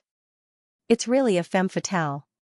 If I had gone downstairs after receiving the first call from the receptionist downstairs, there wouldn't have been so many problems. However, there was no medicine for regret in this world. He could only try his best to make up for it. He hoped that this so-called family guest could say a few good words for him in front of Kaik. Otherwise, he would definitely be done for. A light punishment would be dismissal and being recalled to the family to be an idler. A heavy punishment would be. Batterton felt cold sweat all over when he thought about it. Dear, don't go. Should we continue? The female secretary didn't know what had happened. Seeing that Batterton was going out, she quickly said softly. Get lost. If it weren't for you, would I be done for? Batterton pushed the female secretary away and rushed downstairs. As soon as the elevator door opened, Batterton rushed to the lobby on the first floor. He saw the receptionist in the blink of an eye and quickly pulled her. Where is the guest? Where is the family master's important guest? Ah? The receptionist was stunned. What important guest? What family master? What's going on? What's wrong with the boss? So, she said, Boss, what are you talking about? Batterton was too lazy to explain nonsense to her. He let go of her and began to look around in the lobby. Yang Ming saw a fat man hurriedly coming down from the elevator and asking questions in a panic. He was sure that this person was the hotel manager, Batterton, so he said to him, You are Batterton, right? Ah. Batterton quickly looked up at Yang Ming, but he didn't expect him to be a foreigner. However, since Yang Ming knew him, he should be the important guest mentioned by the family master. Batterton immediately showed a flattering smile on his face. Sir, I am Batterton. You are the important guest of the Kaik family master, right? Important guest? Yang Ming smiled, sort of. Batterton breathed a sigh of relief. Seeing that this gentleman was still polite and easygoing, it seemed that as long as he served Yang Ming nicely, it would not be a big problem for him to escape this time. Sir, please wait a moment. I will arrange the best room for you immediately. Batterton said flatteringly, Sir, I'm very sorry for my previous rudeness. Please don't take offense. If you have any requests, please tell me as soon as possible. I will do my best to fulfill them. N. Yang Ming nodded, hurry up and do it. Yang Ming did not intend to do anything to Batterton. To put it bluntly, this was Kaik's family matter. What did it have to do with him? As long as the room problem was solved for him, Yang Ming was too lazy to care about whether Batterton had a problem with his work style and attitude. Batterton was not his employee, and he did not provoke him. Why should he worry about this? Quick, find me the room card for the luxury presidential suite. Batterton personally came to the front desk and ordered the front desk attendant. Ah, okay. The attendant also saw the boss's anxiety and hurriedly found the room card for him. These internal reserved room cards were usually locked, so to take them out, he had to open the drawer lock first. Seeing that the attendant's actions were a little slow, Batterton was a little anxious. In fact, it was not that the attendant was slow. This kind of thing had to be done step by step, right? However, Batterton was anxious, so he was anxious about everything. He directly snatched the key from the attendant's hand. "Let me do it." The attendant quickly stepped aside and gave the position to Batterton. Batterton quickly opened the drawer and took out the room card for the presidential suite. However, he hesitated and took out a room card for the adjacent presidential suite, room 2. He thought that maybe Yang Ming still had friends, so he directly took out 2 room cards for Yang Ming. If it was not enough, there were still a few more. They were all reserved internally for the Douglas family's temporary lodging. Since Kaik had already instructed, he naturally had to do his best to satisfy Yang Ming. Only when Yang Ming was satisfied would he say a few good words for him in front of Kaik. Batterton would not be punished. After figuring out this key point, Batterton worked extra hard to please Yang Ming. "Sir, the room cards are ready. This is the room card for the top-floor scenic presidential suite. It overlooks the night view of the entire city. There are 2 of them. Sir, if it is not enough, there are still more. Just tell me directly." Batterton said as he gave it to Yang. "If you need anything, tell me directly. I do my best." Yang Ming nodded. He really did have something to ask Batterton to do. He still didn't know which casino Zhang Ben and Zhang Jiefeng were detained in. Even if he knew, Yang Ming would not rush to ask for them. After all, this was a foreign country, and he was unfamiliar with this place. It was not within his sphere of influence. Yang Ming didn't want to act recklessly. Only by knowing one's enemy could one emerge victorious. Yang Ming planned to understand the background of this casino first. After taking the business card, Yang Ming said, "Then, I'll have to trouble Mr. Batterton. I really do have something to ask you in a while." "No problem, no problem." Batterton hurriedly agreed. "Sir, you see, in front of the family master." Batterton wanted Yang Ming to plead for him in front of Kaik. With Yang Ming's pleading, Batterton believed that Kaik would not hold him accountable. After all, his problem could be big or small. Yang Ming's attitude was the key to the whole matter. Batterton was not a fool since he could become the general manager of a hotel owned by the Douglas family. His mistake was at most a small mistake. He was just fooling around with women in the office.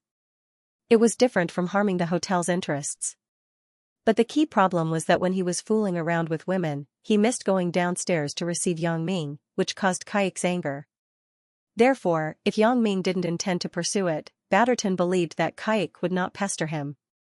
Yang Ming also understood Batterton's meaning. Yang Ming didn't need to kill him immediately. He had something to ask Batterton, so he didn't care about doing him a favor. Yang Ming nodded, and the phone in his pocket rang. Although Yang Ming's phone number couldn't be displayed on Kaik's side, Kaik dialed Yang Ming's domestic number. After transferring and roaming, Yang Ming naturally received it. "Hello?" Yang Ming picked up the phone. "Mr. Yang, this is Kaik. How is it? Did that bastard Batterton come down?" "Mr. Yang, don't worry. I will definitely punish him severely." Kaik expressed his loyalty to Yang Ming. "He came down. His attitude is good. Forget about the punishment." "I still need him," said Yang Ming lightly. Okay, whatever you say, Mr. Yang. Your orders are the direction of my life." Although Kaik didn't know why Yang Ming kept Batterton, Yang Ming said to keep him, so he kept him. He didn't care what use he had. It was better to know less about things that he shouldn't know. Otherwise, he would die faster. "And that's it. I'll look for you again if there's anything." Yang Ming was too lazy to waste time with Kaik. He hung up the phone after saying a few words. Thank you. Batterton didn't expect Yang Ming to help him. He originally hoped that Yang Ming would be fine as long as he didn't say bad things about him in front of Kaik. However, he didn't expect Yang Ming to praise his attitude in front of Kaik. This made Batterton feel like he had dodged a bullet. Therefore, Batterton's attitude toward Yang Ming was even more respectful. But what Batterton didn't expect was that Yang Ming's casual sentence of "I still need him" would become a death exemption for Batterton in the future. Batterton had made a major mistake in the direction of hotel management in the future. He was unanimously impeached by the family members. Kaik was about to dismiss him, but he suddenly remembered Yang Ming's previous words, "I still have use for him." Kaik was shocked and quickly told everyone about this. As a result, everyone unanimously decided to let Batterton continue to be the manager of the Douglas Vast Hotel's Las Vegas branch. Although they didn't know why Yang Ming wanted to keep Batterton, who dared to ask? What if Yang Ming went to Las Vegas one day to find Batterton and found that he wasn't there? Wouldn't Yang Ming vent his anger on the entire Douglas family? Who could bear this? So, Batterton was safe again. When Batterton knew the truth, he didn't know what to say. He was so lucky. He actually got a blessing in disguise because of the previous incident. Yang Ming's sentence became a death exemption for him. Batterton naturally knew what Yang Ming meant when he said, "I still have use for him." This was because Yang Ming had come to him to inquire about some matters. Of course, Batterton was not stupid enough to explain things clearly. From then on, Batterton was prepared to worship Yang Ming as if he was a deity. This was his backer. Seeing that Batterton was still standing beside him, Yang Ming glanced at him and asked, "Is there anything else?" "Sir, didn't you have something to ask me?" Batterton said carefully. "Oh, we'll talk about this later. You go back first. I'll call you when the time comes." Yang Ming hadn't figured out the whereabouts of Zhang Ben and Zhang Jiefeng. He had to wait until he talked to Wang Mei in detail before he could understand. "Okay, then I'll go back. Sir, you can call me anytime." Batterton didn't know Yang Ming's surname. Kaik didn't say it before, so he could only call him Sir. "Wang Mei, go to your room first. You pack your luggage and stay in the presidential suite upstairs.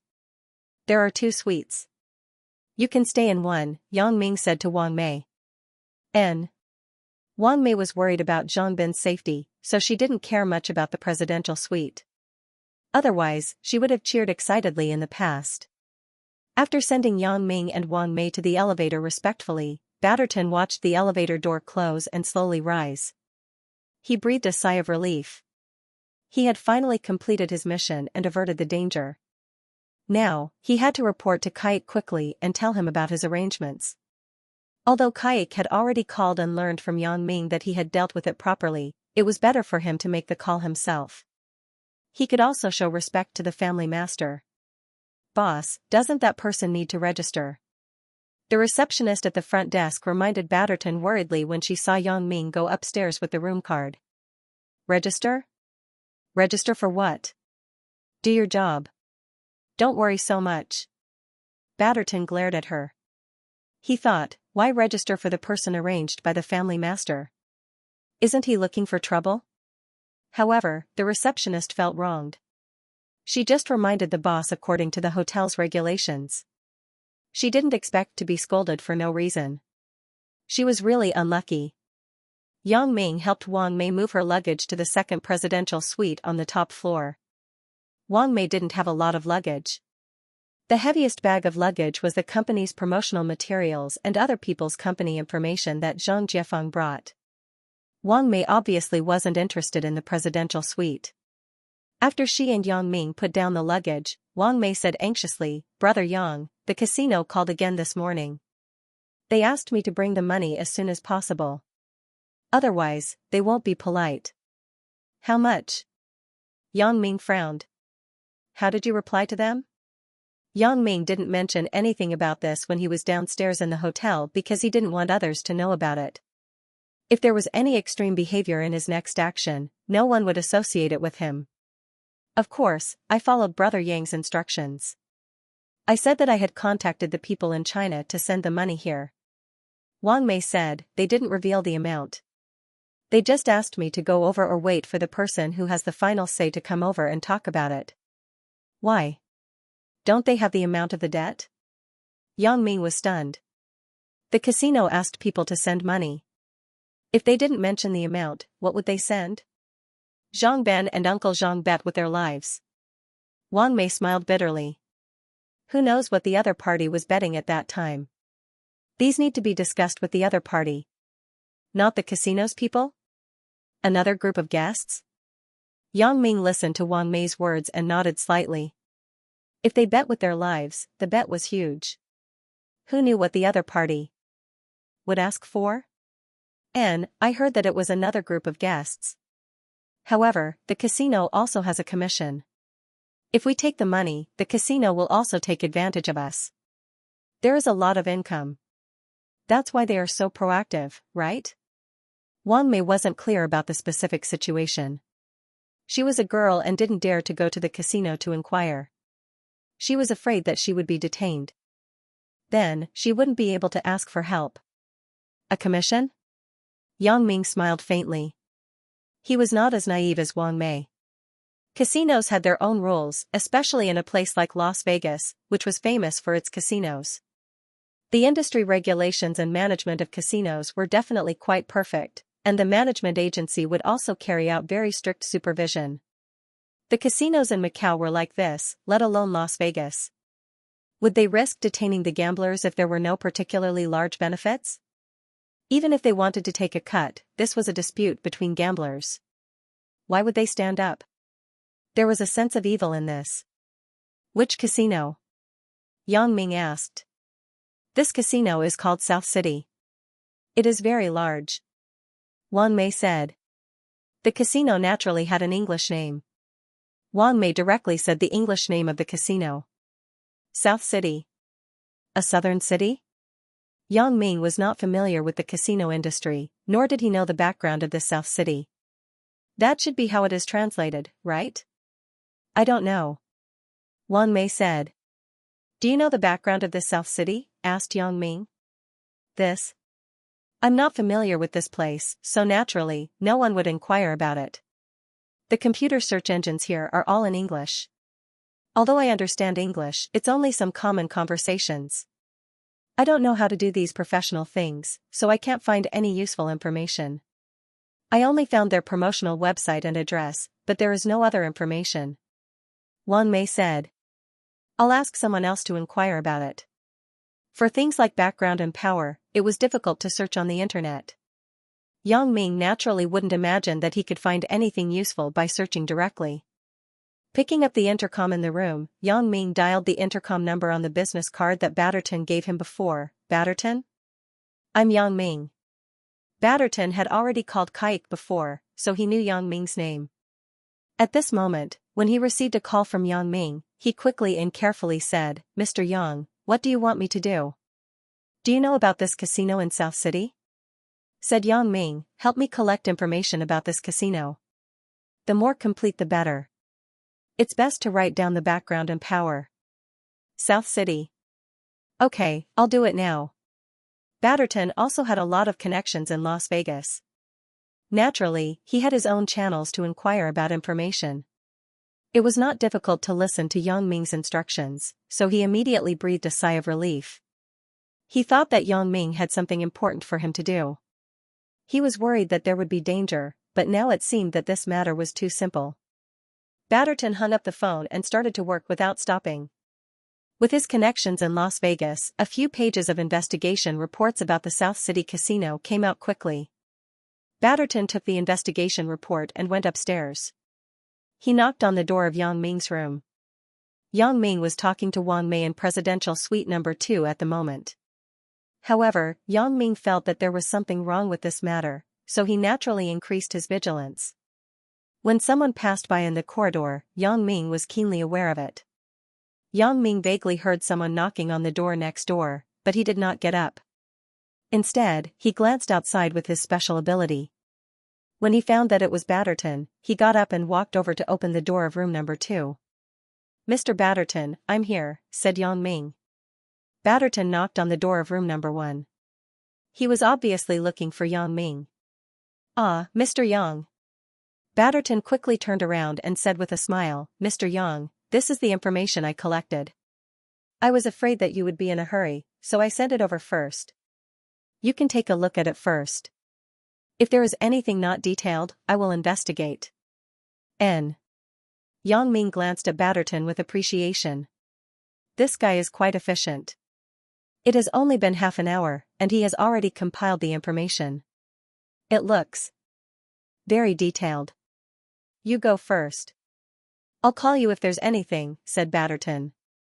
Okay, Mr. Yang, then I will go down. I won't disturb you.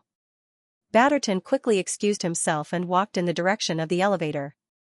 Yang Ming sent Batterton away, walked back to the room, and looked at the investigation report in his hand. South City Casino, one of the world's gambling and entertainment chain companies. It had invested in the construction of casinos in many countries around the world. It was unknown what kind of force was behind it for the time being. However, in Las Vegas, the boss of the Guillotine Gang, one of the 3 major underground gangs, had a close relationship with the owner of the South City Casino. Yang Ming was not surprised that casinos were related to gangs. What surprised him was that this South City was actually a world-class gambling chain company, and Batterton did not know who was behind this casino. However, this did not matter. It was not important for the time being. Yang Ming had to deal with the South City Casino in Las Vegas, not the entire South City company. Yang Ming had no intention of making enemies with them. However, if they really provoked him, then Yang Ming could only be impolite, regardless of who was behind them.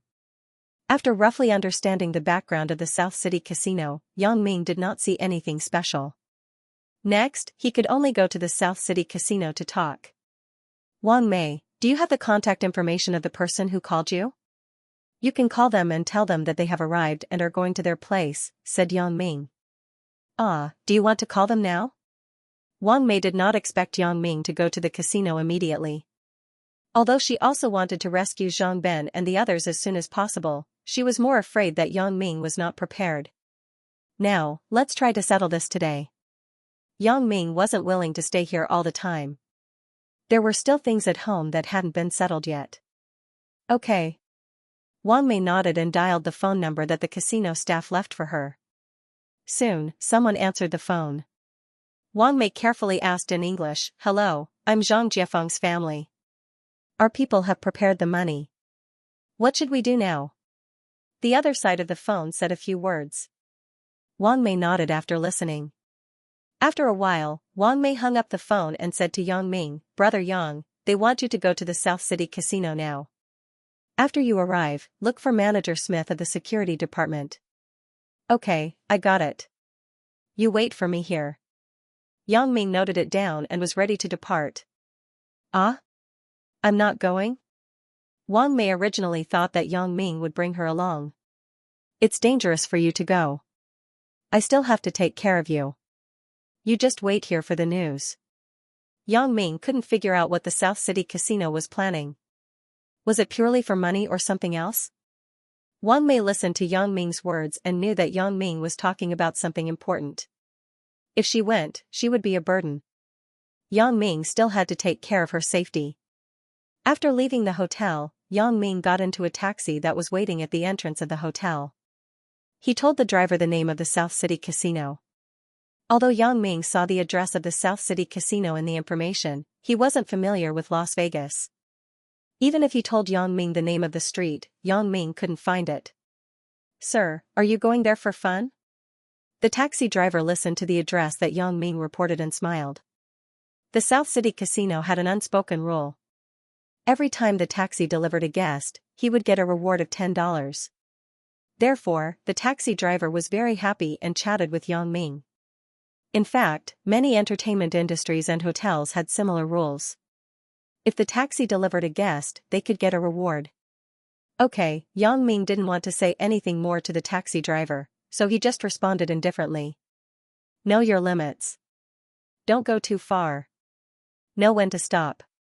The taxi driver also saw that Yang Ming didn't want to talk much, so he just reminded him. He didn't think too much about it. He just thought that Yang Ming was a foreigner and wasn't very good at conversing in English, so he didn't talk much. Thank you. Yang Ming thought that this taxi driver's character was not bad. However, his warning was of little use to real gamblers. If gamblers listened to advice, there wouldn't be so many broken families in the world.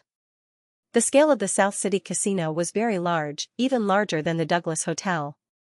Yang Ming paid the fare and got out of the car, coldly sizing up the magnificent building. Looking at the big words South City that were shining with the brilliance of neon. South City, South City, South City Casino? Yang Ming frowned. This name seems familiar. Where did I hear it? When he entered the casino, a waiter greeted Yang Ming enthusiastically. Sir, do you want to exchange chips? Yang Ming was unfamiliar. These waiters basically knew the VIP members of the casino. Looking at Yang Ming's appearance, he was like a tourist who came to play temporarily, so they asked him directly if he was here to exchange chips. I'm looking for someone. Yang Ming said, Is Mr. Smith here? Mr. Smith? The waiter was stunned, then he remembered that Mr. Smith, the manager of the security department, had already told all the receptionists at the front desk before that if someone came to him, they should take him directly to the security manager's office. So the waiter smiled and said, He is here. Please come with me. Yang Ming didn't say anything. He just nodded and followed behind the waiter. They entered the casino, passed through a long and narrow staff passage, and came to the door of an office. The waiter knocked on the door, and a deep male voice came from inside. Who is it? Mr. Smith, there is a guest looking for you, said the waiter. Okay, bring him in, said Smith. The waiter opened the door of the room and took Yang Ming into the office. Yang Ming saw a middle-aged black man with a somewhat fierce look sitting in an office chair. In the next cubicle, there were also a few big men with big waists. They had all kinds of skin colors. They seemed to be Smith's men. You can go out. Smith waved to the waiter, indicating that he could leave. Okay. The waiter nodded and turned away, not forgetting to close the door of the room. Smith? Yang Ming glanced at the black man and asked, Where is my friend? Yang Ming sat on the sofa in front of Smith's desk. However, Smith didn't speak. The big men in the cubicle stood up and surrounded the sofa where Yang Ming was sitting. Yang Ming turned a blind eye to these people and still looked at Smith coldly. Your friend is very good. Smith didn't expect that this invisible pressure had no effect on Yang Ming. He didn't know if this kid was pretending or not. How much? Give me a price. Yang Ming naturally knew that if Smith had any ulterior motives, he wouldn't hurt Zhang Ben and Zhang Jiefeng. Give me a price? Smith shook his head. I don't have the final say on this. Let's ask Mr. Class to say it. Your friend is betting with him. Not long after Smith's voice fell, the door of the security manager's office was pushed open again. An Asian man walked in, followed by 4 black bodyguards. After the Asian man came in, Smith stood up respectfully. Mr. Class, you should talk to him. With that said, Smith gave his seat to the Asian man. Class. Class was not polite at all and sat directly in Smith's seat. Yang Ming had been paying attention to Smith's demeanor. Judging from his respect for Class, Yang Ming knew that Class's identity was not simple. Either he was a supporter of the casino, or he had a very distinguished identity that the casino didn't dare to offend. Only then would Smith be so respectful to him. Yang Ming's original guess was that the casino and a gambler had joined forces to cheat Zhang Ben and Zhang Jiefeng. Then, the gambler would come forward to ask for money from Zhang Ben and Zhang Jiefeng's families. Only in this case would the casino risk being investigated by the regulatory authorities to help the gambler detain people here. But now it seemed that the security manager's attitude towards Class was a little too respectful. Was my guess wrong? Was it really because Class's identity was very distinguished that the casino helped him? Are you a friend of Zhang Ben and Zhang Jiefeng? To Yang Ming's surprise, Class actually spoke fluent Chinese. He didn't use English in front of Yang Ming. Yes. Since he used Chinese, Yang Ming naturally used Chinese. How are my friends? What do you want? Your friends are very good, but are you sure you want to take responsibility for them? Class's tone was very flat. How much do you want? Just say it. Yang Ming frowned. Money? Class seemed to have heard a funny thing. What do I want money for? Ask Smith if I'm short of money. Class's strange attitude made Yang Ming even more confused. Not short of money? What does that mean? Then what do you want to do? Yang Ming didn't get angry but waited for Class to continue. The one thing I don't lack the most is money. Class shook his head as if he was talking to himself. Money is just a number to me. It doesn't give me any pleasure or excitement. I like excitement, I like adventure, and I pursue that momentary feeling of joy. So, I like to gamble with my life. If it weren't for the fact that this matter was strange from beginning to end and made Yang Ming vigilant, Yang Ming would definitely think that Class was crazy. However, Yang Ming didn't feel that way now. Yang Ming didn't think that Class was crazy, but Class's words made Yang Ming puzzled. If you want to take responsibility for this matter, then you have to gamble with me. Class pointed at Yang Ming with the thick cigar in his hand and said. Bet with you? Yang Ming asked in return. That's right. Gamble with your life. One life for one life. Class laughed. If you win, I'll give you a life. If you win again, I'll give you a life again. When Class said this, Yang Ming understood what Class meant. This guy meant that if he won against him once, he would give either Zhang Ben or Zhang Jiefeng's life back to him. What if I lose? Yang Ming asked in return. If you lose, your life will naturally be mine. Class shrugged. Isn't it fun? Fun? Yang Ming raised his eyelids faintly. You think this is fun? Yeah, I already said that I want to pursue excitement. Normal games can no longer give me any feelings. Only when I control the life and death of others can I be excited. Class said solemnly. Of course, you can choose not to gamble. I won't force others to do anything. You can leave now. If I leave, what about my friends? Yang Ming curled his lips. What Class said was simply nonsense. He knew that since he was here, it was impossible for him to leave alone. I'm sorry. They lost their lives.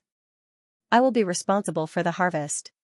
Class said as if he was talking about a very ordinary thing, unless someone gambles with me for them. As he spoke, Yang Ming began to think of countermeasures in his heart. Of course, Yang Ming was confident that he could kill everyone in this room directly. He could also kill these people while leaving Class alive. Then, he could find Zhang Ben and Zhang Jiefeng through him. Since Class could talk to him confidently here, Yang Ming also believed that he was not a fool. Zhang Ben and Zhang Jiefeng had probably been transferred to other places and would not be in the casino. Of course, although Yang Ming was confident that he could subdue Class and make him tell the truth, Yang Ming was afraid that Class was also a pawn who was pushed to the front. If he controlled Class, Class might not know anything, or the person behind him might not care about him at all. This would be self-defeating. The reason why Yang Ming was so cautious was that he felt that this matter was very strange from the beginning.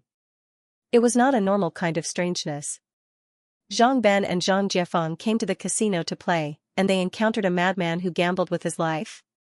If he was really as rich as Class said, and Smith respected him so much, he must be a VIP in this casino.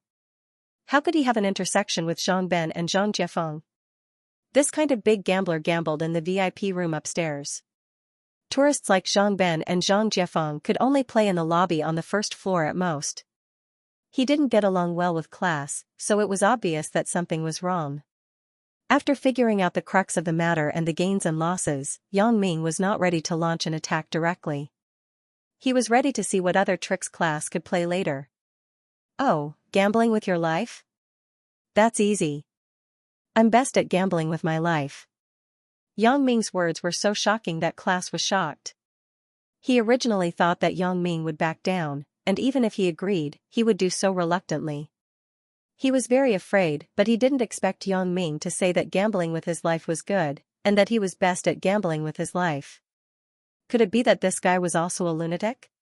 Class hesitated for a moment, but he thought to himself, this kid is probably just putting on an act.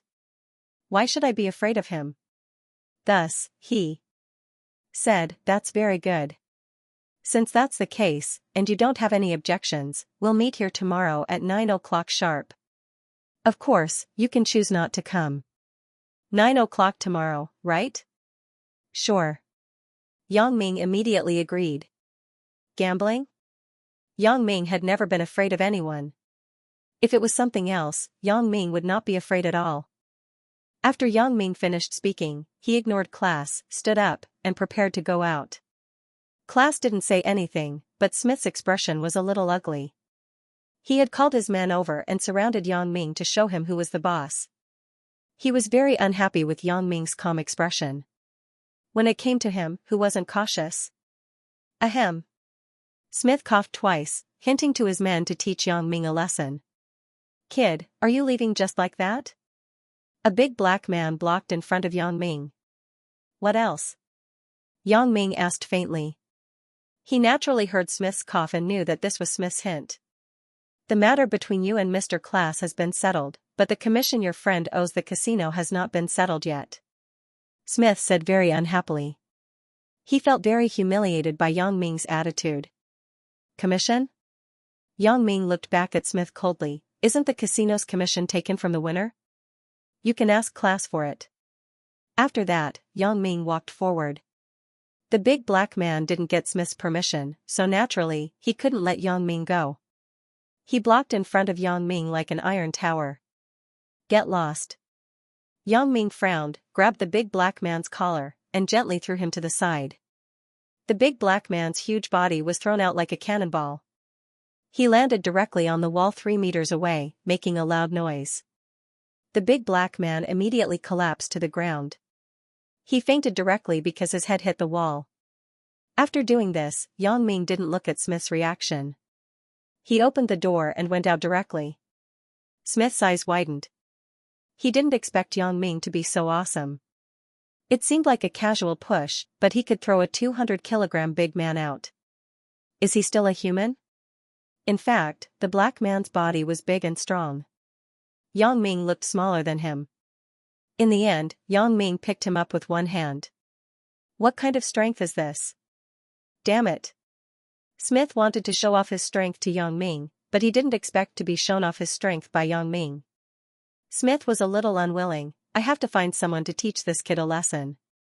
With that said, Smith wanted to instruct his men, but he was interrupted by Class on the side. Smith, don't mess around.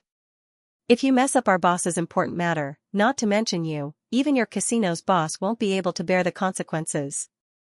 Yes. Mr. Class, I'm just saying it casually. Don't be angry. Smith was shocked and suddenly woke up. He was cooperating with Mr. Class, so he couldn't be impulsive. If he messed up the important matter, then he would be finished. Smith also faintly knew that Class's background was not simple. Even the big boss of his own casino had to be wary of him. Otherwise, he wouldn't have taken the risk of being investigated by the management to help Class detain the hostages. Although the hostages had been transferred to other places, the casino still had an unshirkable responsibility. But the boss could actually take the risk of damaging the casino's reputation and still help the person behind Class. This explained the problem. Don't worry. I won't let him leave here alive tomorrow, Class said with a sneer. That's right. Mr. Class's gambling skills are invincible. Even our casino's consultants are no match for him. Smith said flatteringly. After Yang Ming left the room, although he kept walking in the direction of the casino's entrance, he didn't stay idle.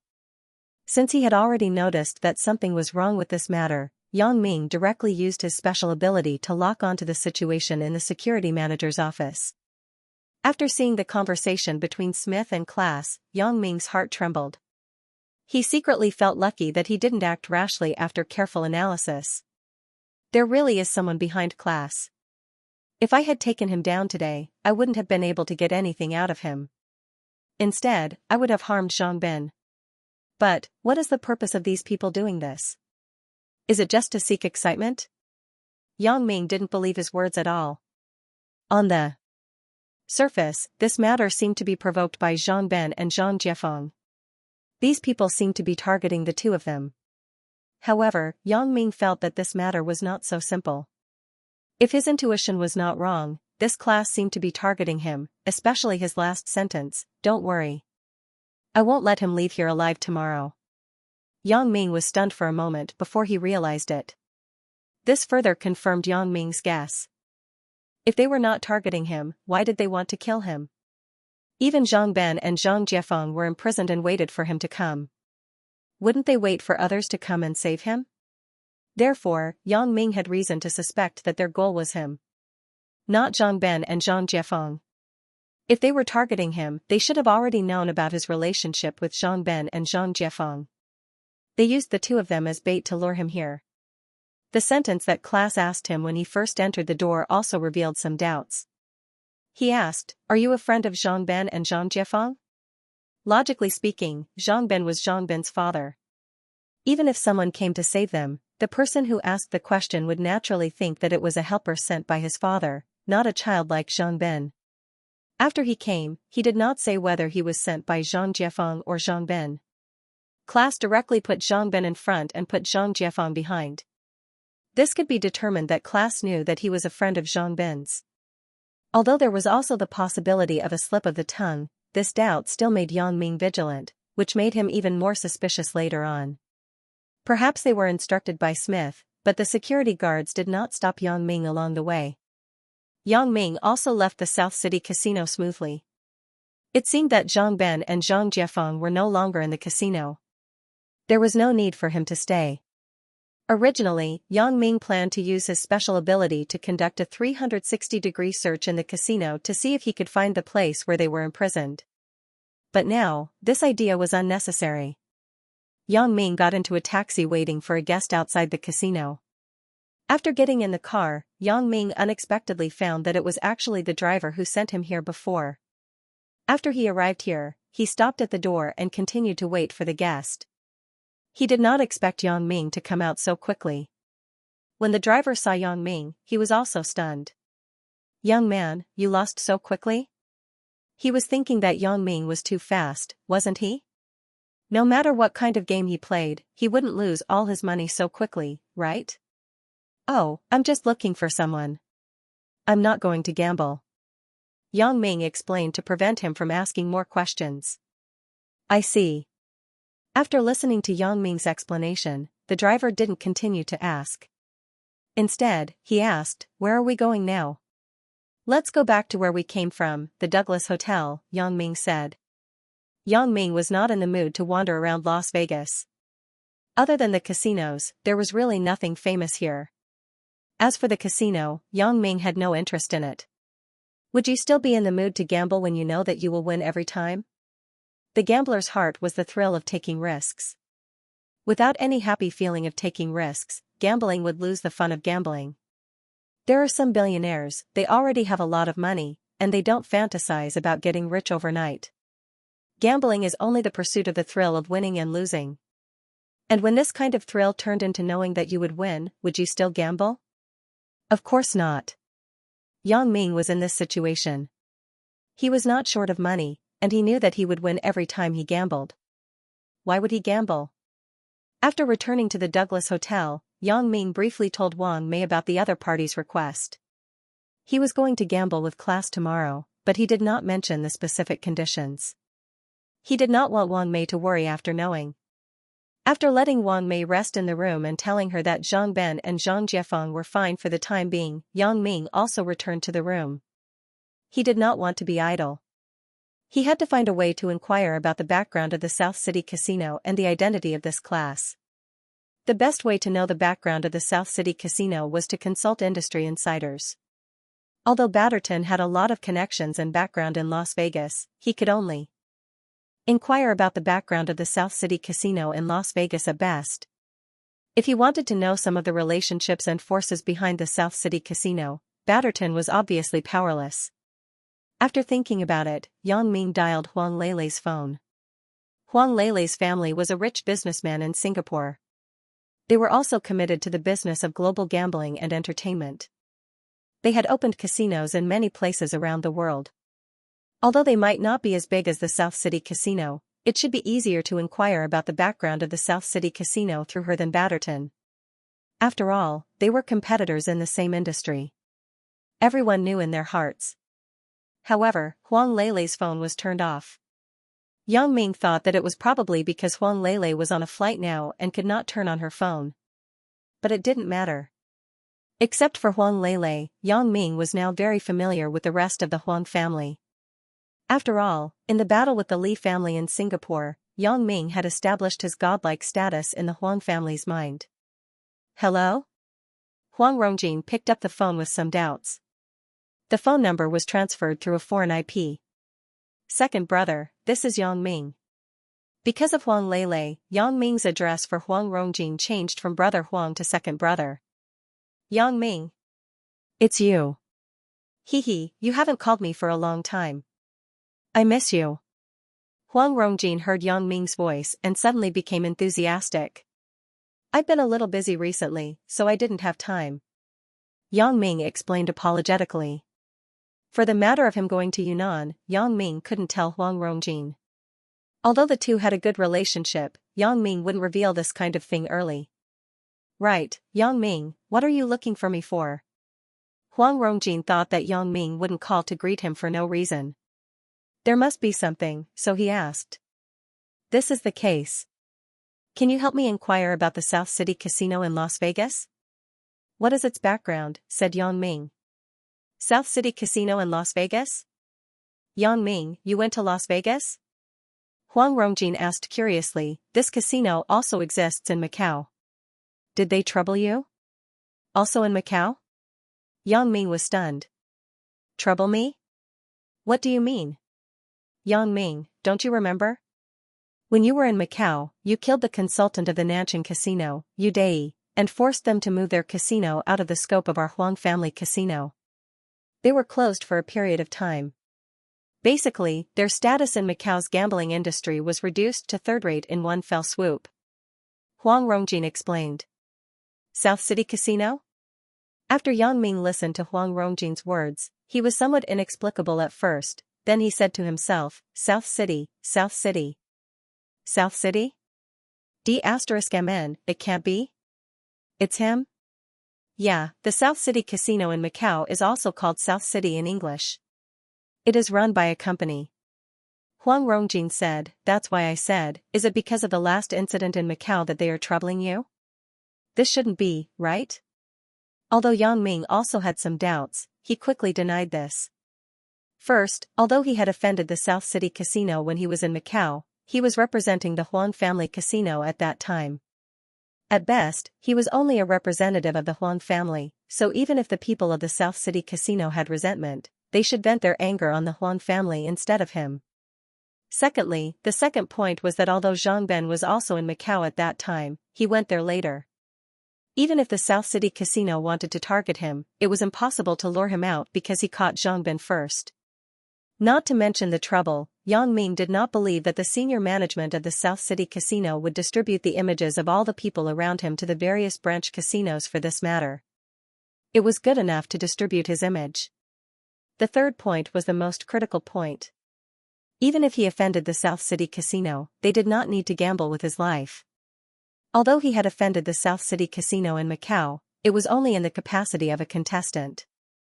No matter how much they hated him, there was no need for them to kill him. The casino was all about profit. Instead of using this method to kill him, it was better to find an assassin to kill him, and not leave any evidence behind. Now, the Huang family was not a good family to provoke. The Li family in Singapore had been merged. This was a well-known thing. He believed that it was impossible for them not to find out about his relationship with Huang Lele. If they killed him blatantly, wouldn't they be waiting to make a deeper hatred with the Huang family? If they really hated him, they would kill him quietly so that no one would suspect them. I don't think the possibility is high. There are rules between casinos. If you want to challenge, you can only challenge the casino in the name of the casino. You won't mess around. That would violate the rules and be ostracized by others in the industry. Huang Rongjin said, as for the background of the South City Casino, I don't know, but I can help you ask my brother and father when I go back. They should know. Well, when you figure it out, call me back. I still have the same number in China, said Yang Ming. Okay, I'll go home to see my father now, said Huang Rongjin. There's another person. Help me investigate him too. Yang Ming remembered classes matter. Yang Ming, tell me, said Huang Rongjin. This person is called Class. His gambling skills should be quite good. Help me investigate. He is an Asian man. Judging from his age, he should be no more than 40 years old, about 35 years old.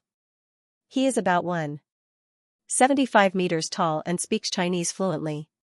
Yang Ming described class's appearance and characteristics. Okay, I'll write it down. I'll give you the results later. Huang Rongjin wrote down what Yang Ming said with a piece of paper. Although the news that Huang Rongjin brought to him was not very important, it still surprised him a little. This South City Casino was actually Macau's South City Casino. Both of them belonged to the same company. No wonder I felt that the name South City was a bit familiar. It turned out that this was the reason. I haven't gone to find them for trouble yet, but they found trouble with me first. From Yang Ming's judgment, the South City Casino played the role of an accomplice in this matter. The main characters were still class and the people behind class. While waiting for Huang Rongjin to call back, Yang Ming first turned on the TV in the room and watched the TV program casually. It didn't take long for the phone to ring. Hello? Hello. Yang Ming thought it was Huang Rongjin. It seemed that he was very efficient. Yang Ming, this is Lei. You called me? Huang Lei's voice came over the phone. Yang Ming was stunned. He immediately remembered that he had just called Huang Lei. Her phone had a service of text message notification when he couldn't connect. He didn't expect that the phone number could not be displayed when the call was made, but it could be displayed in the text message. However, Yang Ming did not understand the specific operation strategy of the telecommunications company. It seemed that a mobile phone without roaming could directly send international text messages, so it was not surprising that Huang Lei could directly receive his number. I called before and wanted to inquire about something from you. Seeing that your phone was turned off, I called second brother. He said that he would contact me after checking. Yang Ming said, were you on the plane just now? Well, on the plane just now, Yang Ming, I'm in Donghai. I can stay overnight. Why don't you come and find me? I miss you. When Huang Lei heard that Yang Ming was inquiring about something and had already called Huang Rongjin, she no longer asked. I'm in Las Vegas. Yang Ming said, a little embarrassed. Ah? You went to Las Vegas? Huang Lei was stunned, and then she could only say disappointedly, forget it. It's okay. You should do your business first. Why don't I go to Singapore to see you after I finish my business here? Yang Ming also missed Huang Lei. After all, the two of them had not seen each other for a while. It's okay. You don't have to worry about it. I have been flying to Donghai for a while. I will come back next week, said Huang Lei. That's fine. Then contact me next week. Yang Ming sighed. He didn't know how to tell Huang Lei that he was going to Yunnan. Of course, the best way was not to say it. Then I will hang up first. Are you waiting for my brother's call? Said Huang Lei. He said that he would call me later. Yang Ming said, then you pay attention to your safety. Okay. Huang Lei finished and hung up the phone. Not long after Huang Lei's phone call, Yang Ming's phone rang again. This time, it should be Huang Rongjin calling, right? Hello? Yang Ming picked up the phone. Yang Ming, it's me, Rongjin. Huang Rongjin said straightforwardly, I have asked my father about the Nanjing Casino and class and sorted out their information. Can I tell you about it? Go ahead. Yang Ming didn't expect Huang Rongjin to be so efficient. In fact, the entire Huang family regarded Yang Ming as their savior. When Huang Rongjin went back and told his father, Old Master Huang immediately called his men, so the news came back quickly. Behind the Nanjing Casino is the Nanjing family in Europe. Their entire family occupies a small town in the southern frontier fortress named Nanjing. Their family is very famous in European upper-class society. It is a super family. The current family master, Goyadad, is said to have the support of Miss Alice, so the Nanjing family has been able to develop rapidly over the years. However, this is just a rumor. There is no definite evidence. After all, Miss Alice is very mysterious. No one can verify this. Right, Yang Ming, do you know who Alice is? As Huang Rongjin said this, he suddenly thought that Yang Ming might not know who Alice was, so he added a sentence. I know. You continue. Although Yang Ming didn't show anything on the surface, there was a storm in his heart. Alice, it is actually Alice. Yang Ming could already determine what kind of person Alice was. He was already suspicious of her. After Victoria saw her mixing with the behind-the-scenes boss people, Yang Ming could conclude that Alice was in cahoots with the behind-the-scenes boss people. Although Huang Rongjin said before that the Nanqing family's family master, Goyadad, had the support of Alice was just a rumor, Yang Ming could now be sure that this was not a rumor. Since this matter was related to Alice, then everything at this moment was close to being clear.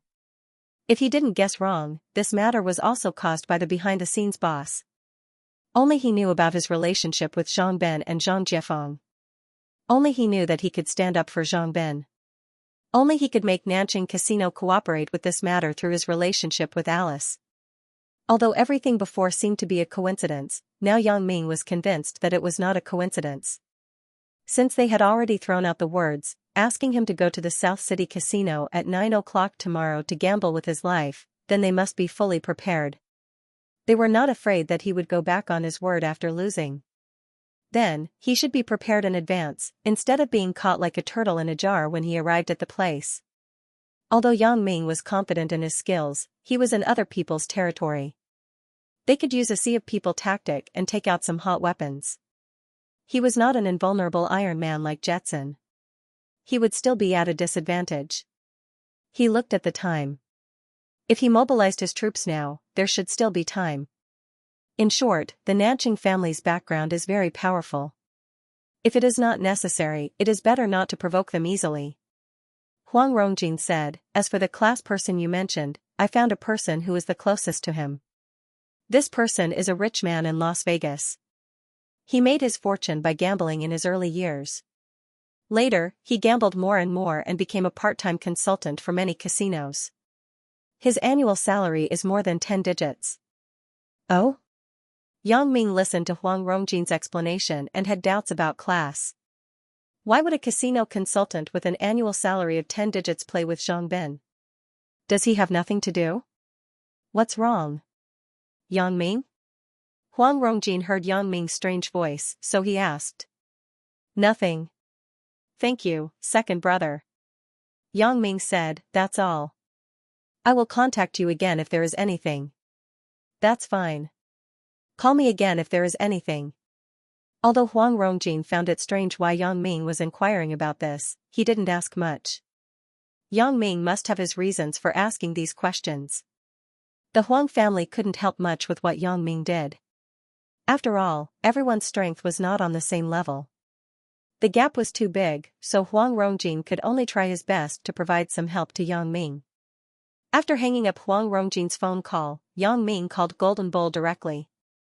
Butler Jean? I am Yang Ming. Golden Bull was still training in the Charles family. Yang Ming was going to let him go to Africa after a while to be fully responsible for the assassin group. Leader. Golden Bull heard Yang Ming's voice and said solemnly. I have something to tell you.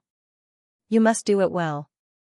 Yang Ming ordered in an unquestionable tone because it was about tomorrow's success or failure. Yang Ming couldn't be sloppy. If the other party didn't play any tricks, he would just let them go honestly after winning.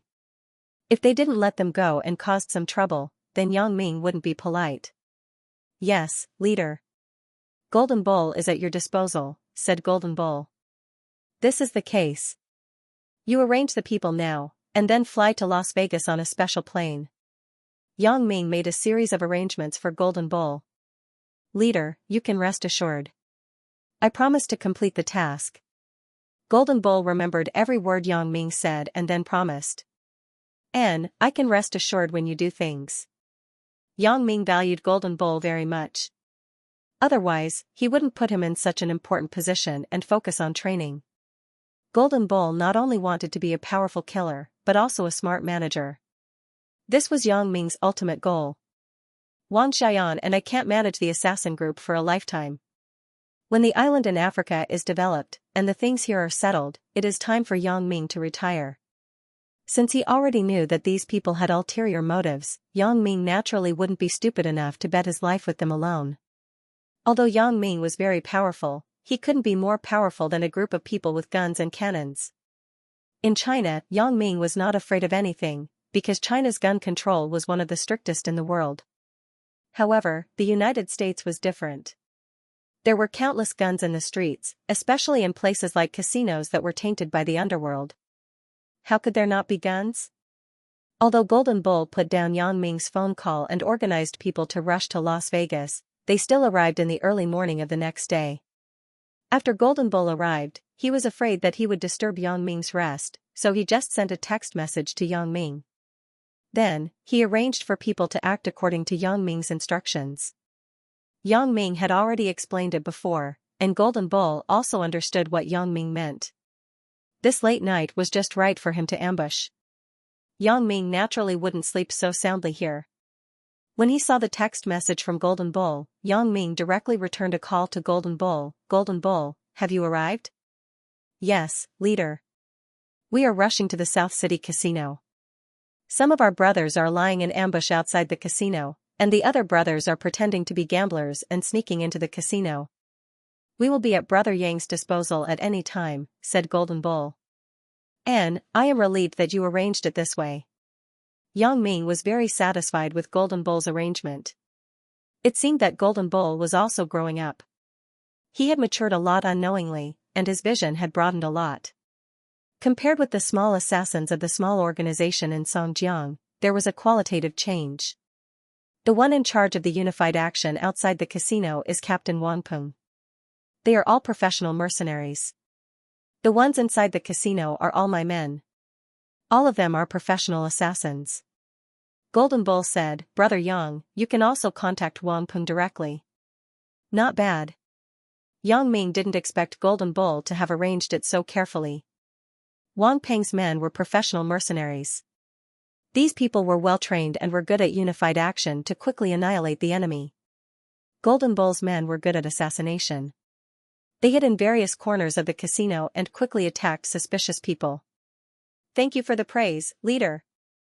Golden Bull was a little embarrassed by Yang Ming's praise, so he laughed twice. I also have Wang Peng's contact information. You all stay alert according to my arrangement. I will contact you at any time, said Yang Ming. Yes, leader, said Golden Bull. After hanging up the phone, Yang Ming was very pleased. His men had gradually grown up. He would gradually let go and let them do things boldly. After getting up, he cleaned up and took a shower. Yang Ming looked at his watch. It was already past 5 o'clock in the morning. Yang Ming wasn't worried at all about today's bet if the other party didn't cheat. Yang Ming didn't have the nervousness and excitement of others before the game. What was there to be excited about knowing that he would win? The hotel's restaurant opened at 6 o'clock. Yang Ming lay in bed and watched TV for a while. When he saw that it was almost time, he came out of the room and went downstairs for breakfast. Unexpectedly, he saw Batterton standing not far from his room, standing there respectfully. When he saw Yang Ming coming out of the room, he quickly greeted, Mr. Yang, good morning. Oh? Yang Ming was stunned. He didn't expect Batterton to be waiting not far from the door of the room. Judging from his appearance, he had been here for a while.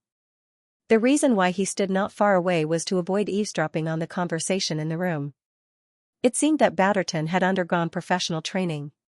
He probably did the same for other members of the Douglas family. Mr. Yang, the restaurant has prepared breakfast for you alone. Would you like it to be sent to your room, or would you like to go to the restaurant's VIP room? Asked Batterton carefully. Oh, I'll eat it myself. Yang Ming nodded. Wait for me to see if my friend has woken up. Okay, Mr. Yang. Batterton didn't know the relationship between Yang Ming and Wang Mei, but judging from their behavior, they were definitely not lovers. They should be good friends. Yang Ming knocked on the door of the second room next door. Soon, Wang Mei's voice came from inside. Who is it? It's me, Yang Ming. Yang Ming said, Are you up? Do you want to go to the restaurant for breakfast? With a click, the door opened. Wang Mei was already dressed. Her eyes were a little red. It seemed that she didn't sleep well last night. She couldn't sleep well until Zhangbin returned safely, so she got up early. Let's go. Wang Mei nodded, but I don't have much of an appetite. Hee, eat a little. Don't worry. I guarantee that Zhang Ben and Uncle Zhang will come back safely today. Yang Ming laughed. Wang Mei still trusted Yang Ming's ability. Yang Ming had shown a strange power in Macau. Wasn't the man who pestered her easily dealt with by Yang Ming? Wang Mei was very surprised that Batterton was eagerly leading the way in front. Knowing Batterton's identity, even if Yang Ming knew their boss, there was no need to behave like this so early in the morning. Wang Mei increasingly felt that Yang Ming was mysterious and powerful. It seemed that there was no one he didn't know and couldn't handle.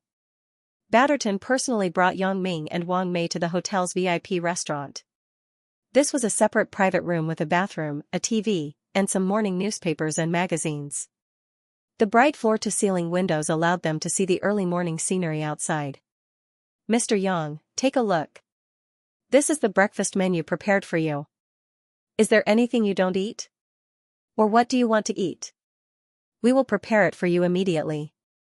Batterton handed an exquisite menu to Yang Ming and also gave one to Wang Mei. Miss Wang, please. Yang Ming glanced at the dishes on the menu. Yang Ming had very few things that he didn't eat. Yang Ming didn't particularly like Western food, so he said, there are too many. Give me half. Wang Mei was the same. Chinese people ate Western food, but they didn't say what they liked to eat. So, she nodded, I don't mind. Anything is fine. It's not a lot. Mr. Yang, you can choose to eat. Batterton said quickly. Oh, that's fine. Give me a smaller portion. Yang Ming waved his hand, indicating that Batterton could go and prepare. Okay, Mr. Yang. Batterton trotted out of the private room. Brother Yang, this boss is too attentive. Wang Mei said carefully.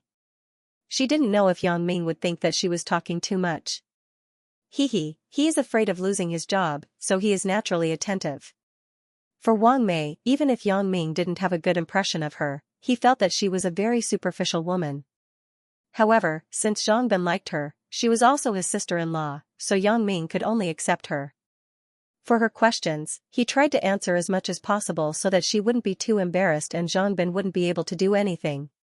Brother Yang, you are amazing. Wang Mei exclaimed. Yang Ming frowned. What does Wang Mei mean? However, seeing that Wang Mei's eyes were clear and there was no other meaning in them, Yang Ming was also relieved. He didn't want Wang Mei to be half-hearted after following Zhang Ben. My Zhang Ben is following Brother Yang. It is really his blessing, Wang Mei continued. Zhang Ben is a good person.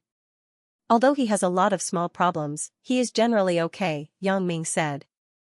As long as I am alive, I will always support him. Brother Yang is joking.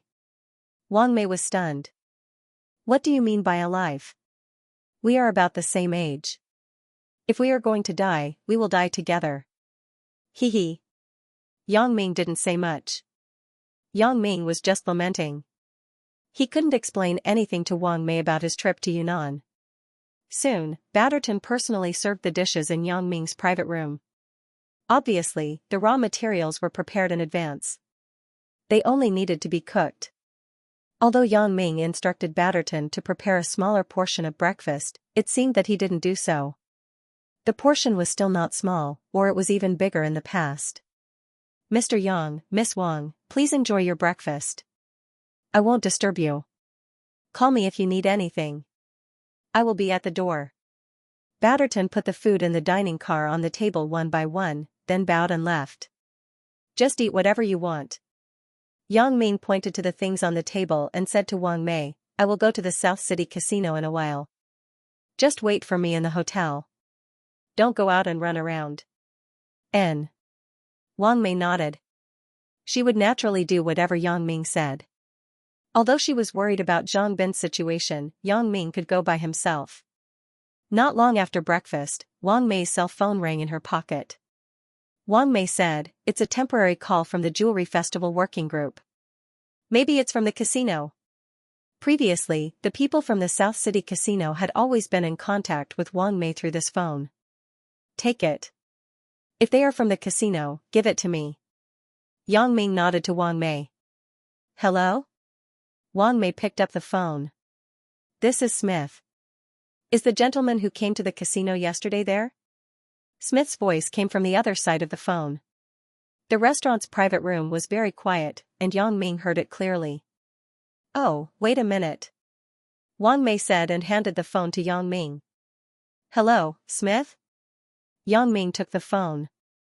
"Yes, I have nothing to do.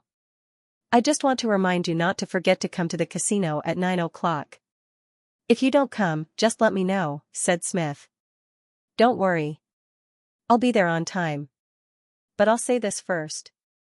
Bring my friends along when the time comes." "I'll only bet with class when I see my friends," said Yang Ming. "No problem. You can see them when you come," said Smith. Yang Ming's request was reasonable. If he couldn't even see them, why would Yang Ming bet with them? "You didn't even show them the stakes when you were gambling. What was the point of gambling?" "Well, see you later," said Yang Ming faintly. In fact, when Yang Ming returned to the hotel yesterday, he had already noticed that someone was following him. Yang Ming didn't care at all, and he wasn't afraid that they would follow him. Since they could contact him through Wang Mei, they must know that he was staying at the Douglas Bast Hotel. This was no secret, so they could follow him if they wanted to. Yang Ming didn't ask the taxi driver to change his route. When he arrived at the Douglas Bast Hotel, Yang Ming went straight back. Presumably, they also wanted to see if he would contact any reinforcements or meet up with someone after he left. However, they saw that Yang Ming went straight back to the hotel. The people who stayed at the door didn't see Yang Ming come out to contact anyone, so they were relieved. They felt that Yang Ming really came to participate in the competition today, and not to play any tricks. It was precisely because of this that Smith and class brought Zhang Ben and Zhang Jiefeng to the casino so quickly. Otherwise, they were afraid that Yang Ming would find strong backup and take these two people away from the casino by force. After eating breakfast, Yang Ming looked at the time. It was past 7 o'clock. There was only 1 hour left before the agreed time of 9 o'clock. So, after Yang Ming asked Wang Mei to go back, he went out of the hotel, stopped a taxi, and rushed to the South City Casino. After arriving at the South City Casino, Yang Ming saw a fashionable young man wearing sunglasses drinking juice in a small square not far from the casino. He was whispering sweet nothings to a similarly fashionable girl next to him. Seeing Yang Ming get out of the taxi, the fashionable man shook the fruit juice box in his hand slightly. Yang Ming straightened his hair with his hand blankly, indicating that he saw him. However, Yang Ming's action was very common. Many people who got out of the taxi would habitually straighten their hair. The young fashionable man was naturally Wang Peng, and the person next to him might be his helper. Yang Ming didn't know him. He might be a new recruit when he was in Africa. Yang Ming had previously suggested that they recruit some female members so that he could arrange for them to protect Chen Mingyan and others. However, after Victoria appeared, Yang Ming used Victoria first. As for the female members, Yang Ming did not ask again. Yang Ming quickly walked into the South City Casino. Smith's people at the door saw Yang Ming and came over. "Sir, Mr. Smith is already waiting in the office." Yang Ming nodded blankly, followed the man through yesterday's corridor, and then came to Smith's security manager's office. Dang dang dang. Smith's men knocked on the door, and Smith's voice came from inside, "Please come in." After opening the door, the man said respectfully, "Mr. Smith, your guests have arrived." "Okay, you can go ahead." Smith waved to his men, indicating that they could leave. Yang Ming walked into the office and saw Smith. Class from yesterday was also there. "Where are my friends?" Yang Ming did not greet them, but directly asked about the whereabouts of Zhang Ben and Zhang Jiefeng. Smith and class did not care.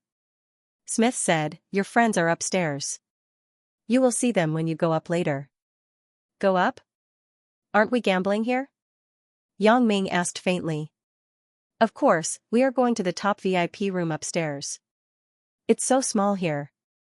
How can we gamble?" Smith laughed. "Upstairs? Top-level VIP room?"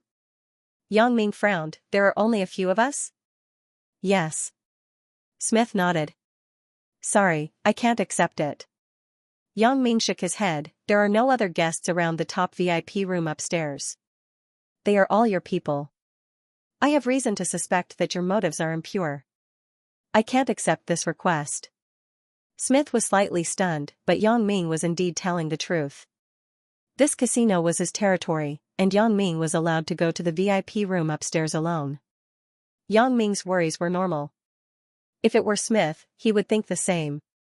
However, Smith was not a decisive person. He could only look at class for help. Hee, although we don't have any other intentions, we just want to find a quiet and comfortable place. Class laughed. However, your worries are not unreasonable. In that case, I think we should do it here. It's good here, Yang Ming said lightly. Of course, this place is not suitable for gambling. Why don't we go to the private room in the lobby on the first floor? Speaking of this, class was afraid that Yang Ming would misunderstand, so he added, there are guests outside. You shouldn't be worried about this, right? Although he said this, class sneered in his heart. Do you think that we won't dare to do anything to you in a crowded place on the first floor? The private rooms in this casino were super soundproof. What was done inside and what was made could not be heard from the outside. Yang Ming hesitated, then nodded, okay, then let's do it in the private room on the first floor. Yang Ming naturally couldn't agree too quickly. If he agreed too quickly, Smith and class would notice the problem. The Golden Bulls people were all in the casino. As ordinary tourists, it was impossible for them to get close to the VIP room upstairs. Therefore, the private room near the lobby on the first floor was the best choice. The reason why Yang Ming said that they would compete in the security manager's office was to confuse the public. He knew that class would definitely not agree to gamble here. There was not even a special gambling table here, and the environment was not suitable for gambling. They had previously confirmed that Yang Ming had returned directly to the hotel yesterday, and he had not left the hotel after that. He had not contacted anyone, so they concluded that Yang Ming would not play any tricks. In addition, they had bad intentions towards Yang Ming, so they were a little guilty. Yang Ming said what was in their hearts, so they agreed with Yang Ming's point of view without thinking. They were also afraid that if they insisted, Yang Ming would have more ideas. However, Yang Ming was sure of one thing. That was, class had a guilty conscience. If class had argued or insisted, then Yang Ming would not have thought much of it. Class didn't know that he had shot himself in the foot. He had already made Yang Ming vigilant. His wishful thinking was good, but unfortunately, Yang Ming was fully prepared. Smith listened to class's decision, then picked up the phone and dialed a number. He gave a few instructions to the other side. The general idea was to change the venue of the game to room number 3 in the lobby on the first floor. Then, he asked someone to bring Zhang Ben and Zhang Jiefeng to room number 3. After ending the call, Smith smiled at Yang Ming. Is this okay? Actually, although your concern is not wrong, our casino's reputation is very good. Yang Ming smiled faintly, his expression cold. Yang Ming sneered in his heart. If his reputation was good, he wouldn't have helped class detain them. Is this still called a good reputation? Who would believe him when he spouted such nonsense? Let's go. Let's go. Sir, how should I address you?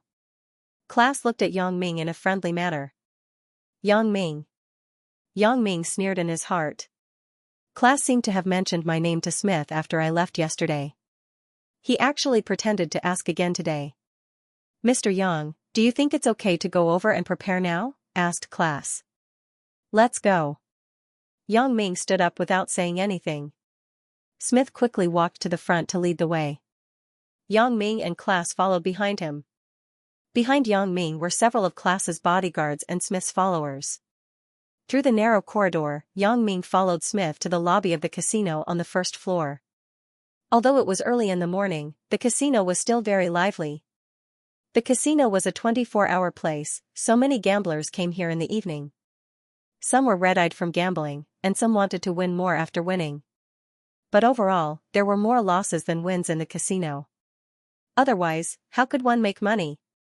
There were only a few people who could win money. Moreover, few of those who won money could grasp the opportunity to directly exchange for chips and leave the casino. They all continued to gamble. The more they won, the more they wanted to continue winning.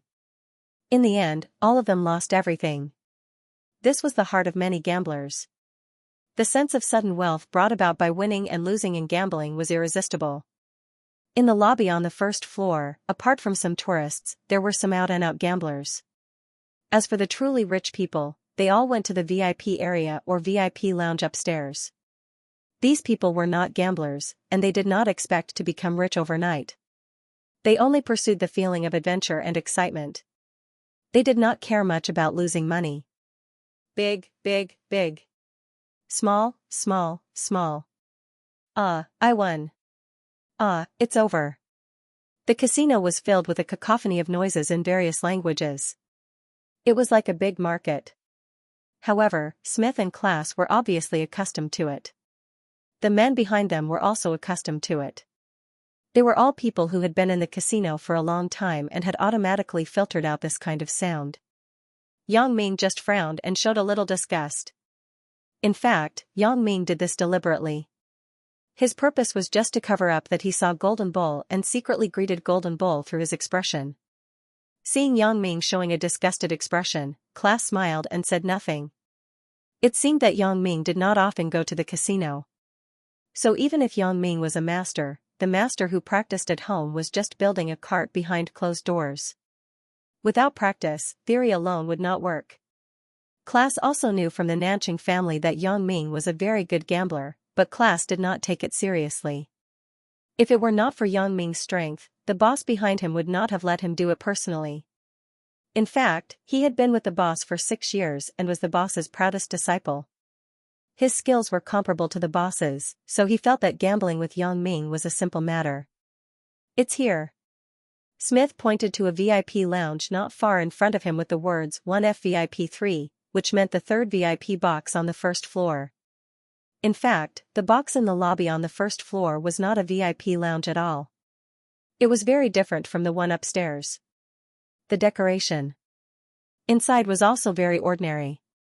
Yang Ming nodded and waited for Smith to open the door. Then, he walked into the box with Klaas. In fact, Yang Ming seemed calm and indifferent. In fact, he had already used his special ability to detect the situation in the third box. He also saw that Zhang Ben and Zhang Jiefeng were safe and sound in the box. There was no special structure in the box, so it was impossible to hide people inside. That was why Yang Ming could enter the box so easily. Bro. Zhang Ben was sitting next to Zhang Jiefeng with a sad face. These 2 days, he was scared to death. He finally knew what gambling meant. He almost lost his life. He really regretted it. If he had known earlier, he wouldn't have gambled. However, there was no medicine for regret in the world. It was useless even if he regretted it. Zhang Jiefeng also had the same thoughts. He thought that it would be unreasonable if he didn't go to the casino to play since he was in Las Vegas. If others asked, wouldn't it be a bit embarrassing if he didn't go to the casino after going to Las Vegas? Originally, Zhang Jiefeng thought that he was just going to play casually. In the end, he took Zhang Ben with him. However, it was obvious that Zhang Ben and Zhang Jiefeng were targeted.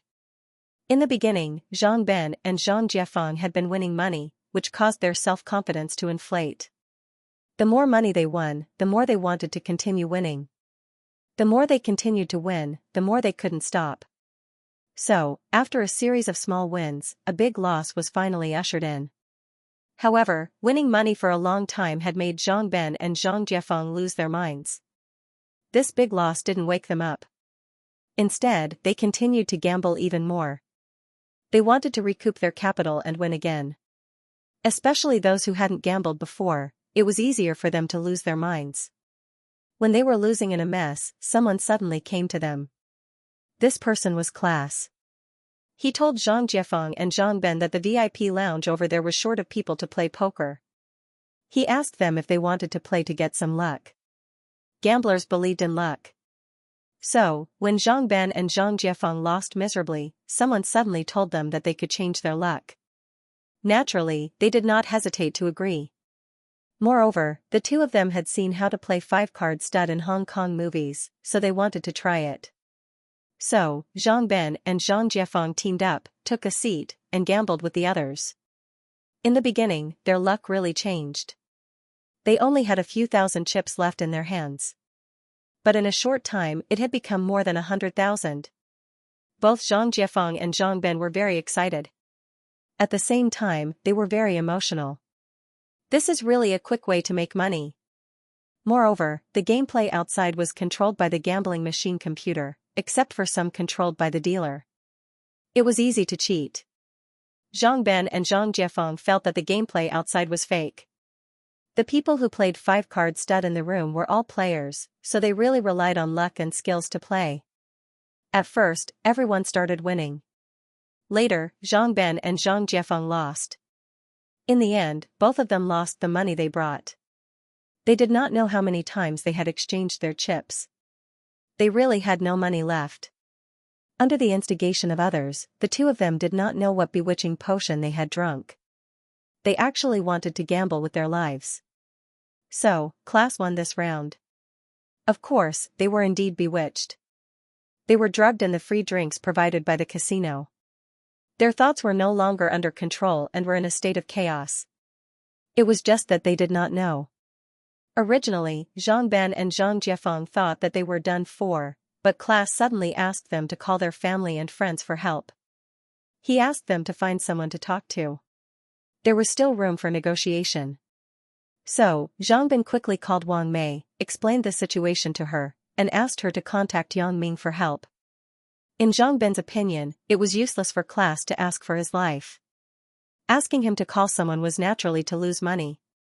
So, Zhang Ben did not think so much at all. He subconsciously thought that class was asking for money. At this time, Zhang Ben saw Yang Ming coming and thought that he was here to bail him out, so he was a little excited. However, he felt a little strange when he saw Yang Ming and class walking into the private room without mentioning anything about releasing him. "Mr. Yang, did you see that? Your friends are fine. Can you rest assured to gamble with me now?" Class smiled faintly and pointed at Zhang Ben and Zhang Jiefeng. "Sure." Yang Ming nodded and looked at Zhang Ben and Zhang Jiefeng. Zhang Ben. And. Was. And. Of him. Don't be fooled. He cheats. Zhang Ben was anxious when he heard that Yang Ming was going to gamble with class. After thinking about it carefully these 2 days, he also understood that class must be a gambling master. He deliberately set a trap for him and his father. Otherwise, looking at his appearance, bodyguards accompanying him, and the casino's security manager being respectful to him, he was obviously a big shot. How could he go to the lobby on the first floor to gamble? Moreover, even if he wanted to gamble, he wouldn't look for tourists like him and his father, right? They should look for people with similar identities. At the very least, they should go to the VIP lounge upstairs. All kinds of doubts also showed that class was up to no good. At this time, when he heard that Yang Ming was going to gamble with class, he naturally reminded him. "Mr. Yang, it seems that your friend has a lot of opinions about me?" Class smiled indifferently. He didn't believe that Yang Ming couldn't see any problems. Since Yang Ming had come and agreed to gamble with him, then everything else was secondary. "Zhang Ben, calm down." Yang Ming comforted him faintly. "Oh." Zhang Ben listened to Yang Ming's words very much. He obeyed whatever Yang Ming said, so when Yang Ming asked him to calm down, Zhang Ben shut his mouth. Although he still wanted to remind Yang Ming, looking at Yang Ming's appearance, he should also know that there was a problem, so he didn't say anything. "Class, although it's not 9 o'clock yet, I hope to end this quickly. Shall we start now?"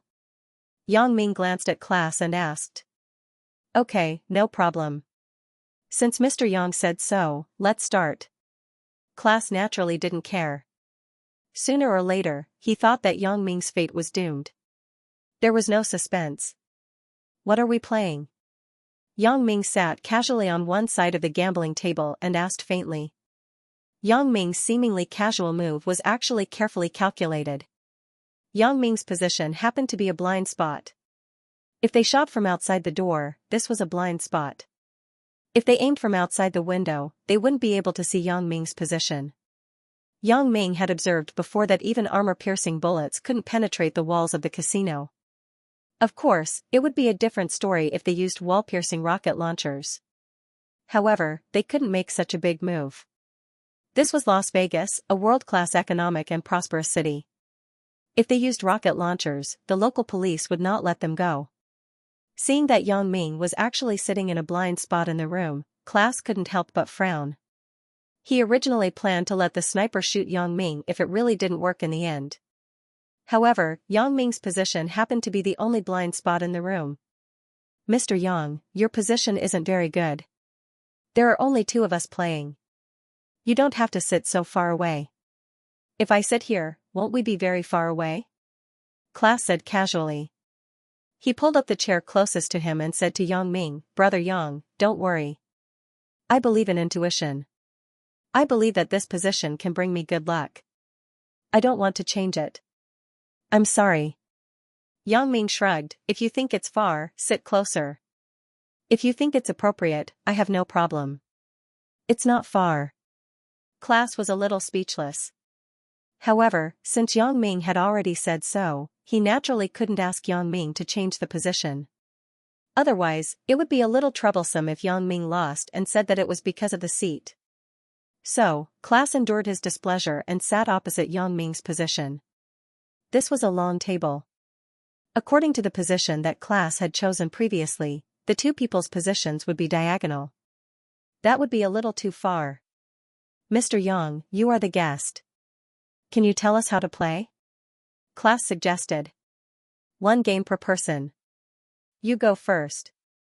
"I'll follow your lead," Yang Ming said indifferently. "Well, then let's play the simplest game. How about blackjack?" Class asked. "Okay." Yang Ming nodded. The so-called blackjack was also known in English as blackjack. It originated in France and had now spread all over the world. The game was played by 2 to 6 people. 52 cards were used except for the jokers. The goal of the players was to make the sum of the cards in their hand not exceed 21 points and try to make it as big as possible. Blackjack had a long history. It was also abbreviated as blackjack or big jack in China. Blackjack card games were played in French casinos around 1700. In 1931, when gambling was declared legal in the state of Nevada, the game of blackjack appeared publicly for the first time in Nevada casino clubs. Within 15 years, it had replaced the game of craps and became one of the most popular gambling games in the casinos that dealers participated in. So, class proposed this gambling game because it was very popular. If he proposed a less popular game and Yang Ming said that he didn't know how to or wasn't good at it, it would be difficult to handle.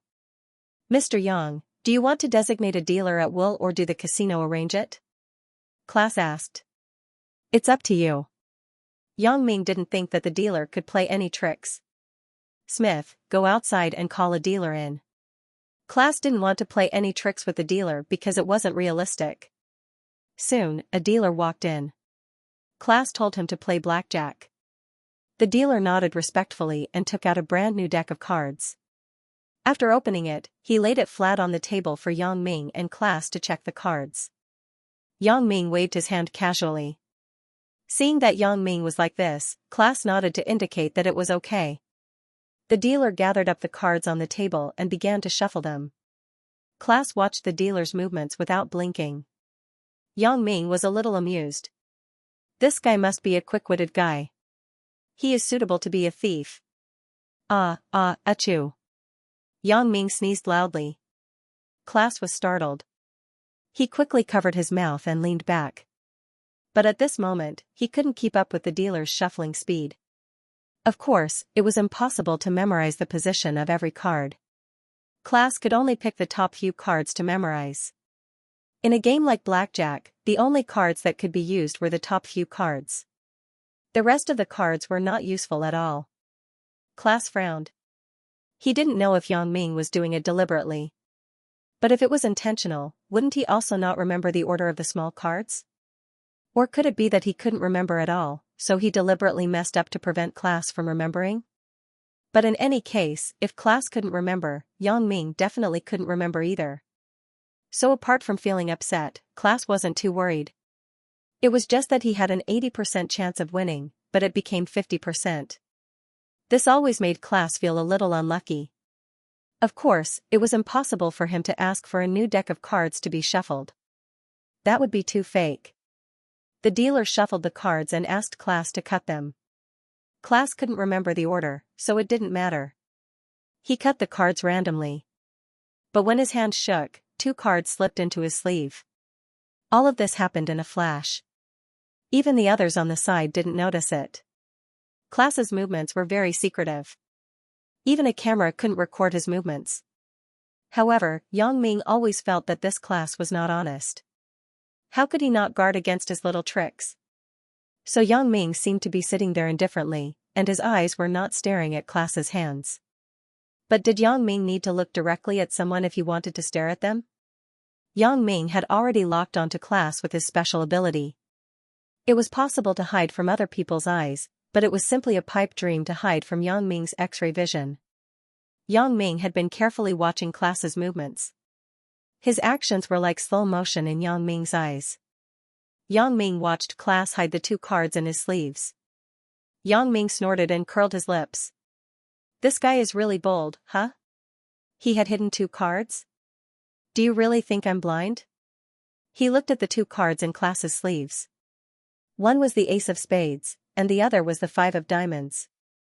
One was a big card, and the other was a medium card. Although class had drawn them at random, it had to be said that his luck was good enough.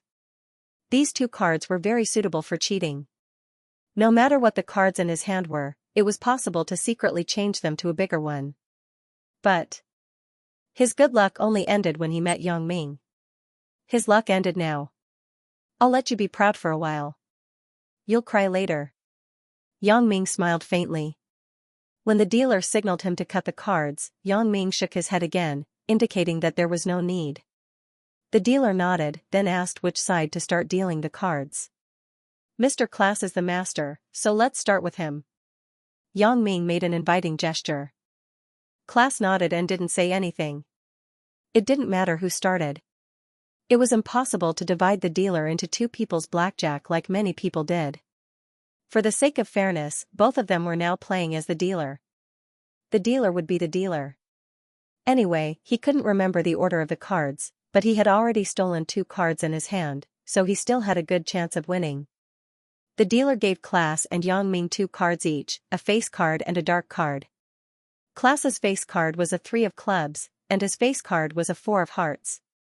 This was a relatively small deck of cards, so it was more advantageous. Yang Ming's face card was an 8 of hearts, and his face card was a 7 of spades. This kind of card was more awkward. It was 15 points. It was neither too high nor too low. If he wanted another card, he was afraid that he would lose. If he didn't want it, his points would be easily surpassed by others. Class picked up his face card and looked at it. A smile appeared at the corner of his mouth. While he was looking at the cards, he had also looked at the 2 cards he had stolen from his sleeve. Then, his smile deepened. After hiding the cards, Class put the face card on the table again, and then said to the dealer, I want one. The dealer nodded and gave Class another card. It was a 6 of clubs. Class's eyes widened. He didn't expect himself to be so lucky. His face card was now a 4 of hearts and a 6 of clubs, and he still had an Ace of Spades in his hand. In this way, as long as he changed the 3 of clubs from his face card to the Ace of Spades in his sleeve, he would have 21 points. This was a jackpot. As long as the 2 cards in Yang Ming's hand didn't directly form 21 points, he would win this game. Of course, Yang Ming's face card was a 7 of spades, so it was impossible for him to have 21 points. Class pretended to frown and took the face card in his hand again. Then, he rubbed it and put it back in its original place. The process of changing cards was completed in an instant. Halt. Class didn't want it anymore. Yang Ming was a little amused. You're cheating and you're still playing seriously? Yang Ming shrugged and said directly, halt. Yang Ming saw that the next card was a 9 of clubs. If he asked for another card, he would be done for.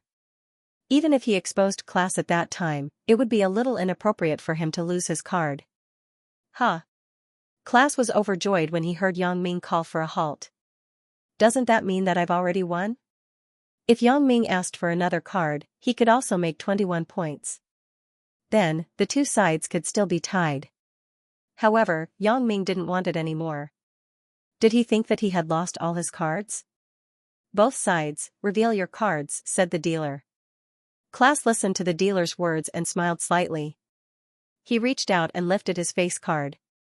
It was the ace of spades that he had changed. Together with the two face cards on the table, the 4 of hearts and the 6 of clubs, they formed 21 points. Sorry, you let me win.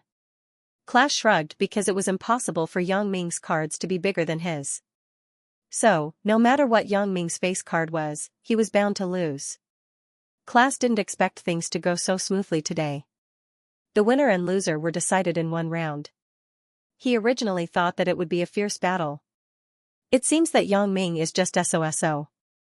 He is not as powerful as the rumors say. The boss is too nervous. Class thought that Yang Ming's life was going to be his, so he smiled proudly. He seemed to see the scene where the boss patted him on the shoulder, expressed satisfaction with him, and wanted to promote him. Sorry, I was distracted. Yang Ming shrugged. Oh, it's okay. Class said so, but he thought in his heart, do you think that being distracted is a good reason? Can you act shamelessly just because you were distracted? So, Class was a little amused. I forgot to say something.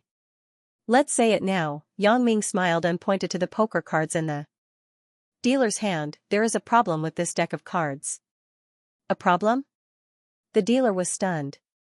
Class was also stunned. He didn't know what Yang Ming meant.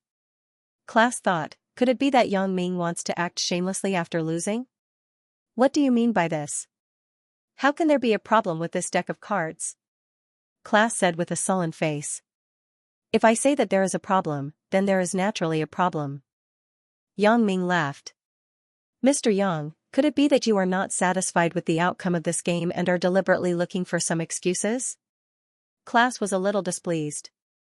I finally won. What does this Yang Ming mean by saying these words? Well, since you say that there is a problem with this deck of cards, then tell me. What is the problem with this deck of cards? There is no 5 of diamonds and 3 of clubs in this deck of cards, so the result of this game is invalid. Yang Ming pointed to the remaining poker cards in the dealer's hand and said. You're talking nonsense. Class's expression suddenly changed, and his heart skipped a beat. How is this possible? How could Yang Ming know what is missing from these cards? However, what Yang Ming said was true because these 2 cards were hidden in Class's sleeves at the moment. However, even if what Yang Ming said was true, it was impossible for him to know these. When he was secretly taking photos, even if Yang Ming noticed that he was secretly taking photos, it was impossible for him to see what cards he stole. Moreover, one of the 3 of clubs cards was exchanged with his own hidden card, so Yang Ming had no reason to know.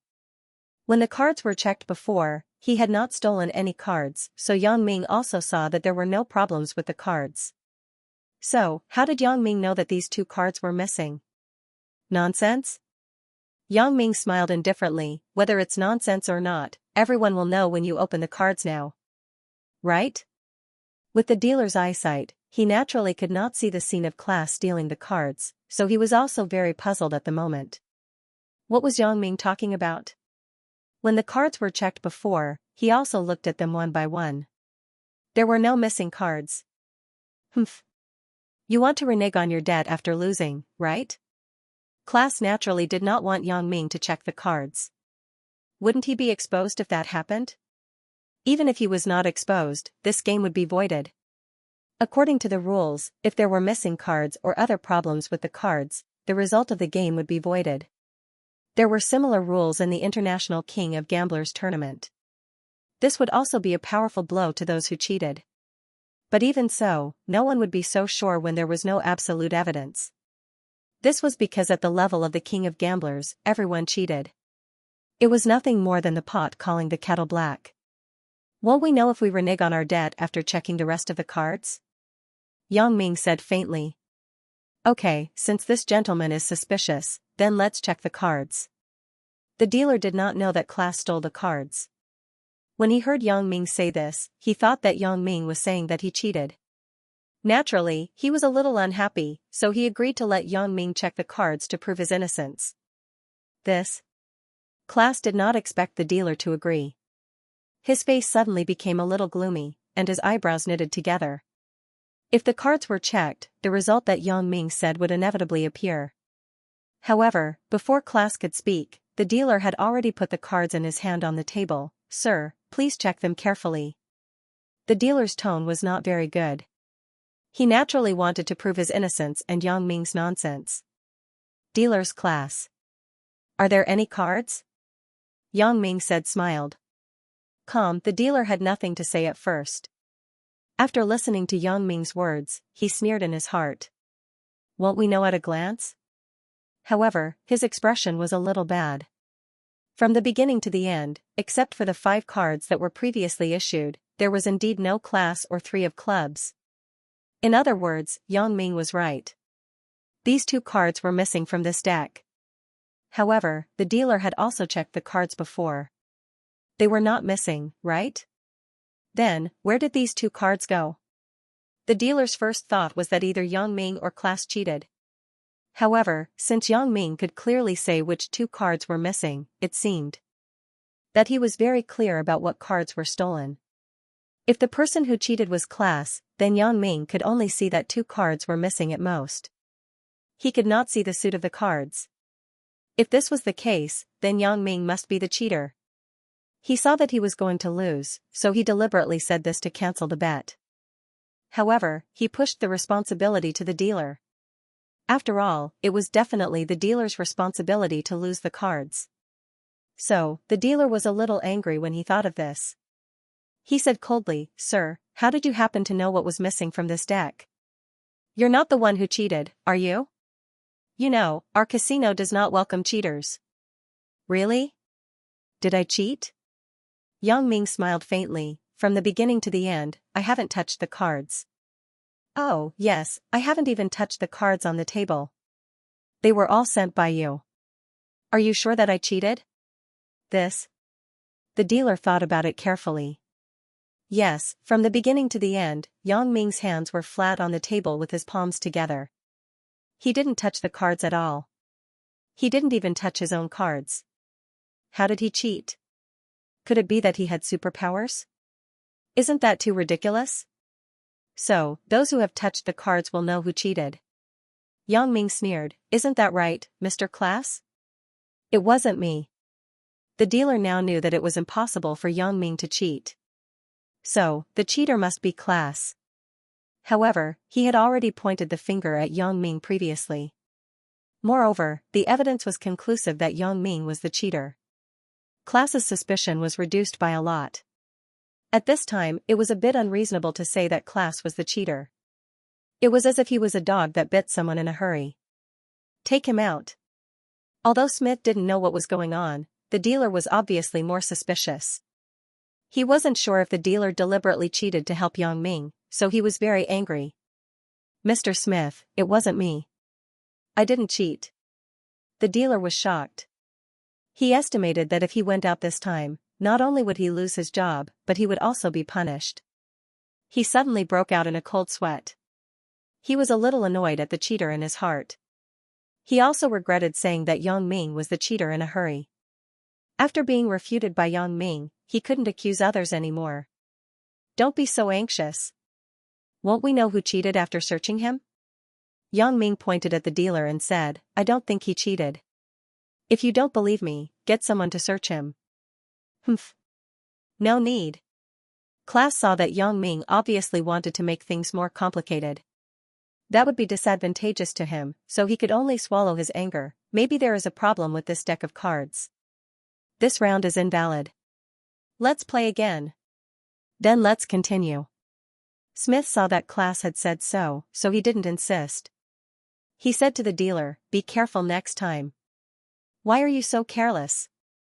Don't you know that there are missing cards?" The dealer really wanted to cry but had no tears. Fortunately, he had escaped a disaster, so he immediately breathed a sigh of relief. "Okay, I'll get another deck of cards," said the dealer. He picked up the cards on the table and put them directly into the shredder on the side of the room to destroy the used cards. Class thought that since he had hidden 2 cards, he could change them again later. This time, he would be more careful when checking the cards. He could announce to everyone that there were no missing cards in the deck. After Yang Ming confirmed it, it would be difficult for him to say that there was a problem with the cards. It had to be said that class's calculations were quite good, but he didn't know if he could get what he wanted. I think it's better to change to another manufacturer's deck of cards. This manufacturer's deck of cards is not very good. There are 2 missing cards in this deck. Then, in the next deck, maybe there will be 2 more cards? For example, there will be an extra 5 of diamonds or 3 of clubs?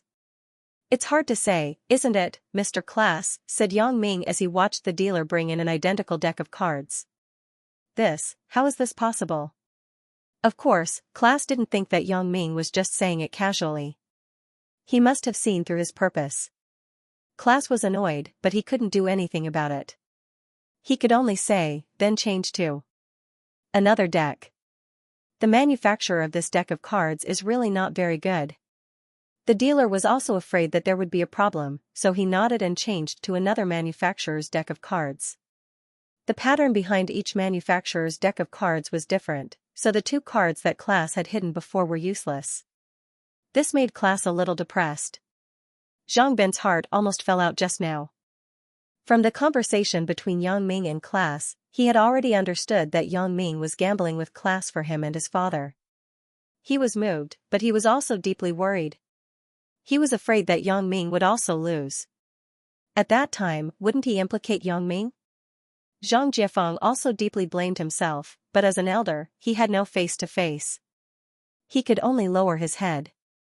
However, the nervousness in his heart was no less than Zhang Bin's. Just now, he also saw that Class's cards had actually reached 21.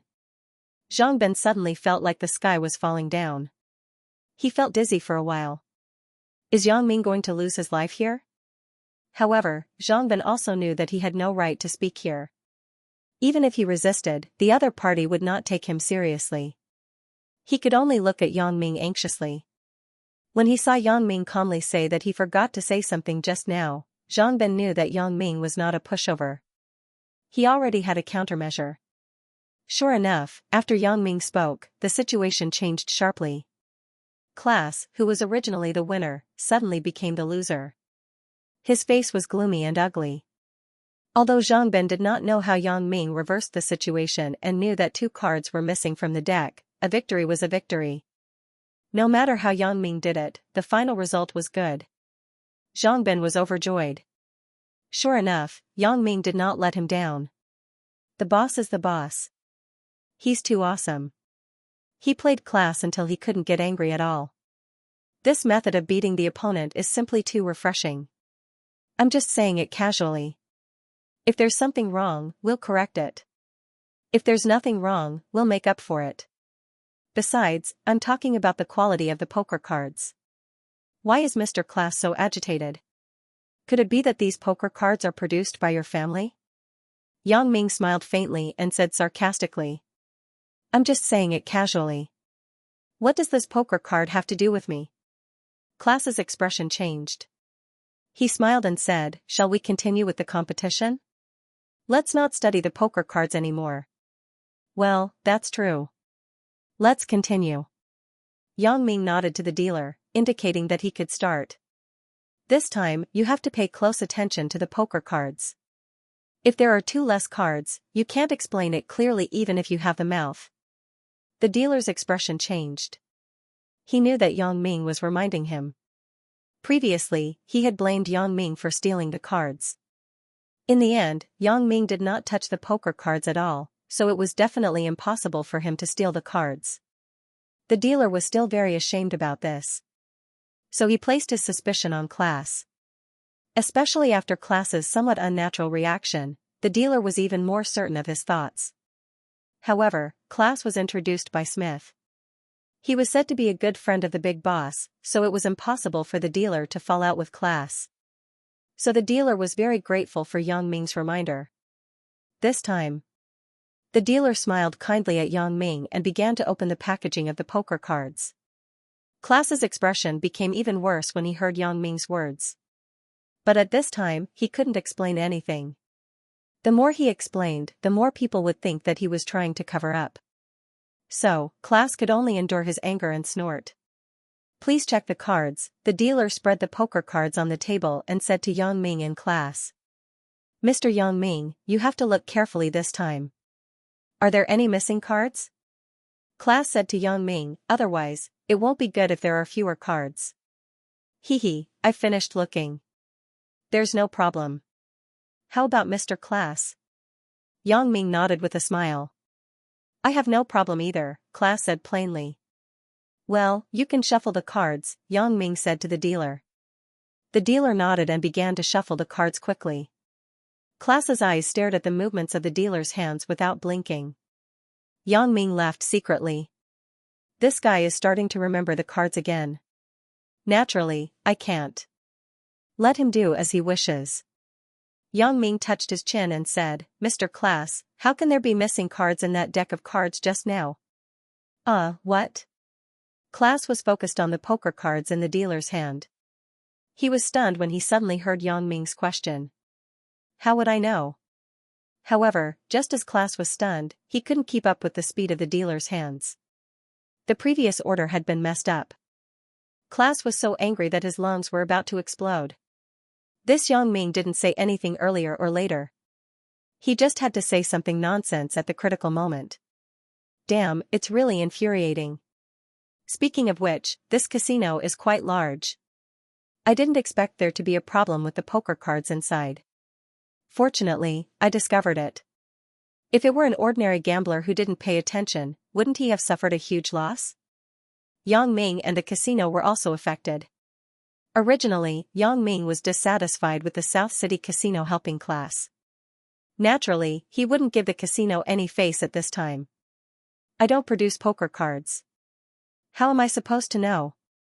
Class was a little impatient. This Yang Ming really knows how to ruin things. There's no other way. I can only see if I can steal more cards this time. If it doesn't work, I can only rely on pure luck.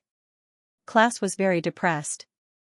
He definitely suspected that Yang Ming was doing it deliberately.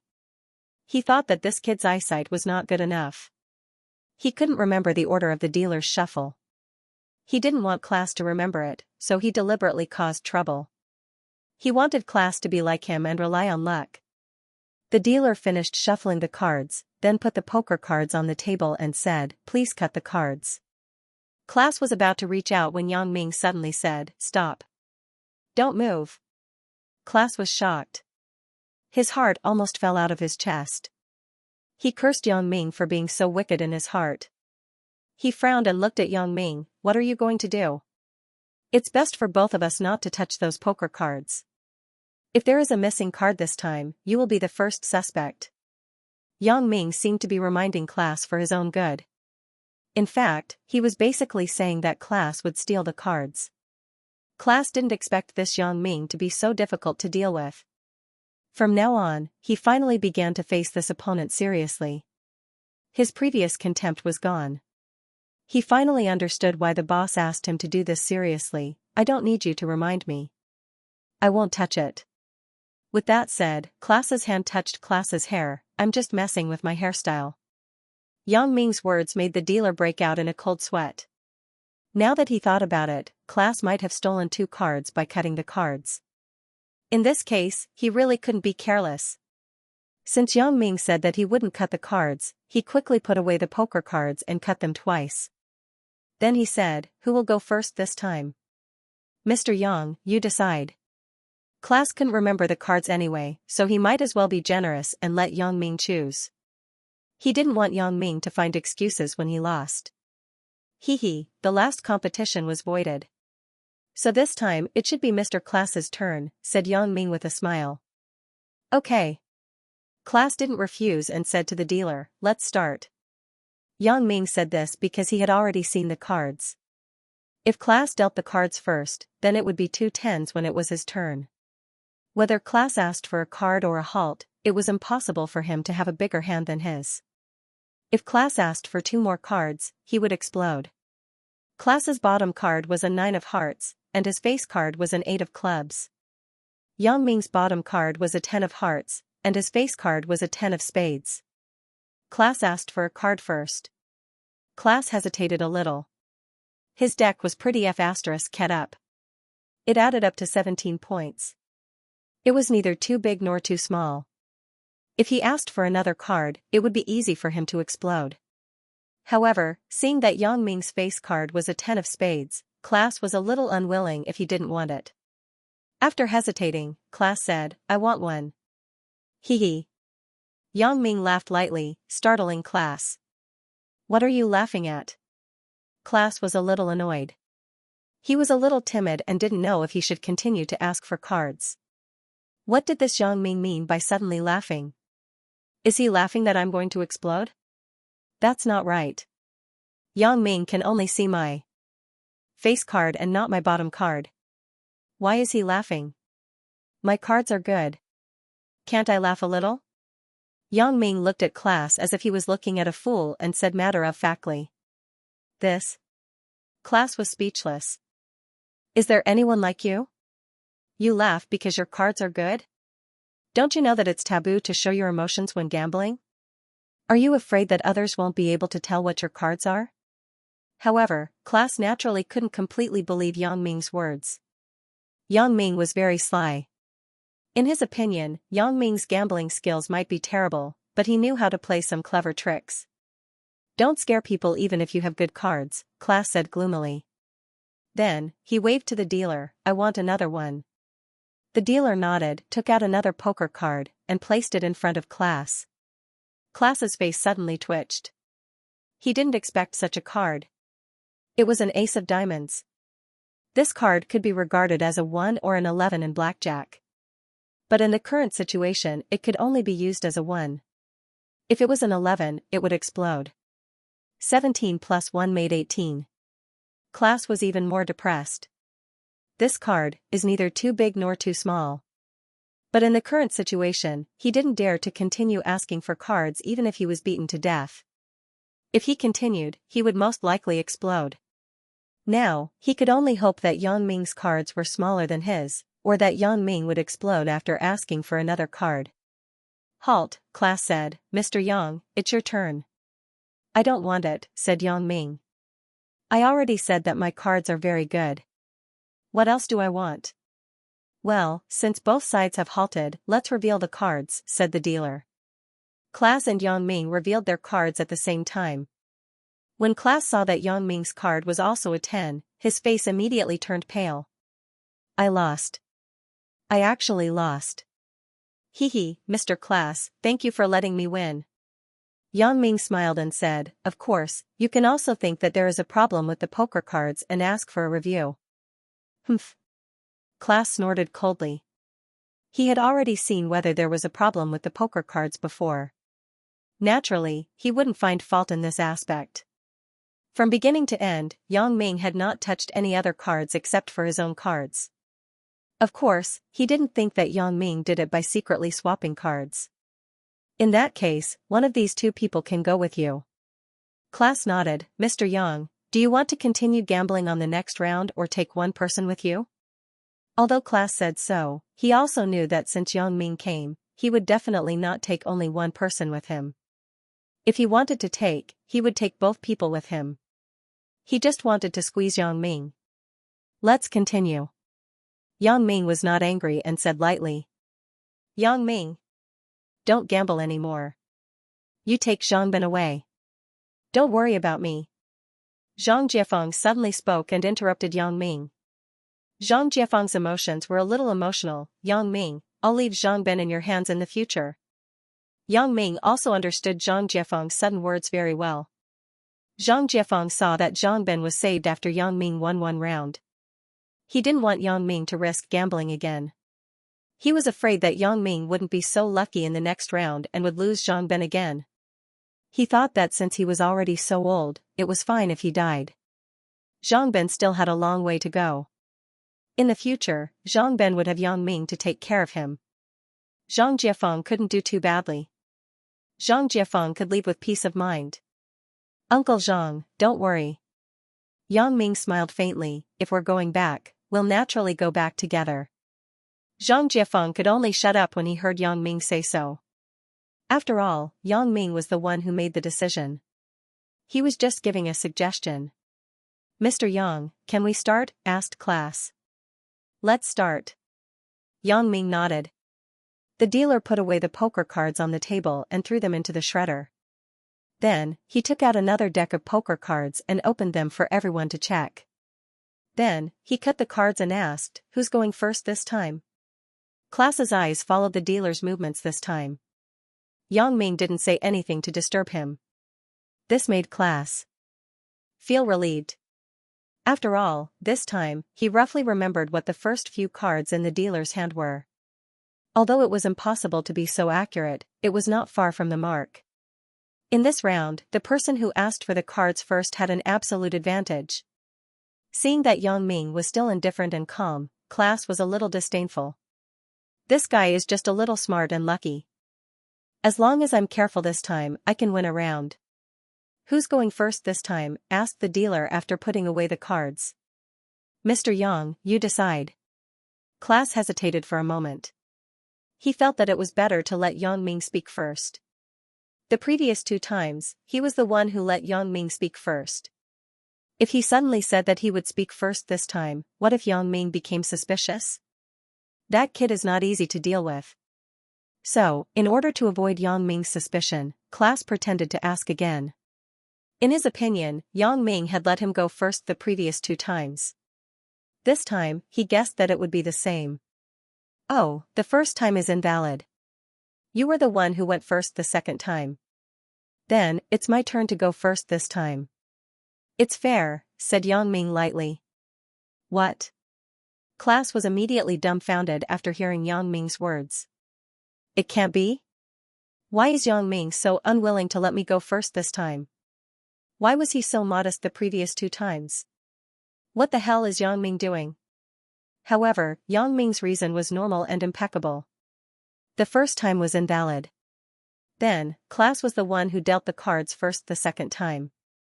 So, it was normal for Yang Ming to deal the cards first this time. At this time, if Class said that he was going to deal the cards first, then Yang Ming would definitely be more suspicious and even doubt his motives. So, Class was really helpless. If he had known earlier, he would not have asked Yang Ming and directly asked for the cards to be dealt. Although it was a little unreliable, it was better than now. "What's wrong, Mr. Class?" "Mr. Class?"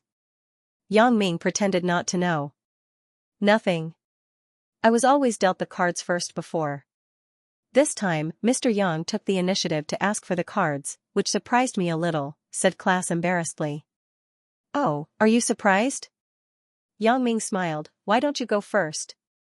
Class was suddenly excited after hearing Yang Ming's words. He wanted to say, "That's good," but he suddenly stopped.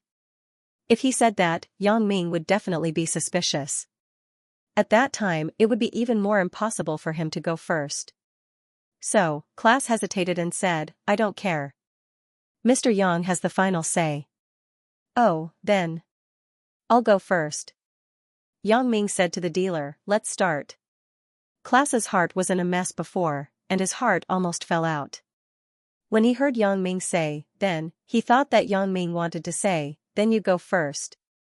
In the end, Yang Ming said, "Then I'll go first." Damn, if I knew this would happen, I wouldn't have been so modest. I would have just said, "Well, I'll go first." Why bother? I'm really afraid of the wolf in front and the tiger behind. I'll suffer even more in the end. Class was depressed. He had missed 2 opportunities, which made him feel so sullen in his heart that he wanted to die. However, it was useless to be depressed and sullen now. He could only go all out in this game and hope that Yang Ming would make a mistake and blow up or not ask for a card. Class had already thought that the person who asked for a card first would have an 8 of clubs as his bottom card, and a 10 of diamonds as his face card. This would add up to 18 points. It was relatively big, but it was not a very big card. In this case, if Yang Ming asked for another card, it would be an ace of hearts, which would add up to 19 points. If he asked for another card, it would be an ace of diamonds, which would add up to 20 points. If he asked for another card, it would be a 7 of clubs, which would definitely blow up. So, he prayed that Yang Ming would not keep asking for more. In this way, his bottom card would be a 9 of diamonds, and his face card would be an 8 of diamonds, which would add up to 17 points. If Yang Ming did not want a single card, he would ask for 2 aces in a row, which would make it 19 points in one fell swoop, surpassing Yang Ming's 18 points. "Sir, do you want a card?" the dealer asked Yang Ming. "Oh, let me see." Yang Ming pretended to look at his bottom card, and then said, it's a bit difficult. Should I take it or not?" Class was nervous because of Yang Ming's words. He was about to die. This was the most depressing gamble he had ever made since his debut. His heart was beating up and down with Yang Ming. If this continued, his heart would definitely fall out. This kid is too good at toying with people. This is the last round. Mr. Yang, you don't want to waste all your previous efforts, right? Class seemed to be hinting at Yang Ming kindly. He was also hinting to him to quit while he was ahead and not take risks. It was better to play it safe. After all, it was already 18 points. If he asked for more cards, he would probably blow up. "Oh, you're right." Yang Ming nodded in agreement after listening to Class's words. Class was overjoyed. Does Yang Ming mean that he doesn't want any cards? Then, isn't I going to win? Wahahaha. Yang Ming, oh Yang Ming, you are still too inexperienced to fight with me. Although I was at a disadvantage in this round, I finally succeeded in reversing the situation. I am the big winner. Wahahaha, that's great. This is the last round. I don't want to waste all my previous efforts, so I've decided. I want another card. After Yang Ming finished speaking, he smiled gratefully at Class. Ah? Class's mouth was wide open, and his eyes were wide open. Want another card? Did I hear it wrong? Didn't he decide? He shouldn't want another card. Why does he want another one? I thought that I already had a lot of cards in my hand, so I didn't want any more. But after hearing what you said, I thought it was right. It's the last round, so I have to gamble. Otherwise, all my previous efforts will be wasted. Yang Ming said seriously, this way, my chances of winning will be higher. Class almost cried after listening to Yang Ming's words. My chances of winning will be higher if I gamble? It seems that my words have the opposite effect. Yang Ming didn't intend to continue asking for cards, but my words made him change his mind. Motherf asterisk cur, what the hell is this? Isn't this a joke? How does this Yang Ming's brain work? Is he really stupid or just pretending to be stupid? Why is my mouth so cheap? Will it kill me to keep my mouth shut? Why did I have to say a few more words? In fact, what Class didn't know was that it was completely useless for him to say this sentence. Yang Ming deliberately wanted to mess with him and make him feel uncomfortable. If he didn't speak, Yang Ming would say that his original intention was to ask for another card. In that case, Class would be equally depressed. He would hate himself for not being more talkative and persuading Yang Ming. This was exactly the effect that Yang Ming wanted. Let this guy have a belly full of evil tricks. If he didn't mess with him, who else would he mess with? Class's expression was very bad, but there was no other way. The facts were right in front of him. His loss was a foregone conclusion that could not be changed. After that, there was basically no point in continuing to gamble. Class was a little bored, but on second thought, wouldn't it be fine if he could trick Yang Ming into asking for more cards and then make him explode? Thinking of this, Class regained some confidence and tried to smile at Yang Ming. Yeah, but your trump card isn't that big. You should use it as a point, right? Yes. Yang Ming didn't hide it and nodded. In fact, this was also obvious. Yang Ming's face card was a 10 of diamonds. No matter what the bottom card was, his face value was already more than 10 points, so this ace of hearts must be used as a point. So I think that in this case, you might as well strike while the iron is hot and ask for another one, said Class. Oh, you're right. Yang Ming nodded and said, then I'll ask for another one. Dealer, deal the cards. The dealer gave Yang Ming another card. It was an ace of diamonds. Huh? Yang Ming pretended to be surprised as he looked at the card in front of him. Why is it another ace? Class was very excited to see that his scheme had succeeded. It seems that Yang Ming is really easy to fool. He believed what I said and asked for another one. It seems that Mr. Yang's luck is quite good. Class laughed. Then, do you still want to continue asking for cards? Class's meaning was already very obvious. That is, your luck is very good. Naturally, you have to continue. Yeah, Mr. Class, you're right. My luck is already very good. Yang Ming nodded and said with conviction. Class listened to Yang Ming's words and showed a satisfied smile on his face. However, Yang Ming's next words made it too late for him to cry. Yang Ming continued, thank you for your reminder.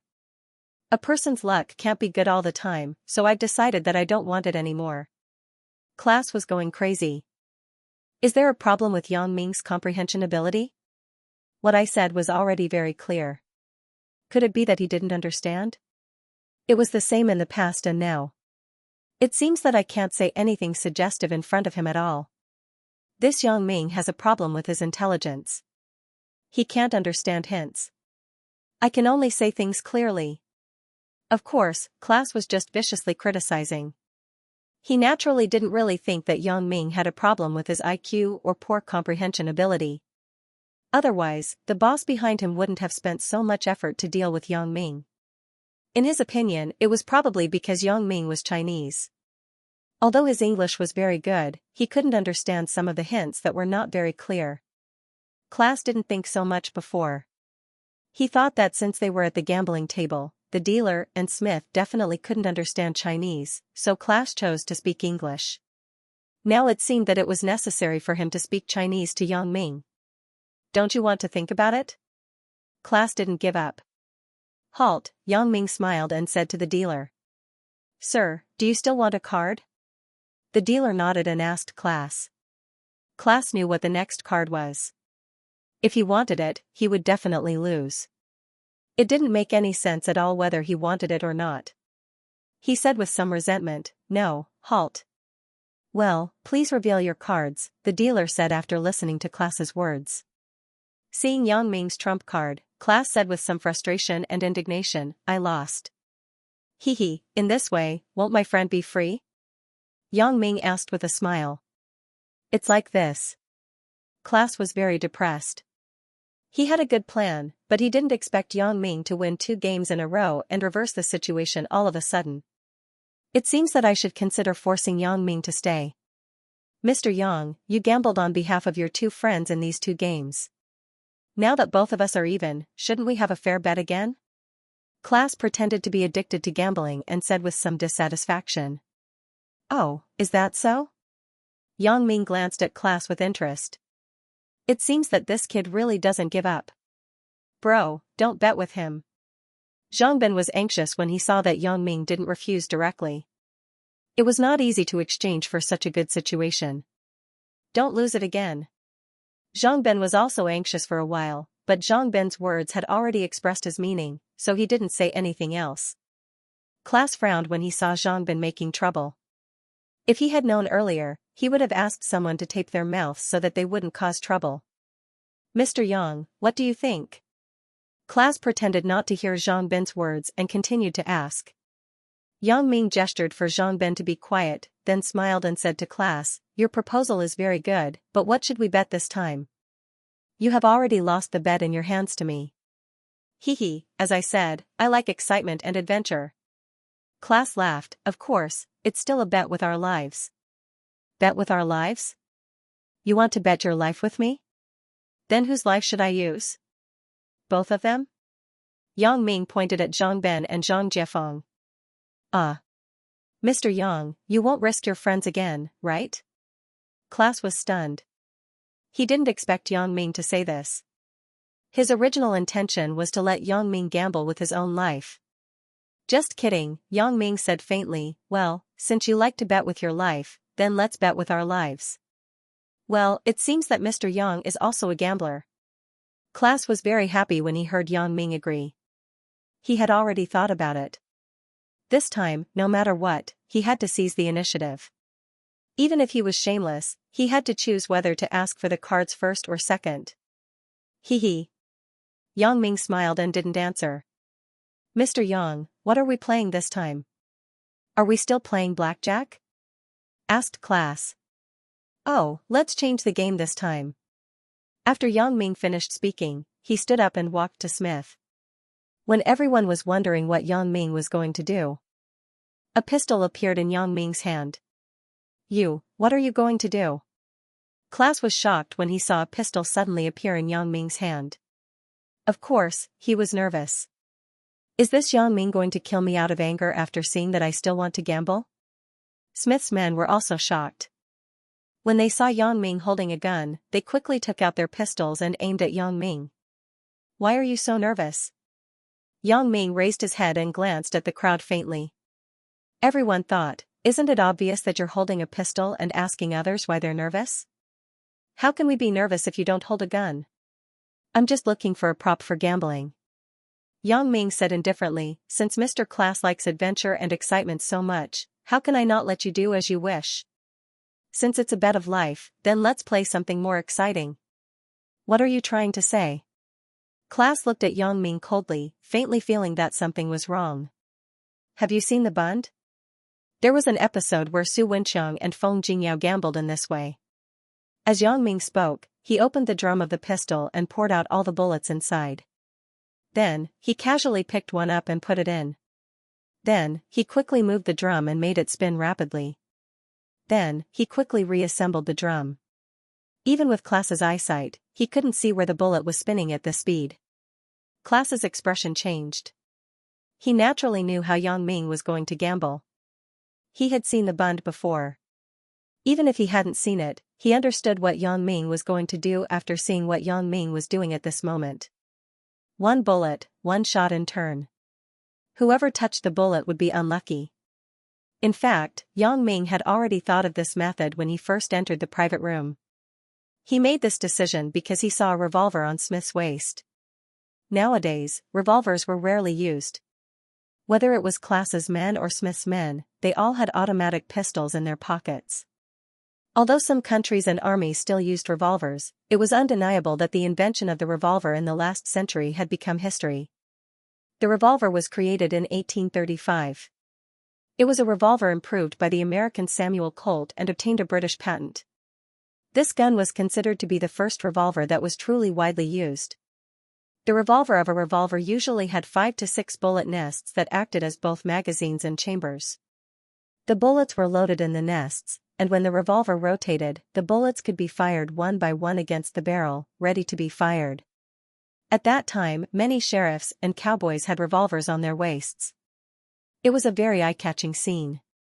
However, in Yang Ming's opinion, Smith's revolver was obviously a pretentious act or a cowboy. In an emergency situation like a casino, automatic pistols were obviously more useful than revolvers. However, as the head of the security department, Smith only needed automatic pistols.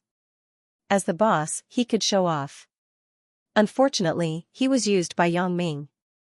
Mr. Yang, what you mean is that we use this pistol? Class didn't expect Yang Ming to be so crazy. Hee, you want excitement. I think this is the most exciting. Yang Ming said faintly, why? Is Mr. Class scared? Scared? What a joke. I like excitement the most. Class said against his will as he was pushed back by Yang Ming. Well, if that's the case, then let's each take a shot? Yang Ming looked at Class, which one of us will go first? Everyone present was dumbfounded. Although they had seen similar plots in movies, they had never seen someone play like this in reality. This is simply crazy. Zhang Ben and Zhang Jiefeng were also dumbfounded. They didn't expect Yang Ming to be so ruthless. He played a bigger game right from the start. Even Smith didn't expect things to turn out like this. He knew the truth. Class's so-called love of adventure and excitement was all nonsense. He was the honorary part-time consultant of the casino. How could he like adventure and excitement? Class was under a lot of psychological pressure at the moment. He had shot himself in the foot. This feeling was very bad. Class sighed. It was not impossible to retreat at this time. He originally thought of dragging it out until his people outside the door sent him a signal to come in and deal with Yang Ming. He wouldn't take this risk. After all, the risk of playing with guns was too great. One mistake and he would really die. It would be fine if Yang Ming died, but if he died, what was the point of playing? However, until now, his people had not contacted him. This made class very angry. Why are these people so inefficient? Didn't we agree on this long ago? After he entered the casino, they were going to ambush him in the casino on the first floor. After the ambush was done, they would text him. But so far, class had not received any text messages. Damn, these people dropped the ball at the last moment. After this matter is over, I must impeach them with the boss. But there was no other way. No matter how angry class was, it was useless. Fortunately, he had prepared a second plan. He didn't hang himself on a single tree. Thinking of this, class could only quickly press the send button on his mobile phone and send out the pre-edited text message. He asked his second team to come quickly and be ready to act at any time. What class didn't know was that the people he had ambushed in the casino lobby had long been found out by Golden Bull and others. They were secretly taken away and killed. In the hall, it was naturally easy for the Golden Bull to distinguish who was here for fun and who was here with a purpose. Especially those whose eyes were always drifting towards the third private room, the Golden Bull picked them out one by one. This was also the reason why class had not received any news so far. Since the person had been killed, the corpse naturally would not send a message. However, class also ambushed a special force outside the casino in order to come to the rescue in an emergency. These people were more blatant than those in the lobby. These people were fully armed with guns. They were waiting for class's order to rush directly into the casino's private room to kill people. We have received the order. Everyone is on standby and ready to go. The captain of the special force, who was lying in ambush outside the casino, glanced at the message on his mobile phone and then ordered his men. Yes.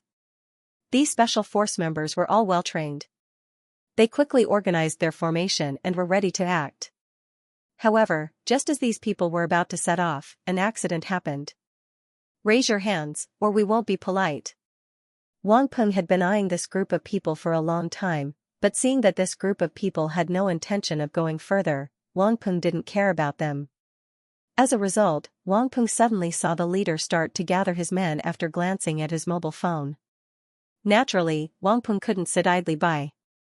He directly called his men to surround them. The members of the special force didn't hold their guns in their hands because they were on standby. As a result, it was too late to take out their guns at this time. With the muzzles pointed at them, these people could only raise their hands gloomily. Come with us, Wang Peng said indifferently. With a wave of his hand, these people were stripped of their weapons and escorted to a bus that had already been prepared. In the private room, class wanted to curse. What the hell is going on with these people?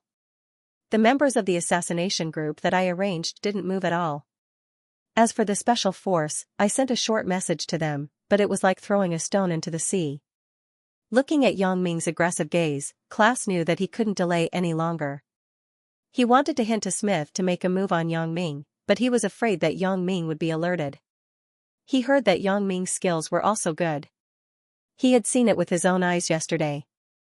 Before he had absolute confidence, class didn't dare to act rashly. Just based on the fact that Yang Ming dared to come here alone and allowed Smith and him to bring people in, class knew that Yang Ming must have a way to protect himself. That was why he arranged for other people to deal with Yang Ming. But now, class had no other choice. He braced himself and said, "Then you go first." "Oh, okay," Yang Ming nodded blankly, picked up the gun, and shot his temple. Ka. There was a soft sound. No bullet was fired. It seems that my luck is not bad. It's your turn. Yang Ming pushed the pistol over and placed it in front of class. Looking at Yang Ming's relaxed expression, class was a little speechless. He even thought, is this guy really not afraid of death? Does he not cherish life? I even boldly told him that I like to take risks. Now it seems that I am the one who likes to take risks. Class frowned. There was no reply to any text messages on his phone. I really don't want these subordinates anymore. What's going on? There is no news from the two teams. Isn't this too unreliable? Looking at Yang Ming looking at him aggressively, class had no choice but to pick up the pistol with a forced smile and aim it at his temple. However, he slightly tilted the muzzle when facing Yang Ming. I won't die if I continue to shoot like this, right? At least, I should be able to be saved if I am sent to the hospital. Thinking of this, Klaas felt a little comforted in his heart. He breathed a sigh of relief, then clenched his teeth and pulled the trigger on the pistol. Ka. There was another soft sound, but the bullet was still not fired. Klaas suddenly breathed a sigh of relief. His whole body was drenched in sweat as if he had just been in a sauna. It's your turn. Klaas let out a sigh of relief and then pushed the pistol to Yang Ming. Now that 2 shots had been fired, there were 4 shots left. One of them had a bullet, so Yang Ming had a 25% chance of being shot and killed. This was a very high chance. Klaas prayed in his heart. It would be best if Yang Ming died. Then, everything would be fine. Oh, okay. Yang Ming's expression was beyond Klaas's expectations. Yang Ming still seemed to take the pistol indifferently. Klaas was shocked. It was normal for Yang Ming to be indifferent about the first shot. But why was the second shot the same? It was as if he wasn't worried that this shot would kill him. Is this kid trying to look tough? It doesn't seem like it. Yang Ming's next move was still as calm as ever. He picked up the pistol, aimed it at his temple, and pulled the trigger. Ka. There was another soft sound, but the bullet was still not fired. It's your turn again, Mr. Klaas. Yang Ming pushed the pistol to Klaas. It seems that my luck is not bad. Klaas cursed in his heart. This Yang Ming is really lucky. He is still alive after 3 shots? If I fire the 4th shot, then the probability is 1/3. But. However, he really didn't know what would happen if he let those 2 unreliable subordinates of his do the work. It's my turn again, hee. Klaas laughed dryly and picked up the pistol. Looking at Yang Ming, Klaas took a deep breath and aimed the muzzle at his temple. This time, like the last time, the muzzle was a little off. In his opinion, as long as he didn't die, he would accept the pain. Ka. Klaas pulled the trigger. There was a soft sound. Klaas didn't feel any pain. It was an empty shot again. Ha ha ha ha. After Klaas fired this shot, he really wanted to laugh heartily. I'm really lucky. After dodging another bullet, there are only 2 shots left. One of them is a bullet. It seems that Yang Ming won't be able to escape this time. Mr. Yang, this time, it's your turn. Klaas returned the pistol to Yang Ming. It's the last 2 shots. Mr. Yang, you have to be careful. Really? Aren't there 2 more shots? If I don't die, you will die. Why are you so happy? Yang Ming glanced at Klaas and said sarcastically. Ugh. Klaas was stunned for a moment, but he thought that what Yang Ming said was right. If Yang Ming didn't die, then Klaas would be the one to die. He really had no reason to be excited, but since Yang Ming shot first, he should have a higher chance of dying, right? Mr. Yang, you must be joking. How am I happy? I'm just excited. As I said before, I'm a person who likes to take risks. There's only a 50% chance left, so I'm very excited. Klaas explained with a forced smile. Oh, then continue to be excited. If I don't die, you can be excited to death, said Yang Ming lightly. Klaas really couldn't figure out where Yang Ming got his courage from. There were only 2 shots left, but he was still calm. It was really strange. Yang Ming ignored Klaas. He picked up the pistol, aimed it at his temple, and pulled the trigger without hesitation. Ka. There was still a soft sound, but no bullet was fired. It seemed that it was another empty shot. Klaas was originally hoping that Yang Ming would die with this shot, but the result was very disappointing.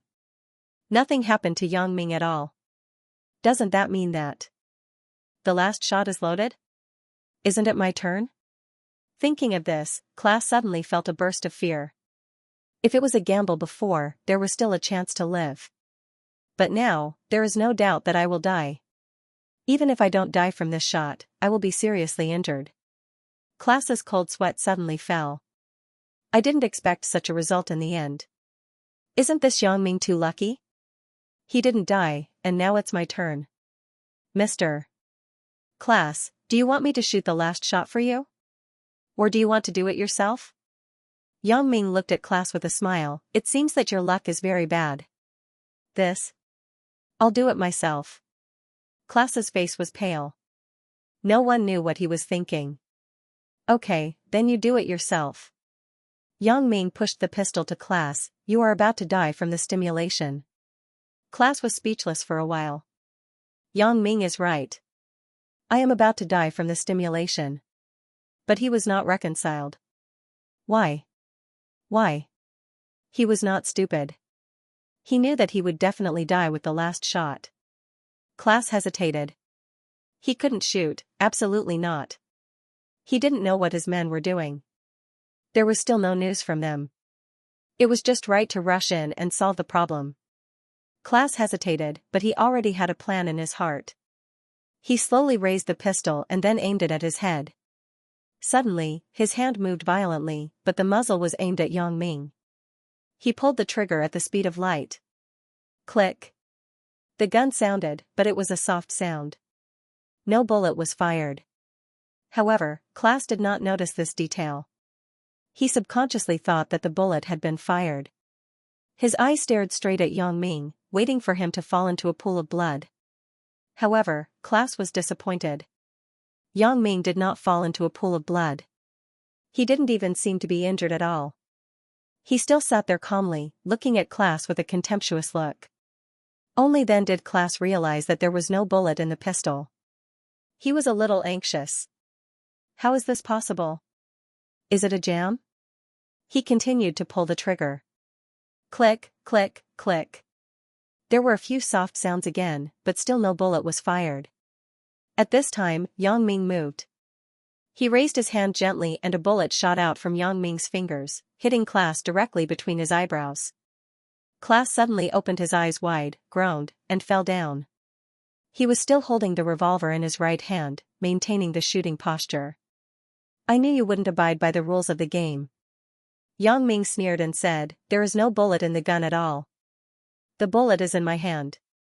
It was precisely because Yang Ming knew that there was no bullet in the gun that he did not dodge when Class shot at him. Otherwise, with Yang Ming's speed, he could have avoided Class's muzzle. Catch him. Don't let him run away. Smith, his men, and Class's men were a little dumbfounded by this sudden change at this moment. However, Smith was the first to react as he loudly ordered his subordinates. Unfortunately, as soon as he gave the order, the door of the private room was kicked open. Golden Bull rushed in with his men and instantly controlled everyone in the private room except for Yang Ming, Zhang Ben, and Zhang Jiefeng. When Yang Ming gave the pistol to Class, he had secretly pressed the transmit button on his cell phone to contact Golden Bull outside.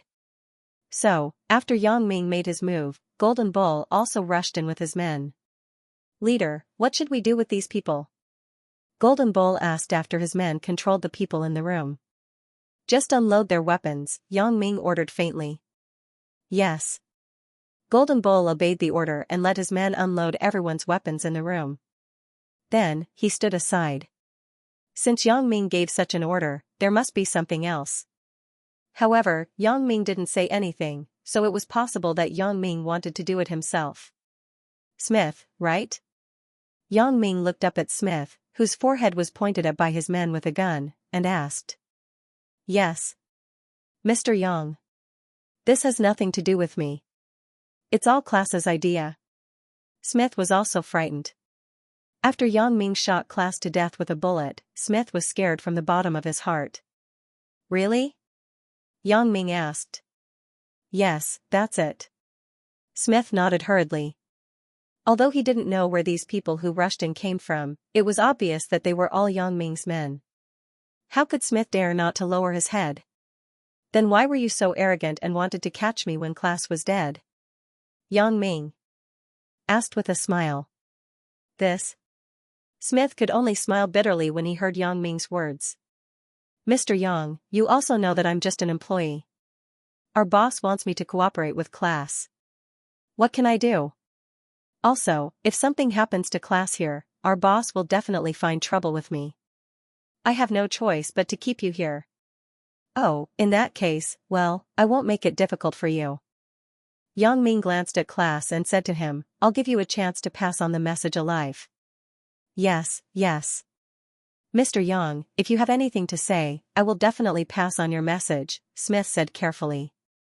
Tell your boss to inform the patriarch of the Nanqing family to meet me at the Douglas Hotel within 24 hours.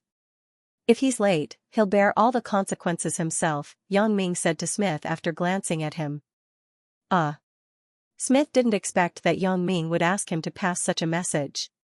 Suddenly, his face was bitter. If he passed such arrogant words to the boss, wouldn't the boss scold him to death? However, Smith also knew that he had no choice. He could only nod carefully and say, "Okay, Mr. Yang. You can rest assured that I will pass on your message." "Well, I hope so." Yang Ming stood up and said to Golden Bull, "Let them go." "Let's go." "Yes." Golden Bull carried out Yang Ming's orders to the letter. He immediately ordered his men to release Smith and Class's men who were under their control. However, although these people were released, they still didn't dare to act rashly. The other party's numbers and firearms were obviously stronger than theirs. Wasn't it courting death to fight with them? That. Mr. Yang. Smith hesitated and called out to Yang Ming, who was about to leave. What else? Yang Ming glanced at him and didn't get angry. Smith was just a messenger and executor at the bottom level. There was no need for him to stoop down to his level. This kind of character was not worth Yang Ming's attention. In Yang Ming's eyes, Smith was like an ant. He could kill him at will. "Mr. Yang. If the boss asks me what the consequences are, how should I answer?" Smith asked carefully. He had been thinking about this problem before. Yang Ming said that he would bear the consequences himself. If the boss asked him what the consequences were, he wouldn't be able to explain it clearly. The Nanqing family will be exterminated. Yang Ming didn't look at him again. Instead, he took Zhang Ben and Zhang Jiefeng out of the private room directly. After they left, Smith fell to the ground. Obviously, he was scared out of his wits. After seeing Yang Ming's means and those powerful men, Smith finally understood how powerful Yang Ming was. No wonder the people behind him were so serious about dealing with Yang Ming. It seems that this kid has been pretending to be a pig to eat the tiger. Fortunately, I am a small character. Yang Ming didn't bother to do anything to me. Otherwise, I would probably be a corpse like Class now. "Boss, do you need to call someone to stop them?" One of Smith's men suggested to Smith after Yang Ming and the others had gone far away. "Pa." Smith slapped the underling in the face, causing half of his face to swell up. The underling was stunned by the slap. He didn't know what to do and looked at Smith inexplicably. "Mother asterisk cur, stop them? Didn't you see what guns they are using? They are almost as good as the regular army. Even if you want to die, I don't want to die." Smith glared at the man and scolded fiercely, "These gods are fighting. Why should we get involved? Let the boss solve it." "Oh." The man thought about it and agreed. "Why should I show off? Do I think my life is too long?" I quickly shut up. Yang Ming, Golden Bull, and the others went out of the casino together, but when they went out, Golden Bull had already asked his men to put away their weapons. No one stopped them. It seemed that Smith was an eye-catching person and didn't do anything unwise. Yang Ming's strength today was unprecedented. In the past, Yang Ming's character was that if people didn't offend him, he wouldn't offend them. If he wasn't forced, Yang Ming wouldn't be so ruthless. But today was different. Yang Ming asked Smith to pass the message strongly, which already showed Yang Ming's determination to deal with the Nanqing family. The reason why Yang Ming became so strong was that he was about to leave for Yunnan immediately. If the things around him weren't dealt with, Yang Ming wouldn't feel at ease. So, for those who were still provoking him during this period, Yang Ming had no patience to deal with them slowly. "If you provoke me, then I will kill you so that you can't harass me, my family, and my friends in the future." Yang Ming killed someone in front of Zhang Ben and Zhang Jiefeng. It was also the first time. Although Zhang Ben might know a little about his strength, he hadn't seen it with his own eyes. It was just that Yang Ming didn't care about these anymore. He also believed that Zhang Ben and Zhang Jiefeng wouldn't do anything that was disadvantageous to him. Indeed, Yang Ming's actions today didn't affect Zhang Ben, but Zhang Jiefeng was really shocked. The young Ming who went to Yunnan with him had now become so strong and ruthless. He didn't know what kind of people his subordinates were. They were actually holding guns. However, although Zhang Jiefeng was shocked, he didn't have any other thoughts. After all, Yang Ming wouldn't harm him and Zhang Ben, so he didn't have to be afraid of anything. Bro, you are so cool today. Zhang Ben held back for a long time and finally praised sincerely. Don't gamble in the future. I can save you once or twice, but I can't save you forever. Yang Ming didn't hear Zhang Ben's words and directly lectured him, now I'm here. What if I'm not here? Yes, I know. Zhang Ben nodded quickly, but he said, bro, you are my bro for life. How can you not care about me? What if I die? Yang Ming said coldly. This. It was the first time that Zhang Ben heard Yang Ming talk to him in such a tone. He was a little stunned, but he didn't think much about it. He thought that Yang Ming was angry, so he said that. Yang Ming meant that he didn't want him to gamble in the future, so Zhang Ben quickly promised, don't worry, bro. I won't touch these in the future. It's not just gambling. It's the same for other things. In the future, you should be more low-key. Don't be too flamboyant. Run the jewelry company honestly. Don't run around. Yang Ming continued to lecture. Yes, I know. Zhang Ben was a bit puzzled. This wasn't Yang Ming's usual style of doing things. What happened today? Chattering nonstop? Where did you get this car? Yang Ming looked at Golden Bull's car with some doubts. It was a Chrysler Grand Caravan business car. It had been specially modified to be bulletproof, and the configuration inside had been changed accordingly. It seemed that the car was not temporarily rented or borrowed. Leader, this is the car of the Charles family's Las Vegas branch. Golden Bull smiled. These weapons are also provided by the branch here. Otherwise, it would be very troublesome for so many of us to cross the border with so many weapons. It turns out that the Charles family has a branch here. Yang Ming nodded. It seemed that it was not a coincidence that the Charles family could become so powerful. Their strength was inferior to the Butterfly family, but they made up for it in other aspects. The established network points were enough to make up for the gap between them. Yeah, Las Vegas is a city with a relatively large business volume. The assassination missions that the Charles family received were basically aimed at some big shots and dignitaries. They would come here to play in many cases, so there are more opportunities to make a move here. Golden Bull explained, Leader, where are you going? Douglas Bast Hotel. Yang Ming said, you can just send us there, and then be on standby when you go back. Okay. Golden Bull nodded without hesitation. After talking to Golden Bull, Yang Ming turned and walked to Zhang Ben and Zhang Jiefeng, and got in the car with them. Although Yang Ming had shown enough strength today, there were still some things that he was not ready to tell Zhang Ben. These things could only be discussed slowly. The shock that he received today was already very strong. Golden Bull asked his men to go back first, and then personally drove Yang Ming and others to the Douglas Bast Hotel. Bro. Zhang Ben was in the car. He wanted to say something several times, but he stopped. Today's incident had a huge impact on him. Zhang Ben, what do you want to say? Just say it. There is nothing to hide between us. Yang Ming also noticed that Zhang Ben seemed to have something to say, so he asked with a smile. Bro, did you just kill someone? Zhang Ben hesitated and expressed the worry in his heart. Oh, you are worried about this? Yang Ming listened to Zhang Ben's worry and was a little dumbfounded. However, as an ordinary person, it was normal and understandable for Zhang Ben to worry about these things. Although Yang Ming and class were gambling with their lives, it was one thing to gamble with their lives and suicide. It was another thing to be murdered. So, it was normal for Zhang Bing to worry that something would happen to Yang Ming. Yeah, bro. And there were so many people. What if they call? Calm, Yang Ming smiled. Smith is not that stupid. This matter was originally done by them in violation of the rules. Moreover, they are gambling with their lives in the casino. If it is really exposed, their casino will not be able to operate. Do you think the regulatory authorities will allow them to do this? Zhang Ben thought about Yang Ming's words carefully. Yang Ming was right, but he was still a little worried. But don't worry. In the upper class, once you reach a certain level, you won't use those ordinary means to solve problems.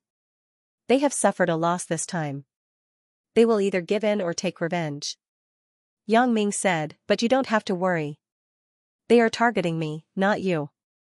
You and Uncle Zhang are just being used by them. Ah. Zhang Ben had felt that something was wrong before. It seemed that there was no need for Smith and class to go through so much trouble for him and Zhang Jiefeng. Then, Yang Ming, who was lured out, was formally gambling with class. Zhang Ben felt that things were unusual. At this moment, after hearing Yang Ming's analysis, Zhang Ben understood that the person these people were targeting was Yang Ming, not him. Bro, who are these people?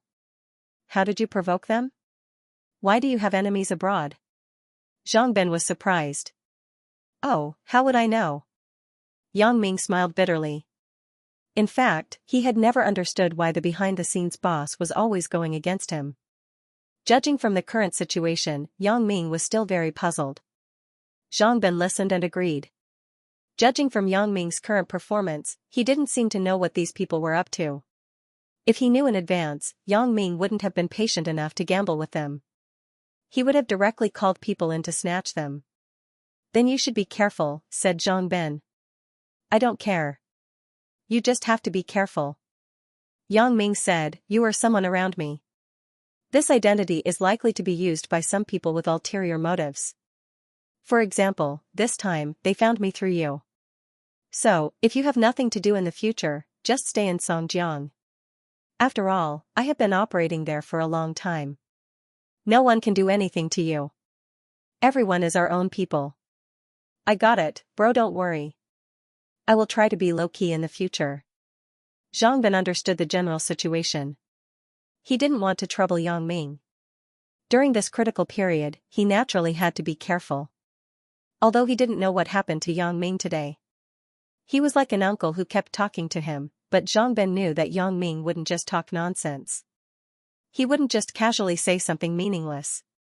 Well, go back to the hotel and have a good rest. Don't go out. Leave the next thing to me. Yang Ming patted Zhang Ben's shoulder and said, Wang Mei is a good girl. She didn't abandon you. But you and Cece have to deal with the things over there. Don't worry, bro. I know what to do. Zhang Ben nodded. Zhang Jiefeng had been sitting aside. He was calmer than Zhang Ben. Although he saw Yang Ming kill people in front of him today, he wasn't as worried as Zhang Ben. He also saw that the competition between Yang Ming and the people behind class was a high-level competition. They wouldn't care about the life and death of their subordinates. Moreover, the purpose of the people behind class was to kill Yang Ming. So, they had already reached a state of life and death. Naturally, no one would call the police.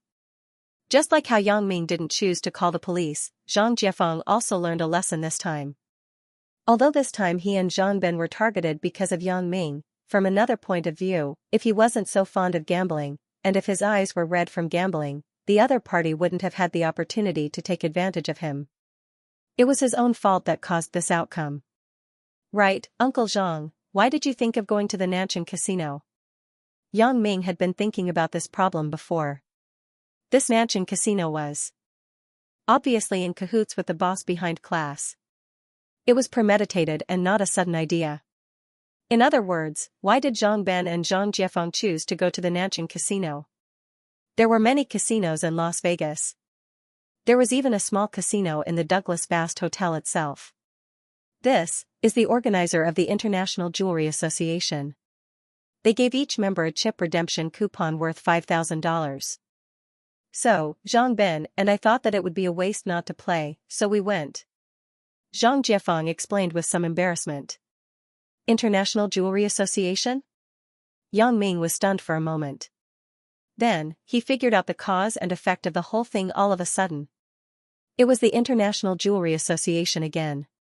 Last time, at the International Jewelry Festival held in Songjiang, the behind-the-scenes boss bribed the people of the International Jewelry Association to tamper with the exhibition hall and set up a trap for the Mingyang Security Company to participate. This time, it was the International Jewelry Association again. In other words, this time, the $5,000 voucher was probably the behind-the-scenes boss idea. He sent these vouchers through some organizers of the International Jewelry Association. After all, $5,000 was not a small amount. Who wouldn't want to take advantage of it? So, Zhang Jiefeng went with Zhang Ben.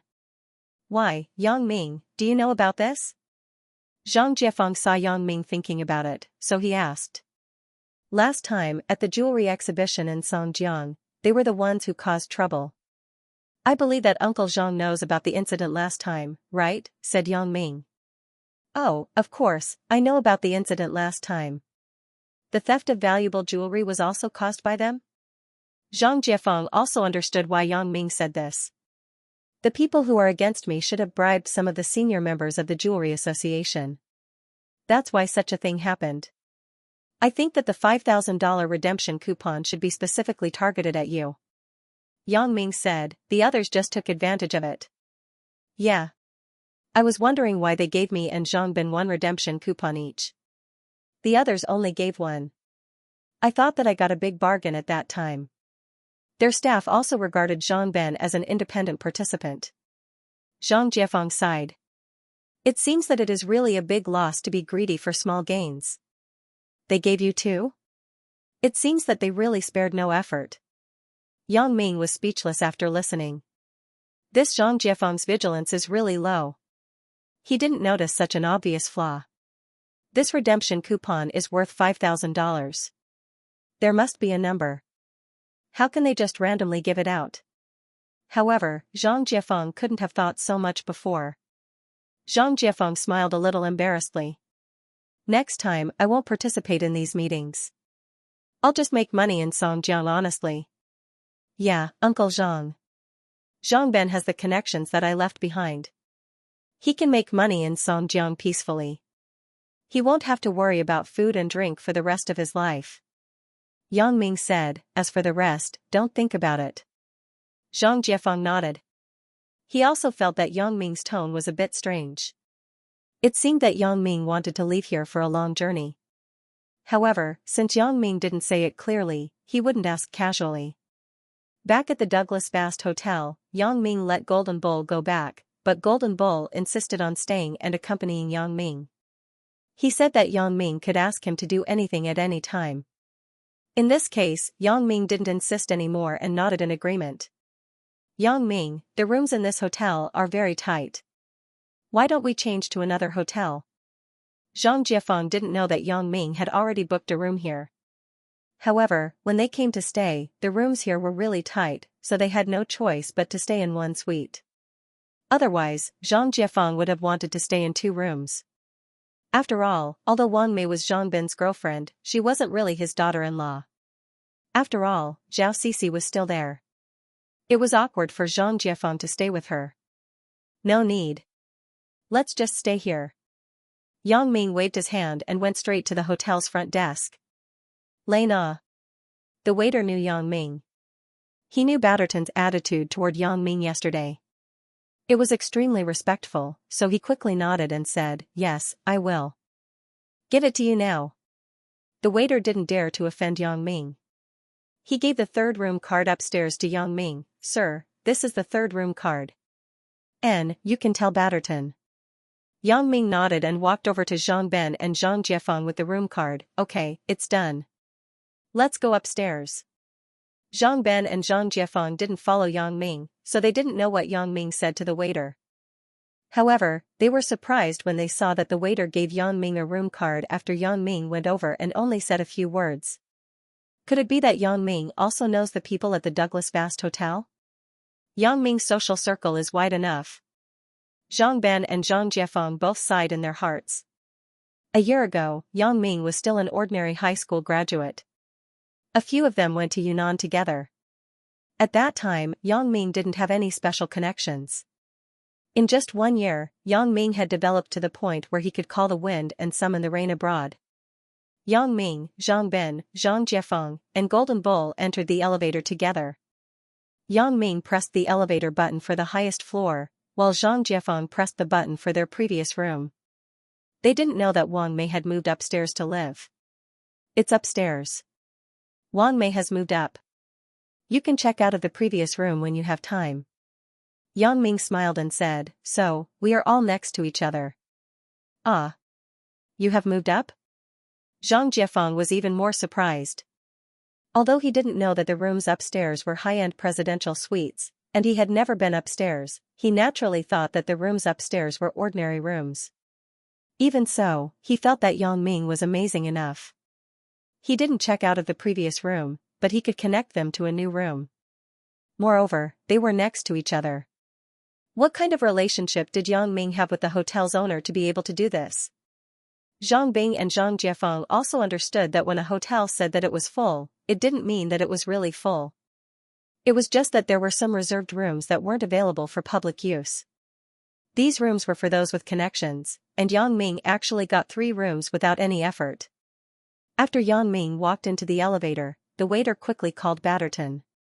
Although he knew that the boss's attitude toward Yang Ming was different, he also took the initiative to give Yang Ming a room this time. He didn't know if the boss would be unhappy.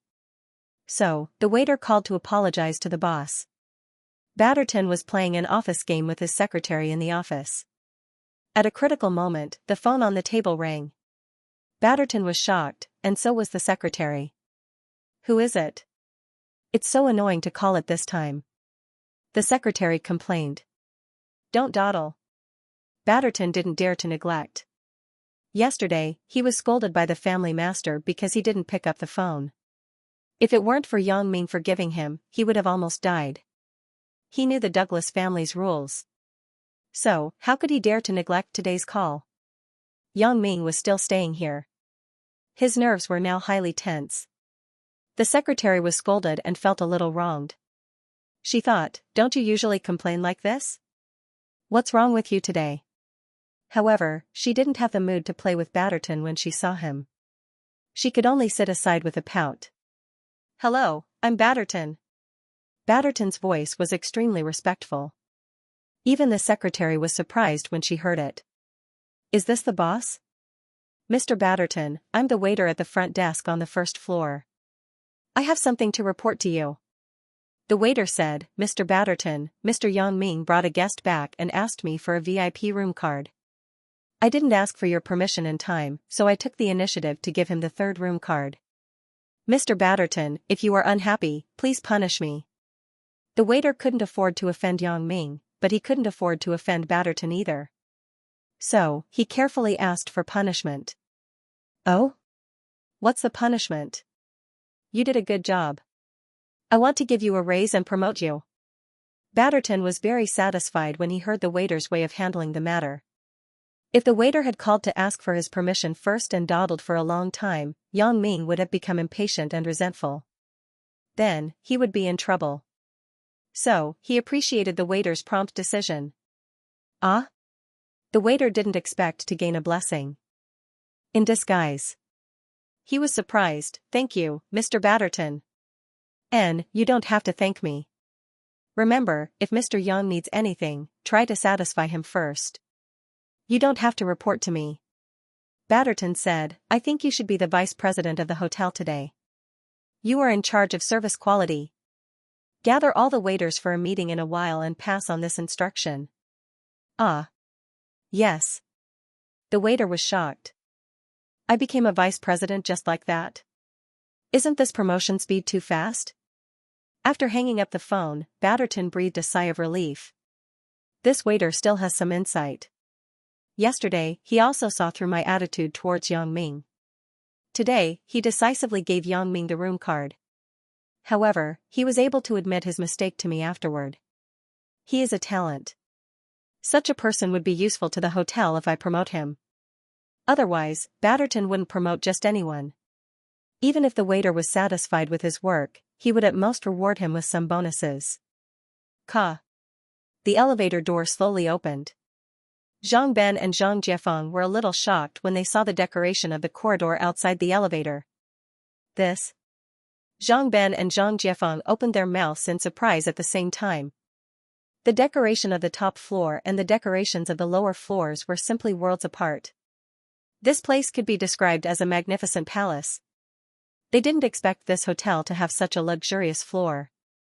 The flashy lights, elegant design, noble furnishings, luxurious furniture. The aristocratic atmosphere permeated everywhere, just like a dream. Above the corridor was a large piece of plexiglass, which allowed them to see the scenery in the sky directly. At night, it would be even more beautiful to watch the starry sky from here. This kind of luxurious, godlike treatment shocked Zhang Ben and Zhang Jiefeng. They had only seen the facilities of this level of hotel on the internet and TV. In fact, they had never experienced it at all.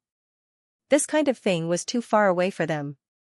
By now, they could be sure that the relationship between Yang Ming and the hotel owner was not simple, and it was not simple at all.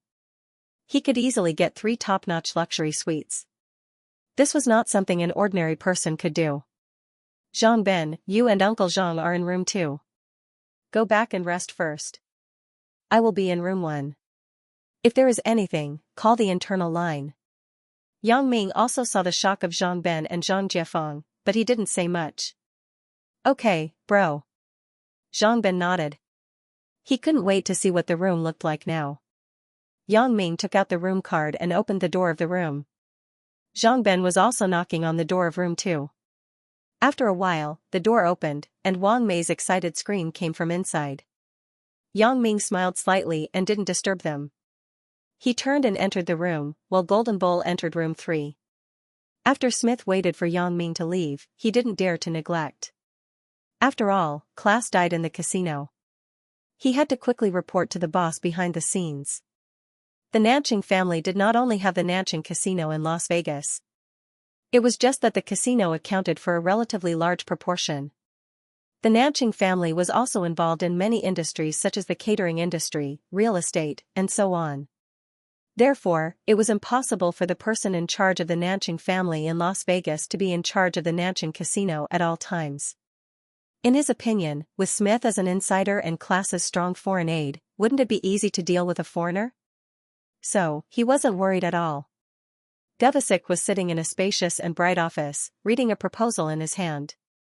With the support of the Nanqing family, he was likely to be elected as a member of the Las Vegas City Council. Although he was already powerful enough in Las Vegas and was the behind-the-scenes leader of the Guillotine Gang, one of the 3 major underground gangs, who would complain about having more power in their hands. If Gavasik could get this position as a member of the council, his power would expand further. Maybe he would be appreciated by the higher-ups in the family and be arranged to be in a higher position. It was even possible for him to be a family elder. The phone suddenly rang, and Gavasik frowned. He had put all his efforts into winning over people in order to win the position of the council member in one fell swoop. Hello, this is Gavasik. Gavasik picked up the phone. Boss, it's Smith. Smith said carefully. Oh, Smith, how are things going on Class's side? Is it going well? Although Gavasik was a little dissatisfied with Smith interrupting his train of thought, Class was someone who the family master had instructed him to cooperate seriously. So, Gavasik naturally couldn't take it lightly. Although Gavasik knew that Class was not weak, especially with strong reinforcements, he still had to at least show some concern. Boss, I just wanted to report this to you. Smith hesitated and said in a frustrated voice. Oh, are you satisfied with Class's side? Gavasik's mind was not on this, so he naturally did not hear the frustration in Smith's words. He had never considered the possibility that Class would fail or even die. Not to mention the cooperation on Smith's side, the people that Class had brought over were quite strong. A team of assassins and a special operations team. If these people couldn't handle it, it would be a fantasy story. Smith saw that the boss had not figured out the situation and couldn't help but sigh. However, he still had to report truthfully, Boss, Class is dead. Oh, if he's dead, then he's dead. What? Wait, what did you say? Class is dead? Gavasik's eyes widened when he heard Smith's words. He asked in disbelief, Smith, are you kidding me? How could Class be dead? Boss. It's actually like this.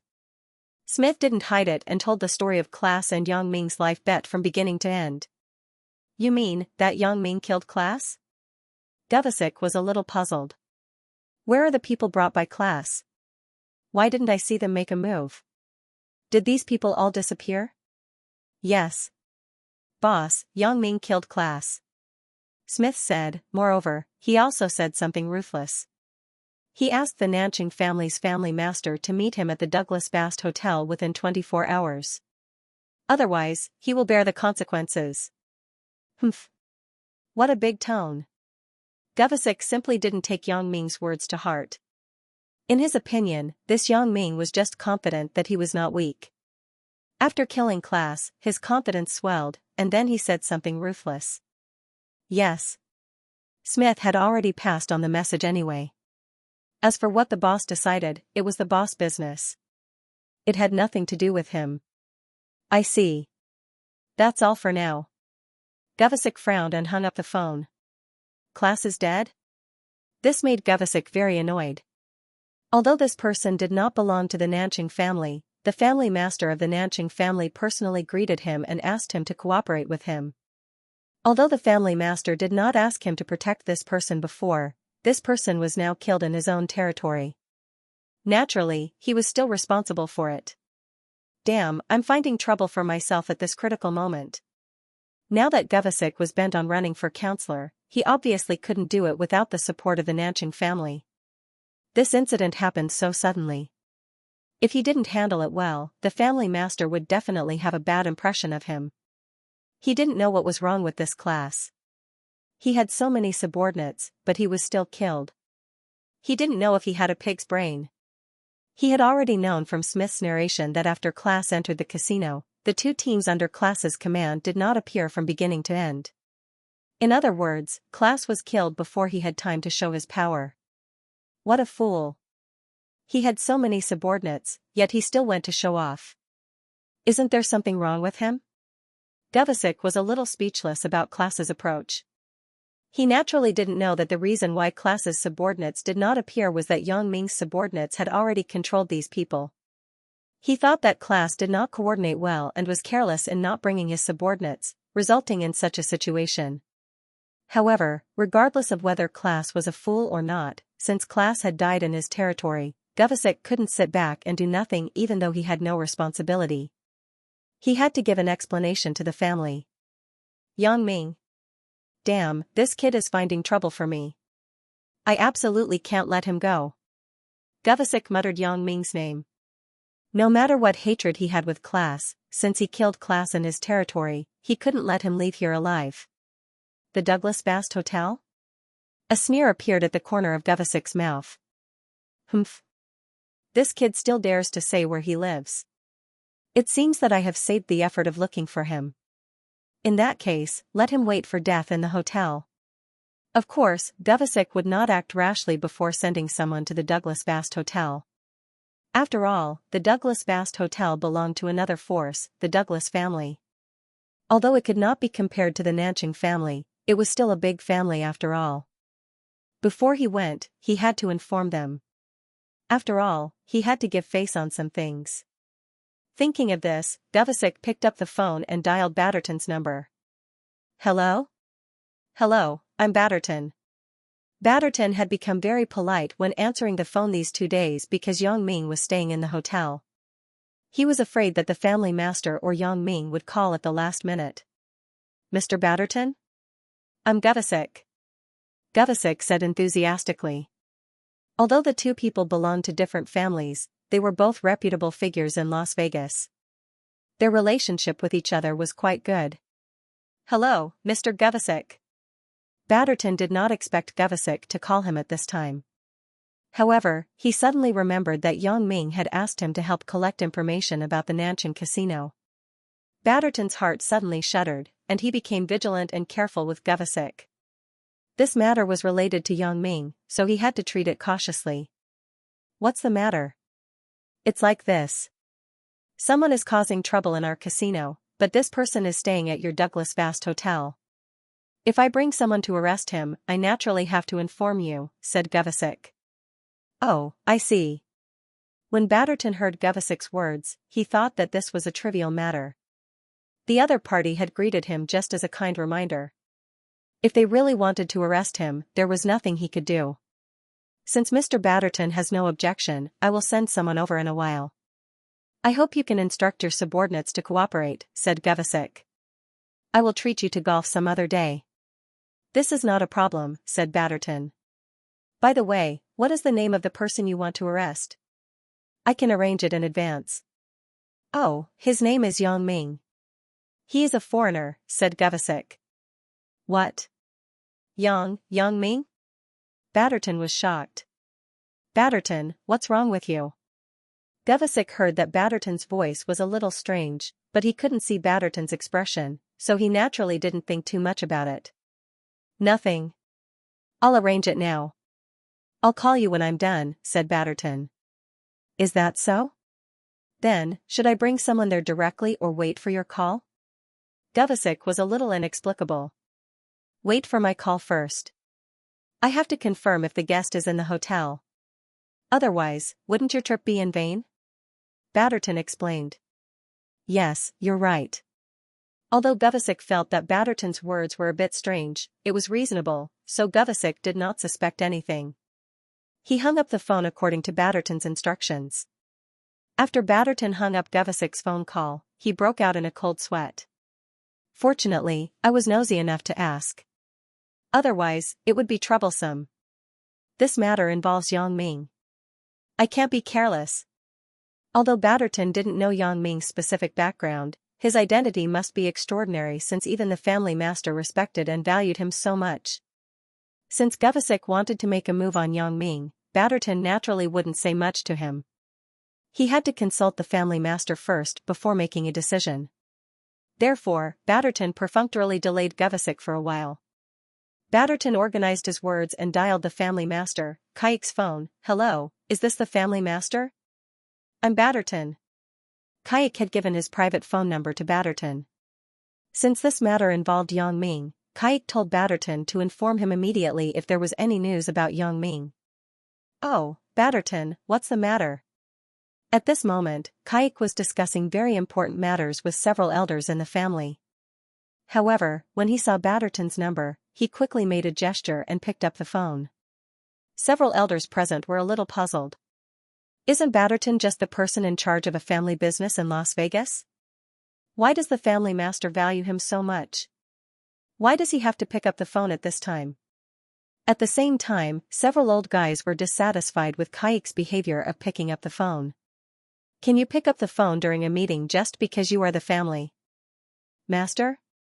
Why do you ask us to turn off the phone? Isn't this too unfair? However, Kayik's next words made these old guys shut their mouths involuntarily. Family master, I have something important to report to you, said Batterton. It's about Mr. Yang Ming. Oh? Is it about Mr. Yang Ming? What's the matter?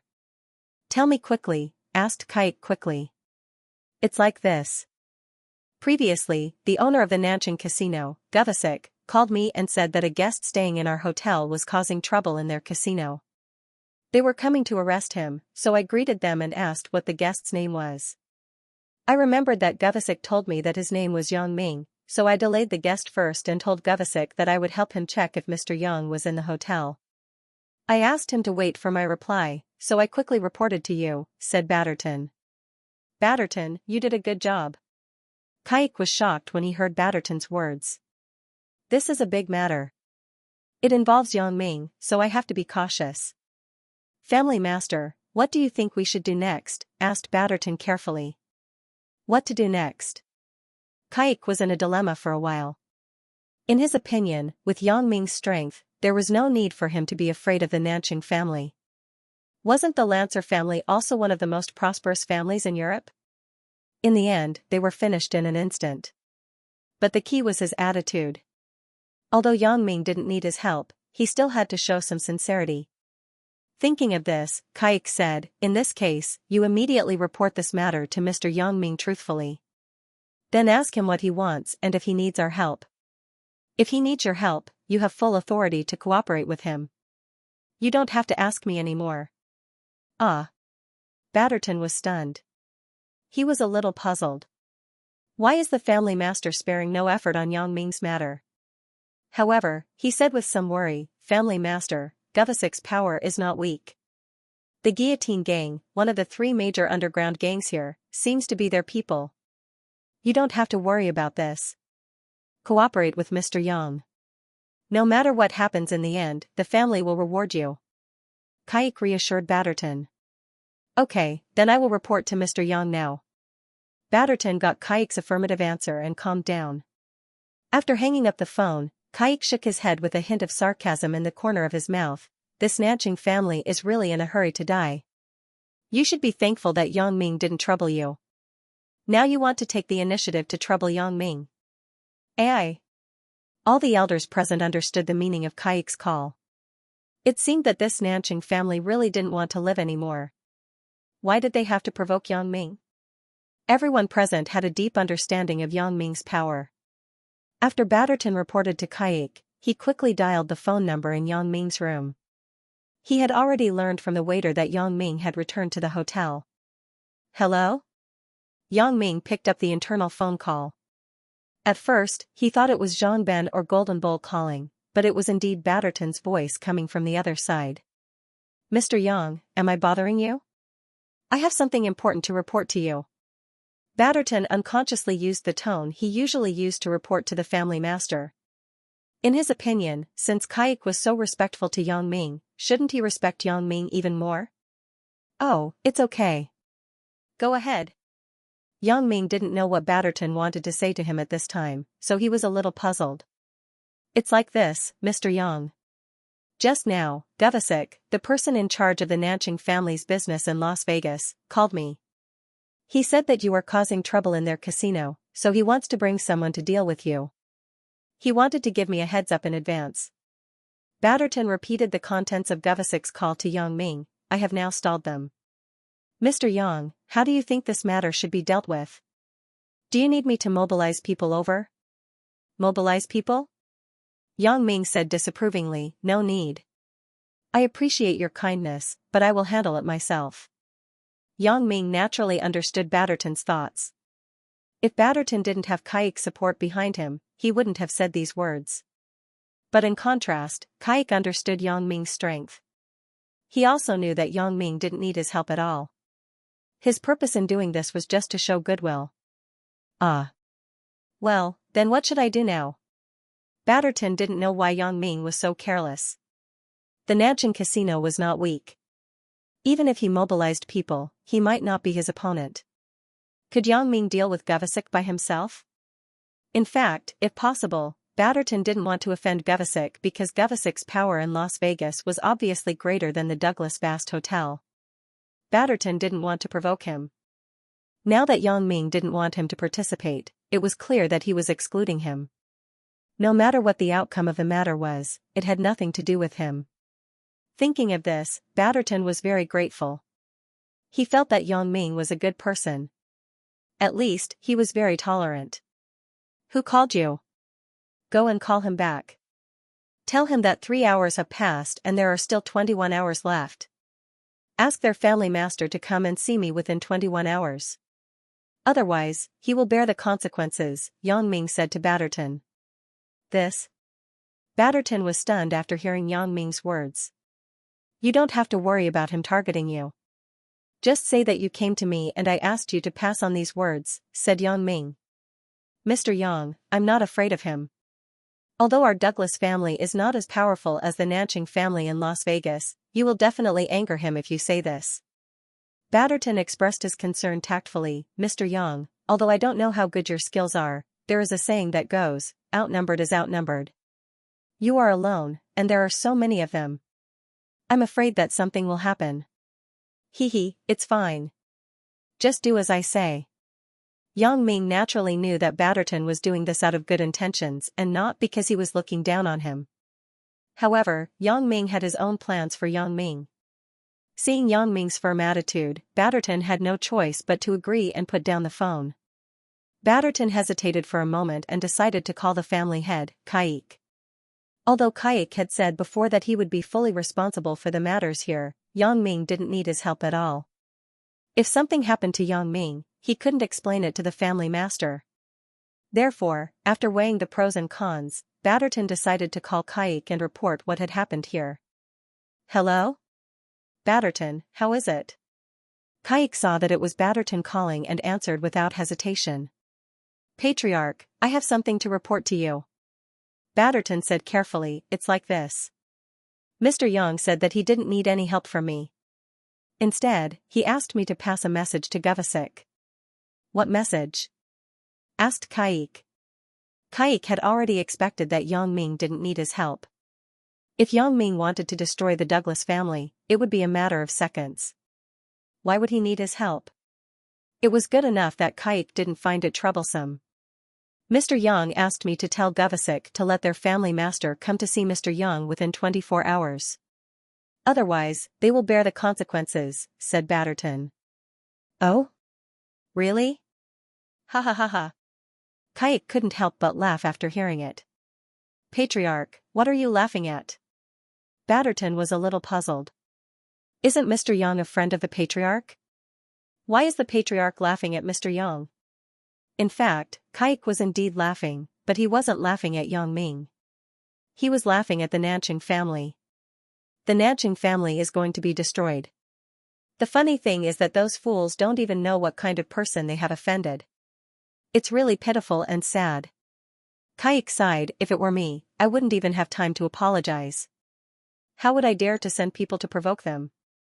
AI, there's nothing I can do about people whose brains are squeezed by the door. Patriarch, what are you talking about? Batterton was puzzled by Kaik's words. Nothing. It's just that the Nanching family is going to be finished. You don't have to care so much. Just do what Mr. Yang says, instructed Kaik. Yes, Patriarch. I understand. After Batterton got Kaik's affirmative answer, he dared to do it boldly. Kaik hung up Batterton's phone call and smiled at several family elders on the side. I don't know how the Nanching family provoked Yang Ming. They are probably going to be finished soon. Haha, really? That's really good news. One of the elders heard Kaik's words and immediately laughed happily. His grandson once had a conflict with a child of the Nanching family. As a result, because the Nanching family was powerful, the elder had no choice but to take his grandson to apologize and pay a large sum of money to settle the matter. While teaching his grandson a lesson, the elder also hated the Nanching family. Now that he heard that the Nanching family had provoked Yang Ming, he was extremely happy. God is really fair. Although I can't afford to provoke the Nanching family, someone can. Moreover, it's someone who can be provoked. This Nanching family is probably going to be finished. The other elders naturally knew the grudge between this laughing elder and the Nanching family, so they also laughed. After all, the Nanching family and the Douglas family had a lot of business dealings, and there was a competitive relationship between them. Now that the Nanching family was finished, they were naturally one of the beneficiaries. Patriarch, I think we should maintain a good relationship with Mr. Yang. Then, if any family dares to provoke us in the future, we can use Mr. Yang's name, suggested an elder. Don't talk nonsense. Kaik glared at him. Do you think Mr. Yang is someone who will be a thug for others? Don't be whimsical. It will only cause unnecessary trouble. When the elder heard what Kaik said, he felt that it was right. If Yang Ming knew that these people wanted to use Yang Ming's name to teach others a lesson, he would definitely be the first to settle accounts with his family. Patriarch, I'm just saying it casually. The elder quickly shut up. Well, our relationship with Mr. Yang is quite good now. Although there were misunderstandings in the past, I have contacted Mr. Yang several times and given him some benefits. I can see that Mr. Yang is not the kind of person who takes benefits for free. Kaik said, for example, in Batterton's case this time, Mr. Yang didn't kill them all. Instead, he gave Batterton face. In fact, this face is also given to our Douglas family. At least our relationship is harmonious now. This is enough. Kaik's words made all the elders nod in agreement. After Batterton hung up the phone call with Kaik, he called Govasic. Mr. Batterton, how is it? Is there any news? Is that person staying in your hotel? Govasic had been waiting for Batterton's reply. He had already contacted the Guillotine Gang's boss. He would send a team of people to arrest Yang Ming in a while. In fact, the Guillotine Gang's boss was just a spokesperson for Govasic. It was just that Govasic was hiding behind the scenes. Mr. Govasic. Batterton smiled bitterly. I was just about to talk to you about this. After my investigation, the Yang Ming you mentioned is indeed staying in our hotel. I was afraid that he would run away, so I sent people to surround his room first. However, he seemed to know my intentions and told me that he wouldn't run away at all. He also asked me to tell you that there are only 21 hours left in the 24 hours. He asked your Nanqing family's family master to come to the hotel to see him within 21 hours. Otherwise, you will bear the consequences. Batterton was afraid that Gavasik would interrupt, so he finished his words in one breath.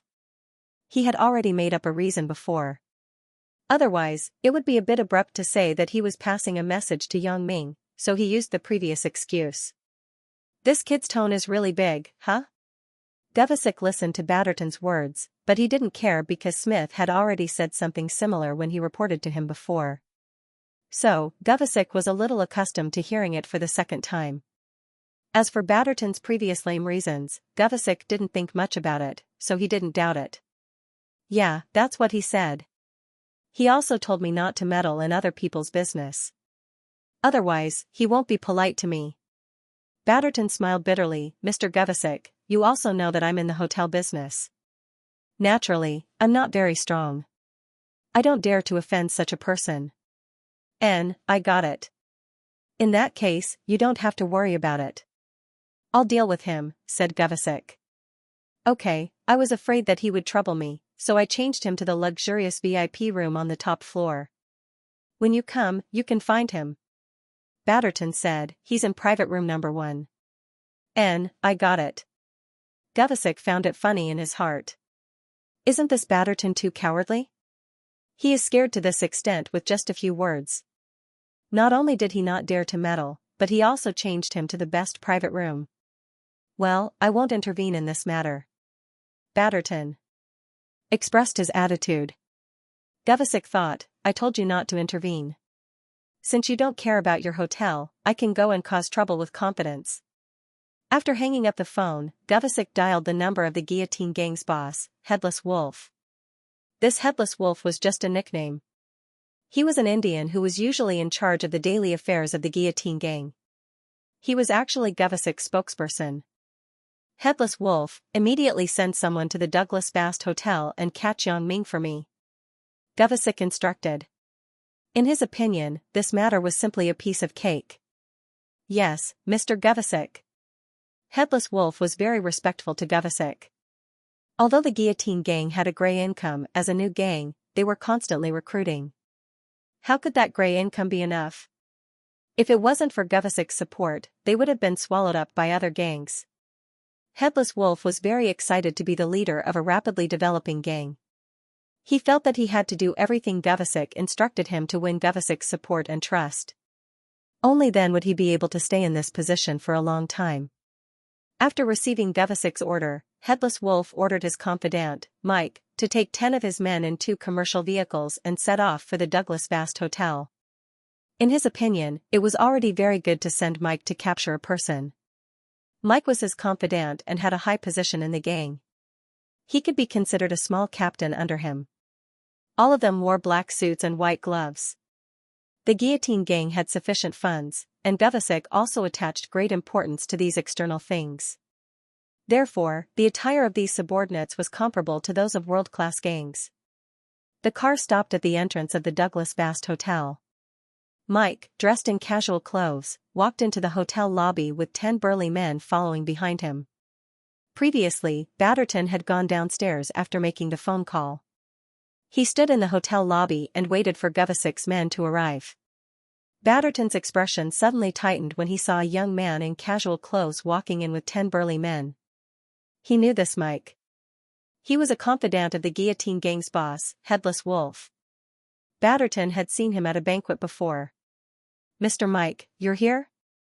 Batterton immediately greeted him. The boss asked me to arrest someone.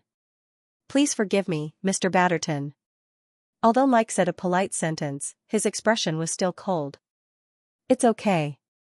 I have already said that I won't interfere in this matter. Batterton didn't care. After all, these people were not good people. He didn't care about their attitudes. Where is he? Asked Mike. He's on the top floor of the hotel, private room 1. Batterton said, you can go up from the elevator over there. Okay, I got it. There's nothing for you to do here. Mike waved his hand and walked into the elevator with his men.